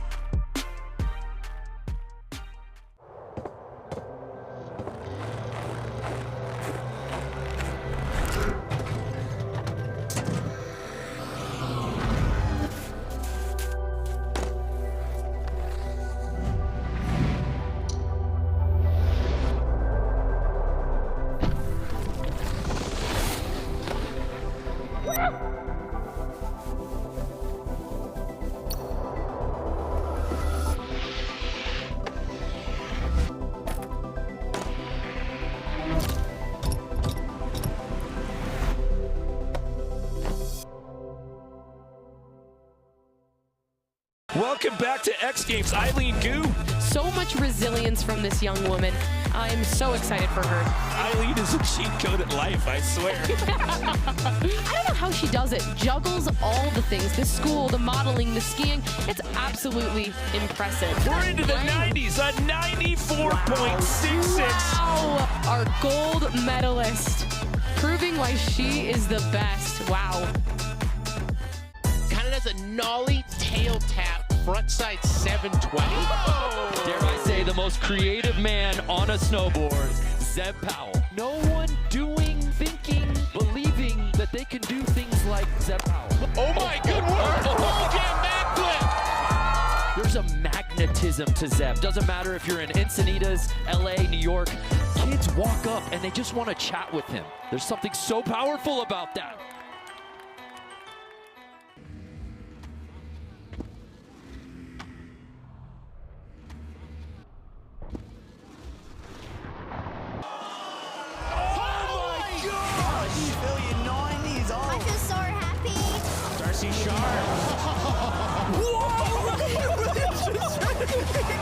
Jordano Russell. What?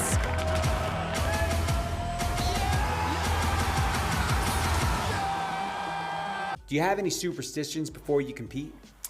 I've got a couple of superstitions. I wear like a Dennis Rodman shirt on my big days. I always ask God for protection, and I rock my skis back and forth to make sure they're on. I have this lucky dollar that stays in my snowboard bag, and it just floats around in there. I don't have it in a specific spot, but if I were ever to not see my lucky dollar when packing, I would get superstitious. Dude, so I do have a new superstition this year. I always ride with my socks inside out. And the last day I rode with my socks not inside out, I fell and it hurt. The crowd is insane. I mean, X Games in Aspen is my home. It's everything that I know.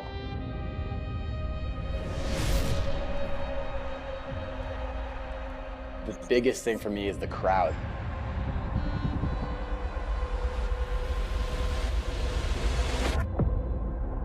The crowd is insane. It's such a cool atmosphere.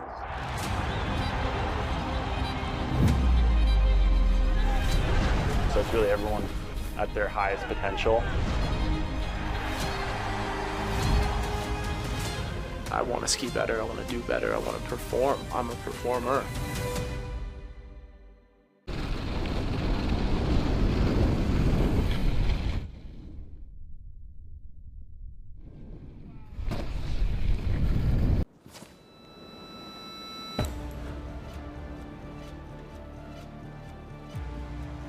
I kept saying if this had been any other contest, I would have pulled out, but it was X Games and I didn't, and I'm so glad that I did that.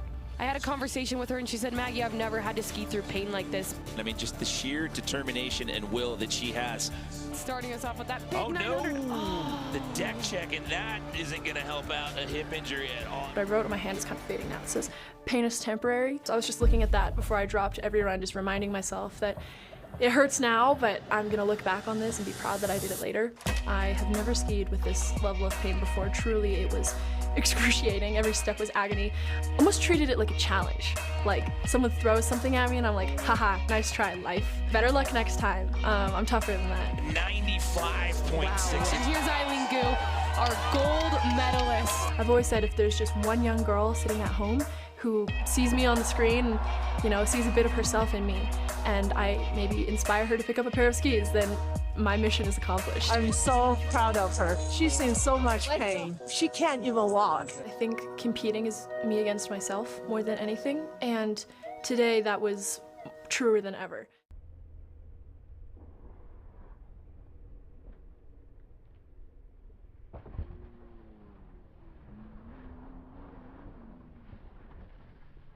We are here at X Games Aspen 2025. I'm gonna give you guys a little course preview. We're gonna start off here on the Slopestyle course.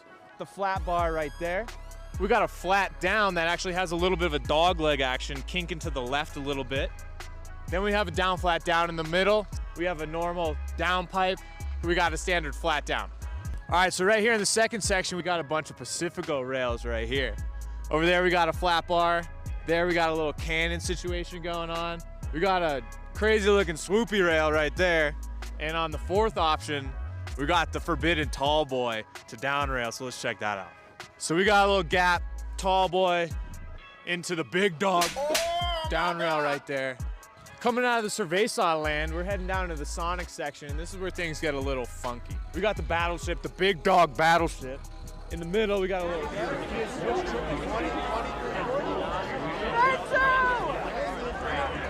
Oh, Jack!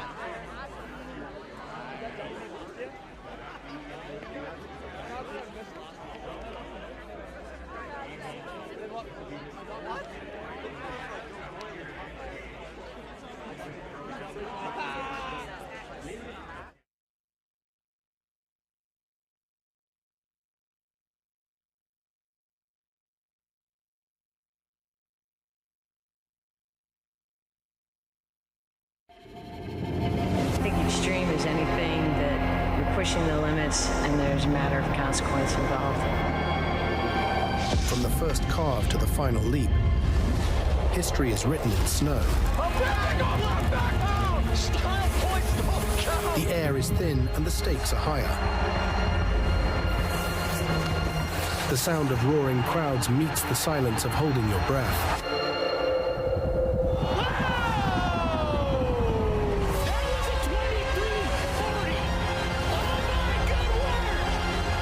This is where legends are born.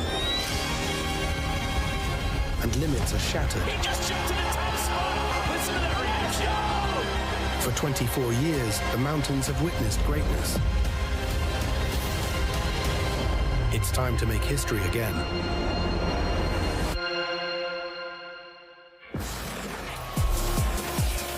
For 3 days, we have been celebrating 30 years of the Super Bowl of action sports that we love to call X Games.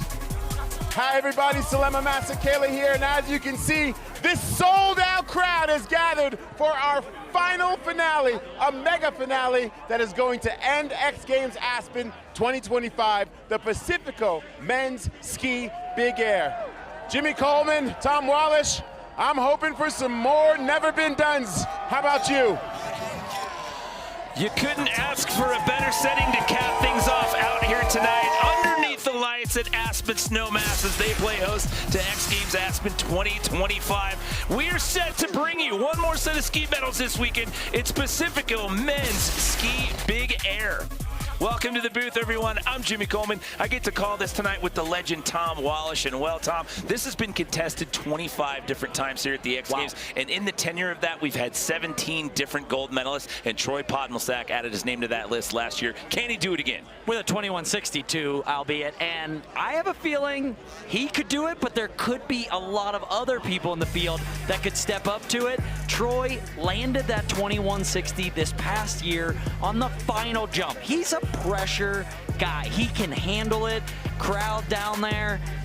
Different format last year, though. You had 2 different jumps and a style jump. This year, we are back to the roots. Someone else we have to talk about. He's a rookie coming into this weekend. Got in off the alternate list into Slopestyle. Ended up walking out of here with a gold medal. Talking about Luca Harrington. He's in the mix out here tonight as well. Yeah, another big player. I mean, rookie, but you come out, you win X Games Slopestyle, you do some big tricks. He's in a great headspace. Why not come out and go double gold? Yeah, so it is going to be a big night. Also, you have 8 riders in the field out here tonight, and 4 of them are returning gold medalists. So it is going to be an all-out brawl here to cap it off, to hand out our last set of medals this weekend. I mean, so much talent in the field, and we did see in Snowboard Big Air a 2340. Will we see that crazy of a rotation here tonight? I don't know. We're about to find out in the span of the next 45 minutes. Right now, we check in with the 3rd member of our team, Kristen Beat. Well, Tom, 5 athletes in the field can land a 2160, and 3 have alluded to the elusive 2340. Troy Podmilsack, Burke Rude, and Luca Harrington. Now, Troy, who won this competition last year, told me he's considering it, but only in a Hail Mary situation. But whoever does land it and stomp it will make history. But just in case you guys need a little help with the math, the 2340 is 6.5 rotations in the air off a 70-foot jump. Yeah, if you're mathematically challenged, we're going to be shouting a lot of numbers at you out here tonight. But Tom is going to talk you through it. 8 riders in the field out here. As I mentioned earlier, 4 in the field have a big air gold. Alex Hall has one. Mac Forehand has one from 2023. And, of course, your defending gold medalist, Troy Podmilsack and Burke Rude. Yeah, a lot of talent. I mean, so many big air gold medalists in the field, as well as gold medalists from other disciplines. Matej Sponsor and Knuckle Huck, Luca Harrington just earlier this weekend in Slopestyle. So this is action-packed. Anybody's got a chance. It comes down to stomping the big trick in front of the crowd when it matters. Couple of X Games rookies in the mix as well. You mentioned the format. You were talking about Troy's performance last year with that gold. You had to have 2 big tricks. They had to be spinning in different directions. Those 2 big tricks would get you on the podium. Different this year. This first round is what we call playoffs. So they're going to get 3 runs. They're going to ski in the order that you saw them in the lineup there. It's the best of your 3 runs that count. So 1 big trick can do it for you out here, and we cut the field in half. Top 4 move on into the final. They get 2 more runs in the final, and then we're handing out some medals. This is Pacifico Men's Ski Big Air. And look at that drop in right there. You're coming into this massive gap, which is the bottom of the Slopestyle course. From the lip of the takeoff to the landing there, the knuckle, if you will, that is 70 feet. And we started off, Tom, with an X Games rookie. He hails from Canada. This is Dylan Deschamps. Dylan, very experienced on the city big air and scaffolding setups. We've seen him excel at World Cups around the world. Now coming out into X Games, ready to throw down on this massive jump. Coming in switch. And we're getting things going. Switch triple bio. So we're not holding back anything right off the bat. He's going bio rotation, which is diving forward off that lip, switch, watch that, dives forward. So easy for him, comes around to 12, then flips it all the way over. Safety grab locked in. Not a lot of people doing that version. We see a lot of triple corks. Maybe you out there have heard that term, but that one's so special with that dive forward, and he's got that new age arm flare. He's serving, little matcha D sort of service provided. He's another one that came to this weekend as an alternate and now finds himself in the competition. So an 85.33, best possible score you can get here in playoff or finals is 100. So Dylan Deschamps sets the bar here.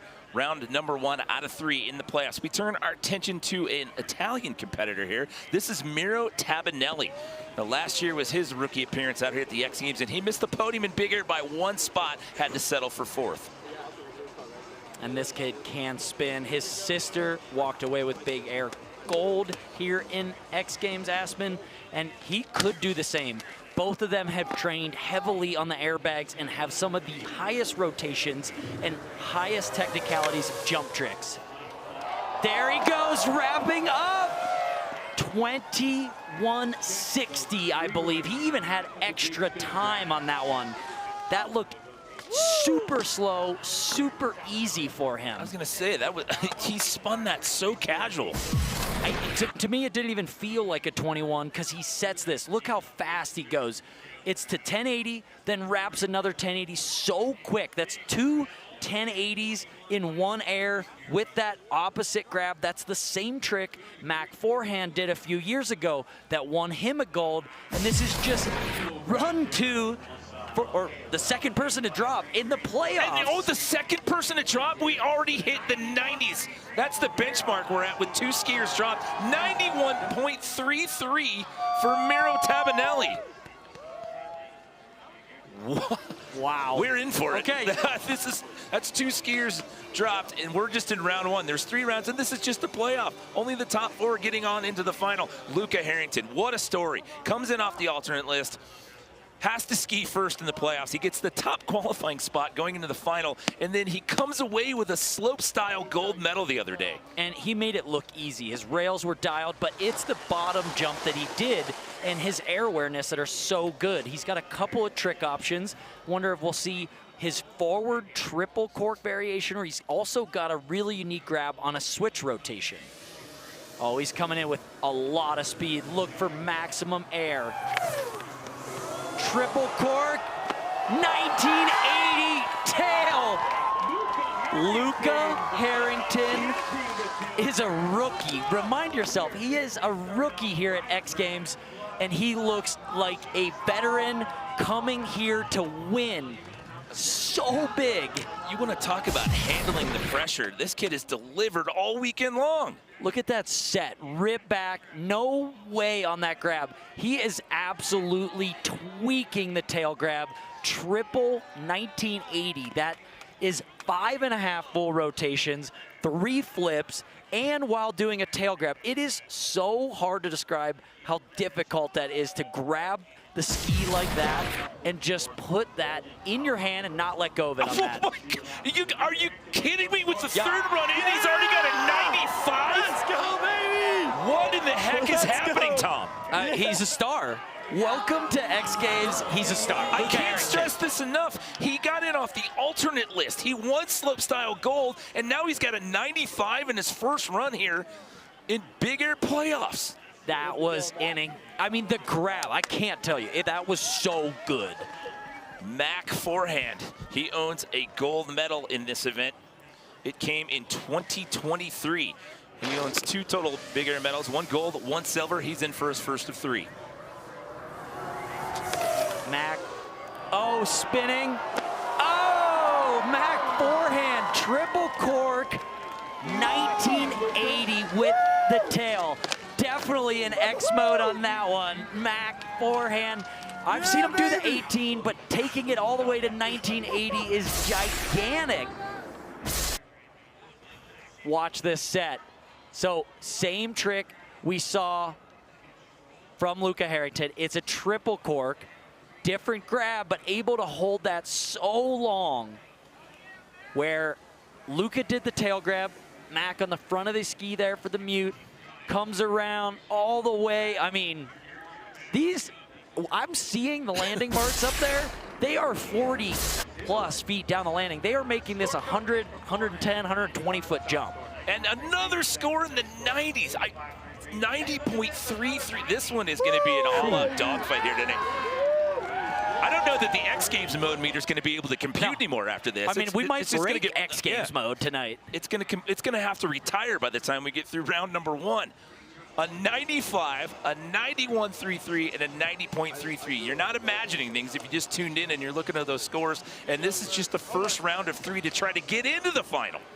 As we take our first look here at Berg Ruud from Norway. He owns a total of 5 medals in this event. 2 gold, 2 silver, and 1 bronze. Let's see if Bert as well wants to get things started with a 2160 of his own. Huge wrap set. Switch triple 1980. So we are seeing 19s, 21s. I mean, this is so many rotations these athletes are doing. And this is just the playoffs. It's so difficult even to just make it into this finals. Looks a little like he maybe was looking for a different grab. Watch, looks for that mute grab, misses it, goes for the safety, able to get it around to 1980, but I've seen Berg Ruud ski. I know he's looking for a bit more out of that rotation. So an 81 for him, so that'll put him outside of the top 4 for now. So again, here in this playoff round, you do get 3 runs. It's the best one that counts. Unlike last year, you had to have 2 big tricks. It's just the best one that counts to get you into that 4 cut tonight for the final. Matej Svancer coming off of a silver medal in knuckle huck the other night. That's 2 medals for him in that event. Looking for some hardware here in big air, Tom. Yeah, and he's got creativity. He does have big rotations, but don't expect just a spun 2160 from this guy. He's got flavor. You can tell the way he's just skiing into this course. Maybe a butter, something unique on these takeoffs. And there it is, buttering on that takeoff. Oh, did you see the lady? Matej Svancer, how did he land that? I don't know. He was so far down and really what we call in the back seat, really leaned back in that cork rotation. I cannot believe he was able to put his feet under him. Now, he's just been looking for redemption, too. He came in 2022 as a highly anticipated rookie. Skied well, but didn't end up doing well in the ranks overall. 2023 missed the podium by 1 spot, and then he missed last year due to food poisoning. Yeah, I mean, had a rough go of it. He did some crazy tricks in that first year. Oh, no way. He grabbed safety twice. Now, that nose butter was crazy. So high speed to be able to do that and then spin that much. With the size of this jump, to quantify if you're watching this at home, it's basically you're jumping 80 to 100 feet across and basically dropping yourself out of what would be the equivalent of a 3-story building onto ice in the dark. In the dark with a crowd watching while you try to spin around like an insane person. This is absolute insanity that we're witnessing here in just this first round. I mean, you've got your top 3 scores already into the 90s. This is Park City, Utah's Alex Hall. He has a total of 4 big air medals, 1 silver, 1 bronze, and 2 of those being gold. Coming into this one, Switch, the first athlete to do a 2160 in competition. And he's doing a 0 spin. And that right there is why Alex Hall is a crowd, a fan, and a skier's favorite. Your favorite skier is a fan of Alex Hall because he will just come to X Games Big Air, do a massive 0 spin, the most steezy, no movement, switch straight air in the game in a big air contest where other athletes are doing 2160s. Look at the grab, look at the style. Sort of just as an ode to the true roots of the sport, maybe a little something to the spin to win culture these sports have become. And we'll see, as the first guy to do a 2160, you know what? You're allowed to do a 0 spin at one point if you want. Look at how deep he sent that right there. Also, props to the follow cam skier right there. Did you see that? Very good, yeah. Kept him right in frame. I mean, it's not going to score high, but still, that was very impressive. Hats off to you, Alex Hall. Look at the packed house here in the corral. This is round 1 out of 3 if you're just joining us here. Playoff round here. Pacifico Men Ski Big Air. It's Luca Harrington, your slopestyle, your rookie slopestyle gold medalist, sitting in the top spot here in the opening round as of right now. But now we bring in our defending gold medalist. This is 20-year-old Troy Podmelsack. 1 medal to his name, and it was a Big Air gold here in 2024. Yeah, he's got big spins. I'm curious if he goes right toward that 2160. It seems like, I thought this playoff round might involve some warming into it, maybe some smaller spins, but it seems to be the name of the game is to use all 3 of these first playoff runs to just go for your absolute hardest tricks. Here we go, Troy Podmelsack sending it here for run 1 of 3. Wrapping up, he is going. Oh, Troy, T-Pod.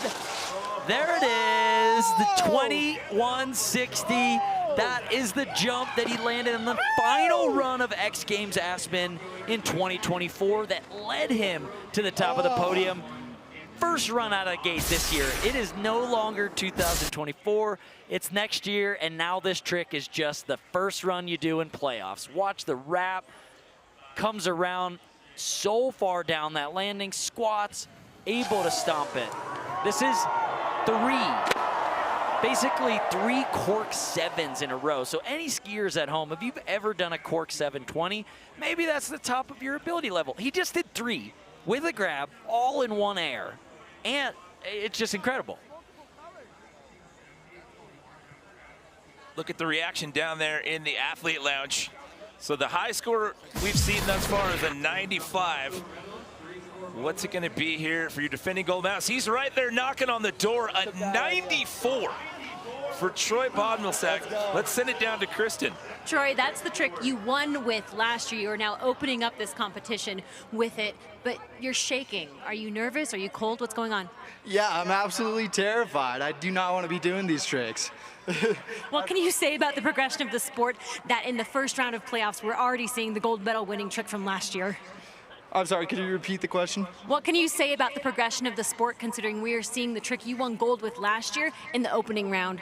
Well, it's definitely got something to do with the format, just because it's your best trick. So that's what I think it is. Best of luck. Thank you very much. Yeah, the format change. That was one of the 2 tricks that he landed last year that got him a gold medal. And this time in 2025, it's just 1 and done. But the story after round 1 is the high scores. You've got a rookie in the top spot with a 95. You've got last year's gold medalist with a 94, Miro Tabanelli with a 91.33, and Mac Forehand with a 90.33. You got to get in the 90s now if you're making that 4 cut, Tom. Yeah, so difficult to get up there. Round 1 of the playoffs is in the books. We've got round 2 coming up. Stick around. Plenty more still to come for Pacifico Men's Ski Big Air.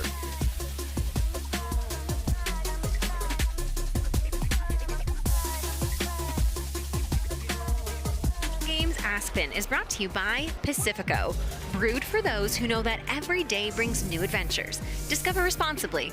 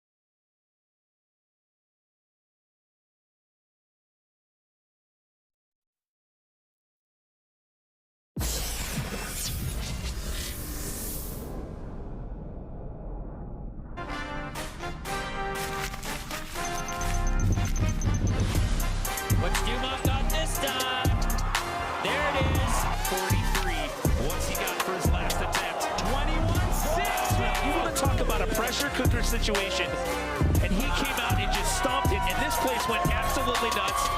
Can you imagine it's been 30 years, 3 decades of history out here at the X Games, and we're about to make more memories out here tonight, Tom.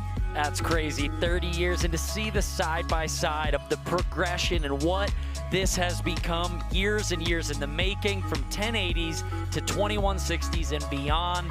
Just amazing to see where these sports have gone and where they're heading. I mean, look at how many people are packed into this venue out here tonight. We've completed 1 round here in Pacifico Men's Ski Big Air Playoffs. 2 more rounds still to come before we get into round number 2. Let's learn a little bit more about Alex Hall in this Monster Energy profile.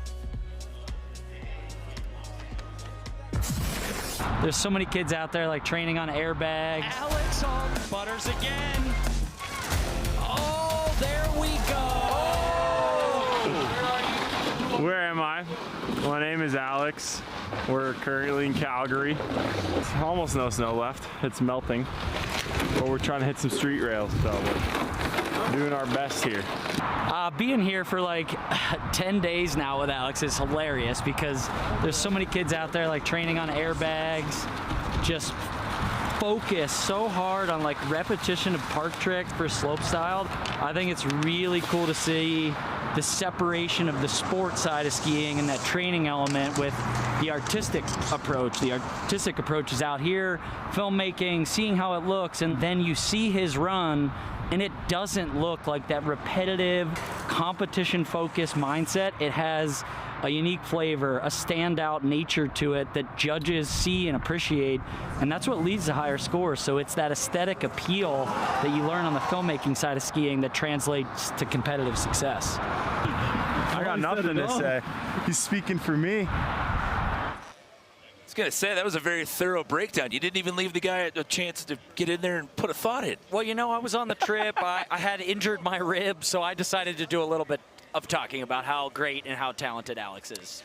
Well, we've got 1 round in the books, and if you missed out on that, you missed a barn burner because we've had massive scores, including an X Games rookie sitting in the top spot with a 95. But let's talk about some of this action from round 1. Had a triple bio to start things off. Switch, back to forward. We had 2160s, just 1, then maybe 2, just keep them coming. That was Miro Tabinelli, 2160 double cork variation. Then, of course, the slopestyle gold medalist, the rookie sensation, Luca Harrington, triple cork, 1980 with the tail grab. That was absolutely held the entire time. Mac forehand, a triple cork 1980 of his own, making it look easy. This is round 1 of Big Air playoffs, and this is going down. Burke Rude here, switch 1980, triple cork, of course. So we're seeing 116 and then pretty much all 19s, 18s, and 21s. Just insane to see this high level of spinning in the first run. There was one guy, however, that decided not to spin at all. His name is Alex Hall, the 0 spin for the crowd, for the fans at home, and for everybody online. That one was for you. Troy had to finish it off with a triple 21.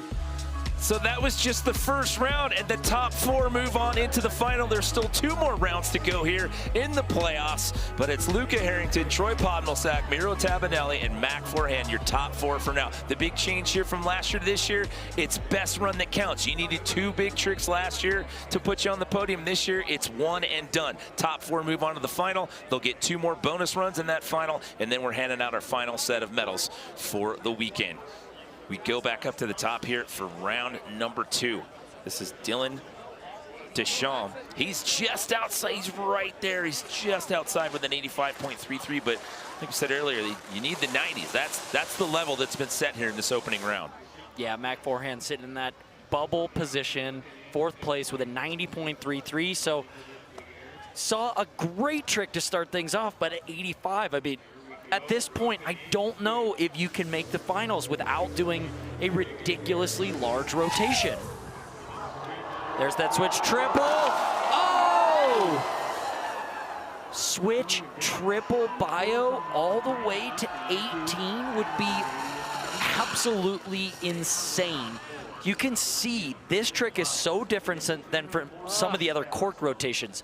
Watch how he's falling out of the sky, moving forward, and then the impact that he sustains because of the extra pop off that lip that he gets is just so much more abrupt. If he's able to put that down, judges are gonna love it because it is different from every other rotation in this event. Yeah, after that impact, good to see him get back up quickly and ski away to get ready for round number 3. This is Miro Tabanelli. He's sitting in that number 3 position with a 91.33. He's, oh, okay. I'm not sure if he was trying to improve on the 2160 he did, or he was giving us a little sneak peek of a little trick called the 2340. Watch this takeoff. Does he get the grab? Yep. Locks it in all the way at the end of the tail, comes around. That's 21 right there. This is 2 1080. This is 6 full rotations, and he is just spinning so fast. Looks like he was trying to land forward, maybe thinking about what it would be like to take that one to switch, which would be a never been done on skis in competition, the 2340. And Tom, to answer your question, yes, he was setting up for a 2340, just confirmed. Okay, so we are about to break the futuristic barrier. In the playoffs. Yeah. It's not even, this isn't even for medals right now. This is just for the right Should we tell him? Does he know it's playoffs? Is he unaware? Oh my goodness. We knew it was going to be like this, but I didn't think it was going to be to this level, and yet here we are with lots of skiing left to go before we even get into that final. Luca Harrington, your top spot as of right now with a 95, your slopestyle gold medalist from the other day, and an X Games rookie. Going switch, triple cork, 18. I mean, this kid is on fire. Wins the gold in slopestyle. And he did a very similar trick to this, did a switch triple 16 with that grab. What makes this trick so unique? Yes, he's spinning a lot. Yes, he's flipping a lot, but watch the hands.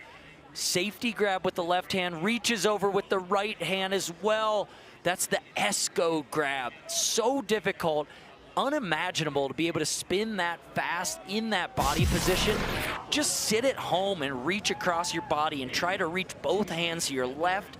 It's so difficult to imagine he's spinning that hard, that fast in that body position. So he's going to check in with an 85 there. Obviously not good enough, so he'll stick with that first run score. I can't stress this enough. With the best run count formats there, the big change up in 2025, I mean, anything could change at any moment. You could be in the last spot on the last run and still come back and win this thing. But I cannot stress enough. I mean, a rookie got in off the alternate list, has a slopestyle gold. Now he's got a 95 to start. But now we turn our attentions to Mac forehand. Big Mac, as they say online. Everybody post something, tune in, tell us what you're watching. Mac forehand, oh! Looking to improve the score on that triple 1980. Just held the grab so long, the landing came up a little quick on him, but he was grabbing until he hit the ground. Just insanity that he is sitting in 4th with a 90, with a triple cork 1980. If I told anybody that 5 years ago, that would be like a nearly perfect 100-point score at that point. Like, that's how quickly this sport is progressing. So tough break with the fall. However, that first run score's got him sitting on the bubble. That's why you see that blue line under the number 4 position. Only the top 4 are going to transfer on into the final. Got Burke Rude coming your way next. Burke's a couple spots on the outside. He had to post up an 81, or he posted up an 81 in run number 1. Two-time gold medalist. He had to settle for 7th last year. However, he did come out of here last year with a slopestyle gold. That was his first slopestyle medal. And you know what? There's a lot of people I've talked to that are not fans of this format. They want to see multiple tricks. Well, you know what? Watch slopestyle. This is taking big air back to its roots. One jump, one trick, winner take all, and I love to see it. Burke Rude, that was the grab he wanted on that one. Switch, triple cork 1980 with that mute grab locked in.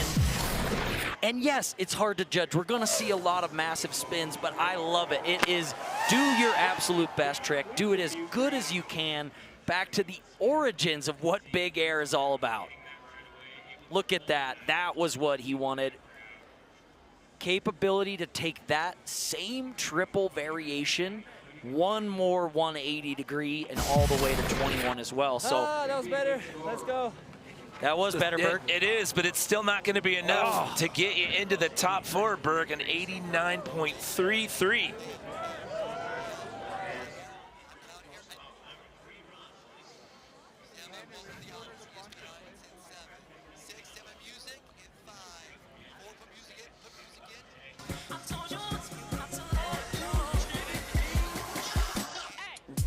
Welcome everyone to the final night of competition out here, X Games Aspen 2025. We are in the middle of Pacifico Men's Ski Big Air. 2 rounds here in this competition. Format change in 2025. The round that we're in now, it's called the playoffs. 3 rounds of runs. Best run counts for each one of these skiers. Top 4 move on into the final. This is where we stand right now. It's an X Games rookie, Luca Harrington, sitting in the top spot with a 95. Your defending gold medalist from last year, Troy Podmelsack, right behind him with a 94. Miro Tabinelli with a 91.33, and Mac Forehand holding on to that final transfer spot as of now.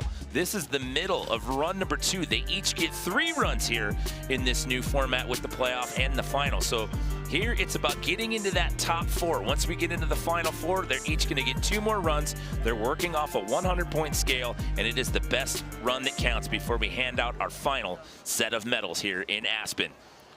We are about to drop in Matej Sponsor, walking away with a silver medal earlier this weekend in an event called Knuckle Huck. Oh, there's that nose butter. No way, Matej Sponsor, nose butter, triple cork 1980. Are my eyes deceiving me, Jimmy? Or am I seeing this action here tonight? Aspen, the crowd is going nuts. Watch this takeoff.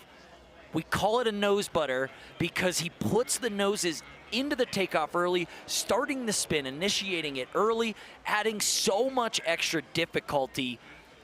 Butters off that takeoff, gets the grab, rotates around, gigantic aim. The name of the game is Big Air, and Matej Sponsor, nose butter triple cork 1980. It doesn't even sound like a real trick. Believe me, if you don't know free skiing, it still doesn't sound like a real trick to me. What you saw in the top right corner of your screen, that was a look into the athlete lounge and the reaction. That is a look into the judges booth right there. These guys have their work cut out for them here tonight. You got Jason Aarons as the head judge, Dan Allen, Tobias Gratz, and Adam Frizzell handing out the scores here tonight. You need better than a 90.33 and a 93 for Matej Sponsor. That is going to put him into the cut. That'll bump Mac Forehand out as of now. Miro Tabinelli now sitting on the bubble, but a huge run for Matej Sponsor as we bring in Alex Hall. Another one of those butters off the takeoff. Alex Hall with his own. He sees that. That's a tail butter. Coming off that lip switch, doing the same thing we saw from Matej Sponsor, initiating the spin early. Watch from the drone. You see all that snow blow off the lip, gets onto the tails, spins around with that opposite Japan grab. Just buttering the toast. Maybe that's almost Texas toast. You need an Italian dinner to go with this piece of bread. So what's it going to be here for Alex Hall? And look at the bar to get into the top 4. I mean, 91.33, so an 81.66 for him. Down but not out. Remember, 3 runs here in the playoffs, and it's just 1. In the past, you needed 2. You had to combine your 2 best. Now it's 1 and done, so it'll come down to that 3rd and final run. This is the bottom of the run order here before we get into that 3rd and final round. Your gold medalist from Big Air. Last year, it's Troy Podmelsack. Sitting on a 94. We saw the 2160, the trick that won him the event last year. Just doing something. I mean, that's not mellow for anybody watching, most of us that enjoy free skiing, but for him, just kind of feeling it out, thinking about what's next. He did that 2160. Here, just going relatively simple, corking out that 14 even, not even that much for him, just spinning around, wraps it up, thinking about what it would be like to go into 1.5 more of those, bring it around to switch. So some planning, some strategy going. Look at the grouping, 95, 94, 93. It is so close, a point separating first to second, point from second to third, and then 91.33 for that bubble spot. I mean, all the way through the top 6 is still a nearly 90-point score. This is... Yeah, a 90's not going to get you in at this point. No. A 90.33 is not going to be enough to do it in the playoff round. Oh, my goodness. So, comes down to round number 3. Again, for those of you just joining us, this is just the playoff. This isn't even for the medals yet. Once the top 4 is decided and we go into that final round, they're each going to get 2 more runs. The scores get reset to 0. We do it all over again. 2 more attempts before we hand out some Pacifico men's ski big air gold. Dylan Deschamps, X Games rookie here, lining up for his 3rd and final attempt in the playoff. Let's see if he goes for the bio triple to 1800 again. Oh! Going down hard. Dylan, only athlete tonight doing that bio, diving forward rotation, similar to the cork, but moving in that forward direction, going 1800 and 3 full flips in the forward direction. This is just so dangerous, the way you got to flip out of that last rotation, the impact so hard, so heavy. Dylan not able to handle that one. He took a couple of big hits out here tonight, these last 2 runs, but again, good to see him bounce back up from that one. But Dylan Deschamps, welcome to the X Games. He gets a roar of applause from the crowd here in the corral. 22 years old, does roofing and construction work during the summer, and then just throws himself across the 70-foot gap in the wintertime on national television. Yeah, just a casual winter line of work. Miro Tabanelli was sitting in that number 3 spot. He now finds himself in a precarious position. Why? Because you don't want to be on that bubble. Looking to bump up that 91.33. Here we go with the Italian. Tried and thought about the 2340. Will we see the first free skiing 2340? Oh! Miro Tabanelli has spun to the future. 6.5 full rotations, 2340. Count them. It is not a real number. Whoa. It hurts my brain to even just contemplate that rotation. Did you see the windup? Winding up like a top spinning. Lord. I feel like he spun so fast that he elevated more amplitude. It's like a helicopter taking off on this one. Comes around, grabbing that opposite tail. Cuban grab there, watch. Gets the grab and gets into this insane wrapped up body position that becomes this vortex of spinning all the way. Yep, 2340. Count them. Snowboarding just had the first 2340, and now we've got one of our own. Never been done. What a night, or what a weekend for the Tabanellis. His sister won ski big air gold last night, and a 98. What? A 98. That is 2 points shy of perfection. The Tabanellis are here. A 98 in the playoff. Again, I cannot stress this enough. This is the finals. You can't. This isn't even for medals yet. Right. This is just to get into the medal round. All right, I'm standing up. I couldn't sit down any longer. This is 2340s. What? This is futuristic. 98. So now Mac forehand has been bumped out. You need a 90. You need better than a 93. That's Matej Svantser sitting on the bubble now. Wow. I got to regroup. I got to catch my breath. It's the altitude and the spinning. I can't keep track. Luca Harrington, your slopestyle gold medalist, now sitting in that number 2 qualifying spot. Okay. Another athlete like Troy Teapot that we see doing an easier trick. Still a gigantic 1440 blunt, but he is leading up for that triple 19 again that scored really well, sitting with that 95. So the slopestyle gold medalist from earlier in the week, ready to go for more medals, knows that the playoffs are about done, sits in a good spot. He's ready for the finals. Yeah, that 95 from round number, I mean, but again, 98, 95.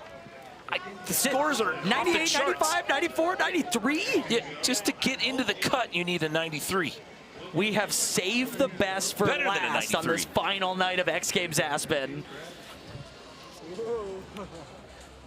Wowzers, we still have 5 people left to go here.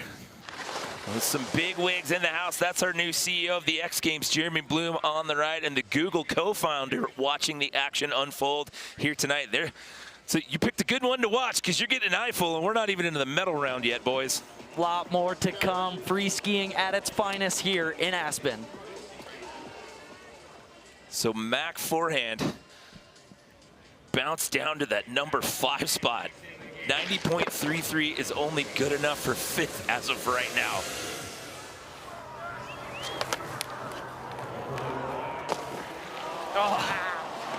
Mac forehand wants that 1980 perfect, just misses maybe the set on that first one.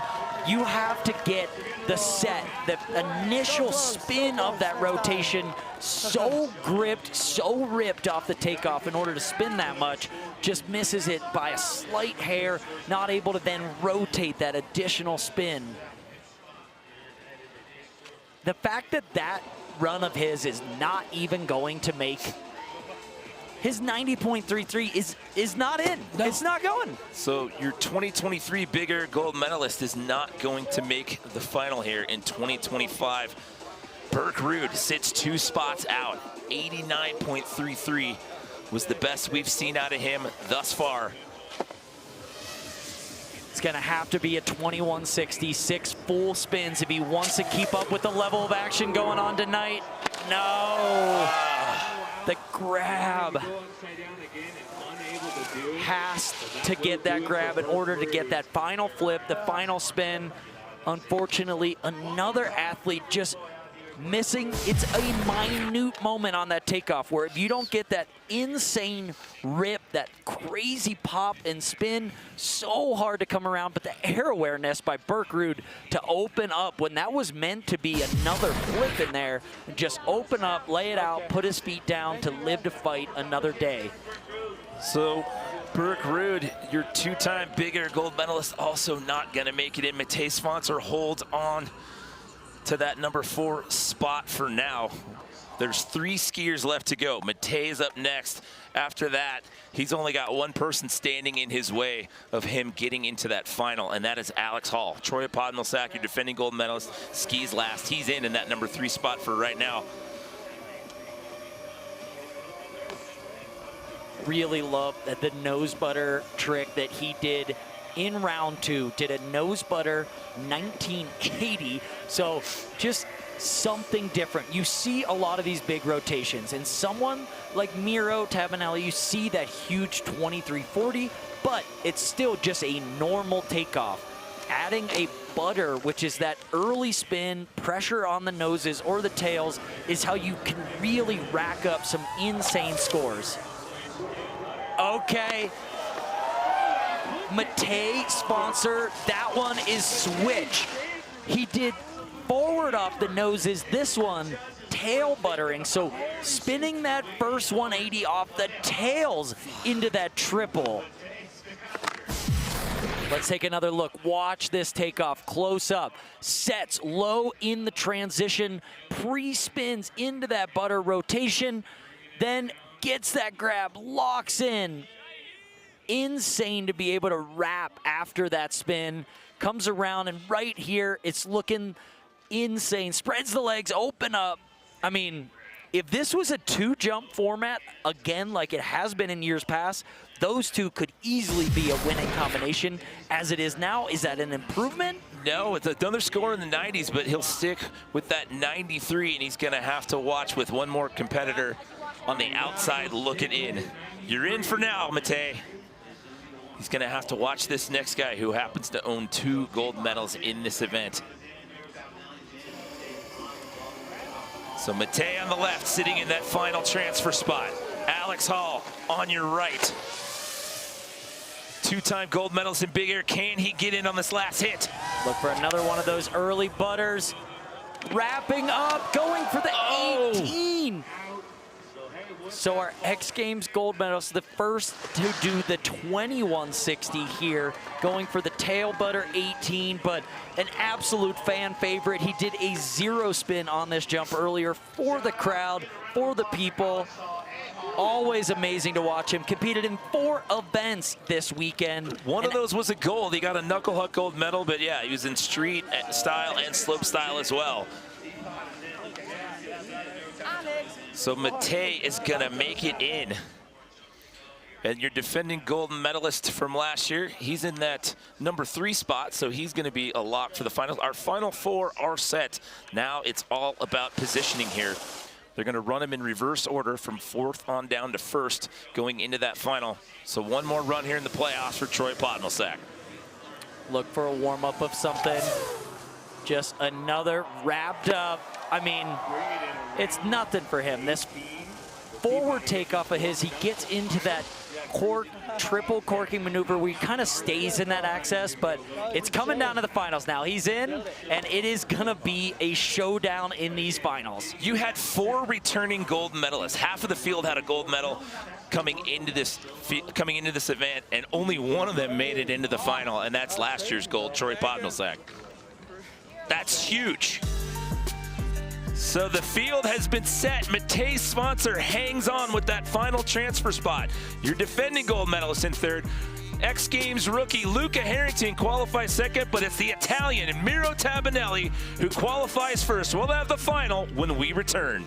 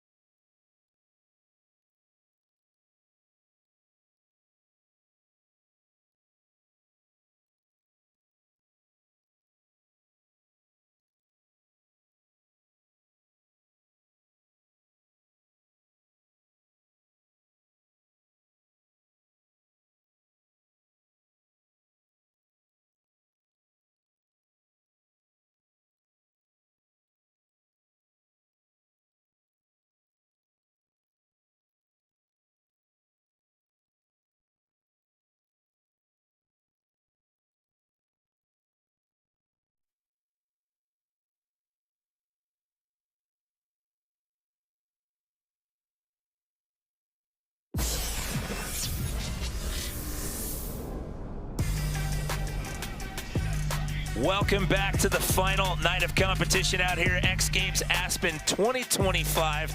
Our top 4 moving on into the final.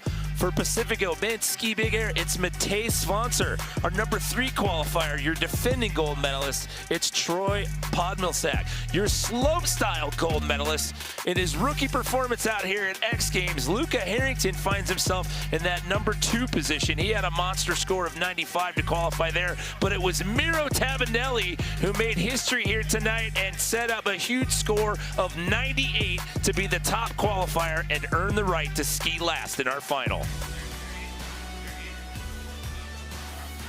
Logan, you are absolutely correct. Big Air final. Here we go. And look at that. Matej Svancer, Troy Podmilsack, Luca Harrington, Miro Tabinelli. Tom, we saw huge scores just in the playoff round. What's going to happen here in this final?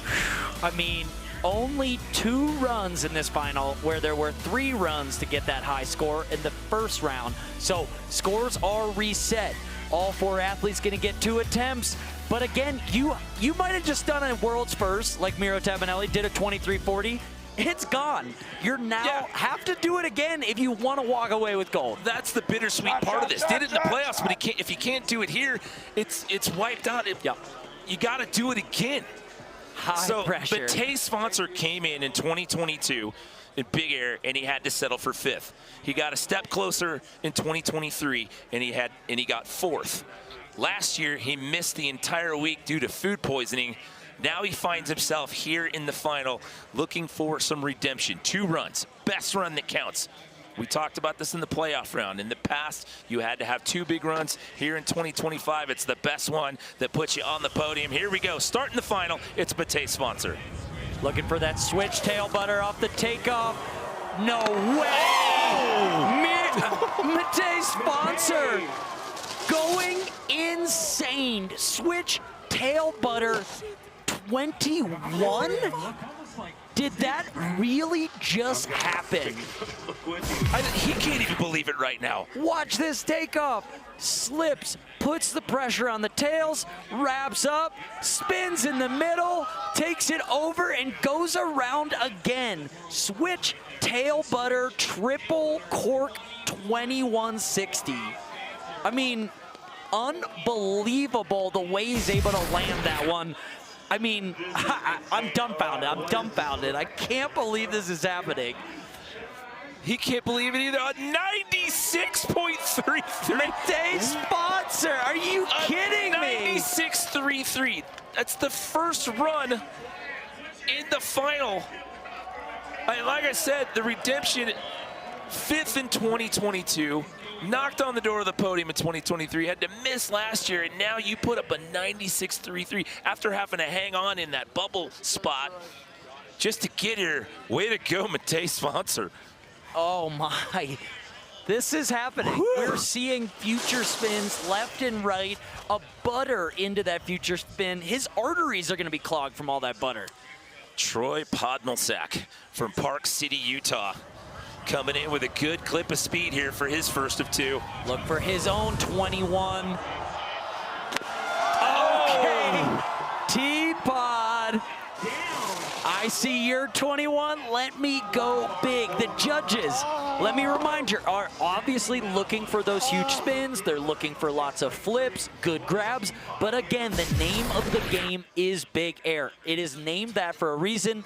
The max speed that he's taking, he is going further down this landing than almost anyone in the field. It is not judged just by how far you go, but the ability to get the biggest air is definitely an amplitude factor adding to the score. Watch the grab. This might be the best one of this trick I've ever seen him do. So rotating, flipped out at the end to put it under him. I mean, another huge score is inbound. Look at all the divots on the landing from these guys, just sending it deep all that. 94.66, a 94.66 is only good enough to put you in 2nd place right now. Well, all 4 of our finalists have one thing in common, and for more on that, let's send it to Kristen. All 4 of the finalists are 20 years old, and we've already seen 2 NBDs in one competition, 2 never been done before. I can't believe it, guys. Oh, the irony. It's a branded event with Pacifico, and none of our finalists are old enough to enjoy one after they win gold out here, or if they win gold out here tonight. And one of them will win gold, and no one will be celebrating with the Pacifico. Here we go. They can hold it. They just can't legally drink it here in Colorado. Here we go. Your X Games rookie, slopestyle gold medalist, Luca Harrington. This is absolute insanity. Triple cork, 1980. So inverted, and it's the tail grab. You see a lot of the safety grabs and the mute grab right in front of the binding. Those are much easier to get and hold on to. The actual end of these skis is only a few inches wide, so to be able to get his hand on that, tweak the grab, pull it, it takes such precision. Watch, it is absolutely gripped. The ski is flexing. That might be the best one of those I've ever seen him do. First run of the finals. That's another huge score. It's gotta be. Waiting. 95.33. Oh my goodness. Silver medal spot right now. 96.33, 95.33, and 94.66. I can't stress this enough. That kid came in off the alternate list into slopestyle, was the first to ski, and walked out with gold, and now he's looking at another medal, possibly here in big air. And now it's your top qualifier. It's Miro Tabanelli. Wrapping up his own spin when we see the 2340 again. Like it's absolutely nothing. 6.5 spins. 2 corks, so we're seeing a lot of those triple cork variations where Miro choosing to do the double. So spinning so fast, doing 2 really spinny, less flippy tricks in a row. Watch this. The first one is basically a cork 1080. Comes around, then sets up into a corked 1260. I mean, both of those in their day were star tricks, and he's able to do them both in one air. 2340, no hands down. I mean, absolutely outrageous. 6.5 spins. The numbers sound made up. I promise they're correct. So much of that talk about the scores going to 0 and not being able to do it again in the final. There you go. A 98 in the playoff. He did it. He's repeated it here in the final. Miro Tabanelli back in the top spot. Wowzers. That's round 1 of the final in the books. We still have one more round of runs to go. It's the Italian sitting in the top spot with that 98. He can almost taste that gold. It's still up for grabs, though. Remember, it's best run counts. When we come back, sorry, just when you thought we were going to commercial break, we're still going to stick right here, and we're going to keep this party rolling. We're down to the last round of runs here at Pacifico. Men's Ski Big Air, brought to you commercial free by our friends over at Pacifico. You and I are going to need a couple of those after all this out here tonight. I'm exhausted. My brain is worn out. I'm dizzy, and I'm not on hill skiing. Somebody's not going to get a medal with a score in the mid-90s. How insane is that? The fact that Troy Podmilsack is sitting in 4th right now with the best 2160 I've ever seen him do. The trick that won him gold last year, this is progression at its finest. And here we go. Last round, 4 competitors. They all get one more shot at it here. Matei sponsor. Matei sponsor, a switch front flip. He says, you know what? That was a world's first I did in run 1. Maybe the hardest trick he's ever done. I'm done. Here's a switch front flip for the crowd. That was gigantic. I mean, everybody can understand this. Takes off backwards, goes absolutely numb, then has to just slow it just down. Rolling down the windows on that one. I mean, switch to switch, looking over his shoulder a little bit, but basically like, I am just flying. I mean, and I get that. You might be wondering at home, why did he not try something crazier? You don't understand. The trick he did in the previous run has never been done. He did it really well. What more can you expect? Wow. These boys, different. That is an understatement, George. Yeah. I'm still trying. This is insane. My brain hurts. My brain hurts. One more go around for Teapot here on the outside of the podium looking in. No! Oh, that was so good. Troy. Triple cork, 2340. He was so close. He is okay. So close. That would have been very close to easily battling Miro Tabanelli for that top spot. The same amount of rotations as he gets up. We're so excited to see him get up. Watch this grab. So where Miro is doing a 2-cork variation of the 23, Troy has the ability to go 3 corks, 6.5 spins, puts his feet down and just barely falls over. Would have been an insane world's first and definitely could have challenged for something 98 and above. Oh, just rolling the dice out here.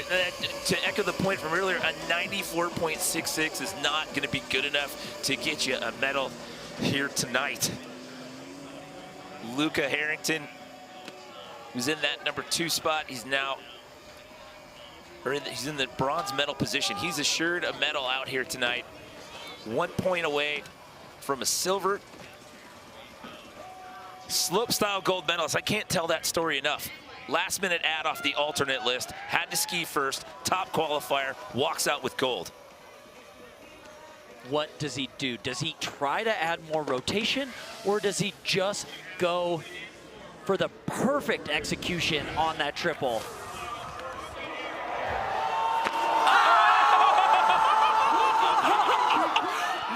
Triple cork, 2160 tail grab. Added another 180 into that. That is 3 cork 7s. Tail, tail, tail. Absolute insanity. It's all out mayhem down here at the bottom of the big air jump. No way. He can't even believe it. Everything has just gone completely next level out here tonight. It's like watching a video game in real life. I don't even understand what's happening. I need to see this in slow-mo, just like all of you at home. Watch the big set. Gets the tail. He's holding it. He's capping it. Wraps it up, and instead of going to 19, wraps it over again to 2160. Triple 2160, 6 full spins, 3 full flips, and may I add that that is the grab, the tail grab. So much more difficult than reaching down for just the safety or something and flipping 3 times. I mean, that's got to be close. I don't know what the judges are going to do. How does that compare to a 23? It is going to be up there. That is the hot seat to be in right now. Everyone is huddled around down here at the bottom of the corral watching the replay monitor next to us. So Miro Tabanelli on your left with a 98. Luca Harrington on your right. He was in bronze pre-run. Again, slopestyle gold earlier in the week. It's taken a while for this one to come in. What is it going to be? Will it be enough? Holy fuck. Everyone waiting, close, but not enough at 97. He'll jump up 1 spot. He'll trade that bronze for a silver. And that means Miro Tabanelli is going to walk out of here with a glory run and take home big air gold here in 2025. I mean, 97? 98, 97, and 96 are the top 3 scores. Well, here's another nugget to wrap your head around. His sister won big air for the women last night. The Tabanellis have claimed big air gold both nights in a row. Men's and women's big air gold. There is something in the pasta they're eating, the airbag they're trading on, the coach, the family genetics. I have no idea what it is, but these two Tabanellis are here, and they're both X Games gold medalist. You know what? I want to give a shout out to Matej Sponsor as well. That's his first big air medal. He had a 5th and a 4th. Missed last year. He walks out of here with a bronze. Luca Harrington, what an amazing weekend for you, winning slopestyle gold. And then you followed up with a silver here in big air. But what a weekend for the Tabanellis. Flora Tabanelli wins women's ski big air last night, and now brother Miro takes home the gold here in Pacifico men's ski big air. And this, the camaraderie, I love this. The sport is in great hands. The camaraderie between brother and sister you see there from all the competitors. They know they just push the limits of free skiing, of big air skiing, of the trick potential of the human body here in Aspen tonight. Hey, also a big congratulations to Troy Podmilsack. I know he didn't get a medal, but a 94.66. Yeah, the coaches are fired up, and rightly so. That's a twofer for the Tabanellis. But to finish my point there, that 94.66, just the dogfight that it was to get into the final, even though he didn't get a medal. Hats off to you, Troy. Let's send it down to Kristen with our winner. Miro, the first to ever land a 2340 in competition. What helped you work up the courage to land that trick? I mean, the vibe of X Games, it's crazy. I gotta thank you all for the hype. And I mean, the conditions were crazy. And I just did a lot of 21s, and that gave me the, I don't know, that confidence to throw the 23. So I'm just really stoked about it. When did you know you were going to commit to that trick? When I found out that the air time of this jump was even bigger than I thought. You and your sister will both leave X Games as gold medalists representing Team Italy. How meaningful is that for you? That is much more than a dream come true. I just couldn't believe anything more, and I'm just so proud of us. It's gonna be legendary. Congratulations. Thank you. Thank you so much. Can you imagine that flight home? Yeah, I mean, they're not going to enjoy any Pacific Coast, but they are going to enjoy each other, the camaraderie, the celebration. I mean, 2340s, the craziest things I've ever watched. Oh my goodness, he missed the podium last year, and in 2025, he comes in and takes home the gold. But again, we can't stress this enough. The all-out battle that this was just to get into the final, and the enormity of the scores that we saw out here tonight, and they pushed it to the next level. Absolutely the best big air skiing I have ever seen in my life. I've been watching, competing, being a part of this sport for over 20 years, and I never expected something like this to happen.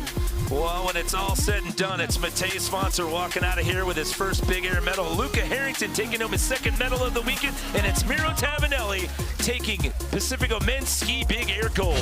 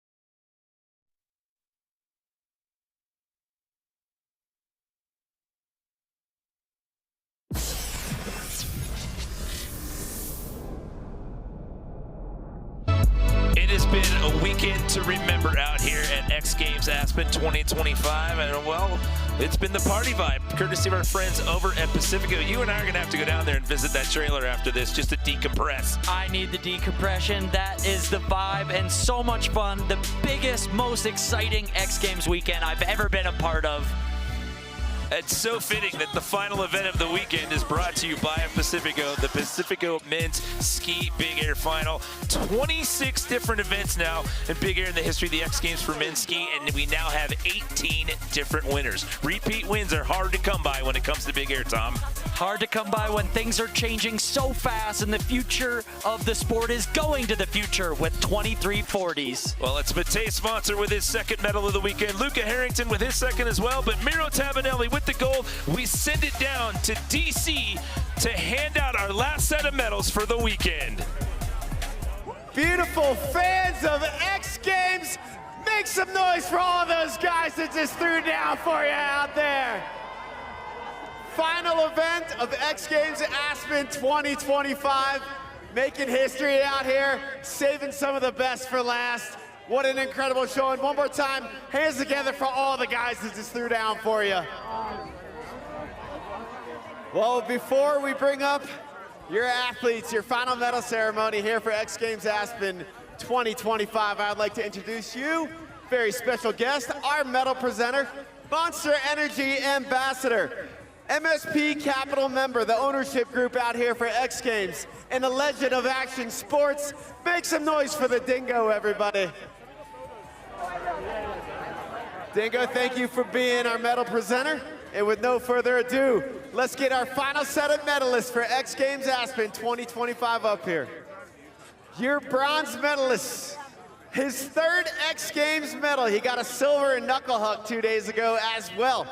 Coming out of Austria, the oh so stylish Matei Spencer.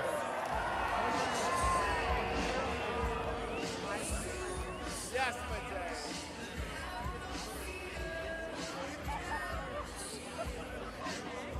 Let's hear it for your bronze medalist one more time, Matei Spencer. And your silver medalist, an X Games rookie, absolutely crushing it, getting the golden slopestyle out here this week at X Games Aspen 2025 as well. Coming out of New Zealand, let's hear it for Luca Harrington.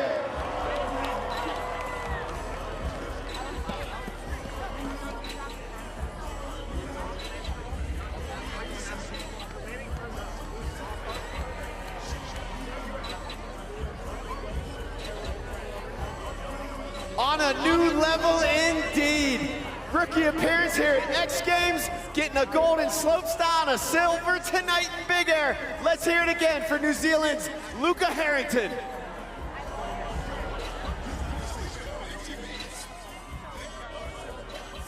And your gold medalist, your final gold medalist out here for X Games Aspen 2025. So you gotta get loud and proud. He's an X Games rookie, and he came all the way from Italy to celebrate with you all tonight.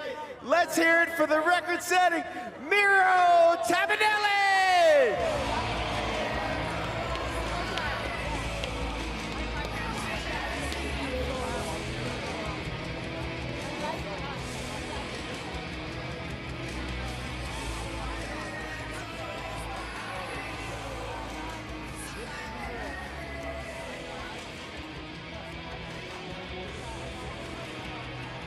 Putting down the first ever 2340 for free ski competition. One more time, let's hear it for your gold medalist out of Italy, Miro Tabanelli, and your podium out here for Pacifico Men's Ski Big Air. Well, the smiles on all three of those athletes show you that really everyone was a winner in the greatest ski big air competition in X Games history. But Miro Tabanelli, he is going home a happy man, making history with the first ever 2340. Matei Spencer, oh, he put on a show that switched switchtail 2160 triple cork at the end, almost getting him to the top. And the rookie Luca Harrington triple cork 1980, grabbing tail, landing literally on the blue line. But at the end of the day, it was Miro Tabanelli. He threw the 2340 in the playoff and then said, I can do it again. I am not a one-trick pony. And Miro Tabanelli joins his sister Flora Tabanelli with gold in big air. Hello, Miro. Hello, guys. This is Salema Masakela here. Congratulations, first of all, on your gold medal. Thank you so much. It means the world to me. What was it like to be with those athletes, to be with Matej and Luca and all of you pushing each other? You could just feel the energy. I mean, you saw that. That was the craziest final I ever experienced. Like, that was really savage. Everyone was like XGames mode, for sure. And when I saw you at the end, you know, getting to celebrate with your sister, you were jumping up and down. What's it gonna be like when you go home? What's that celebration gonna be like? I think a really huge one. That's such a unique thing. I really dreamed about this moment for such a long time, and I'm just gonna enjoy it to the fullest. Yes, you are the first brother and sister in X Games history to get gold medals together at X Games. So salute to you making history with the 2340, and we look forward to the future from you. Congratulations. Thank you. And thank you, Aero, for that wonderful opportunity to get to interview these athletes after their gold medal wins. Well, there have been so many moments here these last 3 days as we've been celebrating 30 years of X Games. And these athletes came here this year not just to push the envelope, they set the envelope on fire. Here's proof. I like to go out. I like to party. I like to get wild. I like to party. I like the way you look at me when we up in the club. I like the way you look at me when you showing me love. Like how I like it. I like the way you look at me when we up in the club. I like the way you look at me when you showing me love. Well, we got one more event tonight, and it is one of my favorites, Ski Superpipe. And we are going to see this man right here, the local boy from Aspen, Alex Ferreira. He gets so excited about getting up under the lights and feeds off of the crowd. This is a guy who won gold here in 2019 and 2020, and then took 3 years off, changed his whole training approach, and came back and won another gold medal in 2024. He lives to compete here at home under the lights. Let's learn more in this Pacifico Discover More with Alex Ferreira. Alex Ferreira can hang on and get that gold here tonight. This place is going to go absolutely mental. It's going to be bedlam here in Aspen tonight. I've been thinking about this night since it happened last year when I was laying on the side of the pipe. Not one day, not one night, not one morning has gotten by without me thinking about it and without me visualizing how it's going to go very differently from last year, and that's exactly what happened. Alex Ferreira, the most technical run I have ever seen here at X Games. In the air of the first hit on the first run, I grabbed my ski on the tail and I turned it, and that's the first time I've really done that, like with absolute utter control. And I thought in the air, oh, it's going to be a really good night. And that's when I knew. It was just, the flow was on. You're just in this state and you cannot be broken, and you just do your absolute best, and it felt great. Absolutely stomped and spinning the pole. I'm actually really happy and I'm enjoying it for the first time. Like, I'm enjoying the journey. This one's special.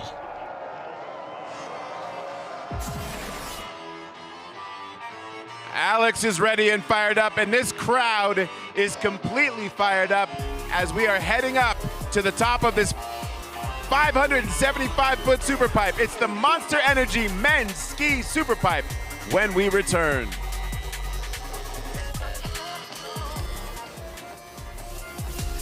X Games Aspen is brought to you by On Location, the official hospitality provider for Milano Cortina 2026.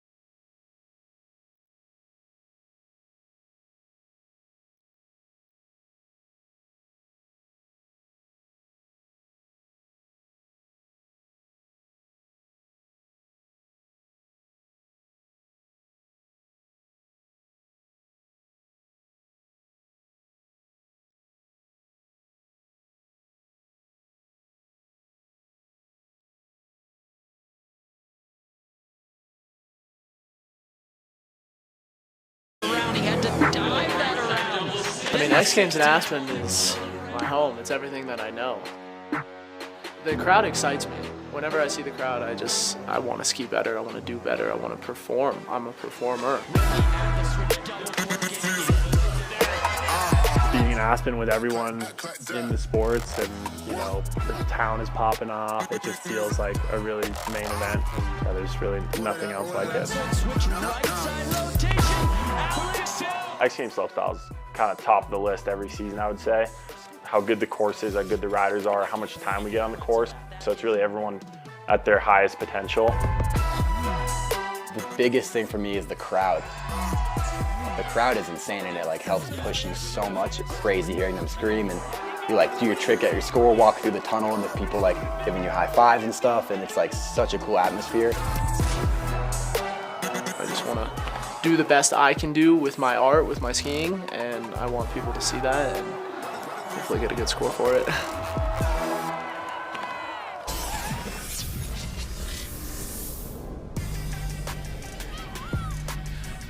Welcome back, everyone, to a packed house under the lights here tonight. X Games Aspen. These are your top 4 going into the finals. It's the X Games rookie, Finley Melville Ives. Your defending gold medalist from last year, Alex Ferreira.